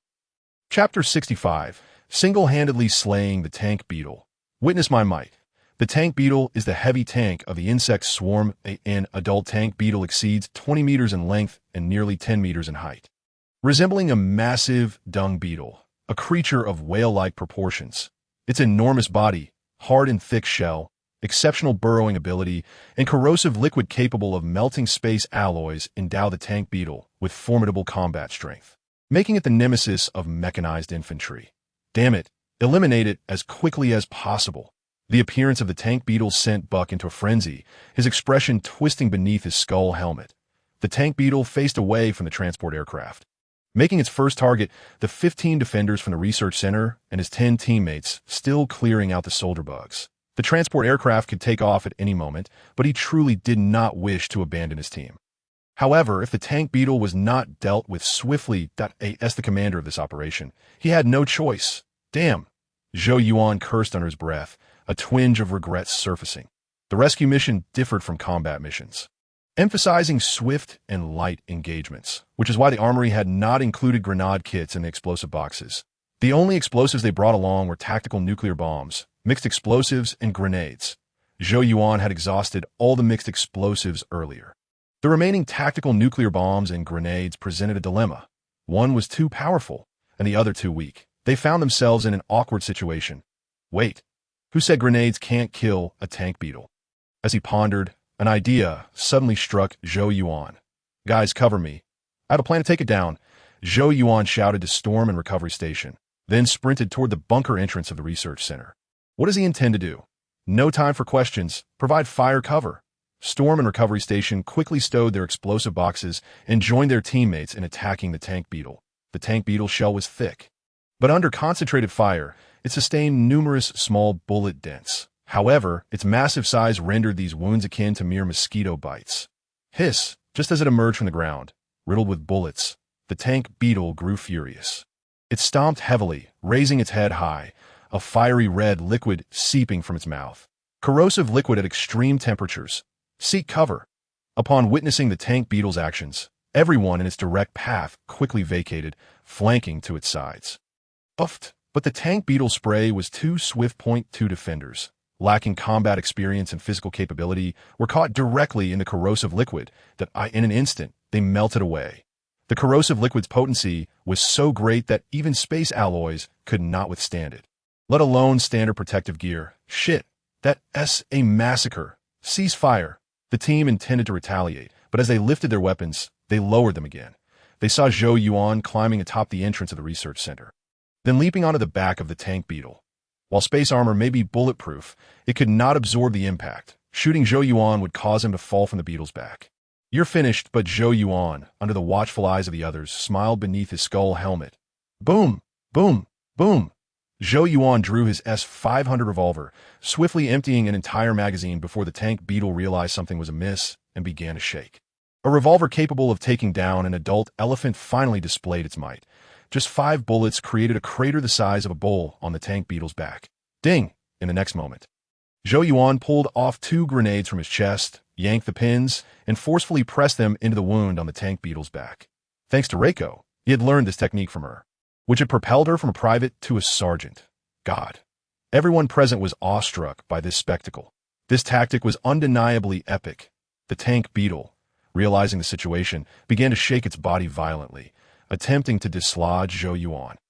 Yet this played into Zhou Yuan's hands. Utilizing the beetle's momentum, he leaped down from a height of 8 to 9 meters. Upon landing, he rolled behind a soldier bug's corpse and pressed his earpiece, saying, "It's going to explode. Watch out for the corrosive liquid." Inside an adult tank beetle, there was a corrosive liquid sac located at its tail. Although he had thrown the grenades on its back, it was prudent to take precautions. Boom! After a brief moment of evasion, a dull explosion echoed. The tank beetle collapsed, its head and midsection obliterated, scattering vibrant chunks of flesh and blood everywhere. "Guys, hurry and evacuate." Zhou Yuan had no time to ponder. He switched to his machine gun and continued to eliminate bugs. From the appearance to the demise of the tank beetle, although many events transpired, the entire duration was less than a minute. However, the soldier bugs moved swiftly, and within that short span, at least 1,000 soldier bugs had invaded the valley. Now, apart from the entrance of the research center, every other area was teeming with soldier bugs. Go! Even without his reminder, everyone knew what to do. The 20 or so individuals provided mutual cover and quickly regrouped, firing while retreating towards the transport aircraft. "Storm, give me 2 tactical nuclear bombs." "Great idea." "How about 4? "An even better idea." As they retreated, Zhou Yuan snagged 4 tactical nuclear bombs from Storm, setting a 1-minute timer for each before casually tossing them onto the ground. "Steve, we've got it handled." Buck stood at the cockpit door, notifying the pilot as soon as everyone boarded the cabin. "Leave it to me." As the exclusive pilot for the Special Operations Unit, Steve was seasoned. In the next moment, he lifted the transport aircraft off the ground. Once airborne, everyone sighed in relief, particularly Buck. "Kid, how did you manage that?" Buck approached Zhou Yuan and patted his shoulder firmly.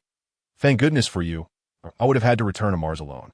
"I was executing orders, sir. You commanded us to eliminate it as swiftly as possible, so I did just that." Zhou Yuan stood tall, offering a robust salute. "Cool." Upon hearing Zhou Yuan's words, a chorus of admiration erupted within the cabin. Everyone harbored a singular thought. This was a true man. Chapter 66. Lieutenant, Brainworm, the perfect soldier. A perfect soldier should wield a perfect weapon. "Lieutenant, may I ask your real name?" Before Buck could respond, Morgan interjected suddenly. "My name is Zhou. Major Morgan." Zhou Yuan saluted in response. "Chow? It seems this name is quite popular in the East. I know many Chows, but I can swear you are the finest among them." "Chow, I shall remember you, and we will meet again." Morgan appeared delighted, resembling an elder as he gently patted Zhou Yuan's hand while shaking it. "Thank you, Major Morgan." Zhou Yuan nodded earnestly, though a hint of confusion lingered in his heart. Was the pronunciation of Zhou truly so challenging? Why did foreigners consistently mispronounce it as Cho or Chow, even his teammates who were with him daily? Morgan remained silent, merely giving Zhou Yuan's shoulder another pat before settling into his seat to rest. "Well done, Lieutenant." At that moment, Buck saluted Zhou Yuan and then embraced him warmly. "I am a second lieutenant, Captain." Upon hearing Buck's words, Zhou Yuan's heart raced slightly, yet he still asked with a trace of confusion. Previously, Buck removed his skull helmet, his face beaming with a smile. "I will send the footage of earlier to Chief Angus. He will assist you." "Wait, footage?" Zhou Yuan licked his lips, feeling even more exhilarated than before. If he could obtain a recording of the previous battle, it would make him wake up smiling from his dreams, something he would not trade for a promotion to lieutenant. He intended to share the footage with everyone he knew. Carl, Rico, Diz, Campbell, Turner, not a single one would be overlooked. Of course, there were numerous recorders on the transport ship. If Steve returned alone today, he would need those recordings to prove he did not abandon them. "By the way, you also taught me a lesson earlier. I assure you, I will watch that footage daily." Buck shrugged. "Boss, I want a copy too, sir. If possible, we would like a copy as well. We must depart aboard the starship shortly." "Slaughter, congratulations. You are about to become a lieutenant." Buck's words triggered a chain reaction within the cabin, with many requesting the earlier battle footage from him, while also congratulating Zhou Yuan.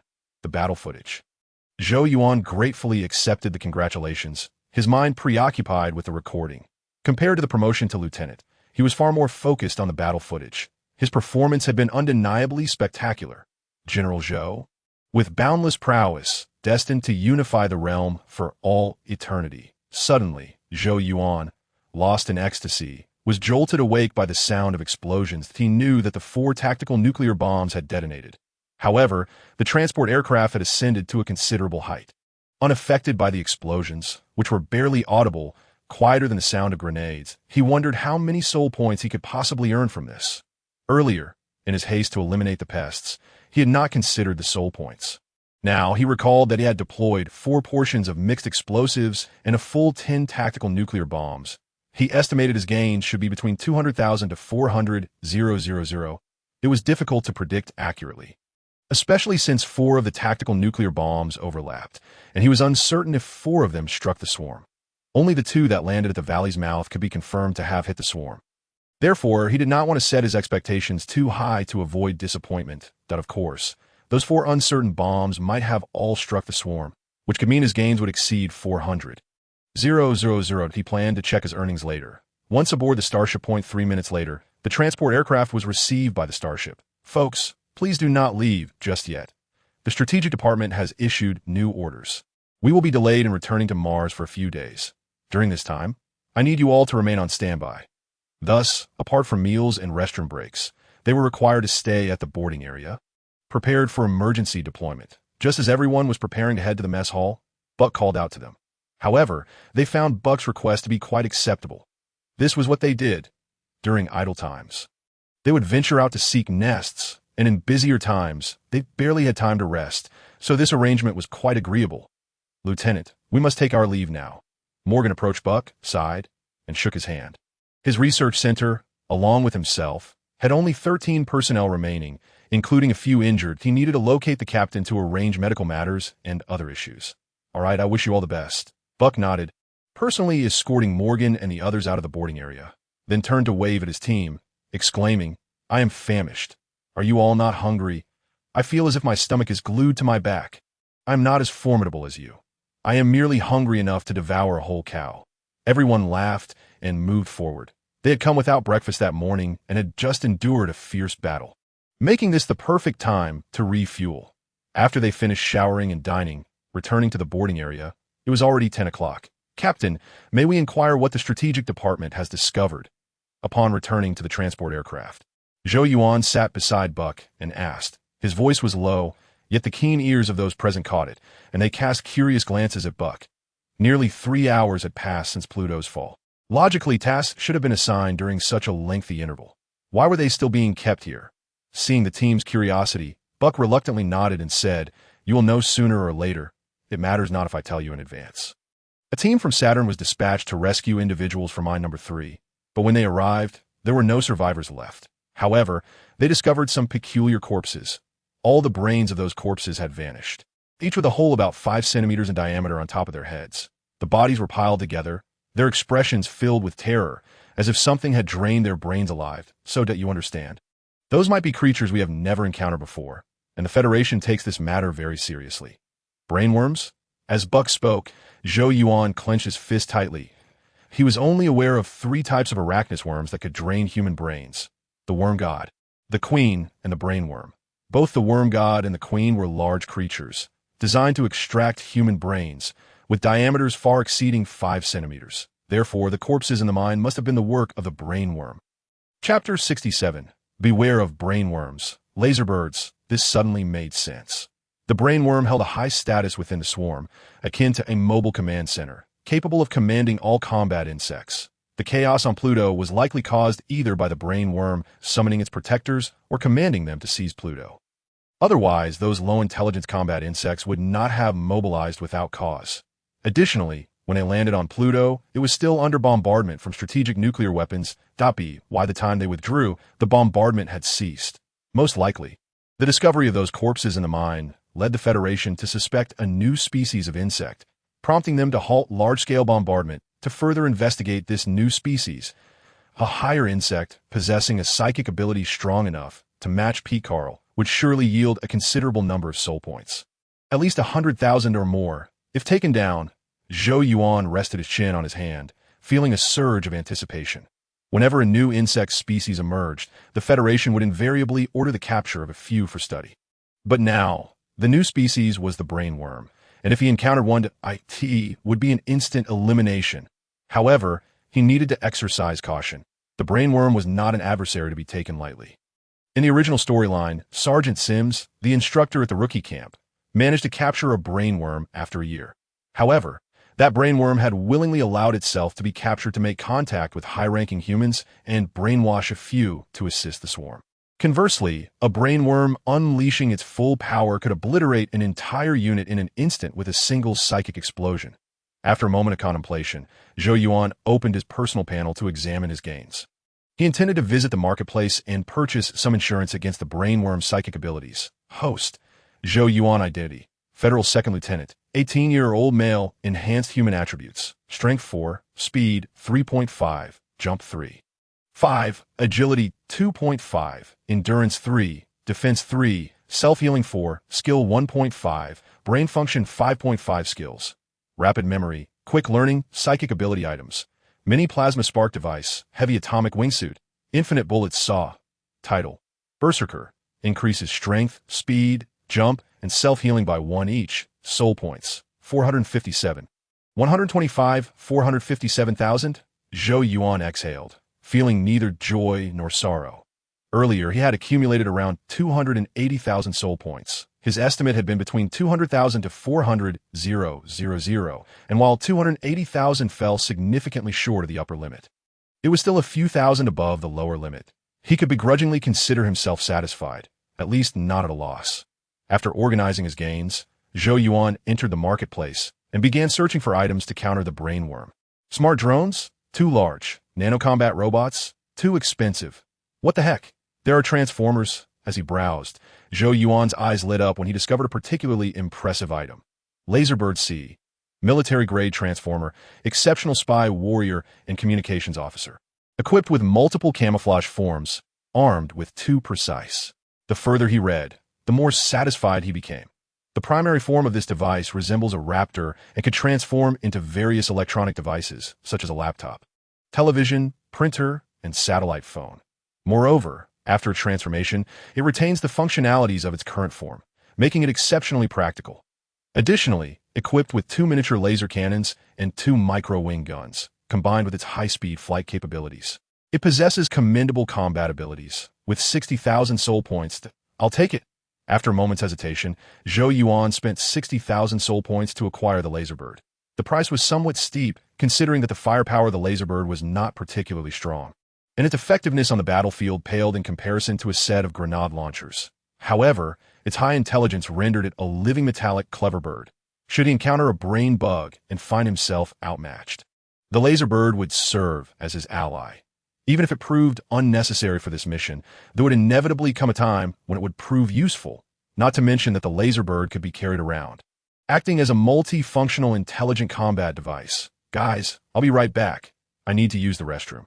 After purchasing the C-type Laserbird, Zhou Yuan bid farewell to his teammates and sought the nearest restroom. Click! The freshly acquired Laserbird resembled a cassette player. IT trembled slightly and then began to transform, ultimately taking on its raptor form. Great master, the Laserbird is at your service. The Laserbird landed on the toilet seat and saluted Zhou Yuan with its wings. It looked quite impressive. Zhou Yuan inspected it from top to bottom, nodding in satisfaction before stating, "You can just call me sir from now on. By the way, aside from electronic devices, what else can you transform into?" "Sir, while maintaining combat capabilities, I could transform into any object with a similar size. That if combat capabilities are not required and only basic mobility is needed, I can transform into a small civilian transformer." The Laserbird responded promptly. "You need not transform into something large. Can you become the combat gear and helmet that I am currently using?" Zhou Yuan continued to inquire. "Yes, sir. However, considering the reduced weight pressure, I would advise against carrying me in the form of small electronic devices. That is not your concern. I have a task for you." Zhou Yuan commanded, "Sir, the Laserbird is at your service."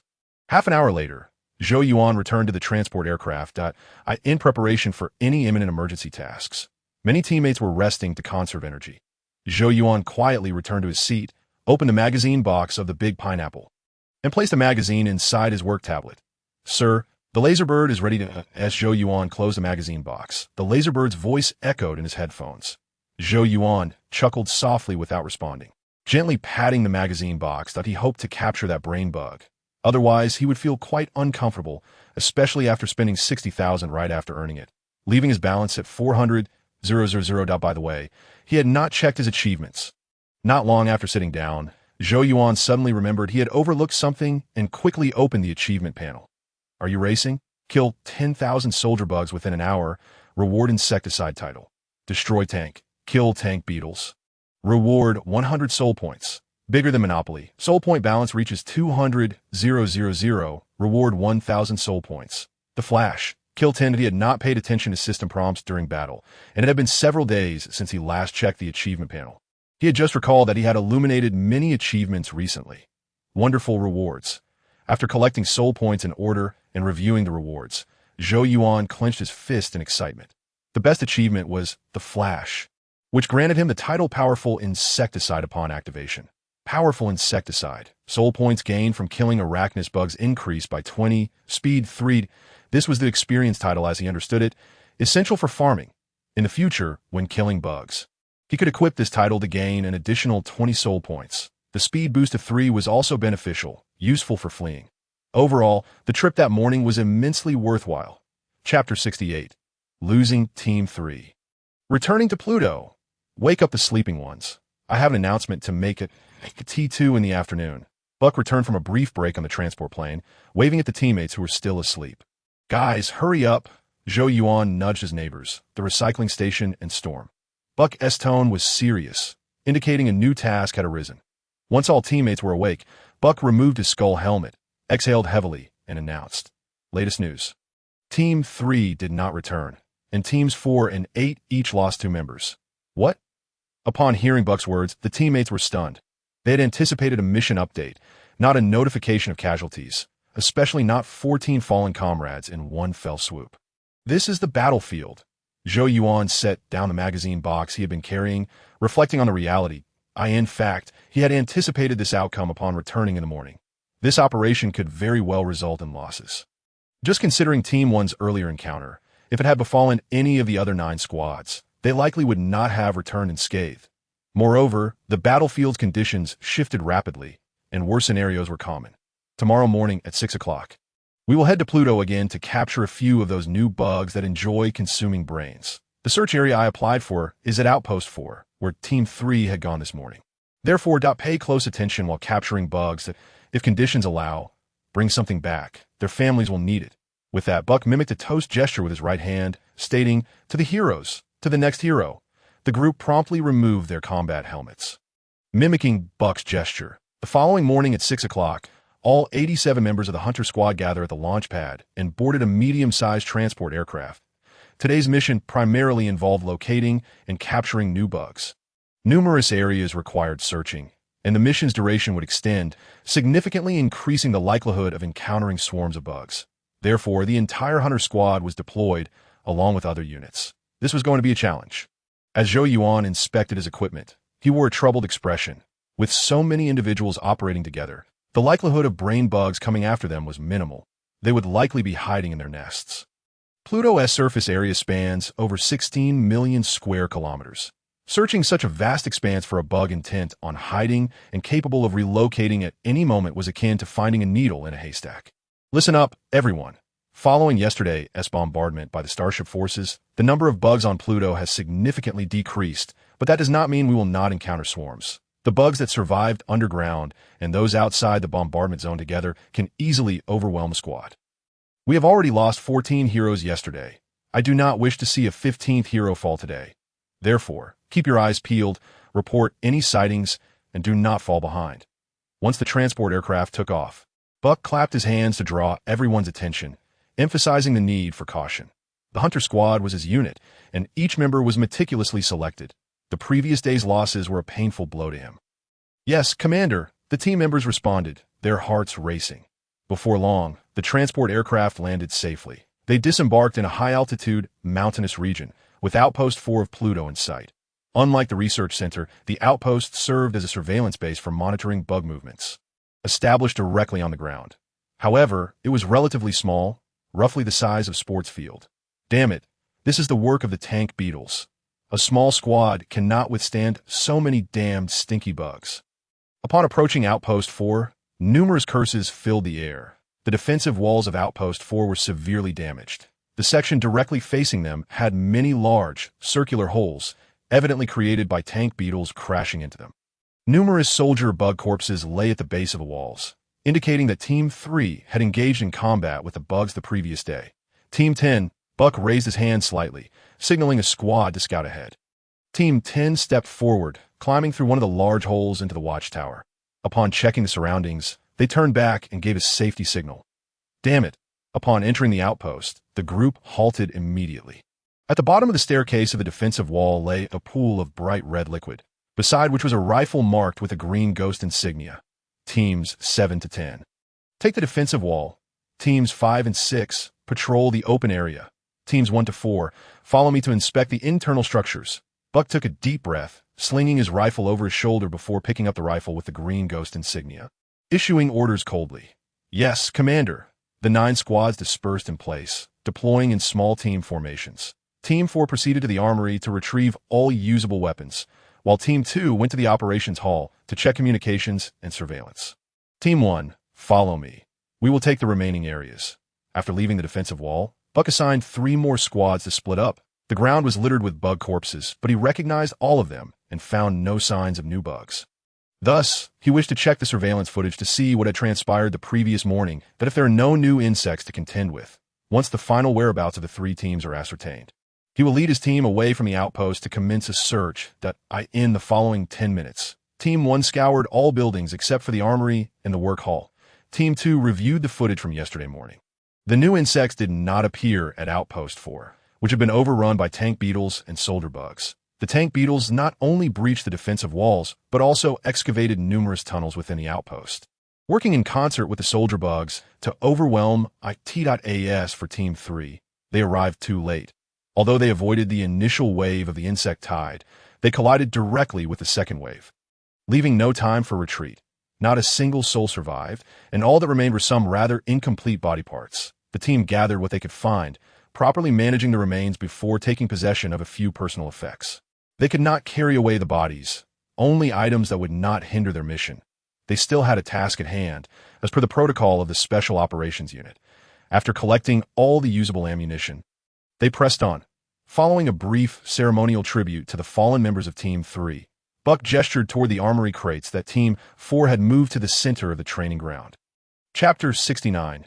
Traces of the Brain Insect. The armory of the outpost was quite substantial. IT contained dozens of crates of conventional ammunition, and even an entire stock of 20 tactical nuclear warheads.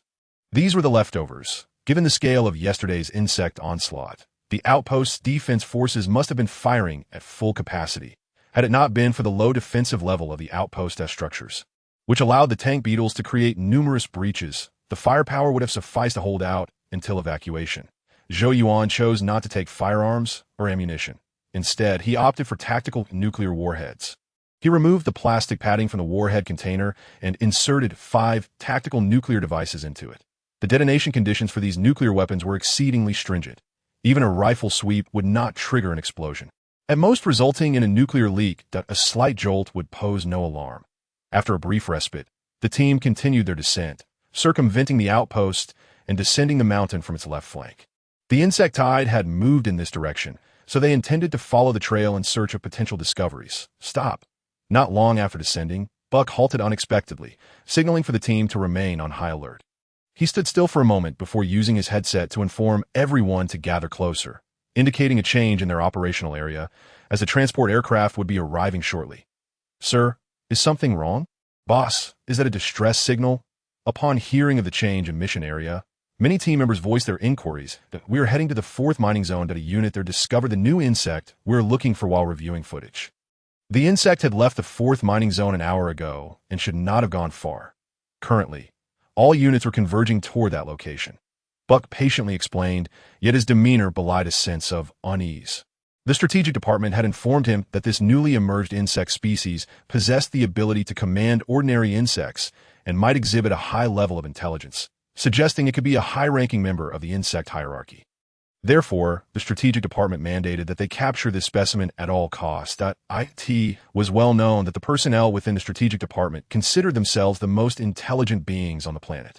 To be labeled as a highly intelligent insect by the strategic department indicated that this new species was certainly no ordinary creature. Captain, do we have a photo of the new insect?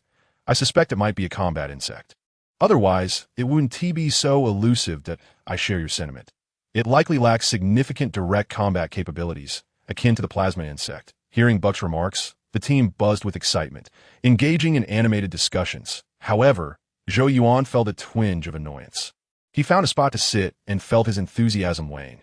The news of the brain insect was indeed promising, yet the fact that all special operations units were rushing to the scene was troubling. With so many people around, if he were to encounter the brain insect, he could not simply act without restraint, unless he was prepared to forsake his own future. For now, they could only take it one step at a time.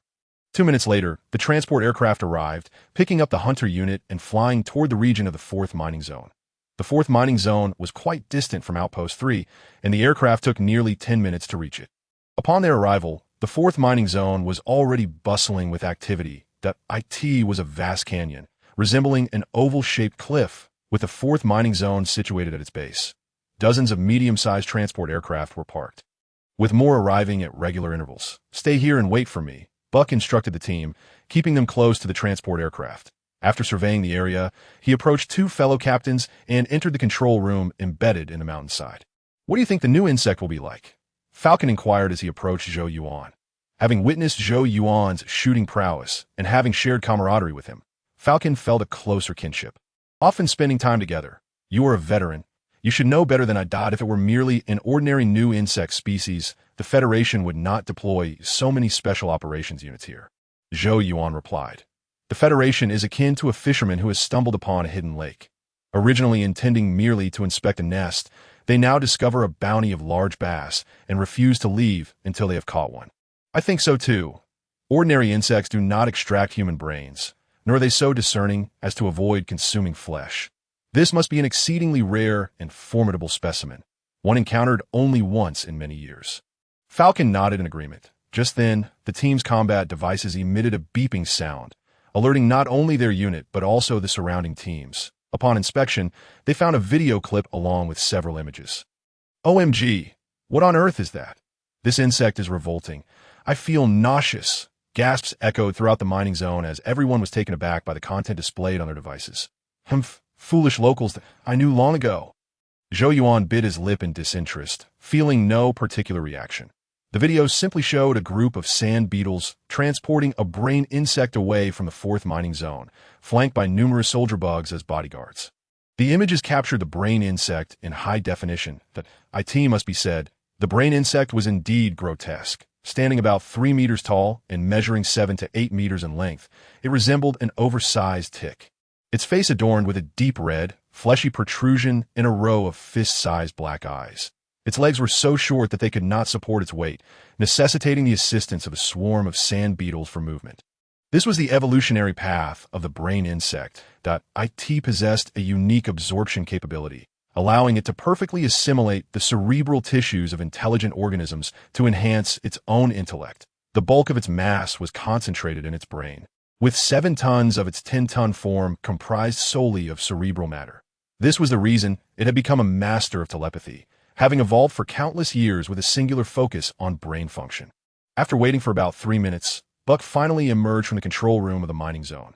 Board the aircraft. Without allowing the team members to ask questions, Buck ordered them to board and hurried into the cockpit to converse with the pilot.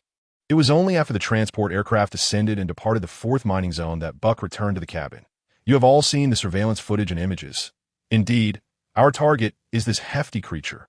The Federation had discovered the arachnid species a decade ago, yet this was the first instance of an insect capable of commanding combat insects. This indicated that it might possess an exceptionally high level of intelligence, possibly a general within the arachnid hierarchy, hence the imperative to capture it at all costs. If we cannot capture it alive on the spot, we must report its location and let it go. We must not fire upon it." Chapter 70. "I must act. Let it go." Zhou Yuan scoffed, entirely dismissing the command. He could afford to let the brain insect escape, but whether the laserbirds would do the same was uncertain. It would depend on whether the brain insect could withstand the micro-laser cannons and rifles, and whether its mental explosions could affect the transformers. As long as no one noticed, it might as well not exist. "Boss, are you saying we cannot engage?" "What the hell? Has the strategic department lost their minds?" "Captain, what if it attacks us? We can't just stand there and take hits, can we?" Not only did Zhou Yuan disregard the order, but even his teammates found it hard to accept. The brain insect was accompanied by a horde of soldier bugs. It would be impossible to avoid combat upon encountering them if they hesitated to fire. How could they possibly succeed? Silence. Buck snapped sharply, reprimanding them. That is an order. We are soldiers, and soldiers merely need to follow commands. The cabin fell silent. Buck was right. They were soldiers, especially those within the Special Operations Unit, engaged in tasks that could easily lead to peril. Observing the downcast expressions of his team, Buck sighed. I understand this is difficult for you to accept, and I feel the same way.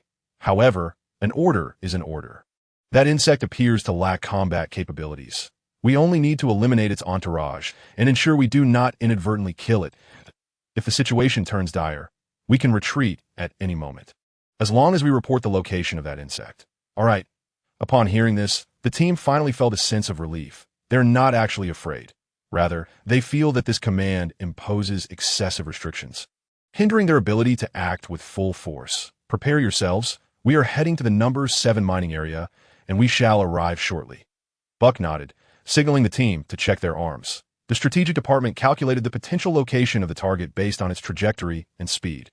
17 special operations teams fanned out in a surrounding formation centered around the number 4 mining area, then turned back to converge and search the area. The target must be within the search zone. It all depends on their thoroughness. The number 7 mining area is situated amidst rolling hills. The terrain is relatively flat, interspersed with numerous low hills, resembling an exaggerated rock climbing wall. Upon arriving at the No. 7 mining area, Buck commanded each squad to spread out in a straight line for their search. Damn. As they passed a small hill, Zhou Yuan stumbled into a stone pit, cursing under his breath. What's going on? Zhou Yuan, the machine gunner positioned at the center of the team, garnered the attention of many. The pressure generator has malfunctioned. Almost blew up, and apparent faults. Just restart it, don't mind me. He waved off, fiddling with his spacesuit. All right, let us change positions. That if you can't fix it, speak up early, and we'll get a new set on the transport. That ITS not a big deal. I'm already rebooting. As he spoke, Stake took Zhou Yuan's place, and Zhou Yuan fell to the rear. The team could not halt for Zhou Yuan alone, though they slightly slowed their pace. That I've got it. Before long, Zhou Yuan stood up and quickly caught up with the team. After they had traversed a distance, there was a commotion in the pit where Zhou Yuan had previously fallen. 2 red lights flickered, accompanied by faint cracking sounds. Sir, the laser bird is at your service. Simultaneously, a familiar voice echoed in Zhou Yuan's earpiece. Half an hour later, the team transitioned from a search to a sprint, maximizing their speed. Just 3 minutes ago, Barack received new intelligence. The team had discovered a nest 3 kilometers east of the number 4 mining area, currently under attack by a small-scale swarm and calling for assistance. Normally, they would not require support, as each special operations team consists of 100 personnel. Even if they had sustained some casualties, their firepower would suffice to eliminate a small-scale swarm. However, the swarm was unusually ferocious, blocking their advance upon contact, refusing to retreat, as if determined to prevent them from approaching the nest. Typically, a regular nest would not be so fiercely defended by the creatures. Hence, they speculated that a new type of creature was hiding within the nest, promptly disseminating the intelligence. The strategic department took this information seriously, adhering to the principle of erring on the side of caution. Dispatching all nearby units to the nest at their current speed, they could reach the combat zone within 5 minutes. There's a wormhole. After descending several hundred meters, the team's guide, Wild Boar, halted the group. He pointed towards the 2 o'clock direction, where at the foot of a hill stood a nearly round wormhole. Guarded by dozens of soldier bugs, I believe we've reached our destination. Buck peered through his field glasses and commanded, prepare yourselves. We shall charge directly into the nest. The area beneath the nest is expansive, with typically only 1 nest per region. Thus, the wormhole before them likely led to the nest that had called for assistance, albeit through a different entrance. Go. With Buck's command, the 87 members of the team surged forward. Their firepower was formidable. As soon as they opened fire, they decimated the patrolling soldier bugs outside the wormhole. The brain bug is here. As they approached, Zhou Yuan identified an issue. The soldier bugs fortunate enough to escape death were all rushing into the wormhole without looking back, as if they had coordinated their retreat in advance, likely to alert the brain bug. Team 8, stay back and keep an eye on this wormhole. Teams 9 and 10, spread out and search for surrounding wormholes. The other squads, follow me inside. Upon reaching the wormhole entrance, Buck swiftly issued orders, leading 6 squads into the wormhole. Hiss! Within the nest, numerous creatures awaited them. They hadn't even traversed the entire wormhole when they encountered a large group of soldier bugs. Gunners, take care of them. Buck leaned against the rock wall, signaling the others to provide the gunners with a clear line of attack. The wormhole's diameter was approximately 5 meters, insufficient for the soldier bugs to employ a strategy of overwhelming numbers. 2 or 3 machine guns could clear out the swarm. Folks, we better hurry. More soldier bugs are coming. We need to occupy the nest point before their bodies block our path. Zhou Yuan led the charge, wielding a large pineapple in one hand and a scanner in the other. The nest point refers to a cavern connecting numerous wormholes, serving as a strategic area. Securing the nest point would cut off the bugs' movement routes in this region. Chapter 71. Found you. Damn, I almost forgot. After expending an entire magazine, Zhou Yuan finally remembered to switch his title. Powerful insecticide. Killing arachnous bugs increases soul points by 20, speed 3. Range. After replacing the Berserker title, his strength and self-healing both dropped by 1 point, though his speed increased by 2 points. However, this was inconsequential. His base attributes remained formidable due to the Super Soldier Serum coursing through his veins. 1 minute later, the soldier bugs were pushed back by a barrage of gunfire. The team pressed their advantage, maintaining fire as they advanced to the nest point.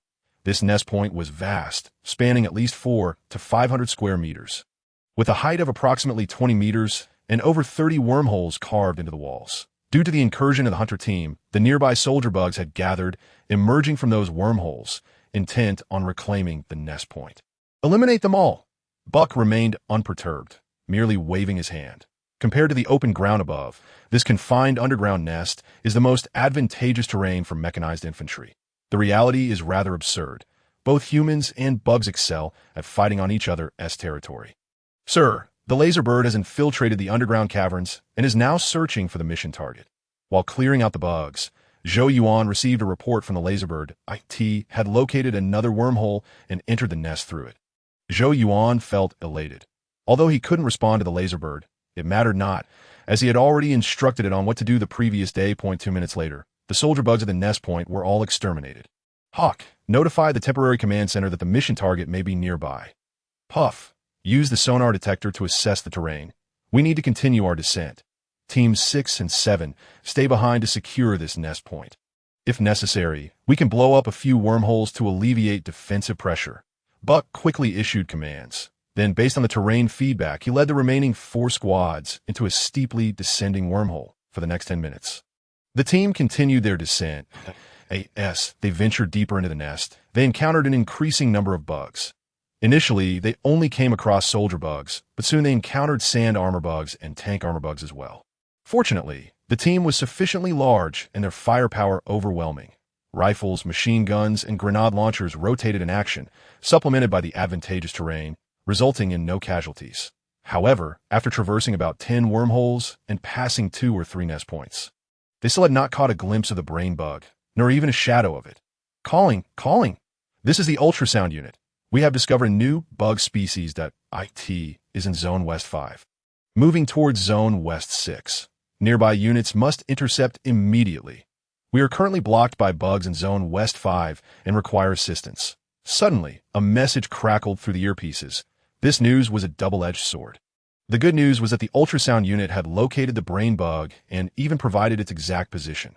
The bad news was that they were now being targeted by bugs. They were using a wide-range emergency call channel, requiring the small communication window on the communication soldier to be activated. The radio signal from the communication window is very strong, and the small ones are no exception. This would attract all nearby bugs. Typically, the small communication window is only used during evacuation to contact transport ships or request assistance from them to relay messages to the command center. This illustrates just how dire the ultrasound unit situation had become. They had to either wait for support in a short time or soon attract more bugs. Boss, this is Zone West 9. Directly in front of Zone West 6. Upon receiving the message, the guide's voice echoed through the team. They were the route experts. Zone West 9? Buck felt a surge of excitement, quickly commanding Teams 6 and 7. Withdraw from the nest and rendezvous with Teams 8, 9, and 10. Proceed at full speed to Zone West 5 to support the ultrasound unit. The rest of the squads follow me. We're going to corner that damn fat bug. Guide, lead the way. Yes, Commander. The team's morale surged as they charged down another wormhole behind Buck. Who wouldn't he want to capture a bug of potentially high intelligence, possibly a general of the bug race? The hunter team had their sights set on this great achievement. Brain bug, wait for me. Zhou Yuan silently cheered on the brain bug, continuing to lead the charge, him to be the first to lay eyes on the brain bug. While he couldn't kill it, the laser bird could. The laser bird connected to his combat device network, allowing it to constantly receive communication channels while monitoring his location, that a weapon acquired with soul points. Whenever the laser bird eliminated a bug, soul points would fall onto his head. Suddenly, a thought struck Zhou Yuan. Indeed, the system imposed no restrictions on acquiring soul points in this regard.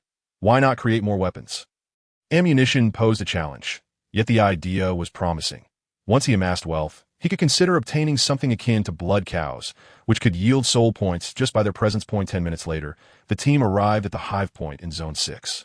Halting at a nest location. Almost there, Zhou Yuan leaned against a wormhole, awaiting the guide to assess the terrain with a sonar device. He had already deduced that the brain bug was nearby. During these 10 minutes, several swarms of soldier bugs had approached the team. Though not numerous, they were exceedingly troublesome.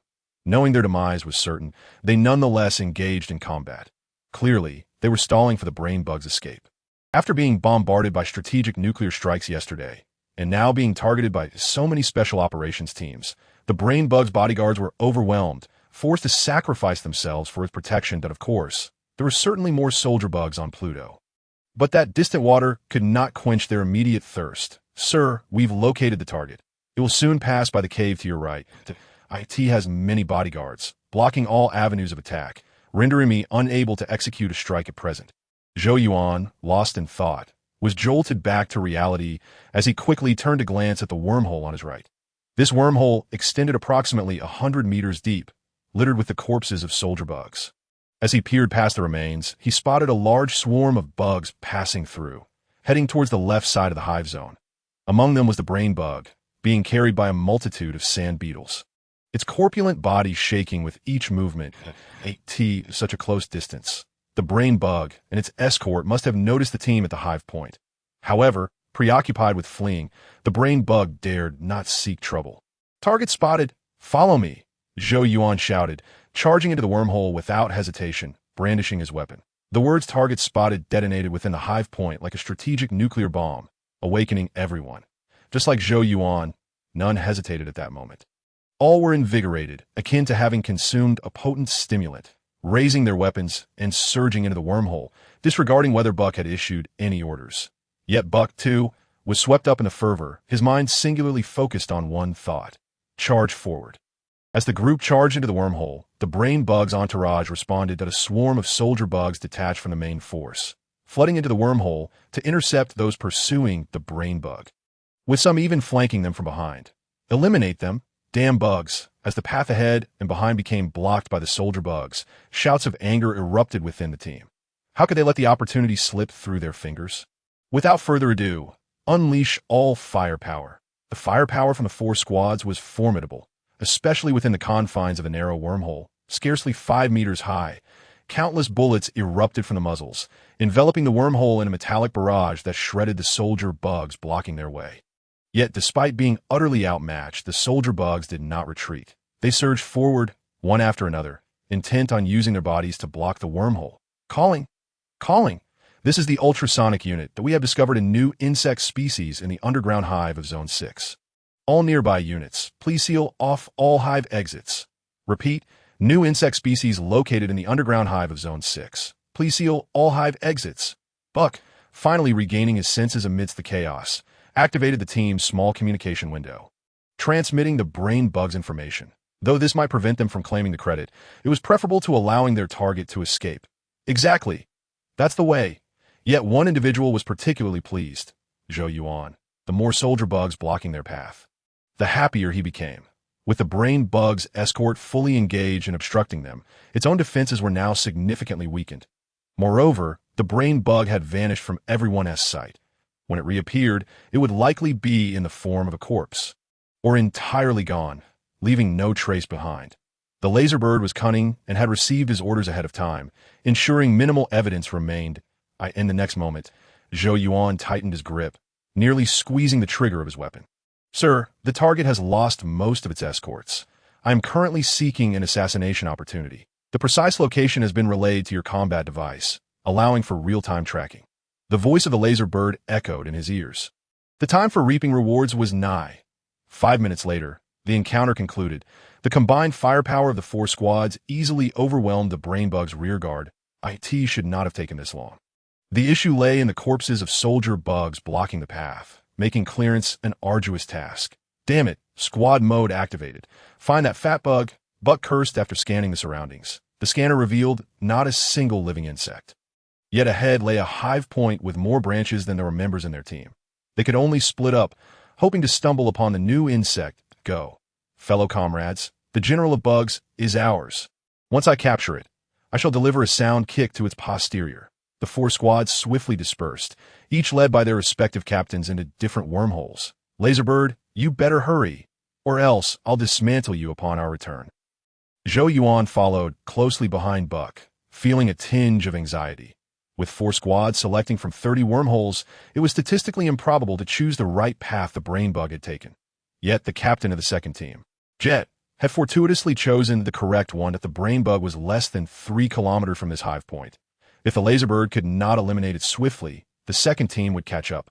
Just as Zhou Yuan contemplated slowing down and retreating to the back of the team to quietly issue commands to the Laserbird, he suddenly felt a heaviness in his head, followed by an intense pain, as if his brain were colliding against his skull, threatening to make him vomit. He was not alone. His comrades nearby experienced the same. Everyone halted, hands pressed against their skull helmets, crying out in agony, with several collapsing to the ground, unconscious. Damn it. Zhou Yuan braced himself against the rock wall, gently shaking his head, fearing he might vomit inside his helmet. Sir, mission accomplished. The target has been eliminated. I will destroy this section of the underground cave within 10 seconds to erase all traces. Mission accomplished? In his daze, Zhou Yuan heard the Laserbird's voice, yet the pain in his head was excruciating. A constant buzzing in his ears, rendering his mind blank. Fortunately, the pain did not intensify and was gradually subsiding. He vaguely heard that the Laserbird had indeed completed the task, significantly easing his discomfort. Just 10 seconds prior, the Laserbird had launched a surprise attack on the BrainBug.to counter the multiple special operations teams within the hive. The Brainbug had dispatched its entire escort, leaving behind only a handful of soldier bugs capable of combat. The Laserbird seized this opportunity, maneuvering to the Brainbug's direct path, leveraging its dormant state to avoid detection by the insects, and clinging to the ceiling of the wormhole like a spider. As the Brainbug passed beneath, 2 miniature laser cannons and 2 mini-wing guns fired simultaneously. The Brainbug's defenses were shockingly weak, lacking even a shell. Its exterior was as fragile as tofu. Although the Laserbird's firepower was modest, it swiftly reduced the Brainbug to a gory mess of red and white within mere seconds. The headache experienced by Zhou Yuan and his companions was a consequence of the Brainbug's psychic explosion. Instinctively entering a defensive state when assaulted by the Laserbird, it unleashed a powerful psychic backlash. Previously, it had refrained from using this ability, fearing excessive mental strain would hinder its capacity to call for aid or protect itself in emergencies. Now, it resorted to this measure for immediate self-defense. However, it failed to anticipate that the Laserbird was impervious to such tactics. The Laserbird dispatched it with remarkable swiftness, leaving the surrounding soldier bugs unable to react in time. By the moment the soldier bugs began attacking the Laserbird, it had already commenced the cleanup, with its mini laser cannons continuing to fire, shattering the surrounding rock walls as it hastily escaped. Some may deem such haste reckless, but the Brainbug was indeed formidable. It wouldn't be so in the future, for the protagonist must shine. Zhou Yuan recovered gradually, patting his skull helmet, still shaken. He was certain that the previous incident was the Brainbug unleashing its full power. The Brainbug's telepathic abilities were explosively powerful, capable of rendering individuals unconscious in an instant. Those with weaker mental fortitude might even suffer severe repercussions. Fortunately, he had been prepared. Otherwise, he might have lost half his life this time. How much was the Brainbug worth? In the next moment, Zhou Yuan opened the notification panel. Killed a Brainbug, earned 100,000 soul points. Congratulations, host. You have unlocked the achievement Exploding Your Head, and you may claim the title Exceptional Wisdom. Congratulations to the host for unlocking the Pinnacle achievement and for earning the title of Novice Collector. The mere act of vanquishing a brain bug triggered an avalanche of notifications on the interface. The bug nest is hardly a hospitable environment, leaving little time for scrutiny. He briefly noted the price of the brain bug, an impressive 100,000. Indeed, rarity dictates value. Regrettably, the Laserbird's kills did not count towards the title bonus. Or else the total would have reached 120,000. Zhou Yuan exhaled deeply, a smile gradually illuminating his face. Prior to the brain bug, he had only dispatched 4 types of insects. Their respective values as follows: Soldier Bug, 1 point, Sand Armor Bug, 1 point, Locust, 3 points, and Tank Armor Bug, 100 points. The pattern suggests that the worth of these creatures is not determined by their size. Otherwise, the Locust would not exceed the Soldier Bug in value, nor would the Sand Armor Bug share the same price as the Soldier Bug. Initially, he had harbored concerns that the brain bug might yield only 10,000 or even a few thousand. Now, however, the reality was a gratifying 100,000. While this sum might not seem substantial to him at present, considering that obliterating a bug nest typically garners tens of thousands, it served primarily to confirm the brain bug's worth for future encounters. A high price warrants extermination, while a lower one allows for capture in exchange for military merit. This price could be deemed moderate. He could decide whether to kill or spare based on his soul point balance. Nevertheless, this solitary kill undoubtedly constituted a significant profit, essentially acquiring a laser bird from the marketplace without cost, alongside an additional 40,000 soul points, which would greatly aid him. How are you all faring? After a cursory glance at his spoils, Zhou Yuan shifted his focus to his companions. There were 11 of them, and his condition was the most favorable, fully recovered. The others appeared worse for wear. With only Buck and Wild Boar still conscious, seated on the ground and gently patting their heads, while the remainder lay incapacitated. "I'm fine. Check on the others and rouse them." Buck waved his hand and immediately called out in the team channel. "I am the hunter. Report your current status. All squads." He was unsure of the events that had transpired, but given the widespread headaches, it was evident that everyone had been affected. The squads without insects nearby were fortunate, having time to await recovery. However, those engaged in Battle Hawk, Storm, Awaken, Friends, rise quickly. As Buck contacted the other squads, Zhou Yuan and Wild Boar began rousing their teammates. The situation was not as dire as they had feared. The fallen comrades were merely unconscious. The ones in better condition could be awakened with a few calls, while those in worse states required a gentle shake, compared to the 3 who had remained conscious. The incapacitated teammates exhibited a more lethargic demeanor upon regaining consciousness, still appearing somewhat dazed. Meanwhile, Buck felt a sense of relief. Squad 6 through 10 had successfully located the ultrasound unit, with numerous other teams joining in support. They had repelled the insectoid and were currently sealing off the bug nest's exit. Squads 2, 4, and 5 fared slightly worse. They had all experienced inexplicable headaches, with only 4 or 5 members remaining conscious among them. Fortunately, the insects in this area had been largely exterminated, preventing any unforeseen complications. Let us proceed and rendezvous with the other squads. After Zhou Yuan and Wild Boar had awakened their teammates, Buck took the lead. To guard against the potential recurrence of headaches, he planned to consolidate the team's strength, thereby minimizing the risk of unexpected incidents. 3 minutes later, for squads converged at a hive point. Their separation had been brief, and the proximity made locating each other a swift endeavor. In the ensuing minutes, everyone had regained considerable vigor and were no longer affected by the earlier headaches. However, the team had completely lost track of the brain bug. "Speak up. What is the situation?" Buck sought another wormhole while inquiring about the brain bug's whereabouts. Squad 2 had no findings. "We encountered a collapse in the wormhole, likely orchestrated by the armored bug to shield the bug general," reported one squad leader. Squad 4 had no findings. "We were obstructed by soldier bugs. Fortunately, the cables and rockets remained unaffected, or we would have faced dire consequences," another leader added. Squad 5 also found nothing. "We had just entered the wormhole when we experienced headaches," the squad leaders reported in succession. For them, that bout of headaches had felt like a brush with death. Thankfully, they encountered few insects afterward.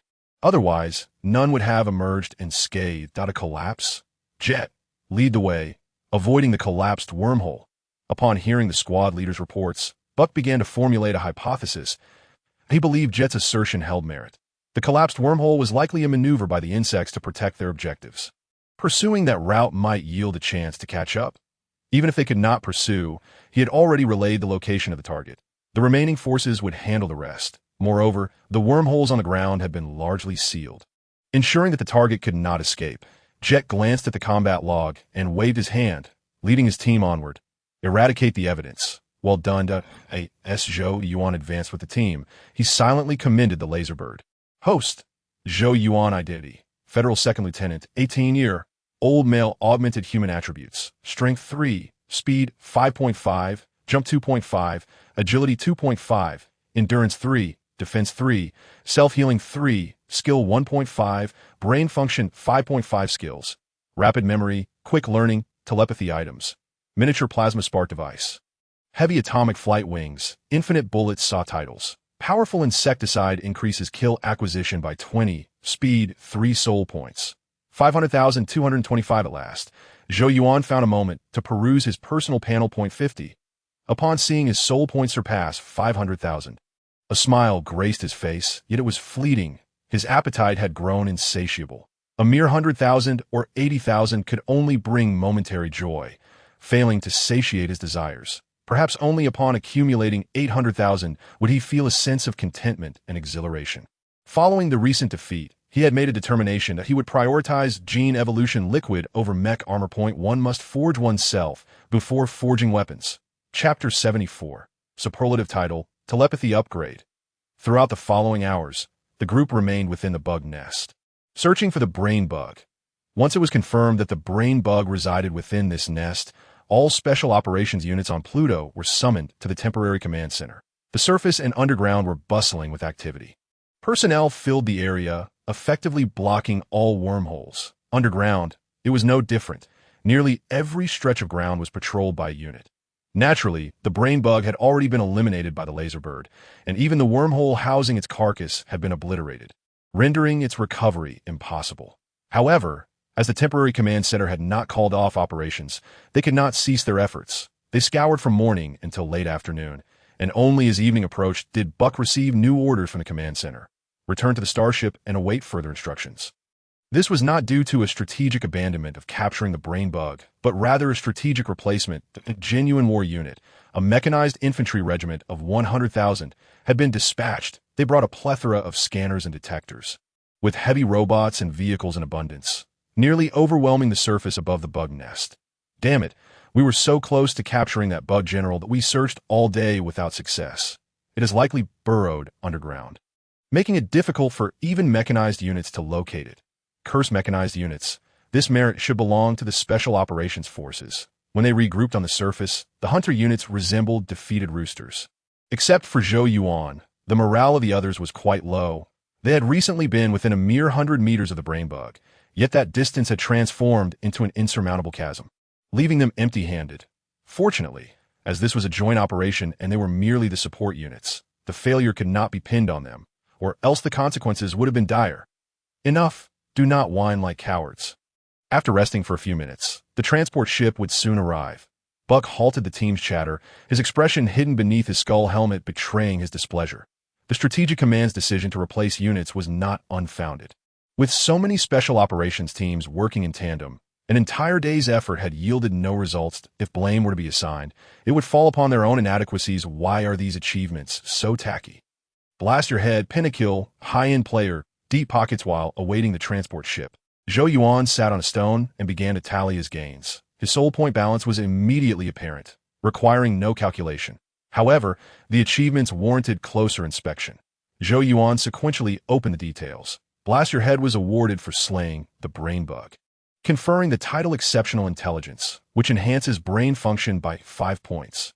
Pinnacle was granted for cumulatively killing 5 different types of insects, bestowing the title Collector, which increases all attributes by 0.5. Deep Pockets was awarded for exceeding a soul point balance of 500,000, granting an additional 5,000 soul points. High-end play referred to killing insects using intelligent products without direct involvement, yielding 500 soul points. There were also lost teeth, first injury, and you are too weak, which referred to prior misfortunes, totaling 1,200 soul points. 0.5 points of telepathy ability. This is quite a boon.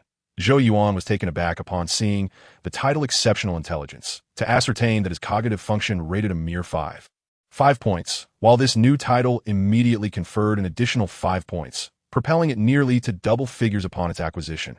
Zhou Yuan felt compelled to experience it without further ado. Upon donning the new title, an unexpected chill enveloped his head, followed by an indescribable sensation, as if his mind were about to levitate his body. Beep, new skill detected. Mind communication. Skill panel updated, new skills added. Telepathy, psychokinesis. Congratulations, host, on awakening new skills. You have received 6 level 3 soul boxes, for level 2 soul boxes, and 2 level 1 soul boxes. Would you like to open them? New skills. At the sound of the notifications, Zhou Yuan felt an even greater chill, causing his body to shudder. Telepathy and psychokinesis. These were extraordinary abilities. As the name suggests, telepathy allows for remote communication through mental resonance, transmitting thoughts directly into another's mind. The known limit is interstellar communication, akin to a large communication window. Psychokinesis is a widely recognized superpower, enabling one to manipulate objects from a distance using mental energy. This title is one I intend to cherish for a lifetime. Zhou Yuan licked his lips, excitement coursing through him. Alas, surrounded by others, it was not the opportune moment for experimentation. Otherwise, he would have tested it multiple times. As for the soul boxes, he had opened them before. There was nothing novel about it. He would wait until he returned to the starship to find a quiet place to open them and test his newfound abilities. As he reveled in his enthusiasm, Zhou Yuan sensed a faint sound behind him, and the combat instrument trembled slightly. Well done, he murmured, placing his hand behind him to retrieve a large pineapple magazine, which he promptly reloaded into the magazine box. This magazine was the transformed form of the laser bird. It had taken this shape when he departed and returned in the same manner. Host. Zhou Yuan identity. Federal Second Lieutenant. 18-year-old male enhancer attributes. Strength 3. Speed 2.5. Jump 2.5. Agility 2.5. Endurance 3. Defense 3, Self-Healing 3, Skill 1.6, Cognitive Function 10.5 skills, Telepathy, Mind Communication, Psychokinesis, Rapid Learning. Items, Miniature Plasma Spark Device, Heavy Atomic Flight Wings, Laserbird. Title, Exceptional Wisdom, Increasing Cognitive Function by 5 Soul Points. 507125. After sorting through everything, Zhou Yuan opened his personal panel, but he was exceedingly pleased with the new data. This excursion had netted him nearly 110,000 soul points, awakened 2 superpowers, and he still had boxes awaiting to be opened. One could say he had struck gold overnight. 10 minutes later, the Hunter Squad returned to the starship aboard a transport craft. Zhou Yuan had intended to take a shower and experiment with his new abilities while opening the soul boxes. But before he could disembark, Buck informed them they were to report to the bridge area, and all team members were required to attend. Accompanying them were the ultrasonic and cubic squads. The ultrasonic and hunter squads were the only 2 that had previously encountered traces of mind bugs, with members claiming to have seen them. The cubic squad, on the other hand, had suffered a mental explosion from the mind bugs. The strategic department was taking this matter seriously, instructing these 3 squads to report to the bridge area immediately upon their return to the starship. Consequently, Zhou Yuan had no choice but to postpone his plans and follow the team to the bridge area. Chapter 75. Interrogation concluded. Zhou Yuan had a general understanding of how the strategic department was thinking. Telepathy had emerged several decades prior, and with a human population in the billions, it was not surprising that at least 8 million individuals had awakened it. Among such a multitude, it was not unusual for a few Carl-class ultimate talent anomalies to appear. Thus, the Federation likely had records of abilities such as mental explosions, and now, the existence of a bug capable of mental explosions. This was a dire concern for the Federation, as it indicated that the bugs had evolved far beyond human comprehension. In conference room number 3 of the bridge area, the strategic department had dispatched a 9-member intelligence gathering task force, including a major general and 2 brigadier generals, along with their respective aides. The Hunter Squad, consisting of 83 members, was queuing at the entrance. The interrogation of the ultrasonic squad had concluded, and it was now the turn of the cubic squad, with the Hunter Squad positioned at the end of the line. Indeed, the number had diminished from 87 to 83, as 5 teams had lost 4 members during the morning support of the ultrasonic squad. The casualties for the ultrasonic squad were even more severe, dropping from 100 to around 40. Had it not been for multiple support squads, none would have returned. Now, it is your turn, Hunter Squad.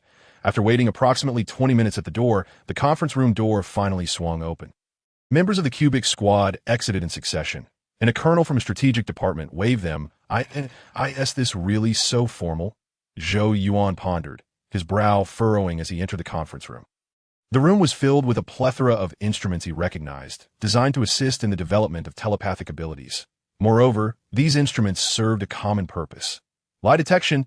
Clearly, this was not a casual inquiry, but a formal and focused interrogation. However, this was not a grave matter. He was quite familiar with these devices and knew how to navigate the red lines. Furthermore, with his cognitive function at an impressive 10.5, no mere instrument could discern the truth of his words. To take a step back, he had not slain any mind bugs. He merely needed to speak the truth. Indeed, he had seen a mind bug, but the subsequent squad had not pursued it. He had remained with his team throughout and had never acted alone. Lieutenant Buck, please take a seat. The Major General at the head of the conference table gestured for Buck to sit. The others were left standing. Although the conference room was spacious, it was not large enough to accommodate nearly 100 chairs. Yes, sir, Buck complied, removing his skull helmet. Upon seeing this, everyone else followed suit and formed a line behind Buck. Lieutenant Buck, I am aware that special operations personnel prefer to dispense with superfluous chatter, but I will pose a series of questions. And I hope you will respond with the same succinctness that I trust you, like me, are still hungry. Yes, sir. The first question, did you personally witness the target of the mission? No, it was my squad that discovered the target. I only saw a swarm of soldier bugs and sand-armored bugs for the duration of the interrogation. The Major General continued to inquire, while Buck provided answers regarding the task related to the mind bugs, including the approximate time, location, and sudden onset of headaches. Moreover, one round of questioning was insufficient. A second round required lie detection instruments to be employed. However, after questioning Buck, the Major General's pace of interrogation noticeably accelerated. He did not interrogate the ordinary members of the Hunter Squad, instead questioning each squad leader in succession. Asking the same questions 20 minutes later, the questioning of the squad leaders concluded smoothly, with the instruments consistently indicating green lights, and no errors arising. Just as everyone believed the session was coming to an end, the Major General glanced at Zhou Yuan and gestured for him to sit beside him. Yes, sir. Zhou Yuan was somewhat taken aback, but complied and sat down. The records indicate that you possess telepathic abilities. Is that correct? Yes, sir. Then we must change our method of inquiry. The Major General nodded, signaling his two aides to approach. Lieutenant Zhou, please relax. The two colonels positioned themselves behind Zhou Yuan, each placing a fingertip above his eyes. The Major General then inquired, did you personally see the target of the mission? I did, sir. After it left your line of sight, did your captain immediately order a pursuit?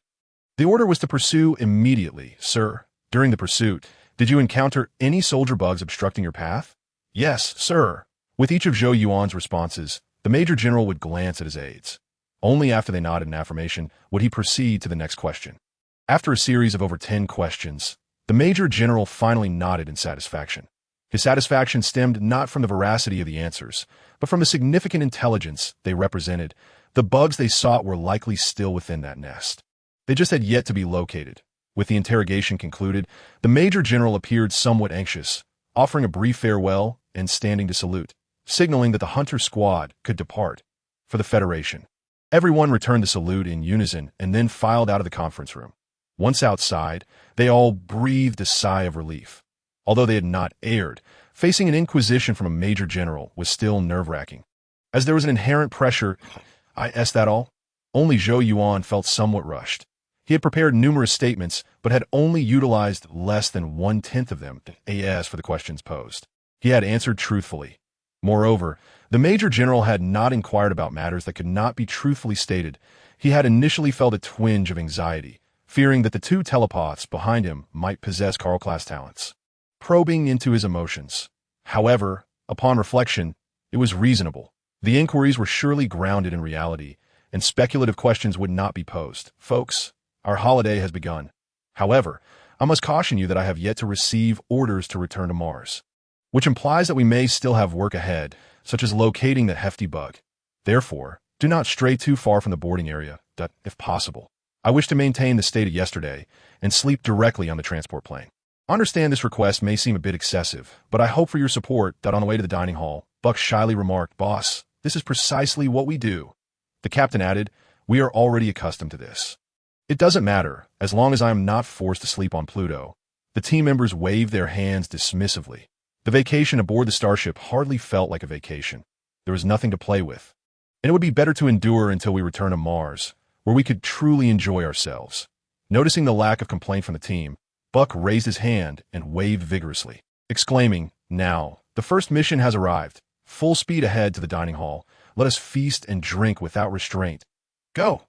Yes. Cheers erupted as over 80 individuals jostled and pushed their way toward the dining hall. Chapter 76. Jumping Frog Mech, Testing Superpowers. In the deep of night, Zhou Yuan exited the transport ship and found a private shower room. With no restrictions on beverages, the meal stretched for several hours. And by the end, most were intoxicated, just being sent aboard the transport ship. Now, he was about to open the soul gift boxes that he had 6 level 3 soul gift boxes for level 2 and 2 level 1. All in, open level 1 soul gift box, acquired dark energy standard mess and string ring 1. Open level 1 soul gift box, acquired jumping frog 1. Open level 2 soul gift box, acquired micro superluminal particle drive 1. Open level 2 soul gift box. Acquired infinite bullet SM rifle 1. Open level 2 soul gift box, acquired bionic spider battle vehicle 1. Open level 2 soul gift box, acquired purgatory grenade 1. Open level 3 soul gift box. The system's notification chimes rang in succession as all 12 soul gift boxes were opened. Excellent items. Zhou Yuan's eyes gleamed. The names of these items were quite impressive, and he could tell their quality was not low even before examining them. He turned off the shower, lit a recovery cigar, squatted down, and began to inspect his haul. The dark energy standard mess and string ring was akin to the variable string ring, both being space rings. But this one was of a higher grade, possessing an internal space of 10,000 cubic meters. The jumping frog appeared rather extravagant, a 5-meter-tall amphibious mech equipped with only 4 heavy machine guns. Yet its maneuverability was astonishing. Its legs featured hydraulic piston engines, allowing for a top speed exceeding 200 kilometers, with a maximum jump height of 300 meters. That IT was equipped with a small plasma engine and a time matrix generator, enabling low-altitude gliding and short-distance jumps within 100 kilometers. Remarkable! This device could indeed be a lifesaver. Having reviewed the item descriptions, Zhou Yuan felt a surge of exhilaration. Level 1 soul gift boxes were indeed exceptional. Everything he opened was useful. After acquiring the jumping frog, he became even more resolute in his prior plan to save up 800,000 soul points to purchase evolutionary fluid for his investment. The mech could wait. The jumping frog would serve him well for now. Compared to the level 1 soul gift boxes, the level 2 boxes were slightly inferior. The micro superluminal particle drive was impressive. A superluminal engine, perfectly suited to pair with a micro plasma spark device. However, it was not immediately usable and would have to gather dust for the time being. The infinite bullet SM-7 rifle was essentially the latest version of the AWM. The bionic spider battle vehicle, as its name suggested, was a tank with 8 spider legs, slightly lacking in firepower but boasting high mobility. The purgatory grenade was a type of nuclear grenade, resembling a deep crimson crystal pillar. With a 10-second detonation time and an effective kill radius of 1 kilometer, 10 seconds to a kilometer, even with 2 doses of courage, he wouldn't dare use it. The remaining 6 level 3 boxes yielded no noteworthy items. Merely conventional military gear. Host. Zhou Yuan identity. Federal Second Lieutenant, 18-year-old, enhanced human attributes. Strength 3, Speed 2.5, Jump 2.5, Agility 2.5, Endurance 3, Defense 3, Self-Healing 3, Skill 1.6, Brain Function 10.5 skills, Telepathy, Mental Communication, Telekinesis, Rapid Learning. Items. Jumping Frog. Heavy Atomic Wingsuit, Laserbird, Purgatory Grenade. Title. Exceptional Intelligence increases brain function by 5 soul points. 507125. Everything seemed quite satisfactory. After organizing his findings, Zhou Yuan had many thoughts. He had accumulated numerous items, both individual pieces and complete sets. If he disassembled the complete sets into individual components and combined them with the existing individual items, he would have enough to assemble an exceptional single soldier mech. However, before that, he needed to find a way to elevate his rank and deepen his understanding of military technology. Upon returning to Mars, he would be promoted to lieutenant, but that was still too low. To achieve his goal of assembling a mech, he would need at least the rank of major, as majors could command a station, affording them personal space and time, allowing for greater freedom. Of course, he had no intention of leaving the Special Operations Forces just yet. He merely set a small goal for himself to attain the rank of major, after finishing his shower and donning his gear. Zhou Yuan did not leave the bathroom, but instead retrieved some bullets from the ring, scattering them on the ground. Rise. In the next moment, Zhou Yuan's expression hardened as he extended his hand toward the bullets. Clink, clink, the crisp, delicate sound emerged as the bullets began to move, bouncing and colliding on the ground before gradually rising into the air. Telekinesis. Witnessing this scene, Zhou Yuan's lips curled into a smile. Since he was already here, how could he not test his recently awakened superpower? Telepathy was impractical to test alone, but telekinesis was feasible. After conducting a series of experiments, he discovered that utilizing telekinesis was not particularly difficult. However, mastering it would require more practice. He was merely a novice at this point. Additionally, regarding the strength of his telekinesis, it was likely due to insufficient brain function. His telekinetic strength was rather low. He could only fully control objects weighing no more than 50 kilograms. Anything heavier would lead to loss of control, causing them to drop as soon as they began to levitate. Nonetheless, he was quite satisfied with this progress. Taking the first step was most crucial. The subsequent steps would be easier, as long as he had sufficient soul points to acquire various enhancement potions that I am the god of medicine in the following days. The Hunter unit received no missions, and the over 80 members remained aboard the starship. The first 2 days were tolerable, treating it as rest. However, as the third and fourth days dragged on, the atmosphere among the Hunter unit began to shift. Everyone grew agitated, Zhou Yuan included. After days of training and pest extermination, a sudden lull of several days left everyone feeling unsettled, unable to sit still or stand comfortably, consumed by anxiety. Finally, on the 8th day, aboard the starship, the temporary command center sent word, informing them that the Hunter unit's mission had concluded and the starship would return them to the Tarsus fortress. Upon receiving this news, Zhou Yuan inquired with Buck. It turned out the strategic department had abandoned the idea of capturing the brain bugs alive. After 10 days of searching with considerable manpower and resources expended, they had achieved no substantial results, prompting the strategic department to decide to cut their losses out of course. Cutting losses did not mean retreating from Pluto. Rather, it meant converting Pluto into human territory. The starship forces were deployed once more to conduct a larger, more powerful, and longer-lasting blanket bombardment of Pluto. Following this, mechanical troops would take over, destroying every visible bug and wormhole on Pluto's surface. Finally, engineering units would establish outpost bases and other facilities on Pluto. However, none of this pertained to the Hunter unit. Such tasks were not within the purview of the Special Operations Units. Chapter 77. Zhou the Superstar. At 10 in the morning, multiple Special Operations Units returned to the Tarsus fortress. The starship docked directly at the fortress, eliminating the need for transport shuttles. Yes. Thank God, I have survived. The air on the Tarsus plateau is truly sweet. As the team disembarked from the starship, cheers and strange calls erupted, with some even tossing their helmets into the AI. It felt rather pleasant.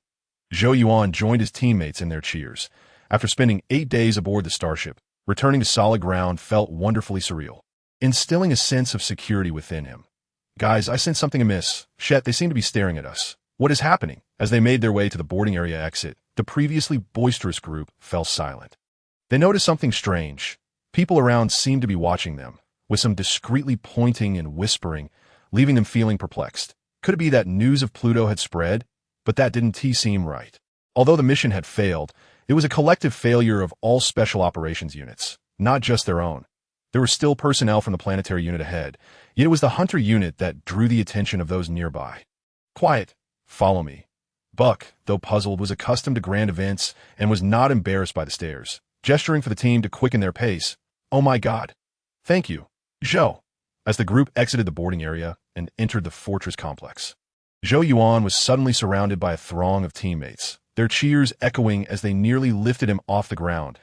W.O.W. And no wonder it's me. Zhou Yuan stood still, allowing his teammates to embrace and jostle him, as he stared blankly at a wall screen on the facade of an office building. The screen displayed a short video, shrouded in an atmosphere of foreboding darkness, in a small valley. A tank bug was violently spewing ultra-high temperature corrosive liquid, while around 20 individuals scrambled in a desperate attempt to escape. Shouts and curses echoed in the air, with one voice commanding, "Eliminate it with utmost speed." Seemingly the order of a commanding officer. Yet the tank bug was not an adversary that could simply be dispatched. It was a veritable infantry killer. as the tank bug grew increasingly frenzied and the surrounding support bugs swarmed. The situation deteriorated rapidly. Suddenly, atop the steel ruins behind the tank bug, a figure emerged, clad in a red skull-patterned space suit. With the word massacres emblazoned across his chest, he appeared ominously formidable, with a flash of crimson light from the goggles of his skull helmet. He leaped into the air, drawing a revolver as he landed on the back of the tank bug. The sound of 5 gunshots rang out simultaneously as he tossed 2 grenades onto the creature's back. 5 seconds later, the main body of the tank bug erupted in a violent explosion. Its flesh and blood splattered. The one who had slain it rose from behind the insect carcass, his gaze aligning perfectly with the camera. The scene then shifted to the interior of a transport aircraft. "How did you achieve that?" inquired a captain clad in a white skull-patterned spacesuit. Standing before the lieutenant in red. "I was following orders, sir. You commanded us to eliminate it with utmost speed, so I did just that," the lieutenant in red replied. The recording ended, the final image lingering on a military identification photo of the Red Skull lieutenant. Then merely a private, burdened with heavy gear, wielding a Barrett sniper rifle, his goggles glowing ominously as they faced the lens, exuding an aura of cold-bloodedness. Impressive. Zhou Yuan squinted, feeling as though he might levitate. This was the very footage Buck had mentioned regarding the transport aircraft, yet from the perspective of an observer, it appeared astonishingly cool. Moreover, the fortress had enhanced the visual effects, heightening the tension and clarity of the atmosphere. Even the tactical helmet and goggles were embellished with a red glow. It seemed that upon disembarking, all eyes had been on him. He had transformed from Captain Zhou into a veritable superstar. "Buddy, you're utterly amazing. I can hardly believe you single-handedly took down a giant bug. Your codename suits you perfectly. You massacred that giant bug." That response of "I was following orders" was just too cool. As the video concluded, an increasing number of teammates crowded around Zhou Yuan. The first squad had participated in that battle firsthand, while the other squads were hearing about it for the first time. Zhou Yuan was one of the Hunter Corps, and they were too. The glory he earned was shared among the Hunter Corps. It was a source of pride for everyone that I have a friend who is a war god. "Kid, how did you manage that?" Buck joined in the cheers, then gestured for silence, stepping closer to Zhou Yuan to ask again. Upon hearing this, all eyes turned to Zhou Yuan, eager to hear his words once more. "Give it your all, do not retreat," Zhou Yuan proclaimed, echoing Zarek's exhortation to his soldiers. "Cool." The crowd was momentarily stunned by his words, perceiving Zhou Yuan's image as increasingly radiant and reliable, transforming him into a superhero. In comparison, they felt a profound sense of inadequacy, especially the 10 or so women in the team, whose gazes upon Zhou Yuan seemed to turn into black holes, as if they wished to consume him whole. Amidst the laughter, the Hunter Corps entered Strategic Zone 1, descending to the 13th level underground. The return journey took a bit longer, as the fortress seemed intent on establishing an infantry role model. Thus, Zhou Yuan's battle footage circulated widely, visible on wall screens wherever they went. He had achieved fame throughout Tarsus Fortress, surpassing even the notoriety he had garnered among veteran soldiers when he first arrived. His popularity was soaring. "Listen up, everyone, including today, we have 3 days of leave. During this time, we will not receive any assignments, and the fortress will grant us full access to all recreational activities. We can enjoy ourselves as we please." Upon returning to the dormitory, Buck announced the holiday. These 3 days would not only serve as a break, but also as a period for him to select new squad members. The last mission to Pluto had cost the Hunter Corps 18 personnel, including an exceptionally capable squad leader, which had left him nearly heartbroken. After sitting in the dormitory for a few minutes, Zhou Yuan changed into civilian attire, preparing to step out. Over the past few days, Deus and Judy had sent him numerous messages, expressing their desire for him to visit the fortress upon his return to attend a small-scale celebration feast. Most importantly, Deus and Judy promised to introduce him to several new friends, those fair-skinned, beautiful, and curvaceous types. There was no denying it. His fame had skyrocketed. Before his return to the fortress, his battle footage had already spread. Compared to the admiration of his male counterparts, the fervor among the female soldiers was even more intense. They all wished to know him and engage in deeper friendly exchanges as his good friends. Deus and Judy had also risen to prominence, becoming well-known figures among the female soldiers, with people seeking their assistance for introductions daily. Zhou Yuan found himself rather eager for this. After half a month of restraint, these 3 days of leave would provide a perfect opportunity for relaxation. "Kid, how long are you planning to be out?" Buck suddenly called out as Zhou Yuan reached the door. Not entirely sure. It could be a few hours, or I might not return for the entire 3 days. Zhou Yuan shrugged, responding, it depends on whether the new friend are captivating. If so, I might stay a few days. If not, I'll just mingle with Deus and Judy and return. Sounds like you have a date, Buck smiled slightly, then added, but before you head out on that date, there is something you need to do. Come with me to floor-18. Boss Angus wants to see you Ditto, and wear your space gear. Okay, should I bring my weapon? Zhou Yuan nodded, aware of Angus's likely purpose for summoning him. Probably to finalize his promotion to lieutenant. Bring it along, fully armed, that if it feels heavy, you can remove the ammunition. Boss Angus wants you to maintain the image of a killer, a powerful and mysterious slayer of the insectoid menace, that I also recommend you adhere to this. It will benefit you. Understood. Zhou Yuan shrugged and returned to his bed to don his full gear. His earlier suspicions proved correct. The fortress intended to establish an infantry role model, and he had been chosen for the role, embodying power and mystery.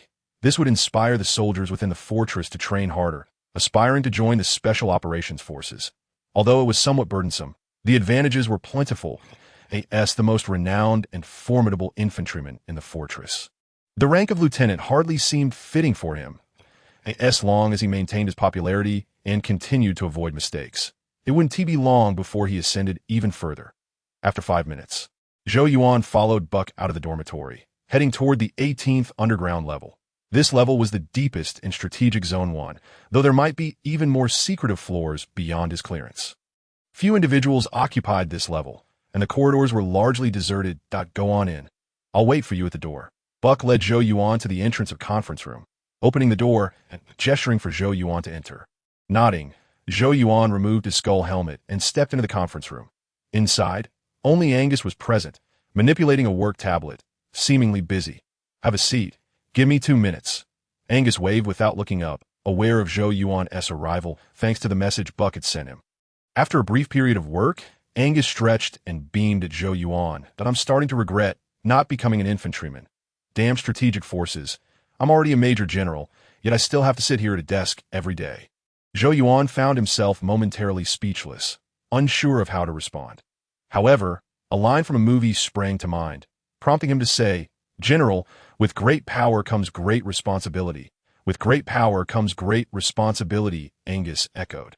A broad smile spreading across his face as he stood up and clapped Zhou Yuan on the shoulder. You're right. That is what we must do, all for the Federation. But this phrase doesn't quite apply to you. You possess the capability, yet your current responsibilities do not match your potential. Now, on behalf of the Federation's Strategic Department, I officially bestow upon you the rank of Lieutenant. Angus retrieved a small box from his file cabinet, containing 2 shoulder epaulets corresponding to 2 sets of combat gear. After affixing the magnetic shoulder epaulette, Angus stored the old one away and handed the remaining new epaulette box to Zhou Yuan. For the Federation, Zhou Yuan carefully accepted the box and then saluted with conviction. For the Federation, after the simple promotion ceremony, Angus embraced Zhou Yuan and softly whispered in his ear, Zhou, you are the squad leader in the recruit camp, and a team leader in the 3rd squad. Now that you have joined the Special Operations Unit, you should strive for progress. I believe you possess the capability to lead your own team.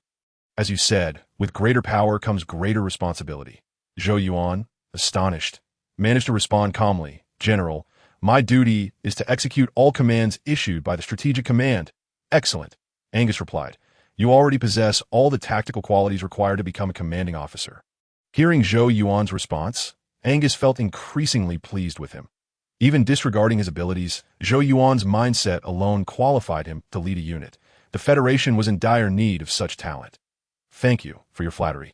General, Zhou Yuan maintained a composed demeanor, exuding an air of steadfastness. I am not flattering you.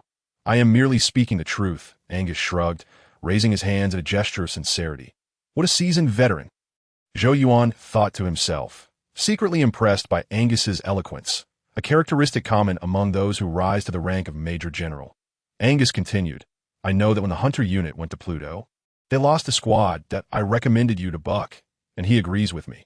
Therefore, you're now the team leader of the Hunter unit. At this point, Angus suddenly slapped his forehead. Oh dear, I fear I must return to work. Due to the failure of the insect catching operation on Pluto, the Federation has decided to expand its military. Our Special Operations Unit alone will be adding 5 new teams that I must select 5 commanding officers within 2 months. Which is no easy task, as not everyone possesses the qualities required for such a role, that I hope that during these 2 months, some outstanding candidates will emerge from the mobile forces. As Zhou Yuan exited the conference room, he donned his skull helmet once more, but he feared that without it, his delighted expression might betray him, diminishing his stature. Angus had made it abundantly clear.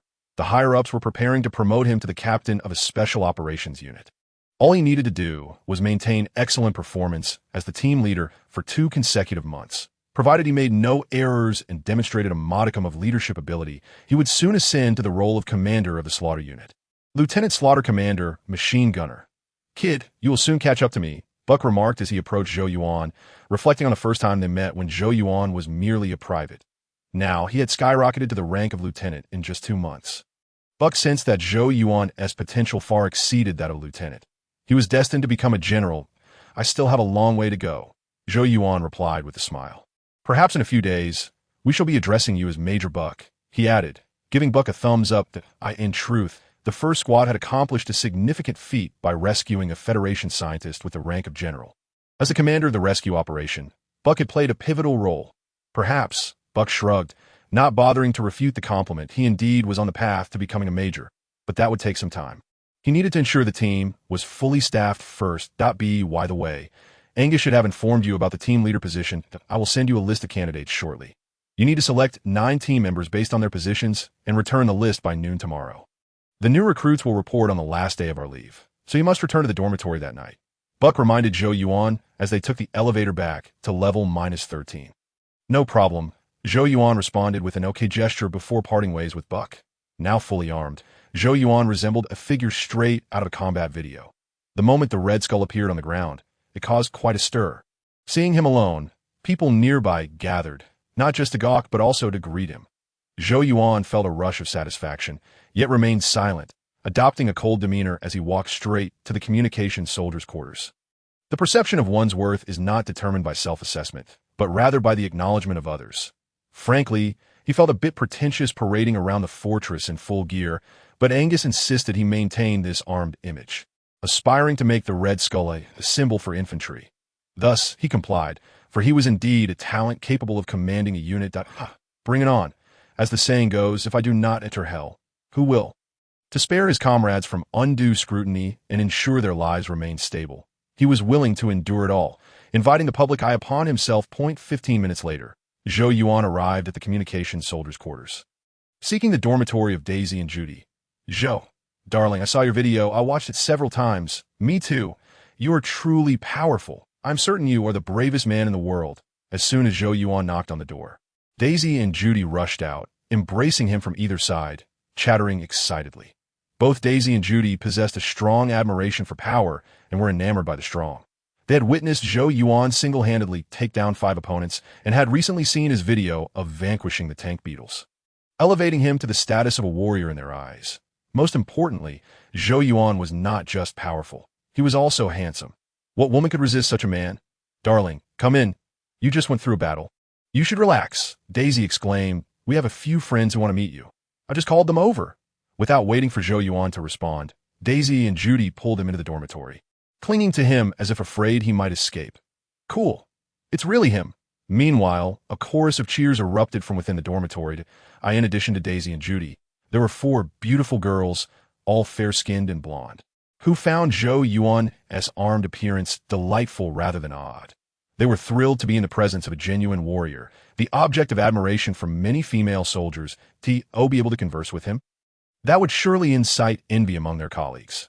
Zhou Yuan raised an eyebrow, silently commending Daisy and Judy for their excellent taste. They had introduced him to remarkable new friends, each of whom would be the belle of the ball in any school.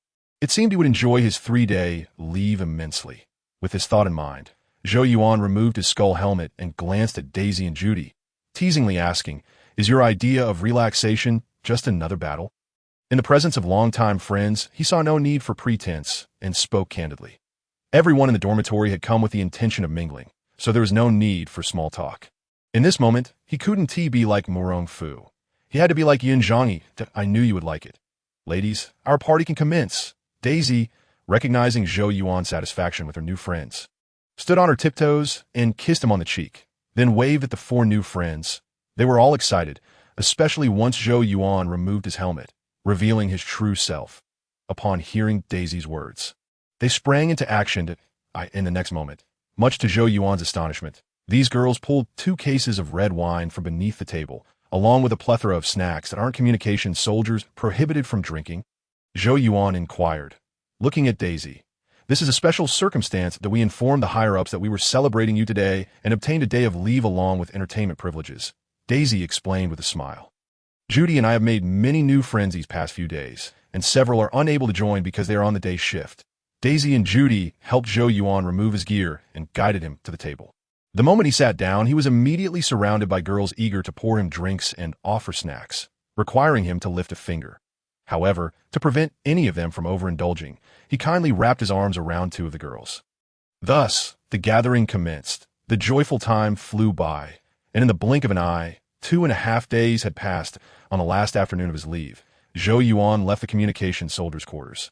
Preparing to return to the hunter unit's dormitory, he had thoroughly enjoyed the past 2.5 days.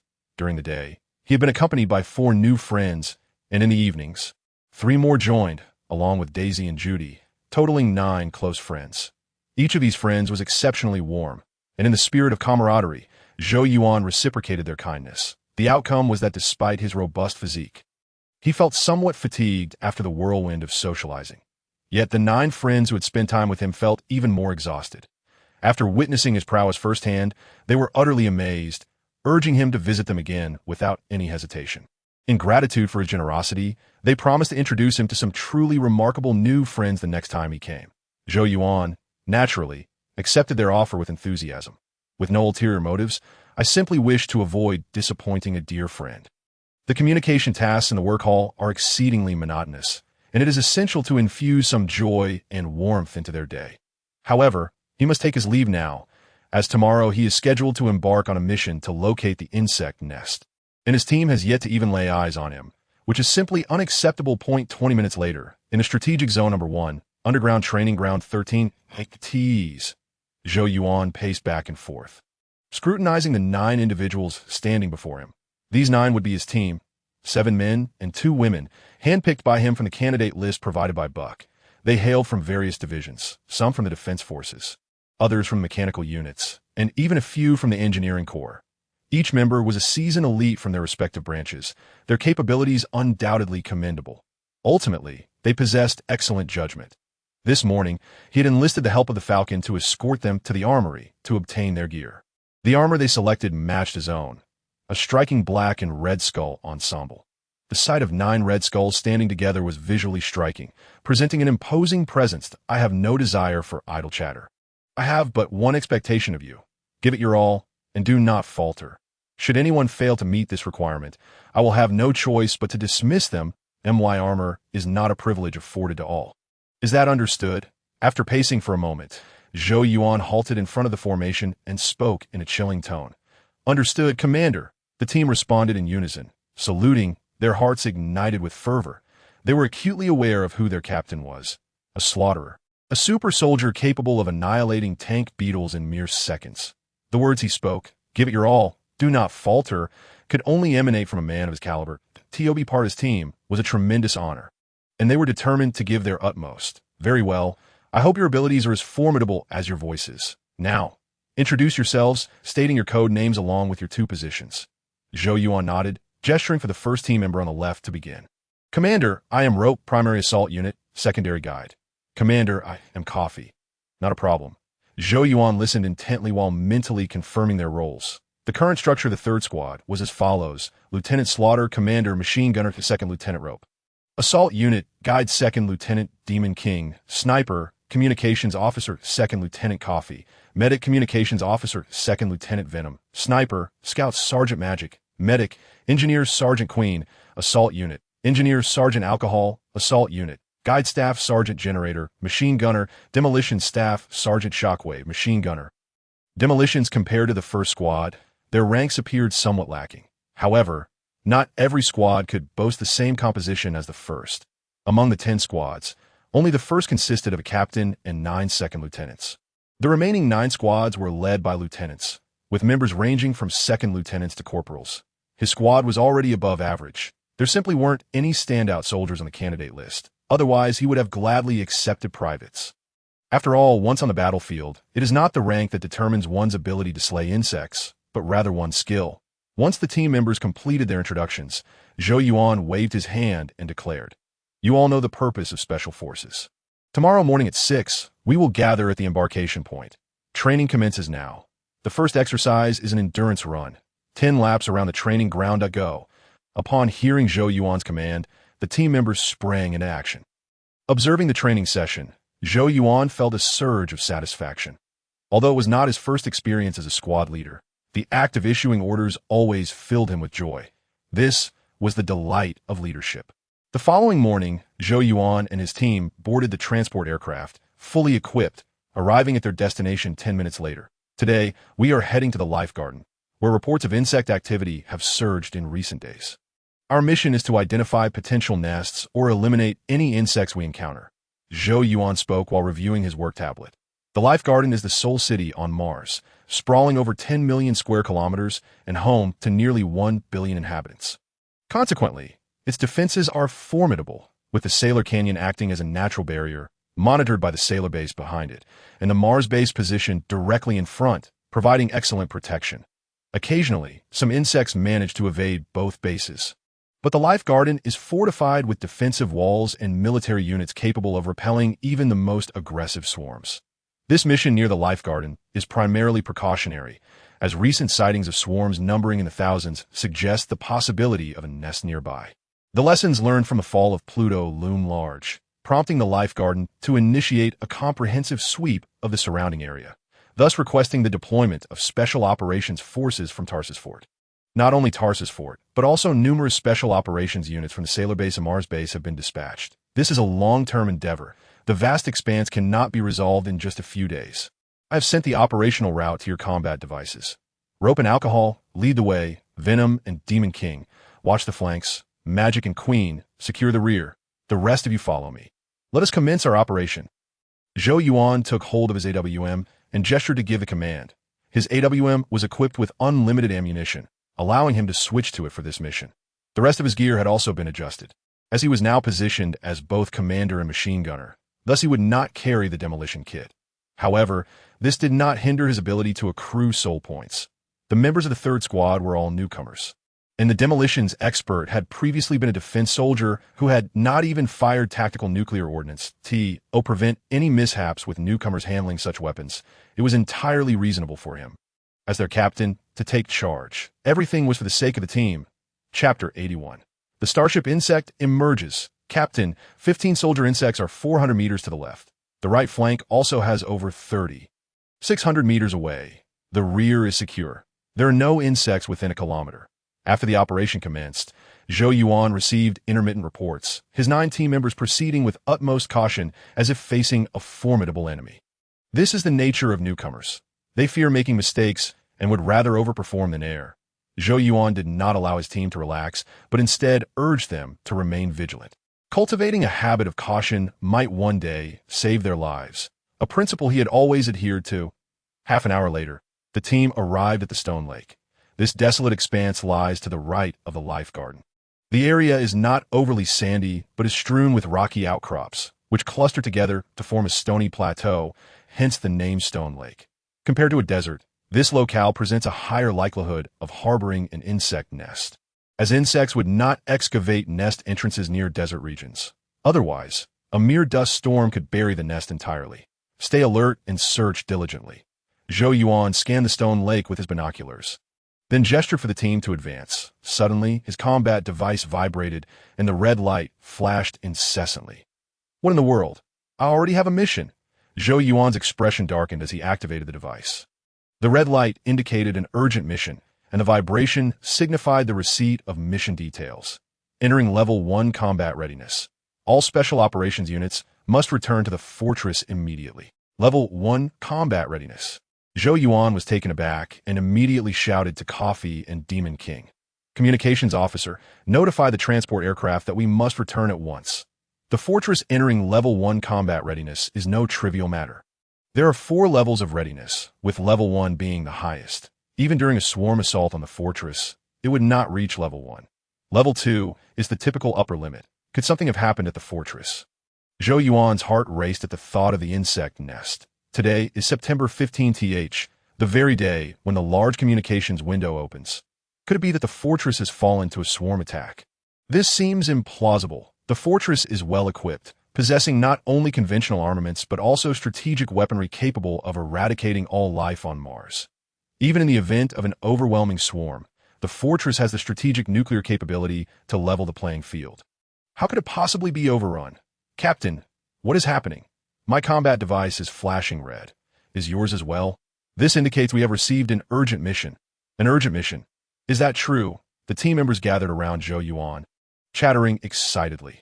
Being outside the command structure, they were only aware of the urgent mission but had not received the details. Silence. I do not require your idle chatter. I only need you to follow orders. Now, hold your positions and await the transport aircraft. Yes, Commander. Upon hearing Zhou Yuan's command, everyone promptly fell silent, sitting quietly in place. Zhou Yuan then opened his combat device to review the mission details. Starship Insect. As he read the mission content, Zhou Yuan's pupils constricted, and he instinctively rose to his feet.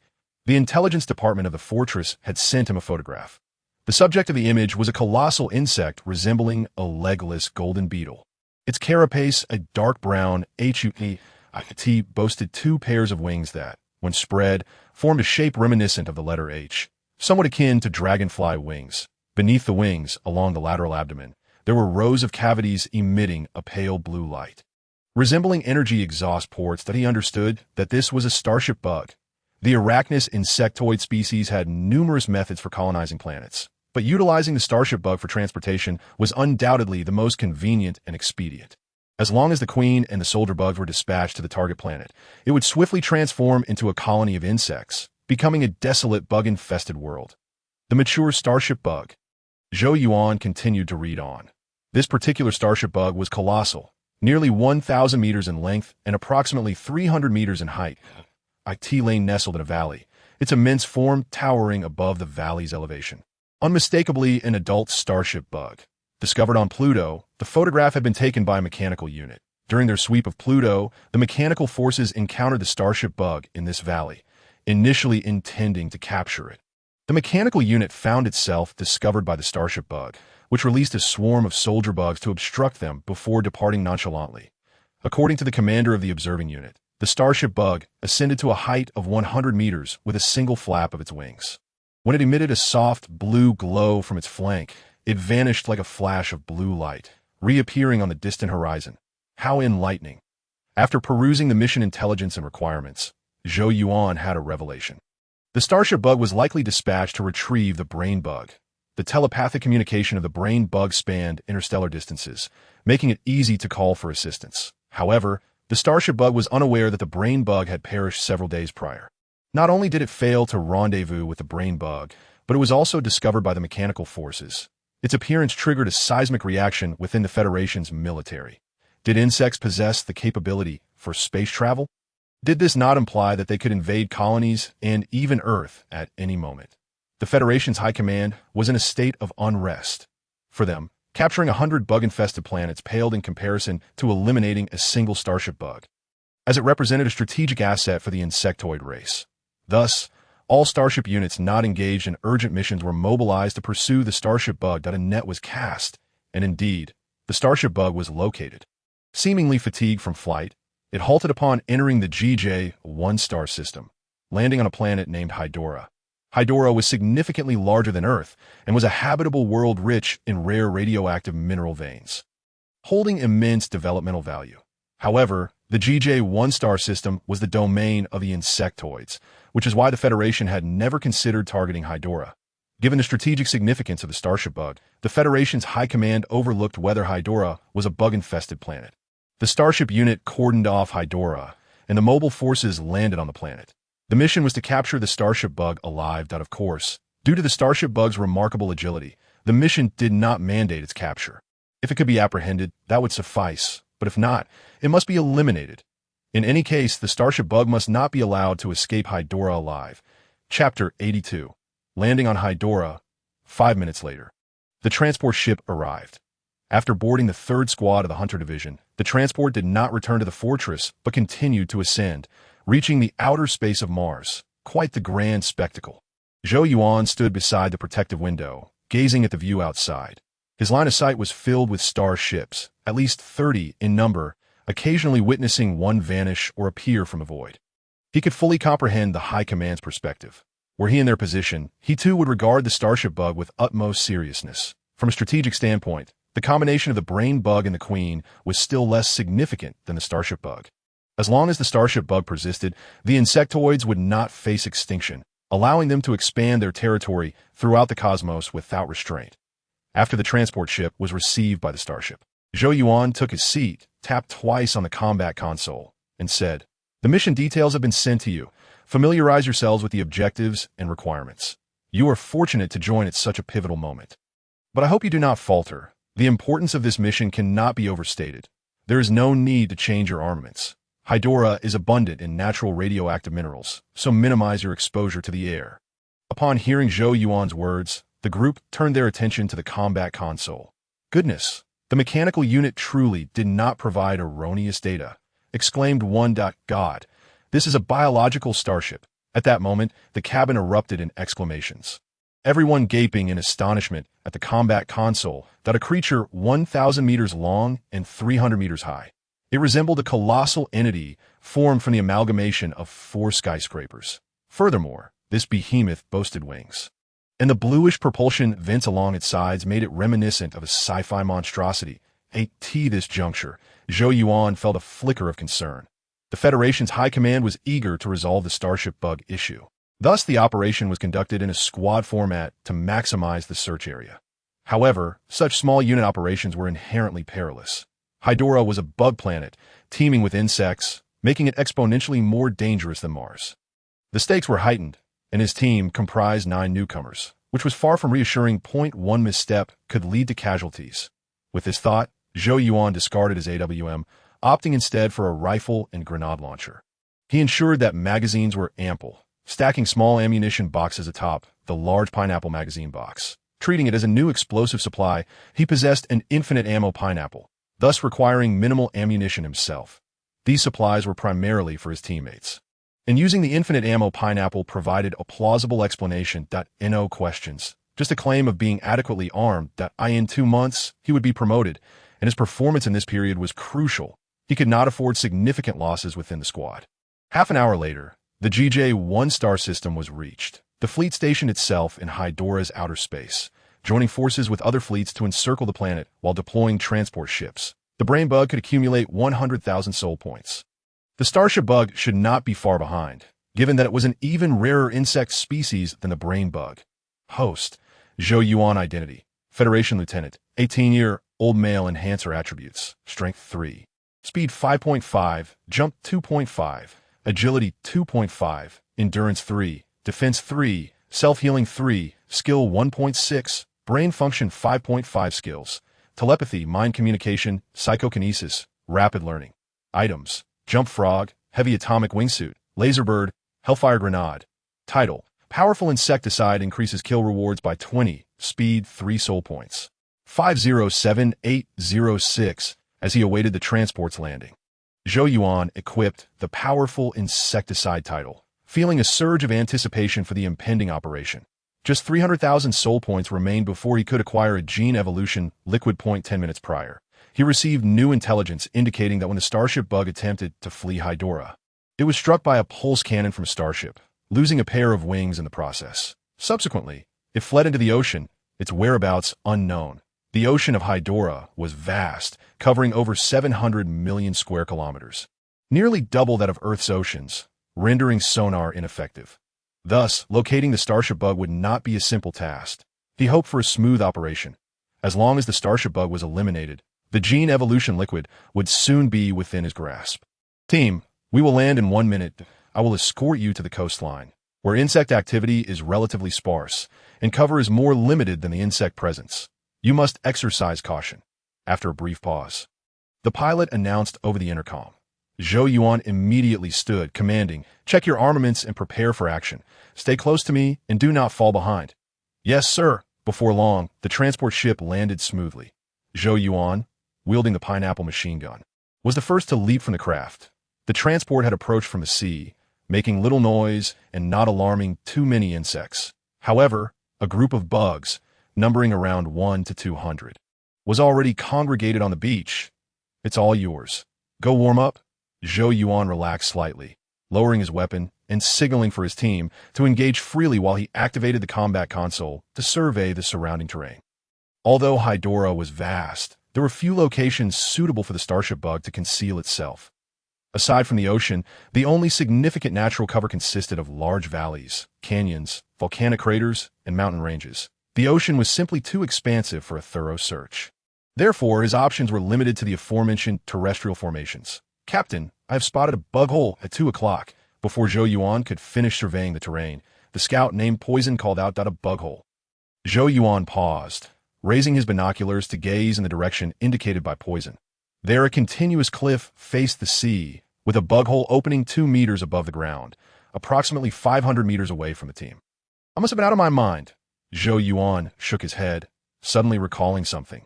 Hydora was an insectoid planet, with bug holes scattered across the surface, all connected to insect nests if he desired soul points. Why not simply destroy the nests? 10 tactical nuclear bombs could obliterate 10 nests, netting him at least 300,000 soul points. Why seek the elusive starship bug when he could strike at the source? "Listen closely." Zhou Yuan raised his hand to garner the team's attention, declaring, "The starship unit encountered the starship bug and inflicted injuries upon it. According to their intelligence, the starship bug lacks autonomous offensive capabilities.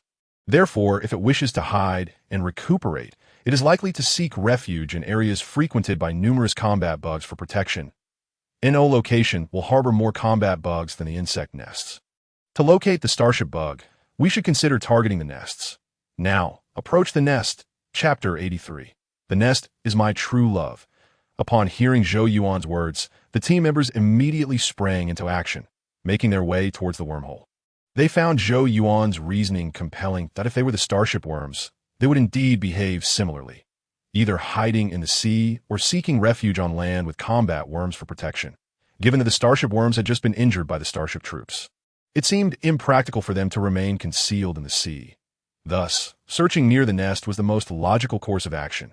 Truly, the slaughter had keenly assessed the situation upon arrival. At this moment, their admiration for Zhou Yuan grew immensely. They felt fortunate to have joined his squad. Outside the wormhole, a few soldier worms were keeping watch, though their numbers were limited, only 7 or 8, that upon witnessing the complete annihilation of their brethren on the beach, they fled in panic into the nest to report the news. "Give me a nuclear bomb." Seeing this, Zhou Yuan halted the team about 100 meters from the wormhole and reached out to the demolitions expert. "Captain, this wormhole veers left." The demolitions expert, having already prepared the shockwave, handed the tactical nuclear missile launcher to Zhou Yuan while quietly offering a reminder. "Then we shall proceed to the right." As Zhou Yuan set the detonation timer, he solemnly imparted wisdom. "Remember, before launching the tactical nuclear missile, we must utilize the sonar detector to measure the visible wormhole route." The nest was expansive. To maintain its stability, the worms would only construct a single layer, extending inward from the wormhole's direction. Therefore, after launching the tactical nuclear missile, we must retreat in the opposite direction of the wormhole, away from the nest. Although retreating was the optimal choice, the sea lay behind us, and the collapse of the nest could potentially cause seawater to surge in, leaving us no option but to veer right. Whoosh! After speaking, Zhou Yuan aimed at the wormhole on the cliff and directly fired the tactical nuclear missile. "Go!" In the next moment, Zhou Yuan signaled the team to withdraw to the right. Boom! By the time the tactical nuclear missile detonated, the third squad had already distanced themselves from the explosion zone and reached the coastline's end, beyond which lay a range of mountains. "Continue forward." The starship worms were large, and they were likely hiding within the mountainous region. With a sweeping gesture, Zhou Yuan led the team towards the hills. This mountainous area was not only suitable for starship worms to conceal themselves, but also for the worms to nest. Regardless, he would not return empty-handed. As they entered the mountainous region, the team grew increasingly cautious. Compared to the beach area, the presence of worms here was significantly greater. Within sight, soldier worms roamed everywhere, and occasionally, locust worms would sweep across the sky. Even tank beetles could be seen digging burrows. Fortunately, this was the worm star, the domain of the worms on their home turf. The worms would not patrol in groups unless they encountered enemies. Instead, they occupied themselves with their own activities as long as they maintained a safe distance from the worms and refrained from firing indiscriminately. They would not attract the attention of swarms, let alone a tide of worms. "Captain, there's a locust nest." On the left hillside, numerous wormholes were visible, with locusts entering and exiting. Venom, crouching low, continuously surveyed the surroundings through a scope. He noticed that there were not many soldier worms or tank beetles. The true abundance lay with the locusts, which had taken over this mountainous area, and no need to bother with them. Remember, locusts are the nemesis of infantry. Do not provoke them when their numbers are insufficient. Zhou Yuan waved his hand, dismissing any thoughts of attacking the locust nest. Unlike soldier worm nests, locusts resided in single rooms, with each cave housing a single locust, akin to a beehive. Moreover, locust nests only burrowed into cliff surfaces, never within the mountain itself. They essentially lived right at their doorstep, able to dart outside at any moment, making it nearly impossible to inflict significant casualties on them. A single tactical nuclear missile might take out 1,000 or so, but it would inevitably provoke a locust tide, leading to dire consequences. "Let us head this way." After a moment of inspection, Zhou Yuan chose to circumvent the locust nest. His squad consisted of only 10 members, and he had no desire to offer their heads to the locusts when they could easily target the softer soldier worms. One must always understand the importance of tactical retreat. 4 hours later, Zhou Yuan led the team to the right side of the mountainous region. "Rest here for 10 minutes. Having walked for nearly 5 hours, Zhou Yuan found a natural cave at the mountain's base and ordered the team to halt and recuperate. Upon hearing they could rest, everyone quickly found a spot to sit, removing their tactical helmets to consume nutrient solutions. During special operations, to minimize weight and maintain movement, they could not carry even slightly larger compressed rations, relying solely on nutrient solutions. Zhou Yuan also settled into a position and lit a recovery cigar. Hydrala was a naturally radioactive mineral planet, yet the Federation's current medical capabilities were high. As long as one did not remain exposed to the air for extended periods, they would be fine. After returning, a little medication would suffice. Host: Zhou Yuan identity. Lieutenant of the Federation, 18-year-old, enhanced human attributes. Strength 3, Speed 5.5, Jump 2.5, Agility 2.5, Endurance 3, Defense 3, Self-Healing 3, Skill 1.6, Brain Function 5.5 skills. Telepathy, Mind Communication. Psychokinesis, Rapid Learning.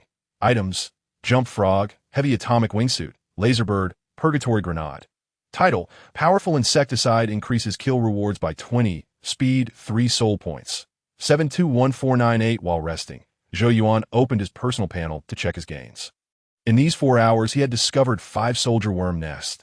He personally detonated 4, allowing 1 for a team member to practice, as he couldn't monopolize the tactical nuclear missiles. 4 nests yielded 210,000 soul points. With the bonus from the powerful insecticide title, he averaged at least 50,000 soul points per nest. That if he could destroy 2 more nests, his soul points would surpass 800,000. What nonsense, starship worms.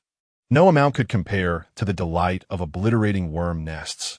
Externally, Zhou Yuan maintained an impassive facade, but internally, he was elated as a soldier with the potential to become a commanding officer. The time had come for him to make sacrifices for the Federation. He could forego the accolades from the starship worms and instead provide fire support for other special operations units by bombing the nests. Tears of pride. This was the greatness of Captain Zhou. As Zhou Yuan reveled in his thoughts, a faint sound of soldier worms screeching reached his ears, emanating from outside the cave. "Captain, the worms are coming. At least 1,000, as the team scout Venom promptly reported. A horde of soldier worms had arrived at the mountain's base and was marching toward their left. From the direction they were coming, it did not seem they were charging at them. But soldier worms had strong thermal signatures. As they passed the cave entrance, they would surely detect their presence. Chapter 84. Something is amiss. Very amiss. Captain, should we open fire? There was no time to relocate. They could see the cave's entrance.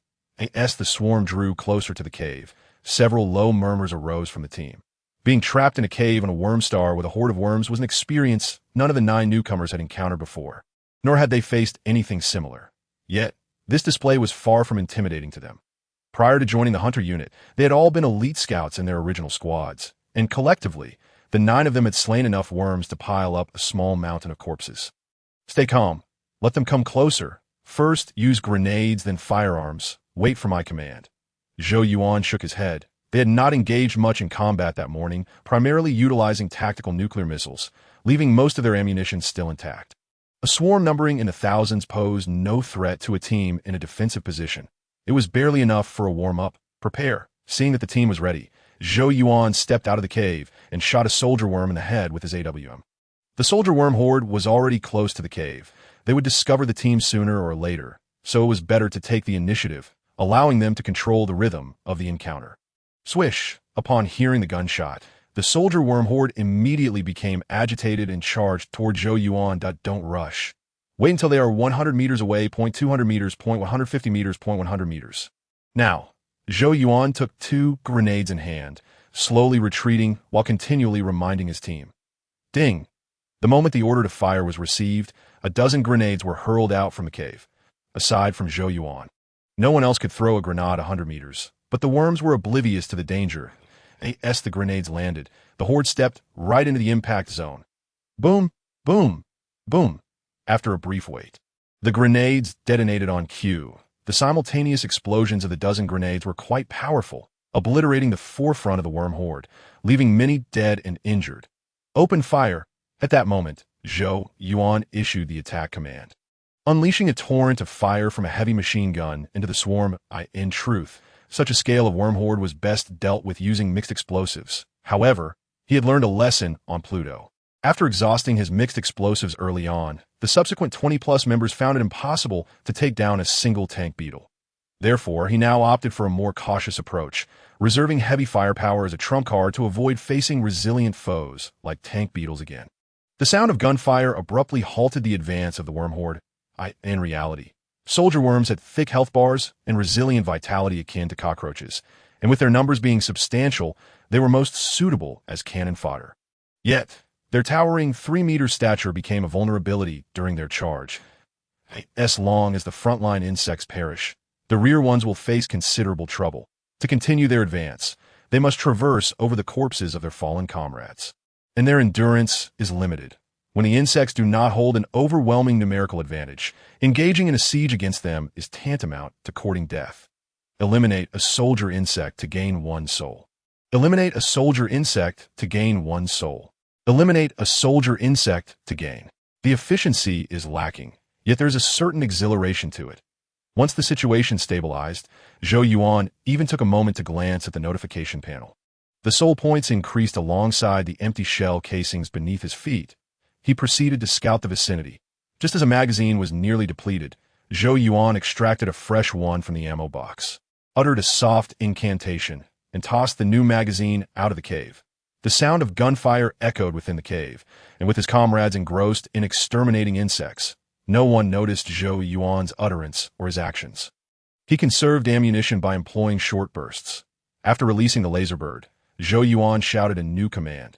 The team's ammunition remained plentiful, yet the pressure from the soldier insects was waning. Full firepower was no longer necessary. Yes, I absolutely adore this feeling. All right, gentlemen, let us see who can slay the most. Zhou Yuan's team was thrilled. Their earlier apprehensions about holding the line dissipated, and their morale surged accordingly. They had learned a valuable lesson, in a situation where numbers were not in their favor. Facing the soldier insect swarm head-on was not necessarily a guaranteed defeat. This minor skirmish had yielded significant rewards, enhancing their perspective and bolstering their confidence. Captain, we're in trouble. At that moment, poison liquid darted to Zhou Yuan's side, pointing towards the right side of the cave entrance. Zhou Yuan raised his binoculars and observed a new wave of soldier insects arriving, accompanied by an even larger number than the first. Something was amiss. Zhou Yuan furrowed his brow and immediately ordered, "Contact the command center, inform them of the insect swarm's trajectory, and request a flight unit to scout our left flank. Prepare for a breakout. The assault team will lead the way, and the demolitions expert will bring up the rear. Ready the grenades and mixed explosives. These insects seem to have a purpose." With his binoculars, he clearly saw that as the swarm passed this way, their direction was actually towards the left side of the cave. They merely happened to be adjacent to the swarm's operational path. Had this cave been 100 meters deeper, and if they had merely stepped back a bit, this encounter might never have occurred. Perhaps his previous suspicions were correct. The starship insect might be hiding within the mountains, using the peaks as cover, while these combat insects aimed to reach it for protection. However, thoughts are merely thoughts. He needed further confirmation. Captain, we secured the intel. The command center values this information highly and said they would dispatch a flight unit immediately. Shortly after, Coffee reported back to Zhou Yuan about the communication status. Excellent, everyone. Follow orders and prepare to breach towards the left front. Let us throw in a wave of grenades as we exit. Zhou Yuan switched to the grenade launcher, signaling his team to get ready. Go. After a brief 2-second pause, Zhou Yuan sharply waved his hand. The 10-man squad burst out of the cave, hurling grenades in the direction of the advancing insect swarm before sprinting towards the left front of the cave. Splitting into 2 smaller teams along the way, Rope, Queen, and Alcohol formed the assault team, leading the way with Demon King, Coffee, Poison Liquid, and Magic following closely behind. Zhou Yuan, armed with a shockwave and generator, alternated between clearing the pursuing soldier insects with a grenade launcher and machine gun. Deploy the mixed explosives immediately. After dragging the swarm for over 10 seconds, Zhou Yuan issued another command. The open ground was not like the cave.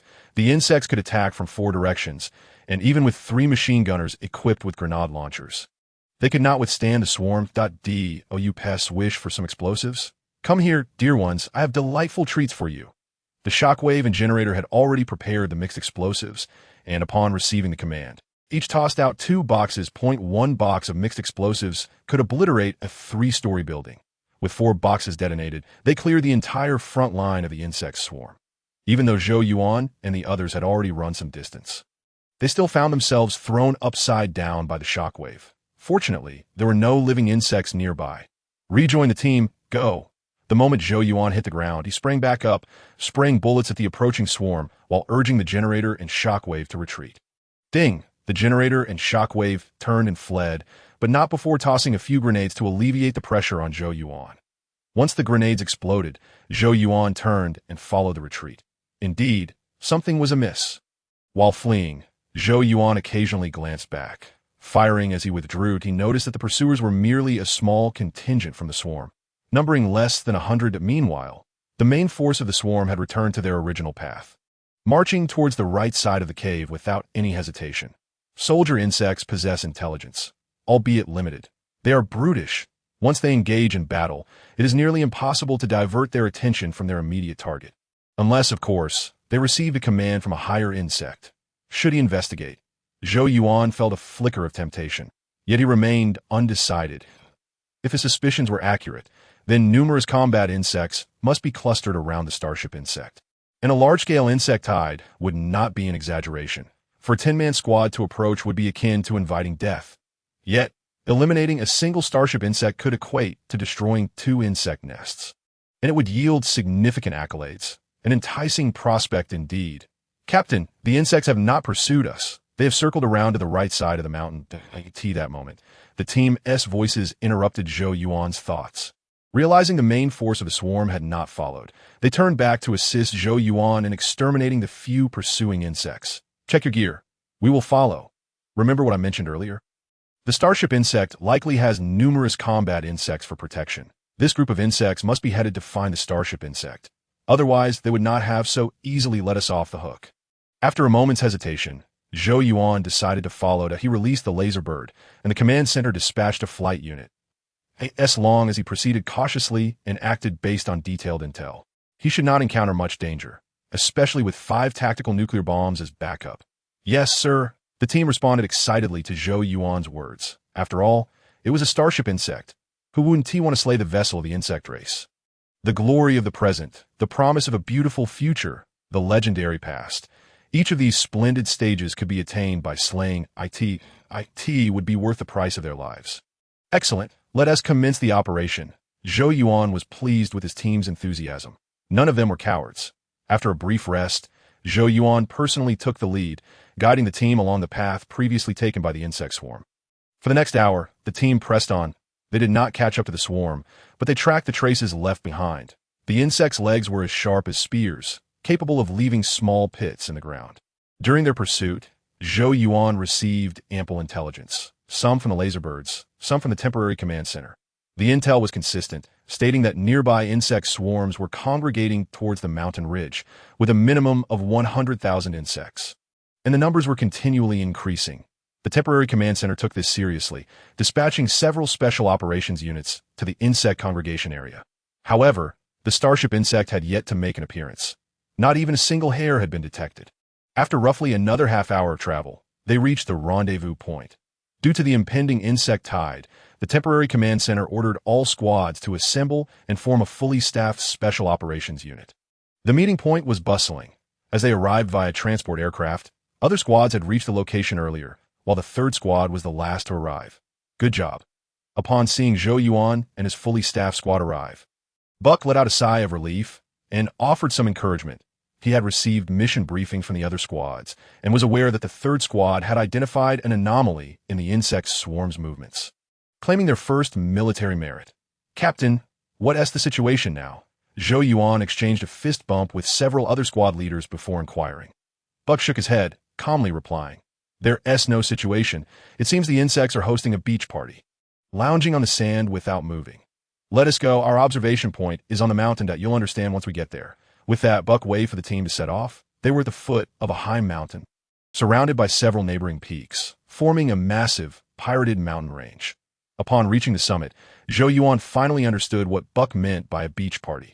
The mountain range curved in a crescent shape, with a vast sandy beach situated at the opening.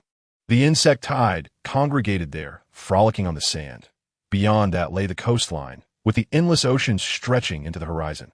Using his binoculars to survey the surroundings, Zhou Yuan noted that numerous special operations units had already been deployed atop the mountain. Almost every couple of kilometers, the flight unit reported that the insects had been here for 2 hours, with a steady influx of additional insects making their way towards this location. The intelligence department believed that the starship insect was concealed nearby, and these insects were there to protect or draw out the starship insect. The intelligence department had not ordered the flight unit to bombard the area. Instead, they instructed them to lure away the locusts and sever the support routes for the soldier insects. Moreover, the intelligence department had scrapped the live capture plan. If the starship insect appeared, it would be directly targeted with a tactical nuclear bomb, and their current position was optimal for that. Gazing upon the approaching tide of insects on the beach, Buck quietly conveyed the latest intelligence. "Understood." Zhou Yuan nodded slightly, believing that the strategic department had finally displayed some wisdom. This matter might even concern him. Perhaps the incident of the disappearance of the Pluto brain worms prompted the strategists to proceed with caution, preferring not to risk any live capture plans. The secrets of evolution hidden within the insects were of paramount importance, but the real question was whether they could be captured.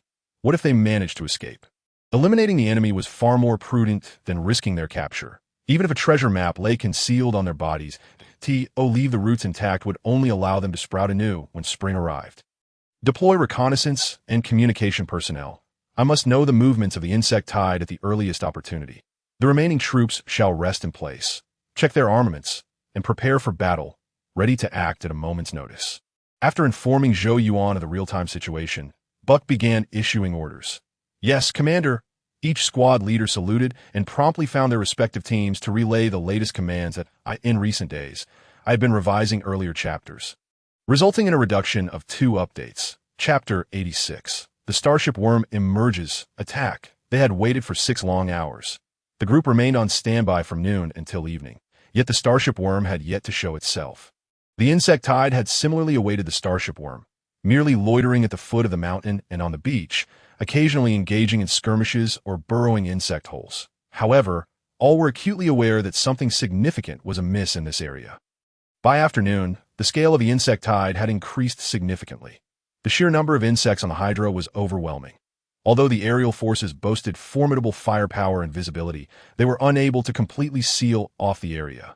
Many insects had slipped through the encirclement, infiltrating the beach. Initially, only soldier insects had been present, but now tank beetles and colossal plasma worms had joined them, forming a highly equipped legion.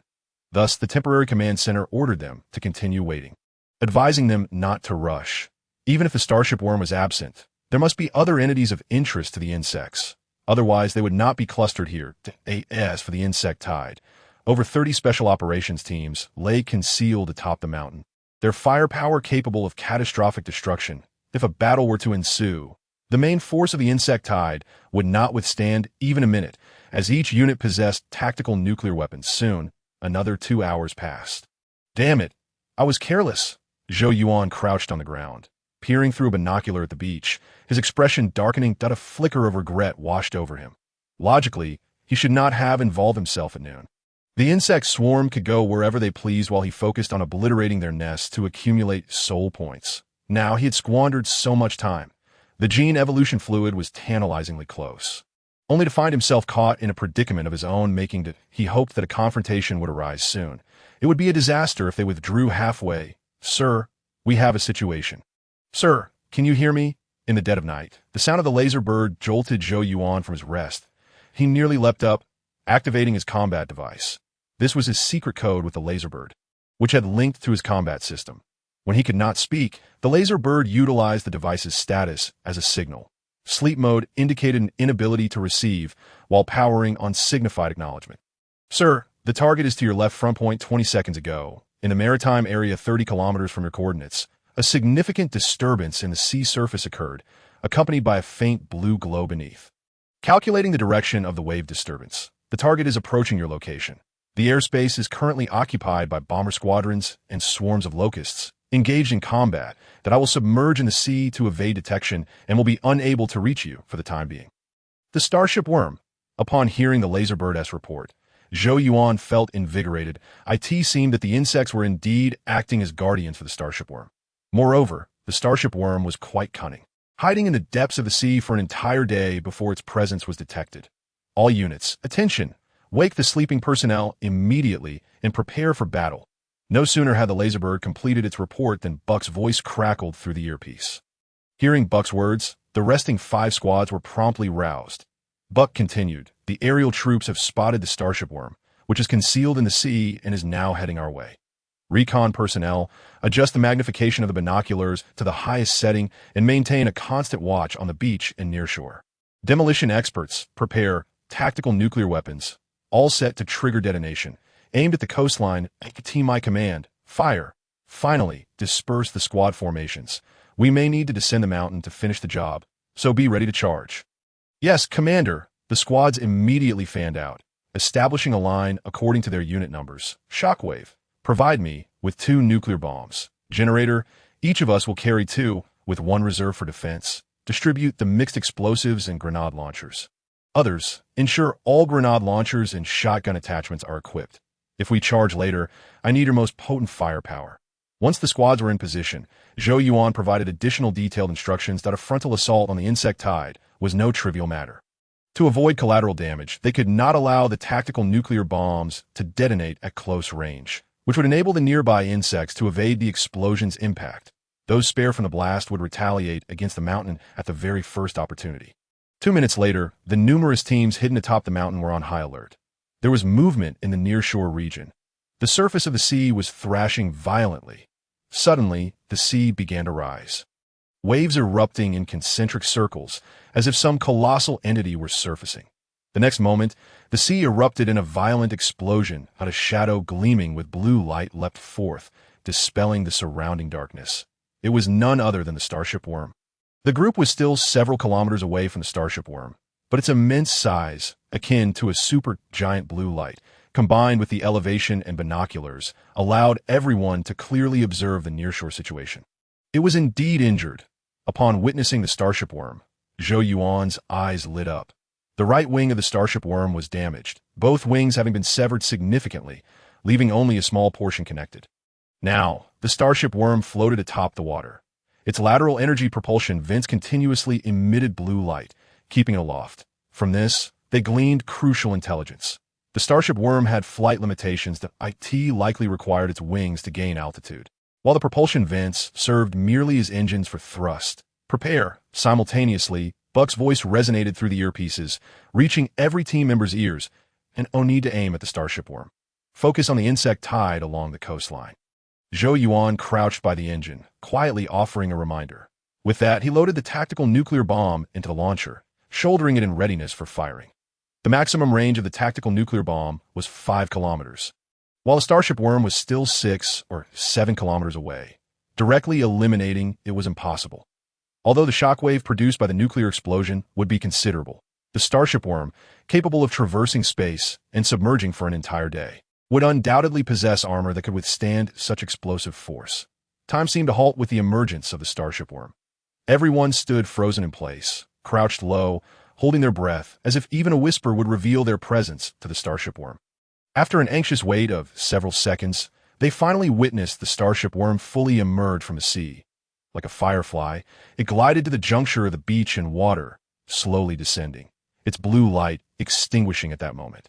Fire! In the next instant, Buck's roar echoed in the earpiece. All those wielding tactical nuclear bomb launchers pulled the trigger simultaneously, seeking free gifts. Chapter 87. 800,000. Whoosh, whoosh, whoosh. Tactical nuclear bombs launched from the launchers, hurtling toward the coastline. Not only the Hunter troops, but also other special operations units sprang into action, all leading with tactical nuclear bombs. Incredible! As Zhou Yuan prepared the second tactical nuclear bomb, he marveled that in just the first round of fire. He had witnessed no fewer than 100 tactical nuclear bombs. These bombs cascaded like meteors, forming a meteor shower as they plummeted toward the coastline, creating a truly spectacular scene. Fortunately, the target area was far enough away. Otherwise, the shockwaves from the explosions alone could have flattened the mountainous terrain. Whoosh! Soon, the second tactical nuclear bomb was launched. Zhou Yuan quickly turned, facing away from the target area, switching to his big pineapple machine gun, and instructed his team, "Turn your backs, unless you want to become blind. Recheck your gear. When we charge, stay close behind me and do not fall behind." Boom! No sooner had Zhou Yuan finished speaking than the first round of tactical nuclear bombs detonated. Waves of fire erupted, and successive shockwaves enveloped the coastline completely. The ground trembled violently, and even the skies seemed to rage that moment. The coastline transformed into a hellfire inferno, akin to a boiling magma pool. Only magnified countless times as the hellfire inferno materialized, it unleashed countless powerful shockwaves. These shockwaves, resembling black holes, carried unmatched energy, engulfing all insects in their path. Amazing! Zhou Yuan turned, squinting as he scanned the surroundings. The tactical nuclear bomb's cleansing effect was indeed of an extraordinary magnitude. It is no exaggeration to assert that the coastal region has transformed into the surface of the sun, where only an unending series of explosive flashes can be seen. The effective damage time of a tactical nuclear weapon is approximately 10 seconds. With numerous tactical nuclear weapons detonating simultaneously, this effective damage time may extend to a full minute. All that remains is to wait a brief moment.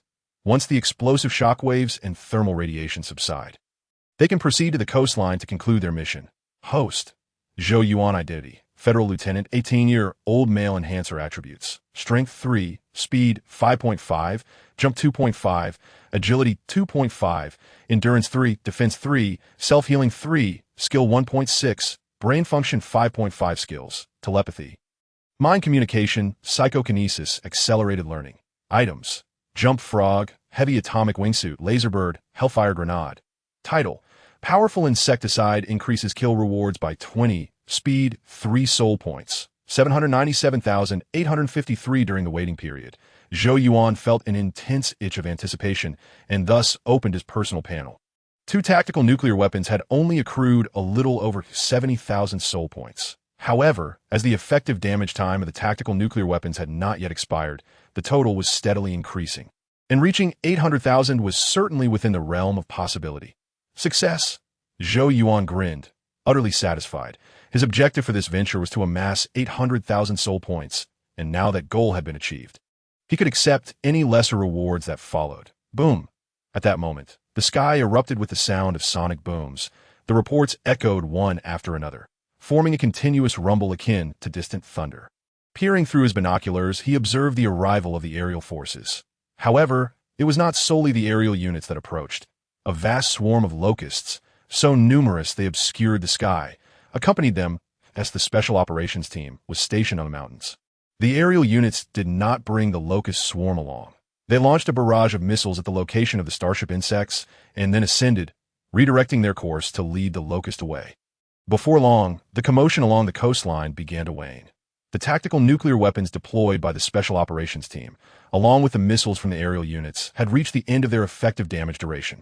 All units, advance! Buck received orders from the temporary command center and relayed them to all team members. Charge! The 101 members of the Hunter Squad surged forth from their mountain concealment, launching an assault on the beach. However, gaining access to the beach was not a simple task. The earlier launch of tactical nuclear weapons had startled many nearby insects, and they had since occupied the hillside and foot of the mountain. Fire at will. Zhou Yuan led the charge at the forefront of his squad, wielding his formidable weapon with reckless abandon. Although numerous insects lay ahead, mowing them down with his machine gun was akin to cutting grass. None dared approach him. Witnessing the insects explode into fleshy remnants filled him with exhilaration. "Captain, we have a giant armored beetle." Suddenly, Dewey shouted, his tone tinged with urgency. A tank beetle emerged from the ground, its head aimed directly at them. "Use mixed explosives," Zhou Yuan commanded sharply, immediately aiming for the tank beetle's head. This encounter was markedly different from that on Pluto. They possessed grenades and mixed explosives, rendering the tank beetle no threat at all. As Zhou Yuan unleashed a barrage upon the tank beetle, preventing it from spewing its superheated corrosive liquid. Dewey called out, "Watch out for the explosion." The generator hurled a box of mixed explosives beneath the tank beetle. Boom! The explosives detonated swiftly, incapacitating the once menacing tank beetle. Its abdomen was blasted open, colorful entrails spilling forth and leaving it hollowed. "Continue advancing."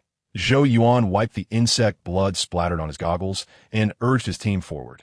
The sooner they resolved this, the sooner they could return home. He was eager to get back to his genetic evolution serum. The Hunter Squad pressed on with remarkable ease, as did the other units. Over 30 special operations teams formed an extensive front line, capable of both advancing comprehensively and providing mutual support in just 2 or 3 minutes. The insects of the hillside and foot of the mountain were entirely eradicated. Now, only the beach remained. They aimed to seize the entire stretch of coastline and decisively conclude the battle for the starship insect. Its position along the coastline was shrouded in thick smoke and flames, rendering it invisible to the naked eye and scanners alike. However, its condition could not be good, having endured the shockwaves from at least 100 tactical nuclear weapons, followed by numerous missiles from the aerial units. Even if its defenses surpassed those of a starship, its current state was undoubtedly severely compromised. Chapter 88. Eliminate the starship insect. "Captain, look over there." As they advanced onto the beach, Dewey rushed to Zhou Yuan's side. The starship insect. Following Dewey's gaze, Zhou Yuan observed movement along the coastline. Amidst the dark smoke, a faint blue glow began to flicker, moving towards the right. "Generator, give me the last nuclear bomb." Zhou Yuan furrowed his brow and beckoned to the generator. The starship insect's survival was anticipated, but he had not expected it to retain mobility after sustaining such extensive damage. Its defensive capabilities were indeed extraordinary.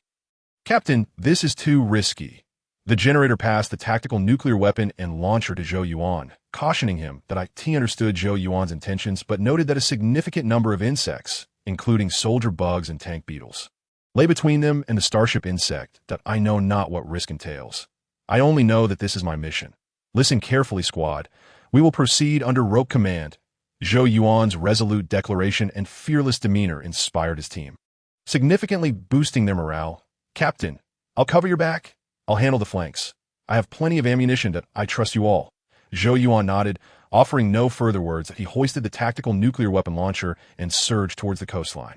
After running a short distance, he quickened his pace, breaking away from his team's line of sight, and ordered over the radio, "There are no insects near me. You need not follow. Rope, keep an eye on them. I do not wish for anyone to fall here." "That is an order." In truth, breaking away from the squad was perilous, as the further he advanced, the more insects he would encounter. However, the potential rewards of soul points and military achievements from the starship insect warranted this risk. Fortune favors the bold. Moreover, he had the jump frog as a safety net. If things turned dire, he could always retreat. He was certain he was not the only one with such thoughts. Perhaps others were already making their way towards the starship insect. After a brief sprint, Zhou Yuan arrived at the midsection of the beach. The temperature was high, and the ground was littered with the charred remains of insects, smoke obscuring much of his vision.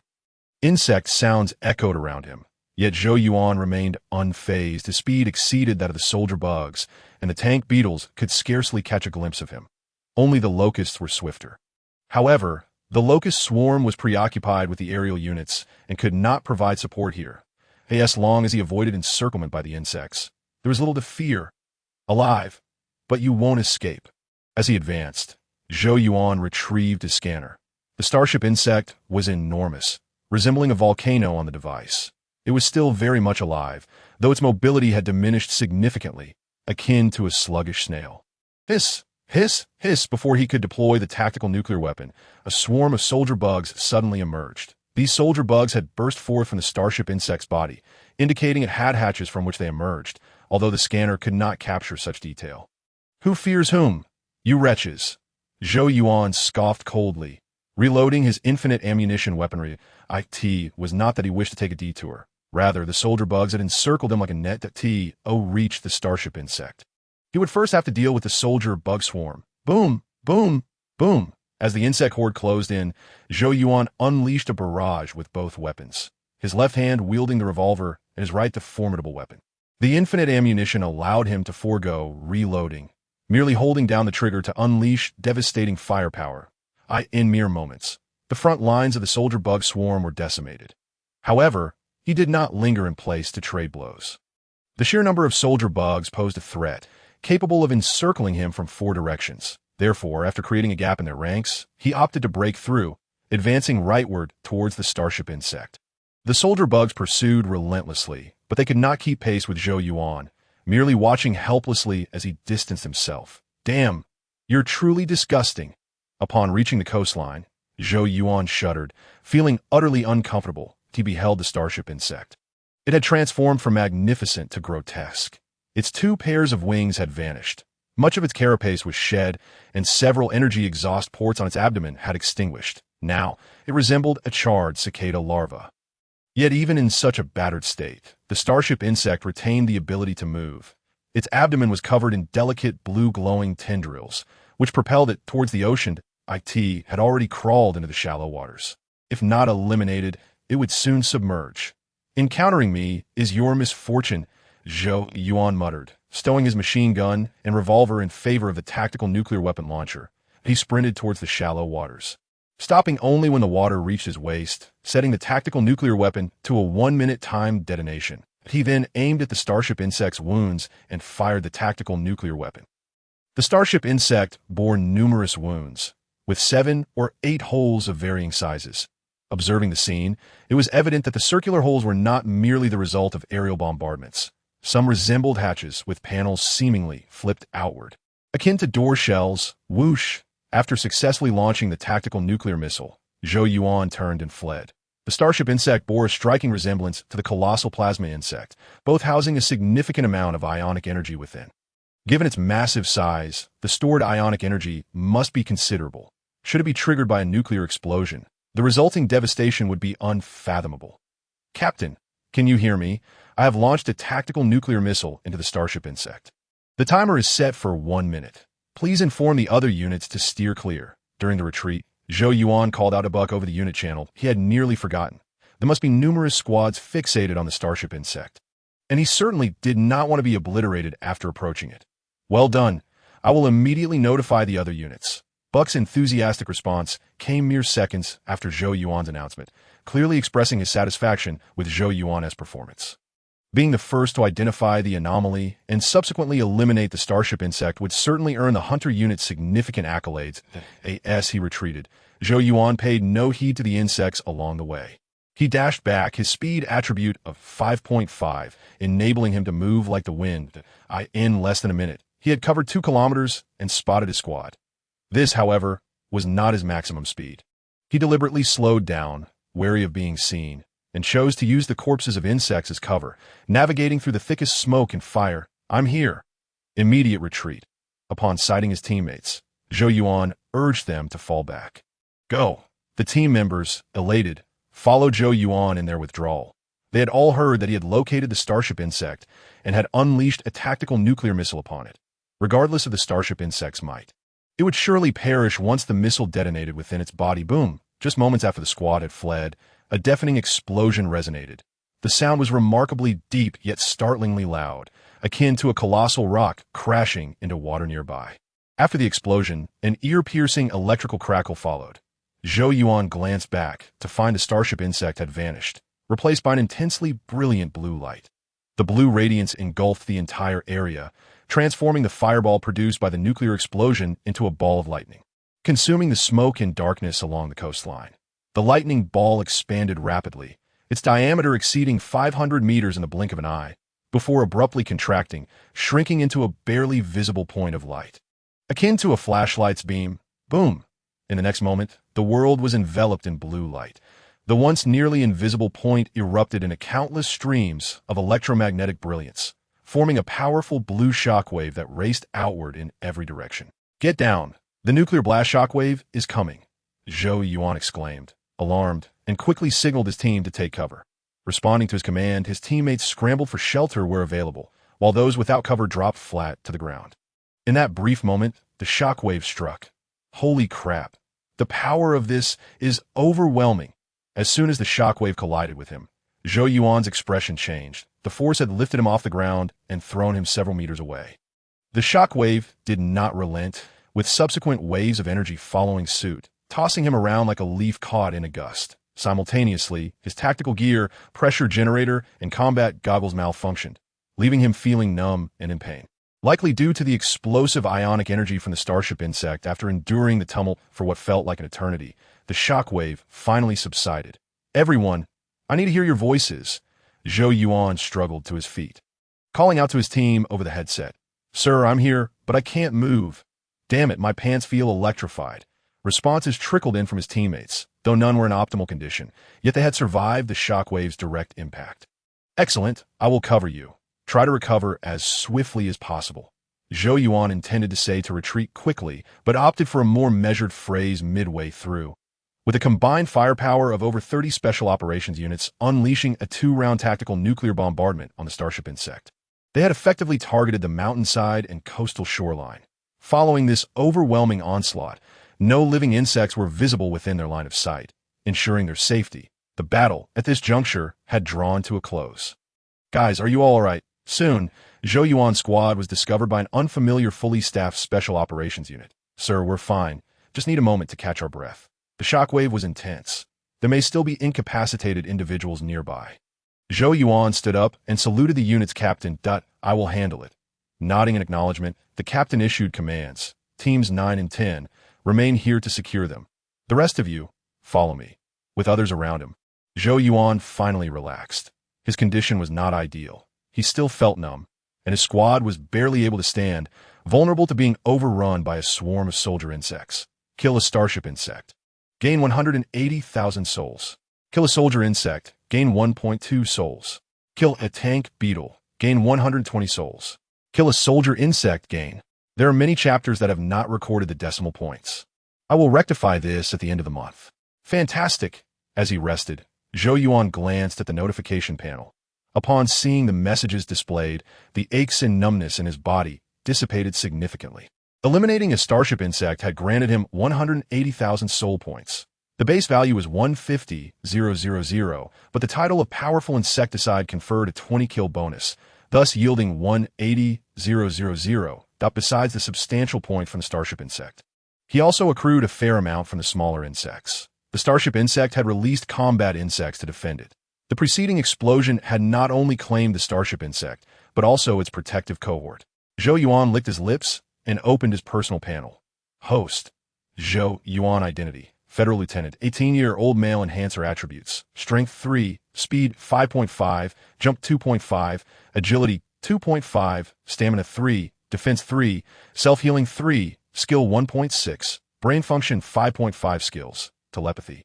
Mind Communication, Psychokinesis, Rapid Learning.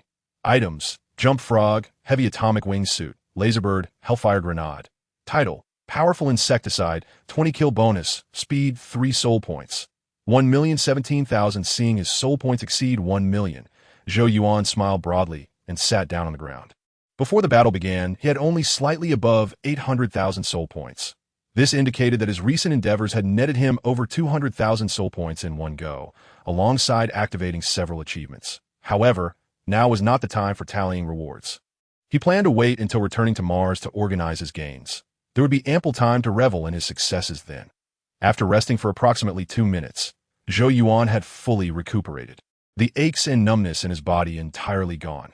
His teammates, though slower to recover, were now able to stand and walk. "Sir, I am behind you, behind the soldier insect's corpse." The voice of the laser bird crackled through the headset. "I need to relieve myself." Zhou Yuan exchanged pleasantries with his teammates, and then located the laser bird, which had transformed into a large pineapple magazine lying on the ground. "Why are you so slow?" Zhou Yuan collected the laser bird into the magazine case, and quietly inquired. He had just received a message from Buck, indicating that the temporary command center had confirmed the death of the starship insect and was arranging their evacuation. Had the laser bird delayed a few minutes longer, it would have been stranded in Hydora indefinitely. "Sir, you were offline earlier, so I could not ascertain your location," the laser bird replied. "All right, I forgot." "Well done. Your intelligence was invaluable." Zhou Yuan patted the magazine case and returned to his team, calling for them to regroup with Buck. Chapter 90. Consumption Moment, Financial Management Title. Buck was not far from him. It did not take long for him to reunite with the main force. His squad had surged ahead the furthest and fiercest, while other teams clustered around Buck, now assisting him in mopping up, dispatching any remaining insect corpses, and searching for potential casualties. "Kid, well done." When I notified the other units to withdraw, many were quite envious. Several squads had their sights set on the starship insect, and they were nearing the coastline. Yet you outpaced them all. Buck was visibly excited upon witnessing Zhou Yuan and his team return successfully.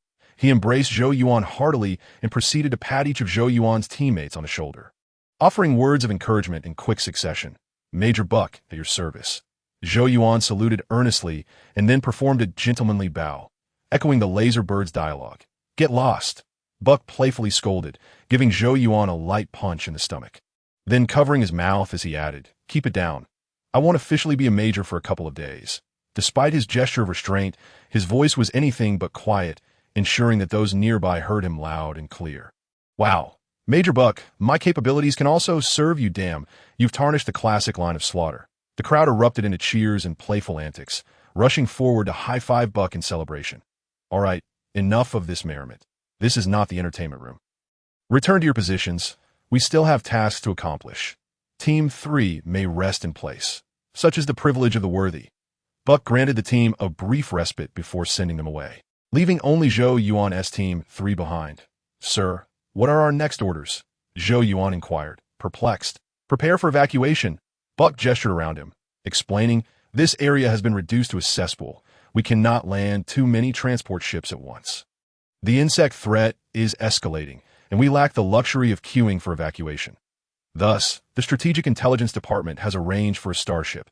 Understanding dawned on Zhou Yuan as he absorbed Buck's words. The beach and coastline had suffered extensive bombardment, riddled with craters filled with seawater, rendering it impossible for transport ships to land. 2 minutes later, a starship descended from the heavens, landing on the beach. Over 30 special operations troops boarded the vessel, conclusively ending this mission. However, the starship did not depart immediately. It soared over the beach and into the mountainous expanse above that. It was only then that Zhou Yuan comprehended why the beach battle had proceeded so smoothly. Behind the beach and mountain regions lay a relatively flat, hilly terrain, teeming with an immeasurable tide of insects. This tide completely blanketed the land, marching towards the mountainous region. Above the hills, a fleet unleashed its full firepower. Pulse cannons and missiles rained down indiscriminately upon the surface, supported by waves of bombers. The overwhelming firepower prevented the insect tide from breaching the hilly terrain. This was the reason the insect tide on the beach had awaited reinforcements in vain. Dealing with the insect tide was indeed a vexing affair.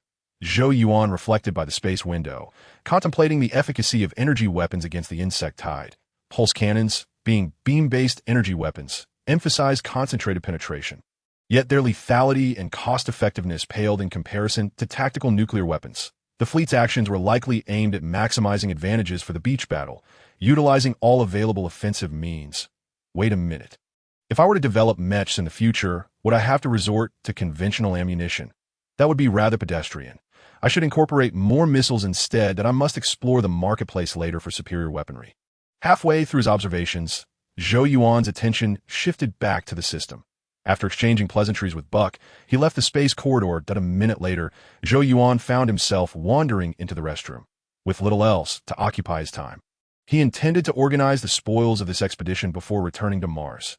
Rich beyond measure, 2,000 soul points. Quite impressive. Top-tier titles. Damn, the Starship Insect is truly a waste. The trial title is still a bit underwhelming. The cursed title might be worth testing once I acquire a mech. I could lure monsters for solo farming. Zhou Yuan first checked his achievements, having activated 9 new ones today, yet regrettably, none offered useful rewards. The title top-tier steed from a Starship Insect was the best, augmenting his jump and stamina by 5 points. However, to him at this moment, jump and stamina were of little practical use, applicable only in specific terrains and situations. The remaining titles and rewards were rather mundane, not requiring much thought to remember, though the 2,300 soul points offered for free were a boon. Next, Zhou Yuan accessed the marketplace, directly seeking the Gene Evolution Liquid. Gene Evolution Liquid. Upon injection, it awakens the dormant life factors within, activating biological treasures and transcending one's life limits. Ding! Purchase successful. 800,000 soul points deducted. Gene Evolution Liquid obtained. Congratulations to the host for unlocking the lavish spending achievement.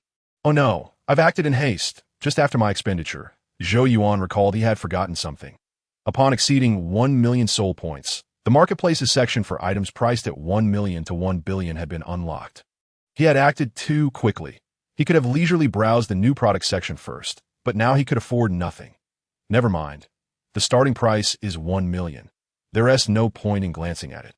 Zhou Yuan chuckled to himself, not dwelling too much on it, and opened the achievement panel to review the lavish spending achievement. Once activated, this achievement granted a sustainable development title. Sustainable development. To become a mature soul hunter, one must learn to spend and earn, gaining 1 soul point per minute. Upon seeing the title's effect, Zhou Yuan promptly equipped it. Host. Zhou Yuan identity. Federal Lieutenant 18-year-old enhanced human attributes. Strength 3. Speed 2.5. Jump 2.5. Agility 2.5. Stamina 3. Defense 3. Self-healing 3. Skill 1.6. Brain function 5.5 skills. Telepathy, mind communication, psychokinesis, rapid learning. Items: Jumping Frog, Heavy Atomic Wingsuit, Laserbird, Hellfire Grenade. Title: Sustainable Development, gaining 1 soul point per minute. Soul points: 221. 069, at a rate of 1 soul point per minute. That amounts to 60 per hour, 1, for 40 per day, 43, 200 per month, and 518,400 per year.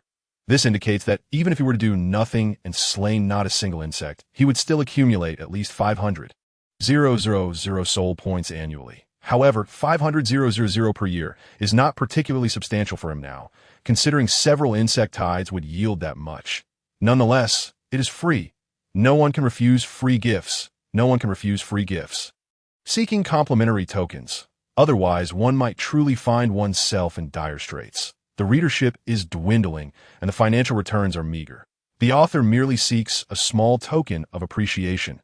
Chapter 91. Injecting the Evolution Liquid. Becoming superhuman. Finally, the moment of significance arrived. Zhou Yuan took a deep breath and retrieved the Gene Evolution Liquid from his purchase storage. Quite an attractive sight. The Gene Evolution Liquid resembles military-grade adrenaline serum. The exterior is a common glass casing, while the interior features a spiraled glass tube, capped with alloy tops that can be twisted open for injection. The liquid's hue is soft, with a hint of lake blue. However, this color seems rather peculiar for a medicinal solution. No, I shall wait. Just as the needle was about to pierce his skin, Zhou Yuan abruptly halted and recapped the Gene Evolution Liquid. Previously, when he injected the Super Soldier Serum, he had slept for 20 hours. This Gene Evolution Liquid is likely more potent. A single injection might send him into an extended slumber of a day and night to avoid unnecessary complications. He resolved to endure, planning to inject it once he returned to Mars. With that thought, Zhou Yuan exited the restroom, intending to inquire with Buck about their return timeline. Upon rejoining the team, before he could pose his question to Buck, he witnessed the answer he sought. The fleet had ceased its engagement with the insectoid and was now preparing to depart from Hydora. Upon reflection, this was quite reasonable. Their objective was the Starship Insect, which had now been eliminated. Thus, the fleet had no need to waste ammunition further. Departing promptly would also mitigate the risk of unforeseen encounters. After all, they were in the GJ-1 star system, the domain of the insects. Their ability to pursue and eliminate the starship insect was a significant victory, and they ought not to become overconfident and face repercussions. After a brief wait, the fleet hovered above the ocean.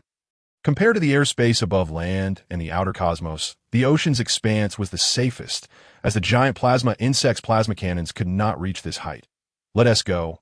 We are returning to Mars." Buck beckoned, leading the team to the boarding area. This mission had involved numerous special operations troops, not all from the same base or even the same planet. They would disperse here, transferring to the starships heading back to their respective garrison planets. After boarding the starship, when the transport aircraft carried the hunter units back to the Tarsus fortress, over half an hour had elapsed. "Captain, do we have any tasks left for today? I'm feeling a bit fatigued and wish to arrange a temporary single dormitory for a good rest." Upon disembarking, Zhou Yuan approached Buck with his inquiry that he desired to administer the gene evolution liquid today, but was apprehensive about potential interruptions, such as a report. "Go ahead. Rest well. Chief Angus has gone to the Earth Federation headquarters for a meeting and likely 1T return for a couple of days. So we 1T be receiving any tasks?" Buck discerned Zhou Yuan's concerns and shook his head with a smile. "Okay." Zhou Yuan nodded, dragging his heavy feet away from the team and towards the single dormitory area. The single dormitory could also be referred to as the officer's quarters or command dormitory, accessible only to those with the rank of second lieutenant or higher. However, it was uncommon for anyone to apply for a single dormitory. Most preferred to share accommodations with comrades, reserving single dormitories for couples. Before long, Zhou Yuan completed his registration at the work hall and secured a single dormitory. Phew! After shutting the door behind him, Zhou Yuan immediately disrobed and slipped under the covers, retrieving the gene evolution liquid to inject it into his lower back. Quite a pleasant sensation. After administering the gene evolution liquid, Zhou Yuan was somewhat astonished.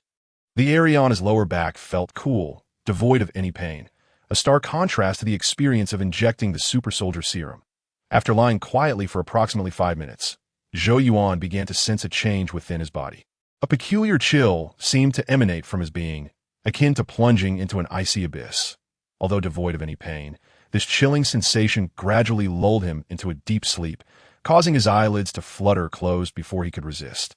Was this all there was to it? When Zhou Yuan finally opened his eyes again, the chill had completely dissipated, and a mere 4 hours had elapsed. He rose slowly from his bed, seated himself at the edge, and gently clenched his fists. The familiar sensation enveloped him. His body felt unprecedentedly light, with a surge of strength coursing through his muscles, as if a mere stomp could propel him into the sky like a rocket. Host, Zhou Yuan identity, Federal Lieutenant, superhuman attributes, Strength 13, Speed 12.5, Jump 12.5, Agility 12.5, Endurance 13, Defense 13, Self-Healing 13, Skill 1.6, Brain Function 15.5 skills, Telepathy, Mind Communication, Psychokinesis, Hypnosis, Mind Control, Rapid Learning. Items, Jump Frog, Heavy Atomic Flying Wingsuit, Laserbird, Hellfire Grenade. Title, Financial Guru, earning 1 soul point per minute soul points. 221386. Indeed, his assumptions were correct. Upon enhancement, he had transcended into a superhuman. The effects of the gene evolution liquid were remarkably potent, elevating all attributes by 10 points, with the exception of skill, weight, hypnosis, mind control.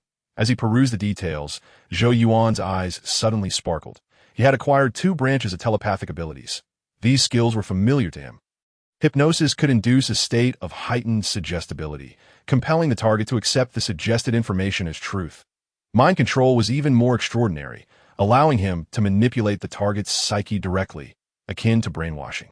Why was he aware of these 2 superpowers? The future version of Carl possessed them all. Carl was naturally endowed with superhuman-level talents, with telepathic abilities intensifying as he aged, becoming fearsomely powerful. Ding! New skills detected. Skill bar updated. New skills added. Hypnosis, mind control. Congratulations on awakening new skills. You have received 6 level 3 soul gift boxes for level 2 soul gift boxes and 2 level 1 soul gift boxes. Would you like to open them? Upon opening the prompt panel, Zhou Yuan was indeed greeted with a fresh batch of gift boxes upon awakening new skills. What a delightful surprise. He decided to switch titles and try again. Zhou Yuan chuckled cheerfully, changing to the title Outstanding Wisdom, which elevated his brain function to a remarkable 20.5 points. Unfortunately, the system remained silent that it appeared that his telepathic abilities had hit a bottleneck. To awaken the next new skill, he would likely need to surpass a brain function score of 25 or even 30 points. However, Zhou Yuan was not disheartened, for he was already immensely satisfied. Initially, he had not anticipated such remarkable result from the gene evolution liquid. Not only awakening 2 new skills, but also acquiring a trove of gift boxes. As a typhoon approached, he stayed up all night to update a chapter, fearing power outages, as his small village frequently lost electricity during such storms. Chapter 92. Super Starship, Super Body. After a brief contemplation, Zhou Yuan opened all 10 gift boxes. He was already very pleased with today's gains. If the boxes yielded valuable items, it would merely be icing on the cake. And if not, there would be no regrets. Open Level 1 Soul Gift Box. Obtained Icarus Class Destroyer X1. Open Level 1 Soul Gift Box. Obtained Super Soldier Serum X1. Open Level 2 Soul Gift Box. Obtained Ion Beam Hand Cannon X1. Open Level 2 Soul Gift Box. Obtained Gravitational Beam Emitter X1. Open Level 2 Soul Gift Box. Obtained Hellfire Missile Launcher X1. Open Level 2 Soul Gift Box. Obtained Nano Repair Medical Pod X1. Open Level 3 Soul Gift Box. Zhou Yuan paused, somewhat astonished by the items he had received from the gift boxes. Icarus Destroyer. Dimensions. Total length 2,865 meters. Mass approximately 610,000 tons. Power. Plasma ramjet engine, capable of powering warp drives. Defense system. Energy absorption shield, capable of absorbing various energy flows and channeling them into onboard energy reserves. Weapon system. 10 sets of fusion cannons. 10 sets of ion beam cannons. 10 sets of laser pulse cannons. 50 sets of torpedo turrets, with the main gun being a large quantum energy cannon. Hangar. 30 light fighters and 30 light reconnaissance craft. Capable of automated operation under the control of onboard intelligent AI. Capacity. Standard crew of 40,000, requiring a minimum of 3 pilots. The first item was a starship, an incredibly versatile destroyer. This starship surpassed the strongest large warships currently in the Federation, fulfilling all his fantasies of a sci-fi starship. Superliminal travel, warp capability, energy weapons, and energy shields, all included. However, the design. Why did this starship resemble the Imperial Star Destroyer from Star Wars so much? System, you did not just give me a knockoff version of a Star Destroyer, did you? Zhou Yuan silently scoffed. What a pity it wasn't the real deal. Otherwise, it would have been exhilarating. Moreover, the Icarus Destroyer was far too formidable for him at present, as so formidable that it was practically unusable. Its size was akin to that of a mountain. Even combining the 2 rings he possessed would not provide sufficient space to store it, and once deployed, it could not be retracted. The requirement for 3 pilots was also a dilemma. This starship was not a Federation vessel, and 3 random pilots could not operate it. Thus, it would have to reside temporarily in the storage of the marketplace. In the future, he could charm a few female pilots, perhaps even employing hypnosis and mind control to ensure they were devoted, and then establish a base on some distant planet. Commander Zhou, charge forth. After indulging in a moment of amusement, Zhou Yuan continued to explore. There were no items that could rival the Icarus, but all were considered valuable in their own right. The Super Soldier Serum needed no introduction. It was his initial source of confidence. He could not inject a second dose, but he could reserve it for his future wife, children, and trusted subordinates. Good things are never in excess. The Ion Beam Hand Cannon, an energy weapon capable of being integrated into exoskeleton armor, would serve him well. The Gravitational Beam Emitter could generate high-intensity gravitational waves and fields, attracting target objects, akin to a technological version of telekinesis. The Hellfire Missile Launcher, capable of carrying a strategic cluster missile containing 6 strategic nuclear warheads, would be a useful asset for solo missions. The Nano Repair Medical Pod was not inferior to the Icarus in his view. It could treat severe and specialized ailments, regenerating any failing organ and possessing limb repair capabilities. Simply put, as long as one had not drawn their last breath, this device could bring them back to life. Zhou Yuan marveled at his astonishing fortune. He had initially believed that the contents of the gift boxes would be inconsequential. Content with the gene evolution liquid alone. Yet, reflecting upon it now, the items he had received far surpassed the gene evolution liquid in value. Just considering the Icarus Destroyer, its price in the marketplace was a staggering 40 million soul points. 40 million soul points, if he could recover it. One Icarus Destroyer could be exchanged for 50 doses of gene evolution liquid. It was time to get serious. After organizing his gains, Zhou Yuan steadied his emotions and approached the table. grasping the Nepalese military knife. With his attributes having increased so significantly, it was imperative to thoroughly test and adapt to them. Ding! Zhou Yuan flicked the blade, then set down the knife and picked up the machine gun. His expression filled with delight. While wielding the knife, he sensed its weight, an ideal heft that felt exquisite. The same was true for the machine gun. Its weight was perfectly balanced, as though the weights of both the machine gun and the knife were identical. His body seemed to possess a newfound comfort and adaptability. This sensation was splendid. As long as the weight did not exceed his strength limit, the items he handled felt neither too light nor too heavy. He struggled to articulate this feeling, but it was akin to his physical form being entirely under the command of his mind, while his mind could also regulate his physical state, much like a computer operating in various modes and states. Perfect, this saved him considerable time. He would not need to spend time acclimating to his evolved body. Injecting the Super Soldier Serum had not felt like this. Afterward, he felt weightless and had to rely on exercise equipment to adapt. It could be said that one gets what one pays for. The investment of 800,000 was indeed worthwhile. After experiencing the remarkable adaptability of his body, Zhou Yuan commenced a formal assessment of his physical strength. In truth, there were not many facets that could be tested. Firstly, he had to remain discreet. Secondly, he lacked professional testing equipment. Therefore, none of the attributes listed in his attribute bar could reveal their true limits. He could only grasp a general understanding. First, he assessed his defense. His skin had become extraordinarily resilient. The Nepalese military knife could not even leave a scratch. It was akin to attempting to slice leather with a rubber toy knife, completely different realms of attack and defense quality. And this was merely the skin. The strength of his muscles and bones would be even greater, as he estimated that he could now withstand conventional firearms. While he might sustain some damage, he would certainly not be killed instantly. As long as he protected vital points, even if injured, his self-healing ability of 13 points would serve as a safety net. Next came the assessment of strength. His strength was somewhat exaggerated, so much so that he could hardly believe it. With just a slight exertion, the military-grade Nepalese knife twisted like a pretzel, and with a bit more effort, it was completely torn apart as he pressed the fragments of the military knife into the palm of his hand.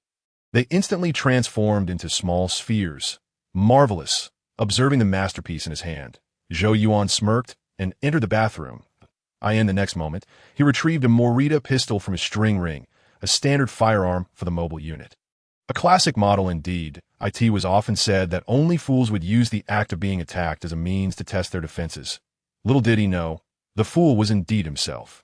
Taking a deep breath, Zhou Yuan affixed a silencer to the Morita pistol and aimed the muzzle at his palm. Bang! What a fool! Accompanied by the faint sound of the gunshot. A cheer echoed in the bathroom. Chapter 93. An unyielding barracks with fleeting soldiers. At precisely 7 in the morning, Zhou Yuan returned to the operations hall to check out of his single dormitory and back to the hunter unit's accommodations. After 2 long hours of testing, he had gained a profound understanding of his physical strength beyond mere extreme data. His strength was such that he could wring a military knife like a towel and lift a table weighing 100 kilograms with just one finger.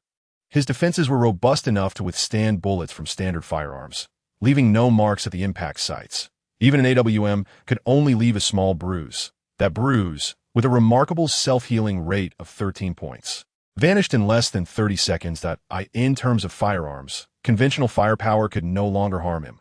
Only heavy artillery or concentrated fire could breach his corporeal defenses. His explosive strength was impressive. The only slight drawback was that the pincers of the soldier bug could tear through space alloy. Fortunately, the soldier bug could not reach him. He had previously tested his speed. In the confined space of his room, he could cover a distance of 10 meters in 1 second, completing 4 laps. Equating to a speed of 40 meters per second. If he were to sprint in a straight line, his speed would exceed 80 meters per second. Such velocity, it would be nearly impossible for a soldier bug to catch him. His previous hypothesis was confirmed. Breaking the limits of life signified a profound evolution. He had become a superhuman, a life form far superior to ordinary humans. That it appeared as though each attribute had merely increased by 10 points. But in reality, it was a transformation beyond the comprehension of the average person. It was akin to proposing a mathematical conjecture and then validating it. They seemed similar, yet the distance between them was vast. Captain Zhou, it is time to commence the second celebration. Zhou Yuan donned civilian attire. equipped himself with a mask and a cap, and departed for the communication personnel's living quarters. At this hour, Daisy and Judy should be finishing their shifts. The work of communication personnel was exceedingly monotonous. They required more care and companionship. The following noon, Zhou Yuan exited the communication personnel's living quarters that he still had half of his holiday left, but Buck had contacted him, stating that Angus had returned to the fortress and wished to see him.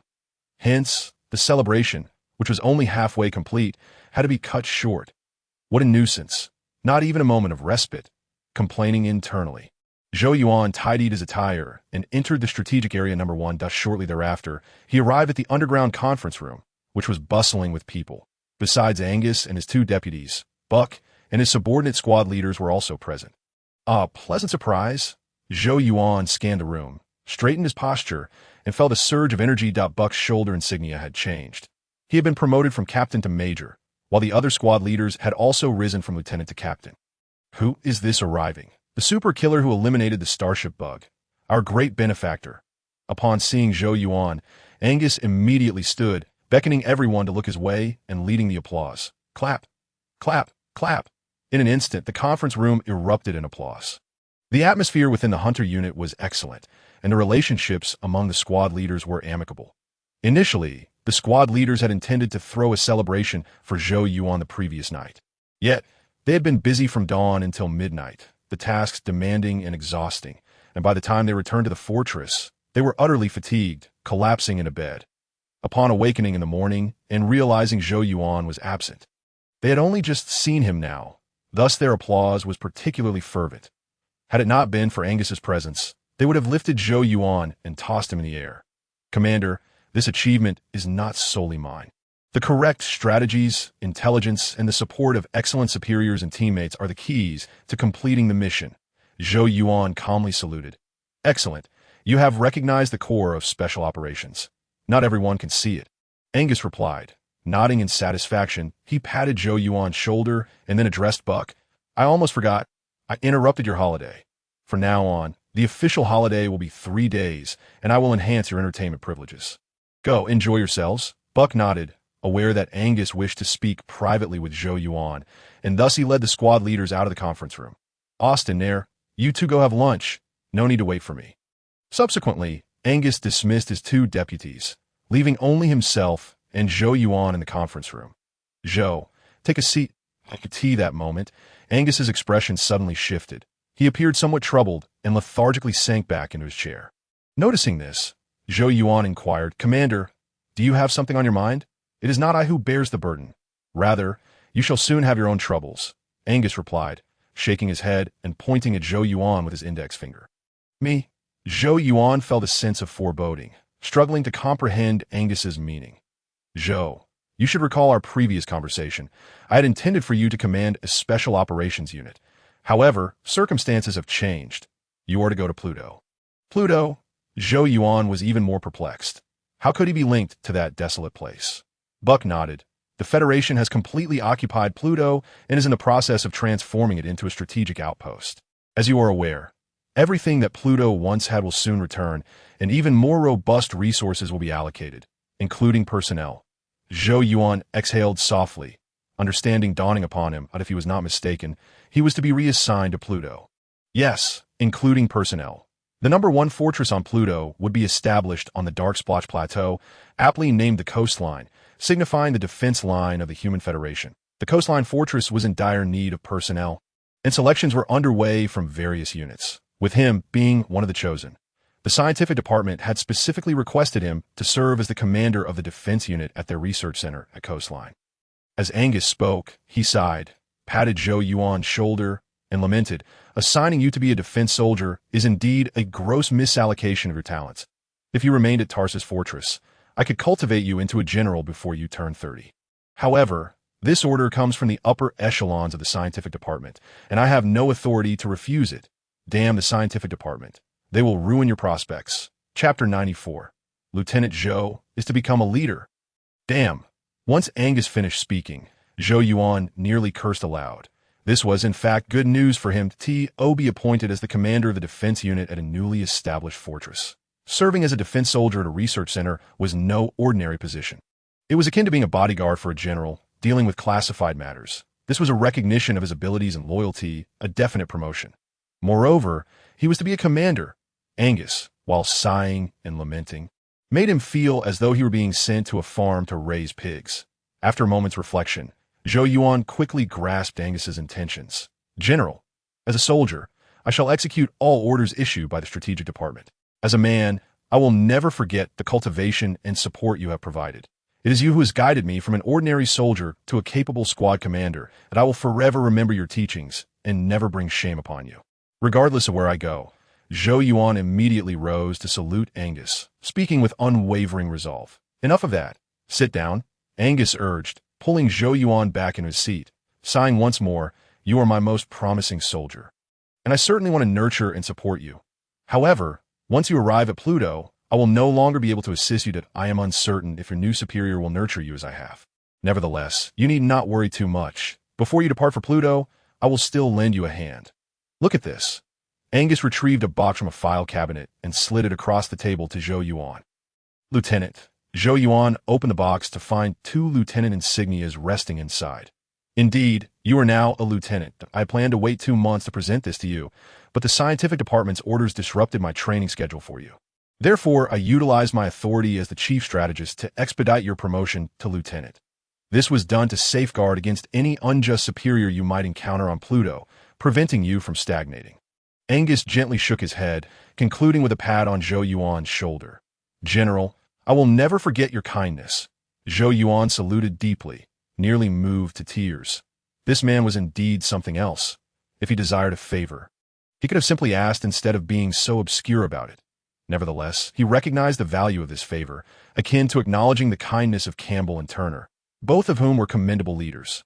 If he had encountered a jealous or glory-stealing superior, he would not have risen through the ranks so swiftly. Upon observing Zhou Yuan's reaction, Angus discreetly nodded before adopting a serious tone. Lieutenant, you have misconstrued a matter. My investment in your training is due to your potential, so refrain from speaking of gratitude. This is the conference room of the Federation's military, not a corporate human resources department, that if you truly wish to remember me, simply reflect on the teachings I have imparted to you. They will serve you well in your future endeavors. Yes, General, I shall forever cherish your guidance. Zhou Yuan replied earnestly, his gaze already shifting to his personal panel. Host, Zhou Yuan identity, Federation Lieutenant, superhuman attributes, Strength 13, Speed 12.5, Jump 12.5, Agility 12.5, Stamina 13, Defense 13, Self-Healing 13, Skill 1.6, Brain Function 15.5 skills, Telepathy, Mental Communication, Telekinesis, Hypnosis, Mind Control, Rapid Learning.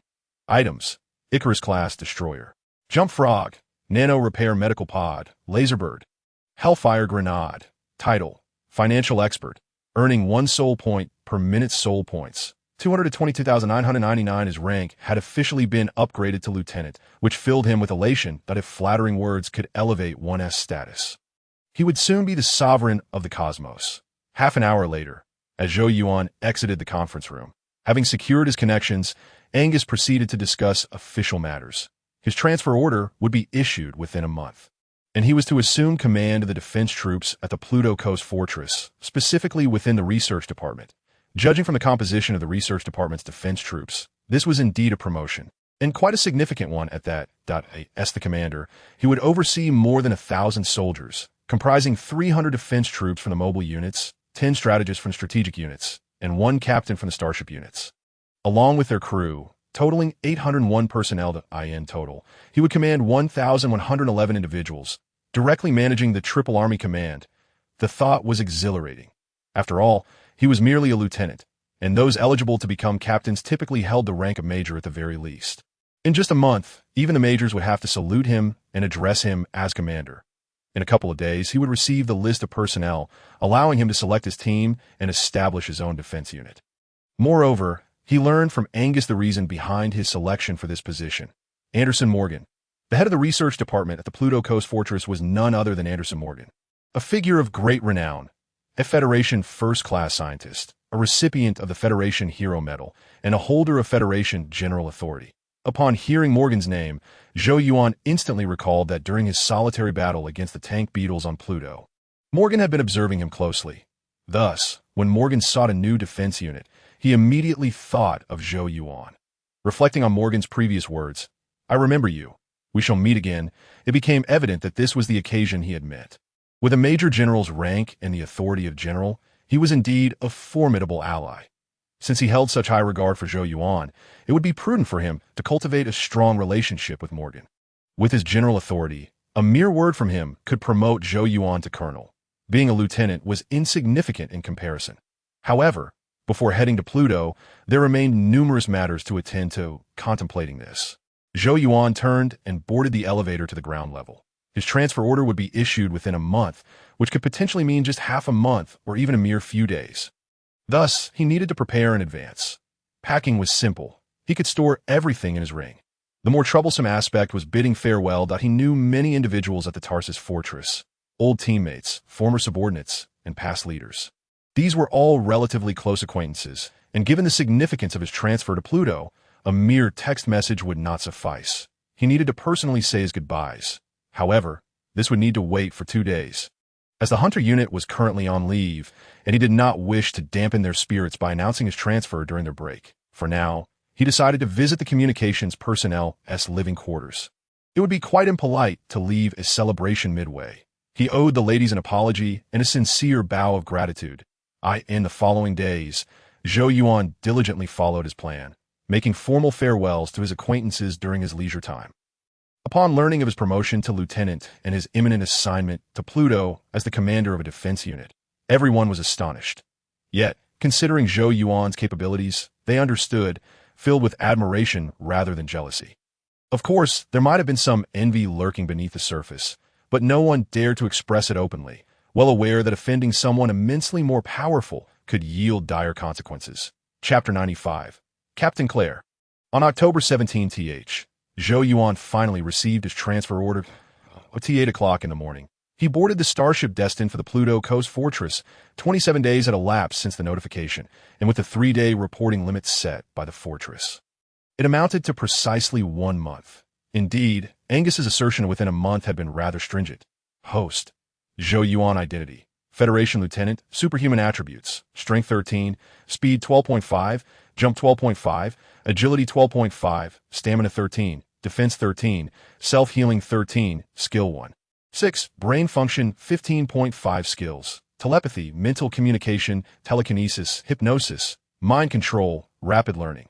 Items: Icarus Class Destroyer, Jump Frog, Nano Repair Medical Pod, Laserbird, Hellfire Grenade.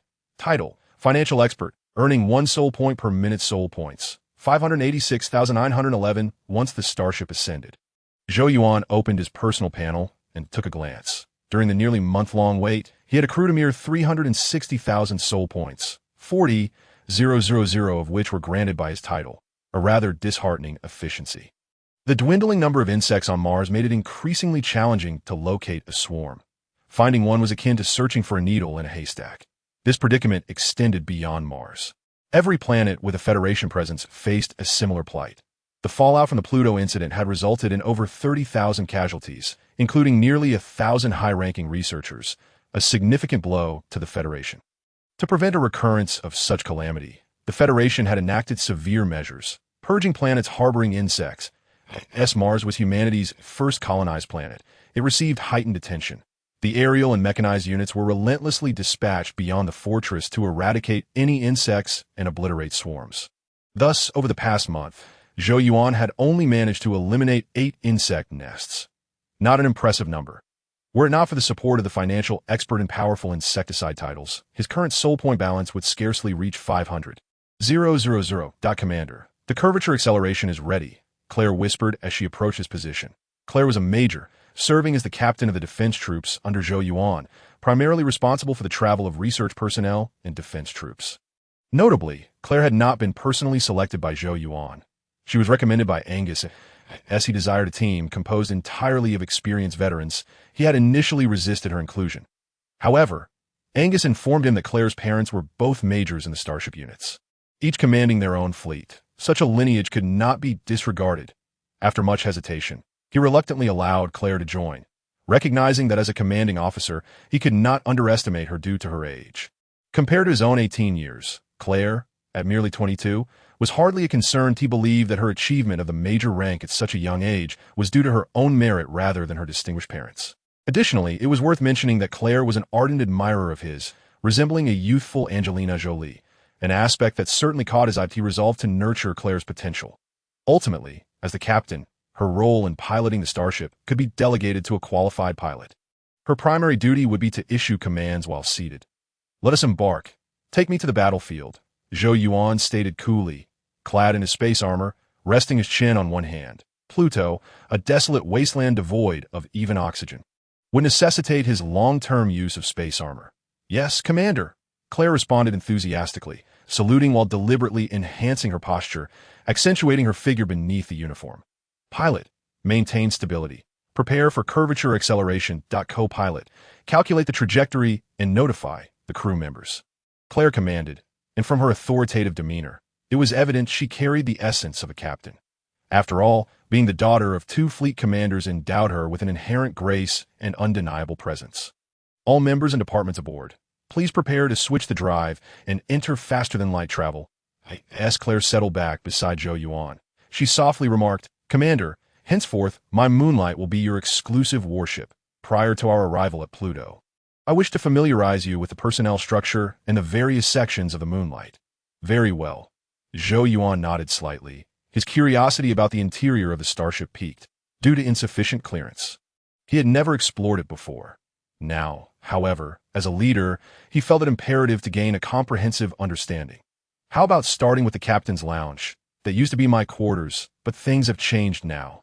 Henceforth, it shall be yours." Claire's beautiful eyes blinked as her voice softened.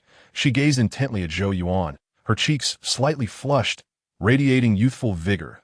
"Ah, yes, that all?" Zhou Yuan furrowed his brows. He was not one to be easily swayed. After a moment's hesitation, he nodded in response to Claire's anxious gaze. He was not enticed by her charm. Rather, he recognized the merit in her words. As the true commander of this starship, he needed to familiarize himself with everything, including the captain and the lounge. For the Federation, pilot, upon reaching Pluto, do not land. Instead, conduct a preliminary orbit around the extraterrestrial space. The captain had previously participated in the battle for Pluto, and he wished to observe its current state. "I will escort the captain to the observation area. Maintain the extraterrestrial cruise until the captain issues further orders." Upon receiving Zhou Yuan's agreement, Claire promptly stood up, issuing new commands to the pilot, then gestured for Zhou Yuan to proceed. He nodded slightly, rising to exit the cockpit. Once the cockpit door had closed, Zhou Yuan turned to Claire and said, "Issuing orders while impersonating a superior is a grave offense, punishable by a minimum of 10 lashes, and at worst, execution by hanging or firing squad. Are you prepared for that?" "Perhaps, Commander, you could carry out the punishment privately," Claire replied softly, her eyes brimming with admiration and fervor. "Claire, I hope this is the last time." Zhou Yuan was pleased with Claire's demeanor towards him, but discontented with her attitude as a soldier. Impersonating a superior is no trivial matter, even if intended as a jest. It is akin to the boy who cried wolf. Should a genuine crisis arise, it would be troublesome and must not become a habit. "Yes, Commander." Claire excitedly saluted, her expression unchanged, still resembling an infatuated fan, clearly not having absorbed Zhou Yuan's words. "Let us proceed." Zhou Yuan shook his head in exasperation, at a loss for words, and waited for Claire to continue leading the way. This headstrong soldier required thorough guidance. Chapter 96. Captain Zhou reports. 1 hour later, Zhou Yuan stepped out of the captain's lounge, hands clasped behind his back, feeling invigorated, while Claire trailed behind him, sipping from a bottle of mineral water. During that hour, Zhou Yuan had sternly educated Claire. Considering they were to report soon, he refrained from a thorough reprimand, only imparting a minor lesson to instill a sense of authority. Claire acknowledged her mistakes. While seated on the edge of the bed during his lecture, she nodded continuously for over half an hour. Given her commendable attitude in admitting her fault, Zhou Yuan resolved to share some wisdom with her later that evening, depending on her capacity to absorb it.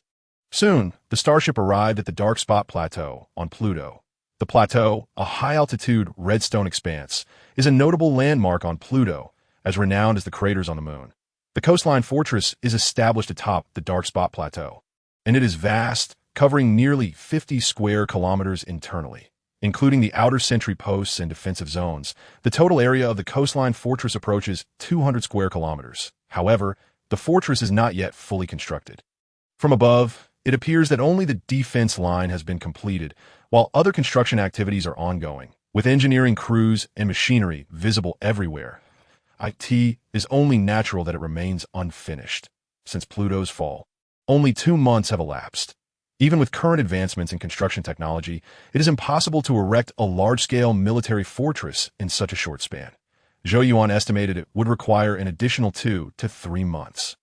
The starship docked smoothly at the boarding area, and Zhou Yuan disembarked with Claire as the commander of the research department's defense force. He oversaw over 1,000 soldiers, yet only 5 required direct supervision. 1 starship captain, 3 combat group leaders from the mobile forces, and 1 strategic group leader from the strategic forces. His role was primarily to issue commands, which would then be disseminated and executed by these 5 individuals. Attention, Commander! As soon as he stepped off the starship, a synchronized salute rang out across the boarding area. This is my team. Zhou Yuan glanced to his right, where a formation of 310 soldiers stood, all clad in space armor identical to his own, black with red patterns resembling skulls. He had not mandated this attire. It was a self-organized display by the troops, likely inspired by his popularity. Claire had informed him that he was not only famous on Mars, but also renowned across all influential planets within the Federation. His solo victory against the tank beetle had gone viral, even becoming the centerpiece of recruitment advertisements for the mobile forces, garnering him immense popularity. Furthermore, his rapid rise through the ranks had been publicized, from private first class in the rookie camp to squad leader, then second lieutenant in the defense force, followed by lieutenant in the special operations unit, and finally, captain in the research department's defense force, all achieved in just 3.5 months. Thus, the monikers of Slaughter and Red Skull had become aspirations for countless mobile infantry, who yearned to don the Red Skull armor and emulate his success. Listen closely. I have but one expectation of you all. Receive orders, execute them, and fulfill them. If anyone fails to meet this standard, they shall remove my insignia and return from whence they came. That understood. Zhou Yuan slowly walked to the front of the formation, his gaze sweeping across the ranks before he coldly declared, "Understood, Commander." The unified response echoed back, and Zhou Yuan nodded slightly, continuing, "Group leaders remain. The squad leaders will take the troops back. Dismissed. Follow me. Assemble at Training Ground 2. Upon hearing Zhou Yuan's words, the throng of over 300 soldiers immediately dispersed, leaving only 4 lieutenants in place: Martha, Kenny, and Jerome from the mobile forces, and Marcus from the strategic forces. These 4 lieutenants, alongside Claire, the captain, formed Zhou Yuan's core command group, essentially serving as his deputies. Marcus provided an update on the team's status. Zhou Yuan first turned to Marcus, the leader of the 10-member strategic group. "Commander, everything is in order. Daily training, routine duties, and external protection measures have been coordinated with the 3 combat group leaders, and an operational schedule has been established. The schedule is awaiting your approval in the office, but before we head there, you may need to visit the research center first. The minister has been waiting for you. He has been urging me to bring you to him as soon as you arrived at the fortress." Marcus provided a brief report. The strategic group is responsible for the team's operations, effectively functioning as the logistics headquarters, while the remaining tasks fall to the combat and flight groups. "Lead the way." Zhou Yuan nodded in acknowledgement. 10 minutes later, Marcus brought Zhou Yuan to the research center, stopping at the entrance of a laboratory. The research center is situated underground within the fortress, located 8 levels below the surface. The 9th and 10th levels are designated for the Defense Forces training areas and dormitories, effectively sandwiching the 10th level in between. "Commander, the minister is inside. We do not have clearance to enter. Please proceed with your business. I will notify you if anything arises." Zhou Yuan nodded, using his identification card to unlock the door and enter the laboratory alone. Inside, the room was sparsely populated, with only 3 individuals present, one of whom was Anderson Morgan, the one responsible for Zhou Yuan's transfer here. The 3 of them were gathered around a table, examining some or laid out before them. "Commander, Defense Force Zhou reporting." Zhou Yuan took a couple of steps forward, saluting from a distance of about 10 meters. "Thank heavens, you have finally arrived. You have no idea. Before your arrival, I felt this fortress was unsafe, as if there were insects lurking nearby." Morgan turned, his face lighting up as he approached Zhou Yuan, patting his chest armor. "Thank you for your trust, Commander." Zhou Yuan's lips curved into a slight smile. Having garnered the attention of superiors early on indicated that his future here would be quite prosperous. "Professor, our captain is Zhou, not Chao. I know a bit of Chinese. It seems that Chow in their language translates to a rather crude term. At that moment, a younger researcher beside Morgan whispered this comment. Good. Hearing his words, Zhou Yuan mentally gave him a thumbs up. This was a matter he could not address with Morgan. After all, he was his superior, and it was best to let him call it as he pleased. Zhou, believe me, I did not intend any offense. I simply struggle with your alphabet's pronunciation. Learning a new language is no simple feat for an old fellow like me. However, I believe I have a way to express my apologies. Come this way. Morgan hurriedly offered his apologies, showing no semblance of the stature of a high-ranking scientist or a major general as he spoke. He became inexplicably animated, and before Zhou Yuan could respond, he pulled him deeper into the laboratory, leaving Zhou Yuan with no choice but to follow. Chapter 97. I'm a mecha user. Beep. At the end of the research lab, there stood a security door. Morgan used his identification card to unlock it, revealing a pitch-black security chamber. He tilted his head, gesturing for Zhou Yuan to enter, shrouded in mystery. With curiosity, Zhou Yuan stepped into the security room. As soon as his foot touched the floor, the chamber illuminated, green lights flickering into existence. Astonishingly, at the moment the lights turned on, Zhou Yuan abruptly halted, directing his gaze to the left side of the room. There, he beheld a steel platform encircled by several intelligent robotic arms. Towering above the platform was a combat exosuit. Wait, that it seemed a bit oversized and still in development. Zhou Yuan recognized this exosuit. This model had appeared in CG films, projected to emerge about a decade later. Yet the exosuit before him appeared somewhat bulky and unwieldy, as though it had been enlarged. Not impressed? Morgan remarked, his tone laced with surprise. I assumed you'd be thrilled, considering this is the dream of every man.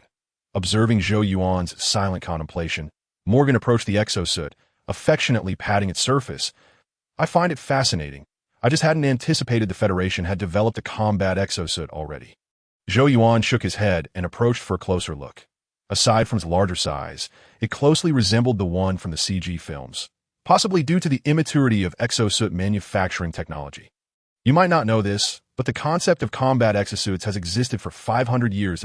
IT took us 450 years to turn that concept into reality. The challenges were immense: human-machine interaction technology, neuronal sensing technology, and miniaturized controllable nuclear fusion technology. These bottlenecks have claimed the lives of countless individuals like myself. As he spoke, Morgan's eyes appeared slightly misty. He inhaled deeply, rubbed his eyes, and continued with a smile. I feel fortunate to have been born in this era, free from the regrets that burdened my ancestors. The first combat exosuit emerged 50 years ago, but back then, it was so large it could crush an elephant. After 50 years of optimization, it has evolved into what you see before you. The prototype of the Morito 1, with only 3 units existing throughout the Federation that were not yet capable of mass production due to the difficulty of manufacturing the miniaturized tokamak device. With a success rate of just 0.03, this single unit cost us 800 billion Federation coins. 800 billion.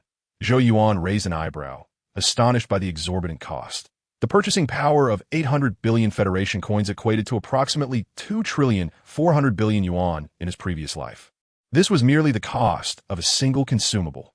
Incomplete statistics indicate that over the past 5 centuries, humanity's total research and development expenditure on combat exosuits has surpassed 90 trillion Federation coins.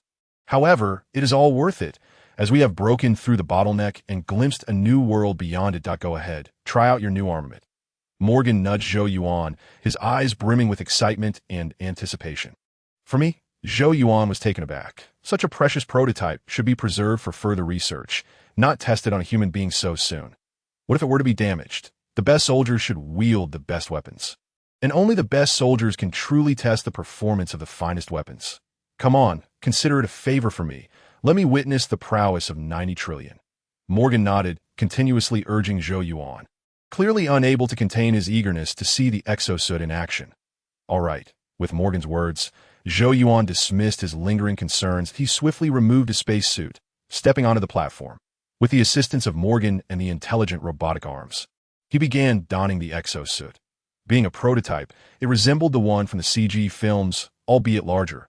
However, as Zhou Yuan began to equip it, he realized the differences were significant. Firstly, the donning process was not straightforward. The prototype could not be independently worn. The exosuit consisted of multiple modules that required specialized tools for assembly. Once donned, it rendered daily life nearly impossible. Engaging in combat also posed risks. Should a module malfunction in an emergency, he might find himself unable to remove it.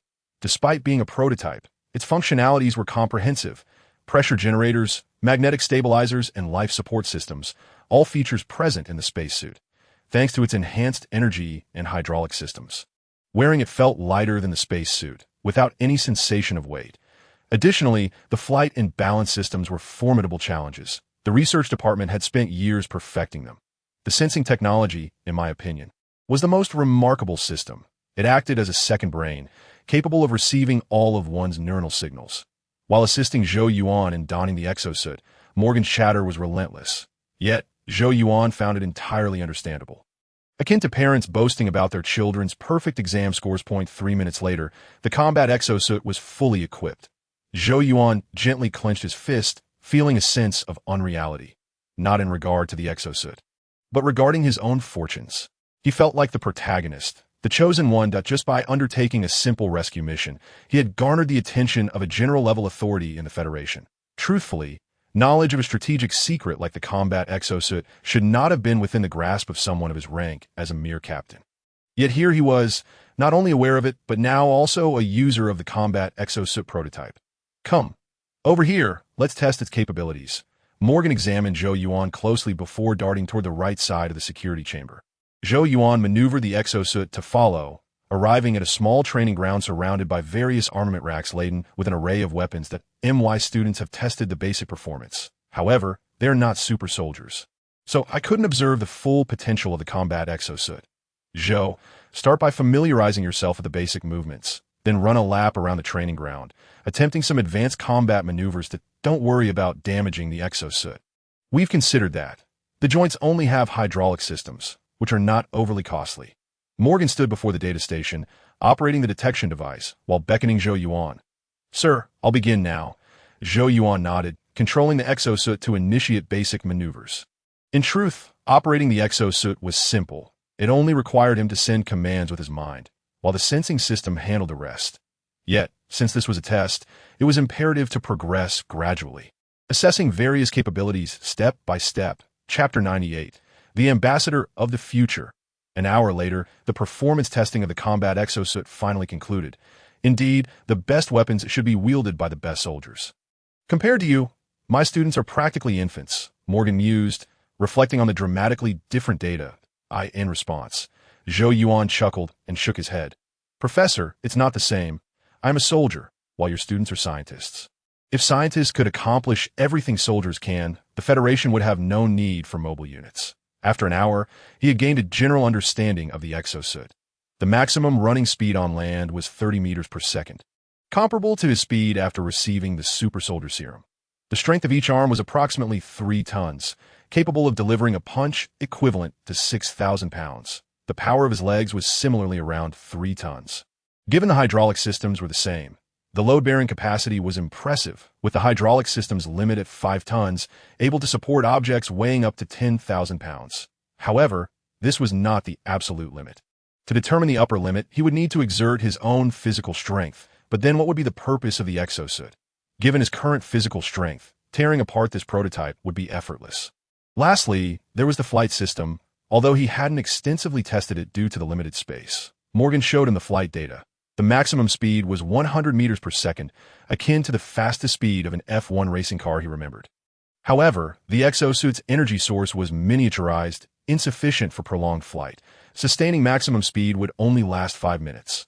Unfortunately, the tokamak device was essentially a nuclear fusion battery. Being a battery, it would eventually deplete, although nuclear fusion reactions could regenerate. The rate of heating plasma for charging could not keep pace with the exosuit's energy consumption during flight. Fortunately, there were gliding and jumping modes, which consumed less energy and could sustain a small-scale battle in a fully charged state. Zhou, what weapons would you like? Morgan inquired excitedly. This exosuit possessed immense strength, capable of accommodating most conventional weapons. However, he advised against heavy weaponry, as it would hinder mobility. After recording the data, Morgan eagerly awaited Zhou Yuan's response. He was thoroughly satisfied with the prototype's performance data and was now eager to observe it in action. From a defensive perspective, how about a Gatling gun and tactical nuclear warheads? Their weight and size are moderate, allowing for heavy firepower without compromising mobility, even during a bug swarm. I think mounting it on the shoulder would be ideal, directly connecting it to the hydraulic systems on both shoulders, Zhou Yuan proposed, noting that this was indeed how the Federation approached such designs in the future. That you've read my mind. The weapon on the shoulder is controlled by a sensor system, and adding a safety device would suffice, allowing the user to carry an additional handheld weapon. By the way, take a look at these items. They're all the handheld weapons I prepared for the mech. Mid-sentence, Morgan approached the armory. Sir, these weapons might not be as effective as traditional firearms when it comes to pest extermination. Zhou Yuan glanced at the armory and shook his head slightly. Most of the weapons prepared by Morgan were miniature energy weapons, but due to the high magical immunity of the insects, physical attacks were required to inflict damage. The only weapon on the armory that could potentially deal physical damage was the Gauss rifle.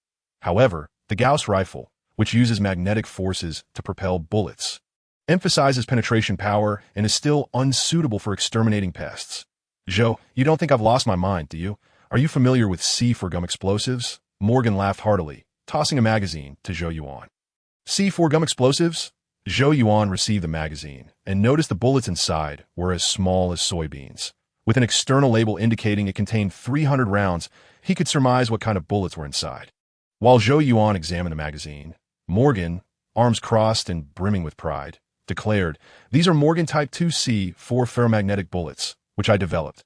The shells are made from the white iron ore of Pluto, creating an unstable reaction with C4 that causes explosive collisions. They require significant external force to detonate, which the Gauss rifle and the insect's exoskeleton can provide. The explosive power isn't overwhelming, but it is considerably stronger than conventional bullets, capable of leaving a fist-sized dent on an insect. If it weren't for the meager supply of white iron ore, the Gauss rifles employing these bullets would have been issued throughout the military long ago." With a decisive motion, Zhou Yuan slammed the magazine onto the table, his gaze intense as he addressed Morgan. "Sir, I want this." Coincidentally, he possessed an infinite bullet revolver, an infinite bullet machine gun, and an infinite bullet sniper rifle. Yet he lacked an infinite bullet rifle.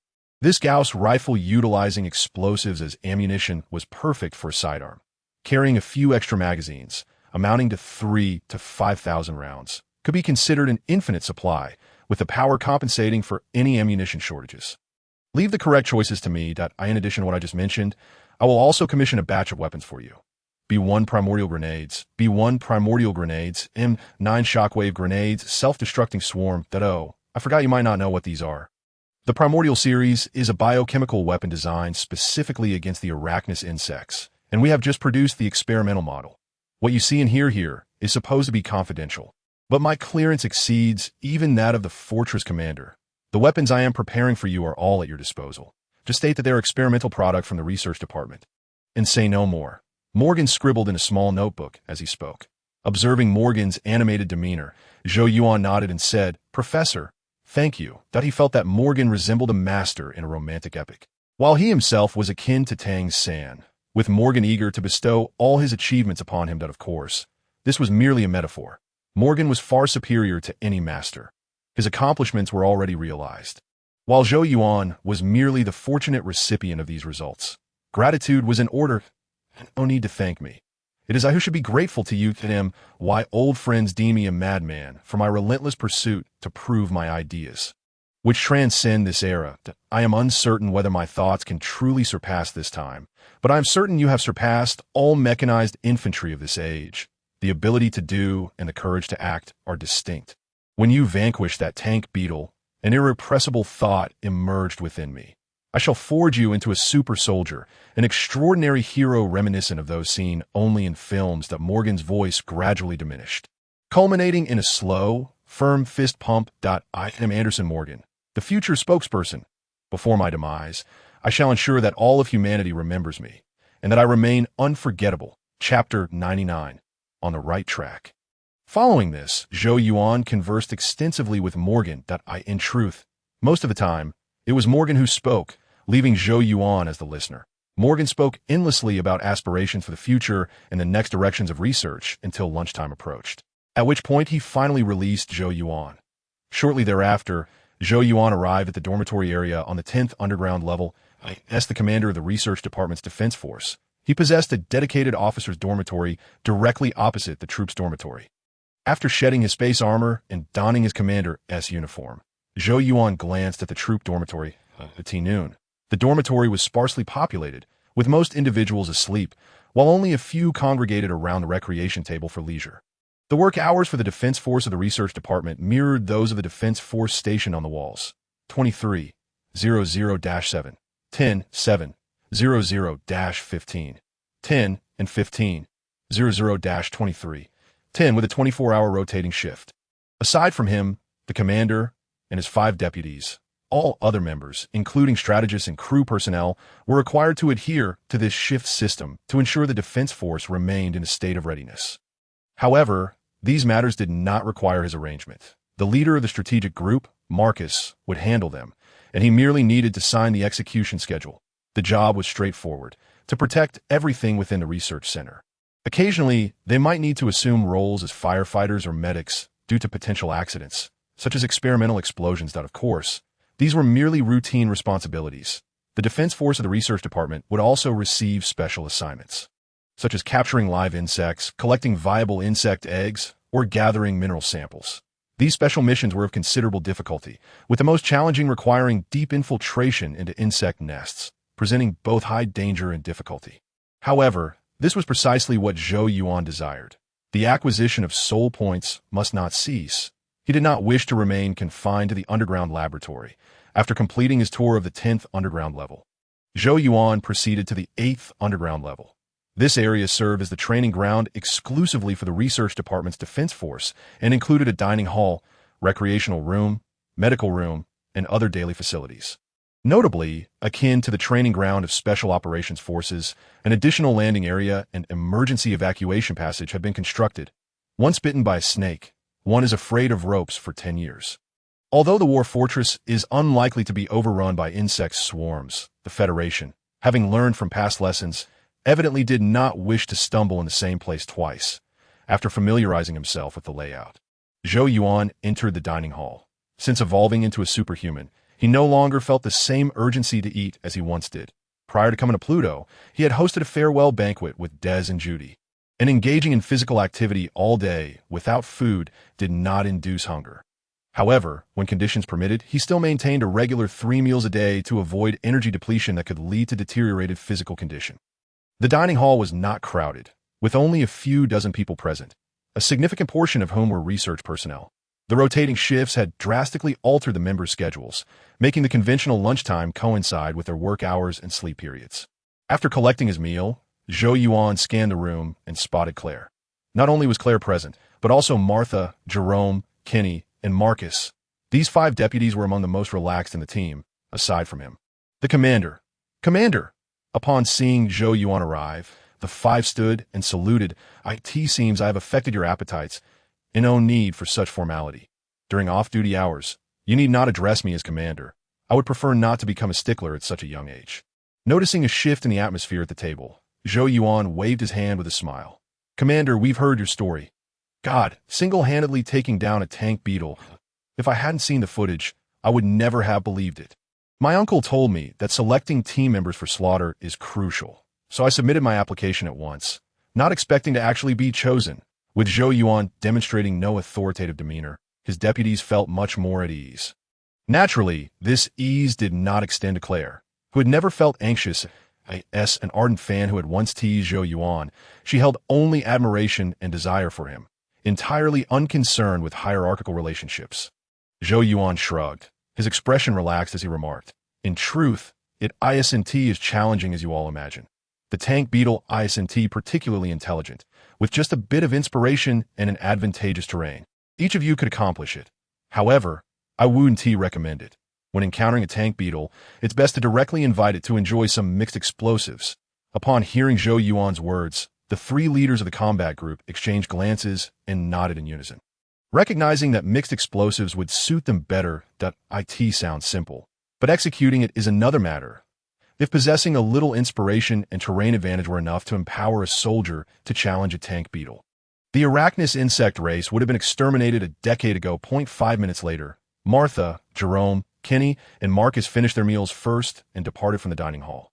Although Zhou Yuan was quite amiable, The four remained somewhat reserved, unaccustomed to dining with their direct superior, so they hurriedly finished and left. Now, only Zhou Yuan and Claire remained at the table. Claire had been relatively quiet until the obtrusive individuals had vacated, at which point she became more animated. Commander, when not engaged in flight missions, I reside on the 10th floor, with my quarters adjacent to the commander's. While tidying my room earlier, I noticed that the bathroom light seems to have a problem. Could you kindly check it this evening? She sat across from Zhou Yuan, resting her chin on her hands, and inquired softly. Certainly, but there's no need to wait until evening. A problem identified must be addressed immediately. I have some time shortly. Zhou Yuan replied with a slight smile, hastening his pace of eating. From the extensive half-hour of oral training this morning, it was evident that Claire was still somewhat inexperienced. Not quite the seasoned veteran, likely due to her upbringing. Both her parents are lieutenant generals commanding a fleet, which places her far above the so-called friends in Tarsus Fortress. It is precisely for this reason that Claire merits his time for conversation. Though this line of thought may seem pragmatic, life is inherently realistic. Virtuous individuals and sages must honestly embrace the role of laborers. Moreover, judging by the look Claire gave him, it remains uncertain who might ultimately come out on top.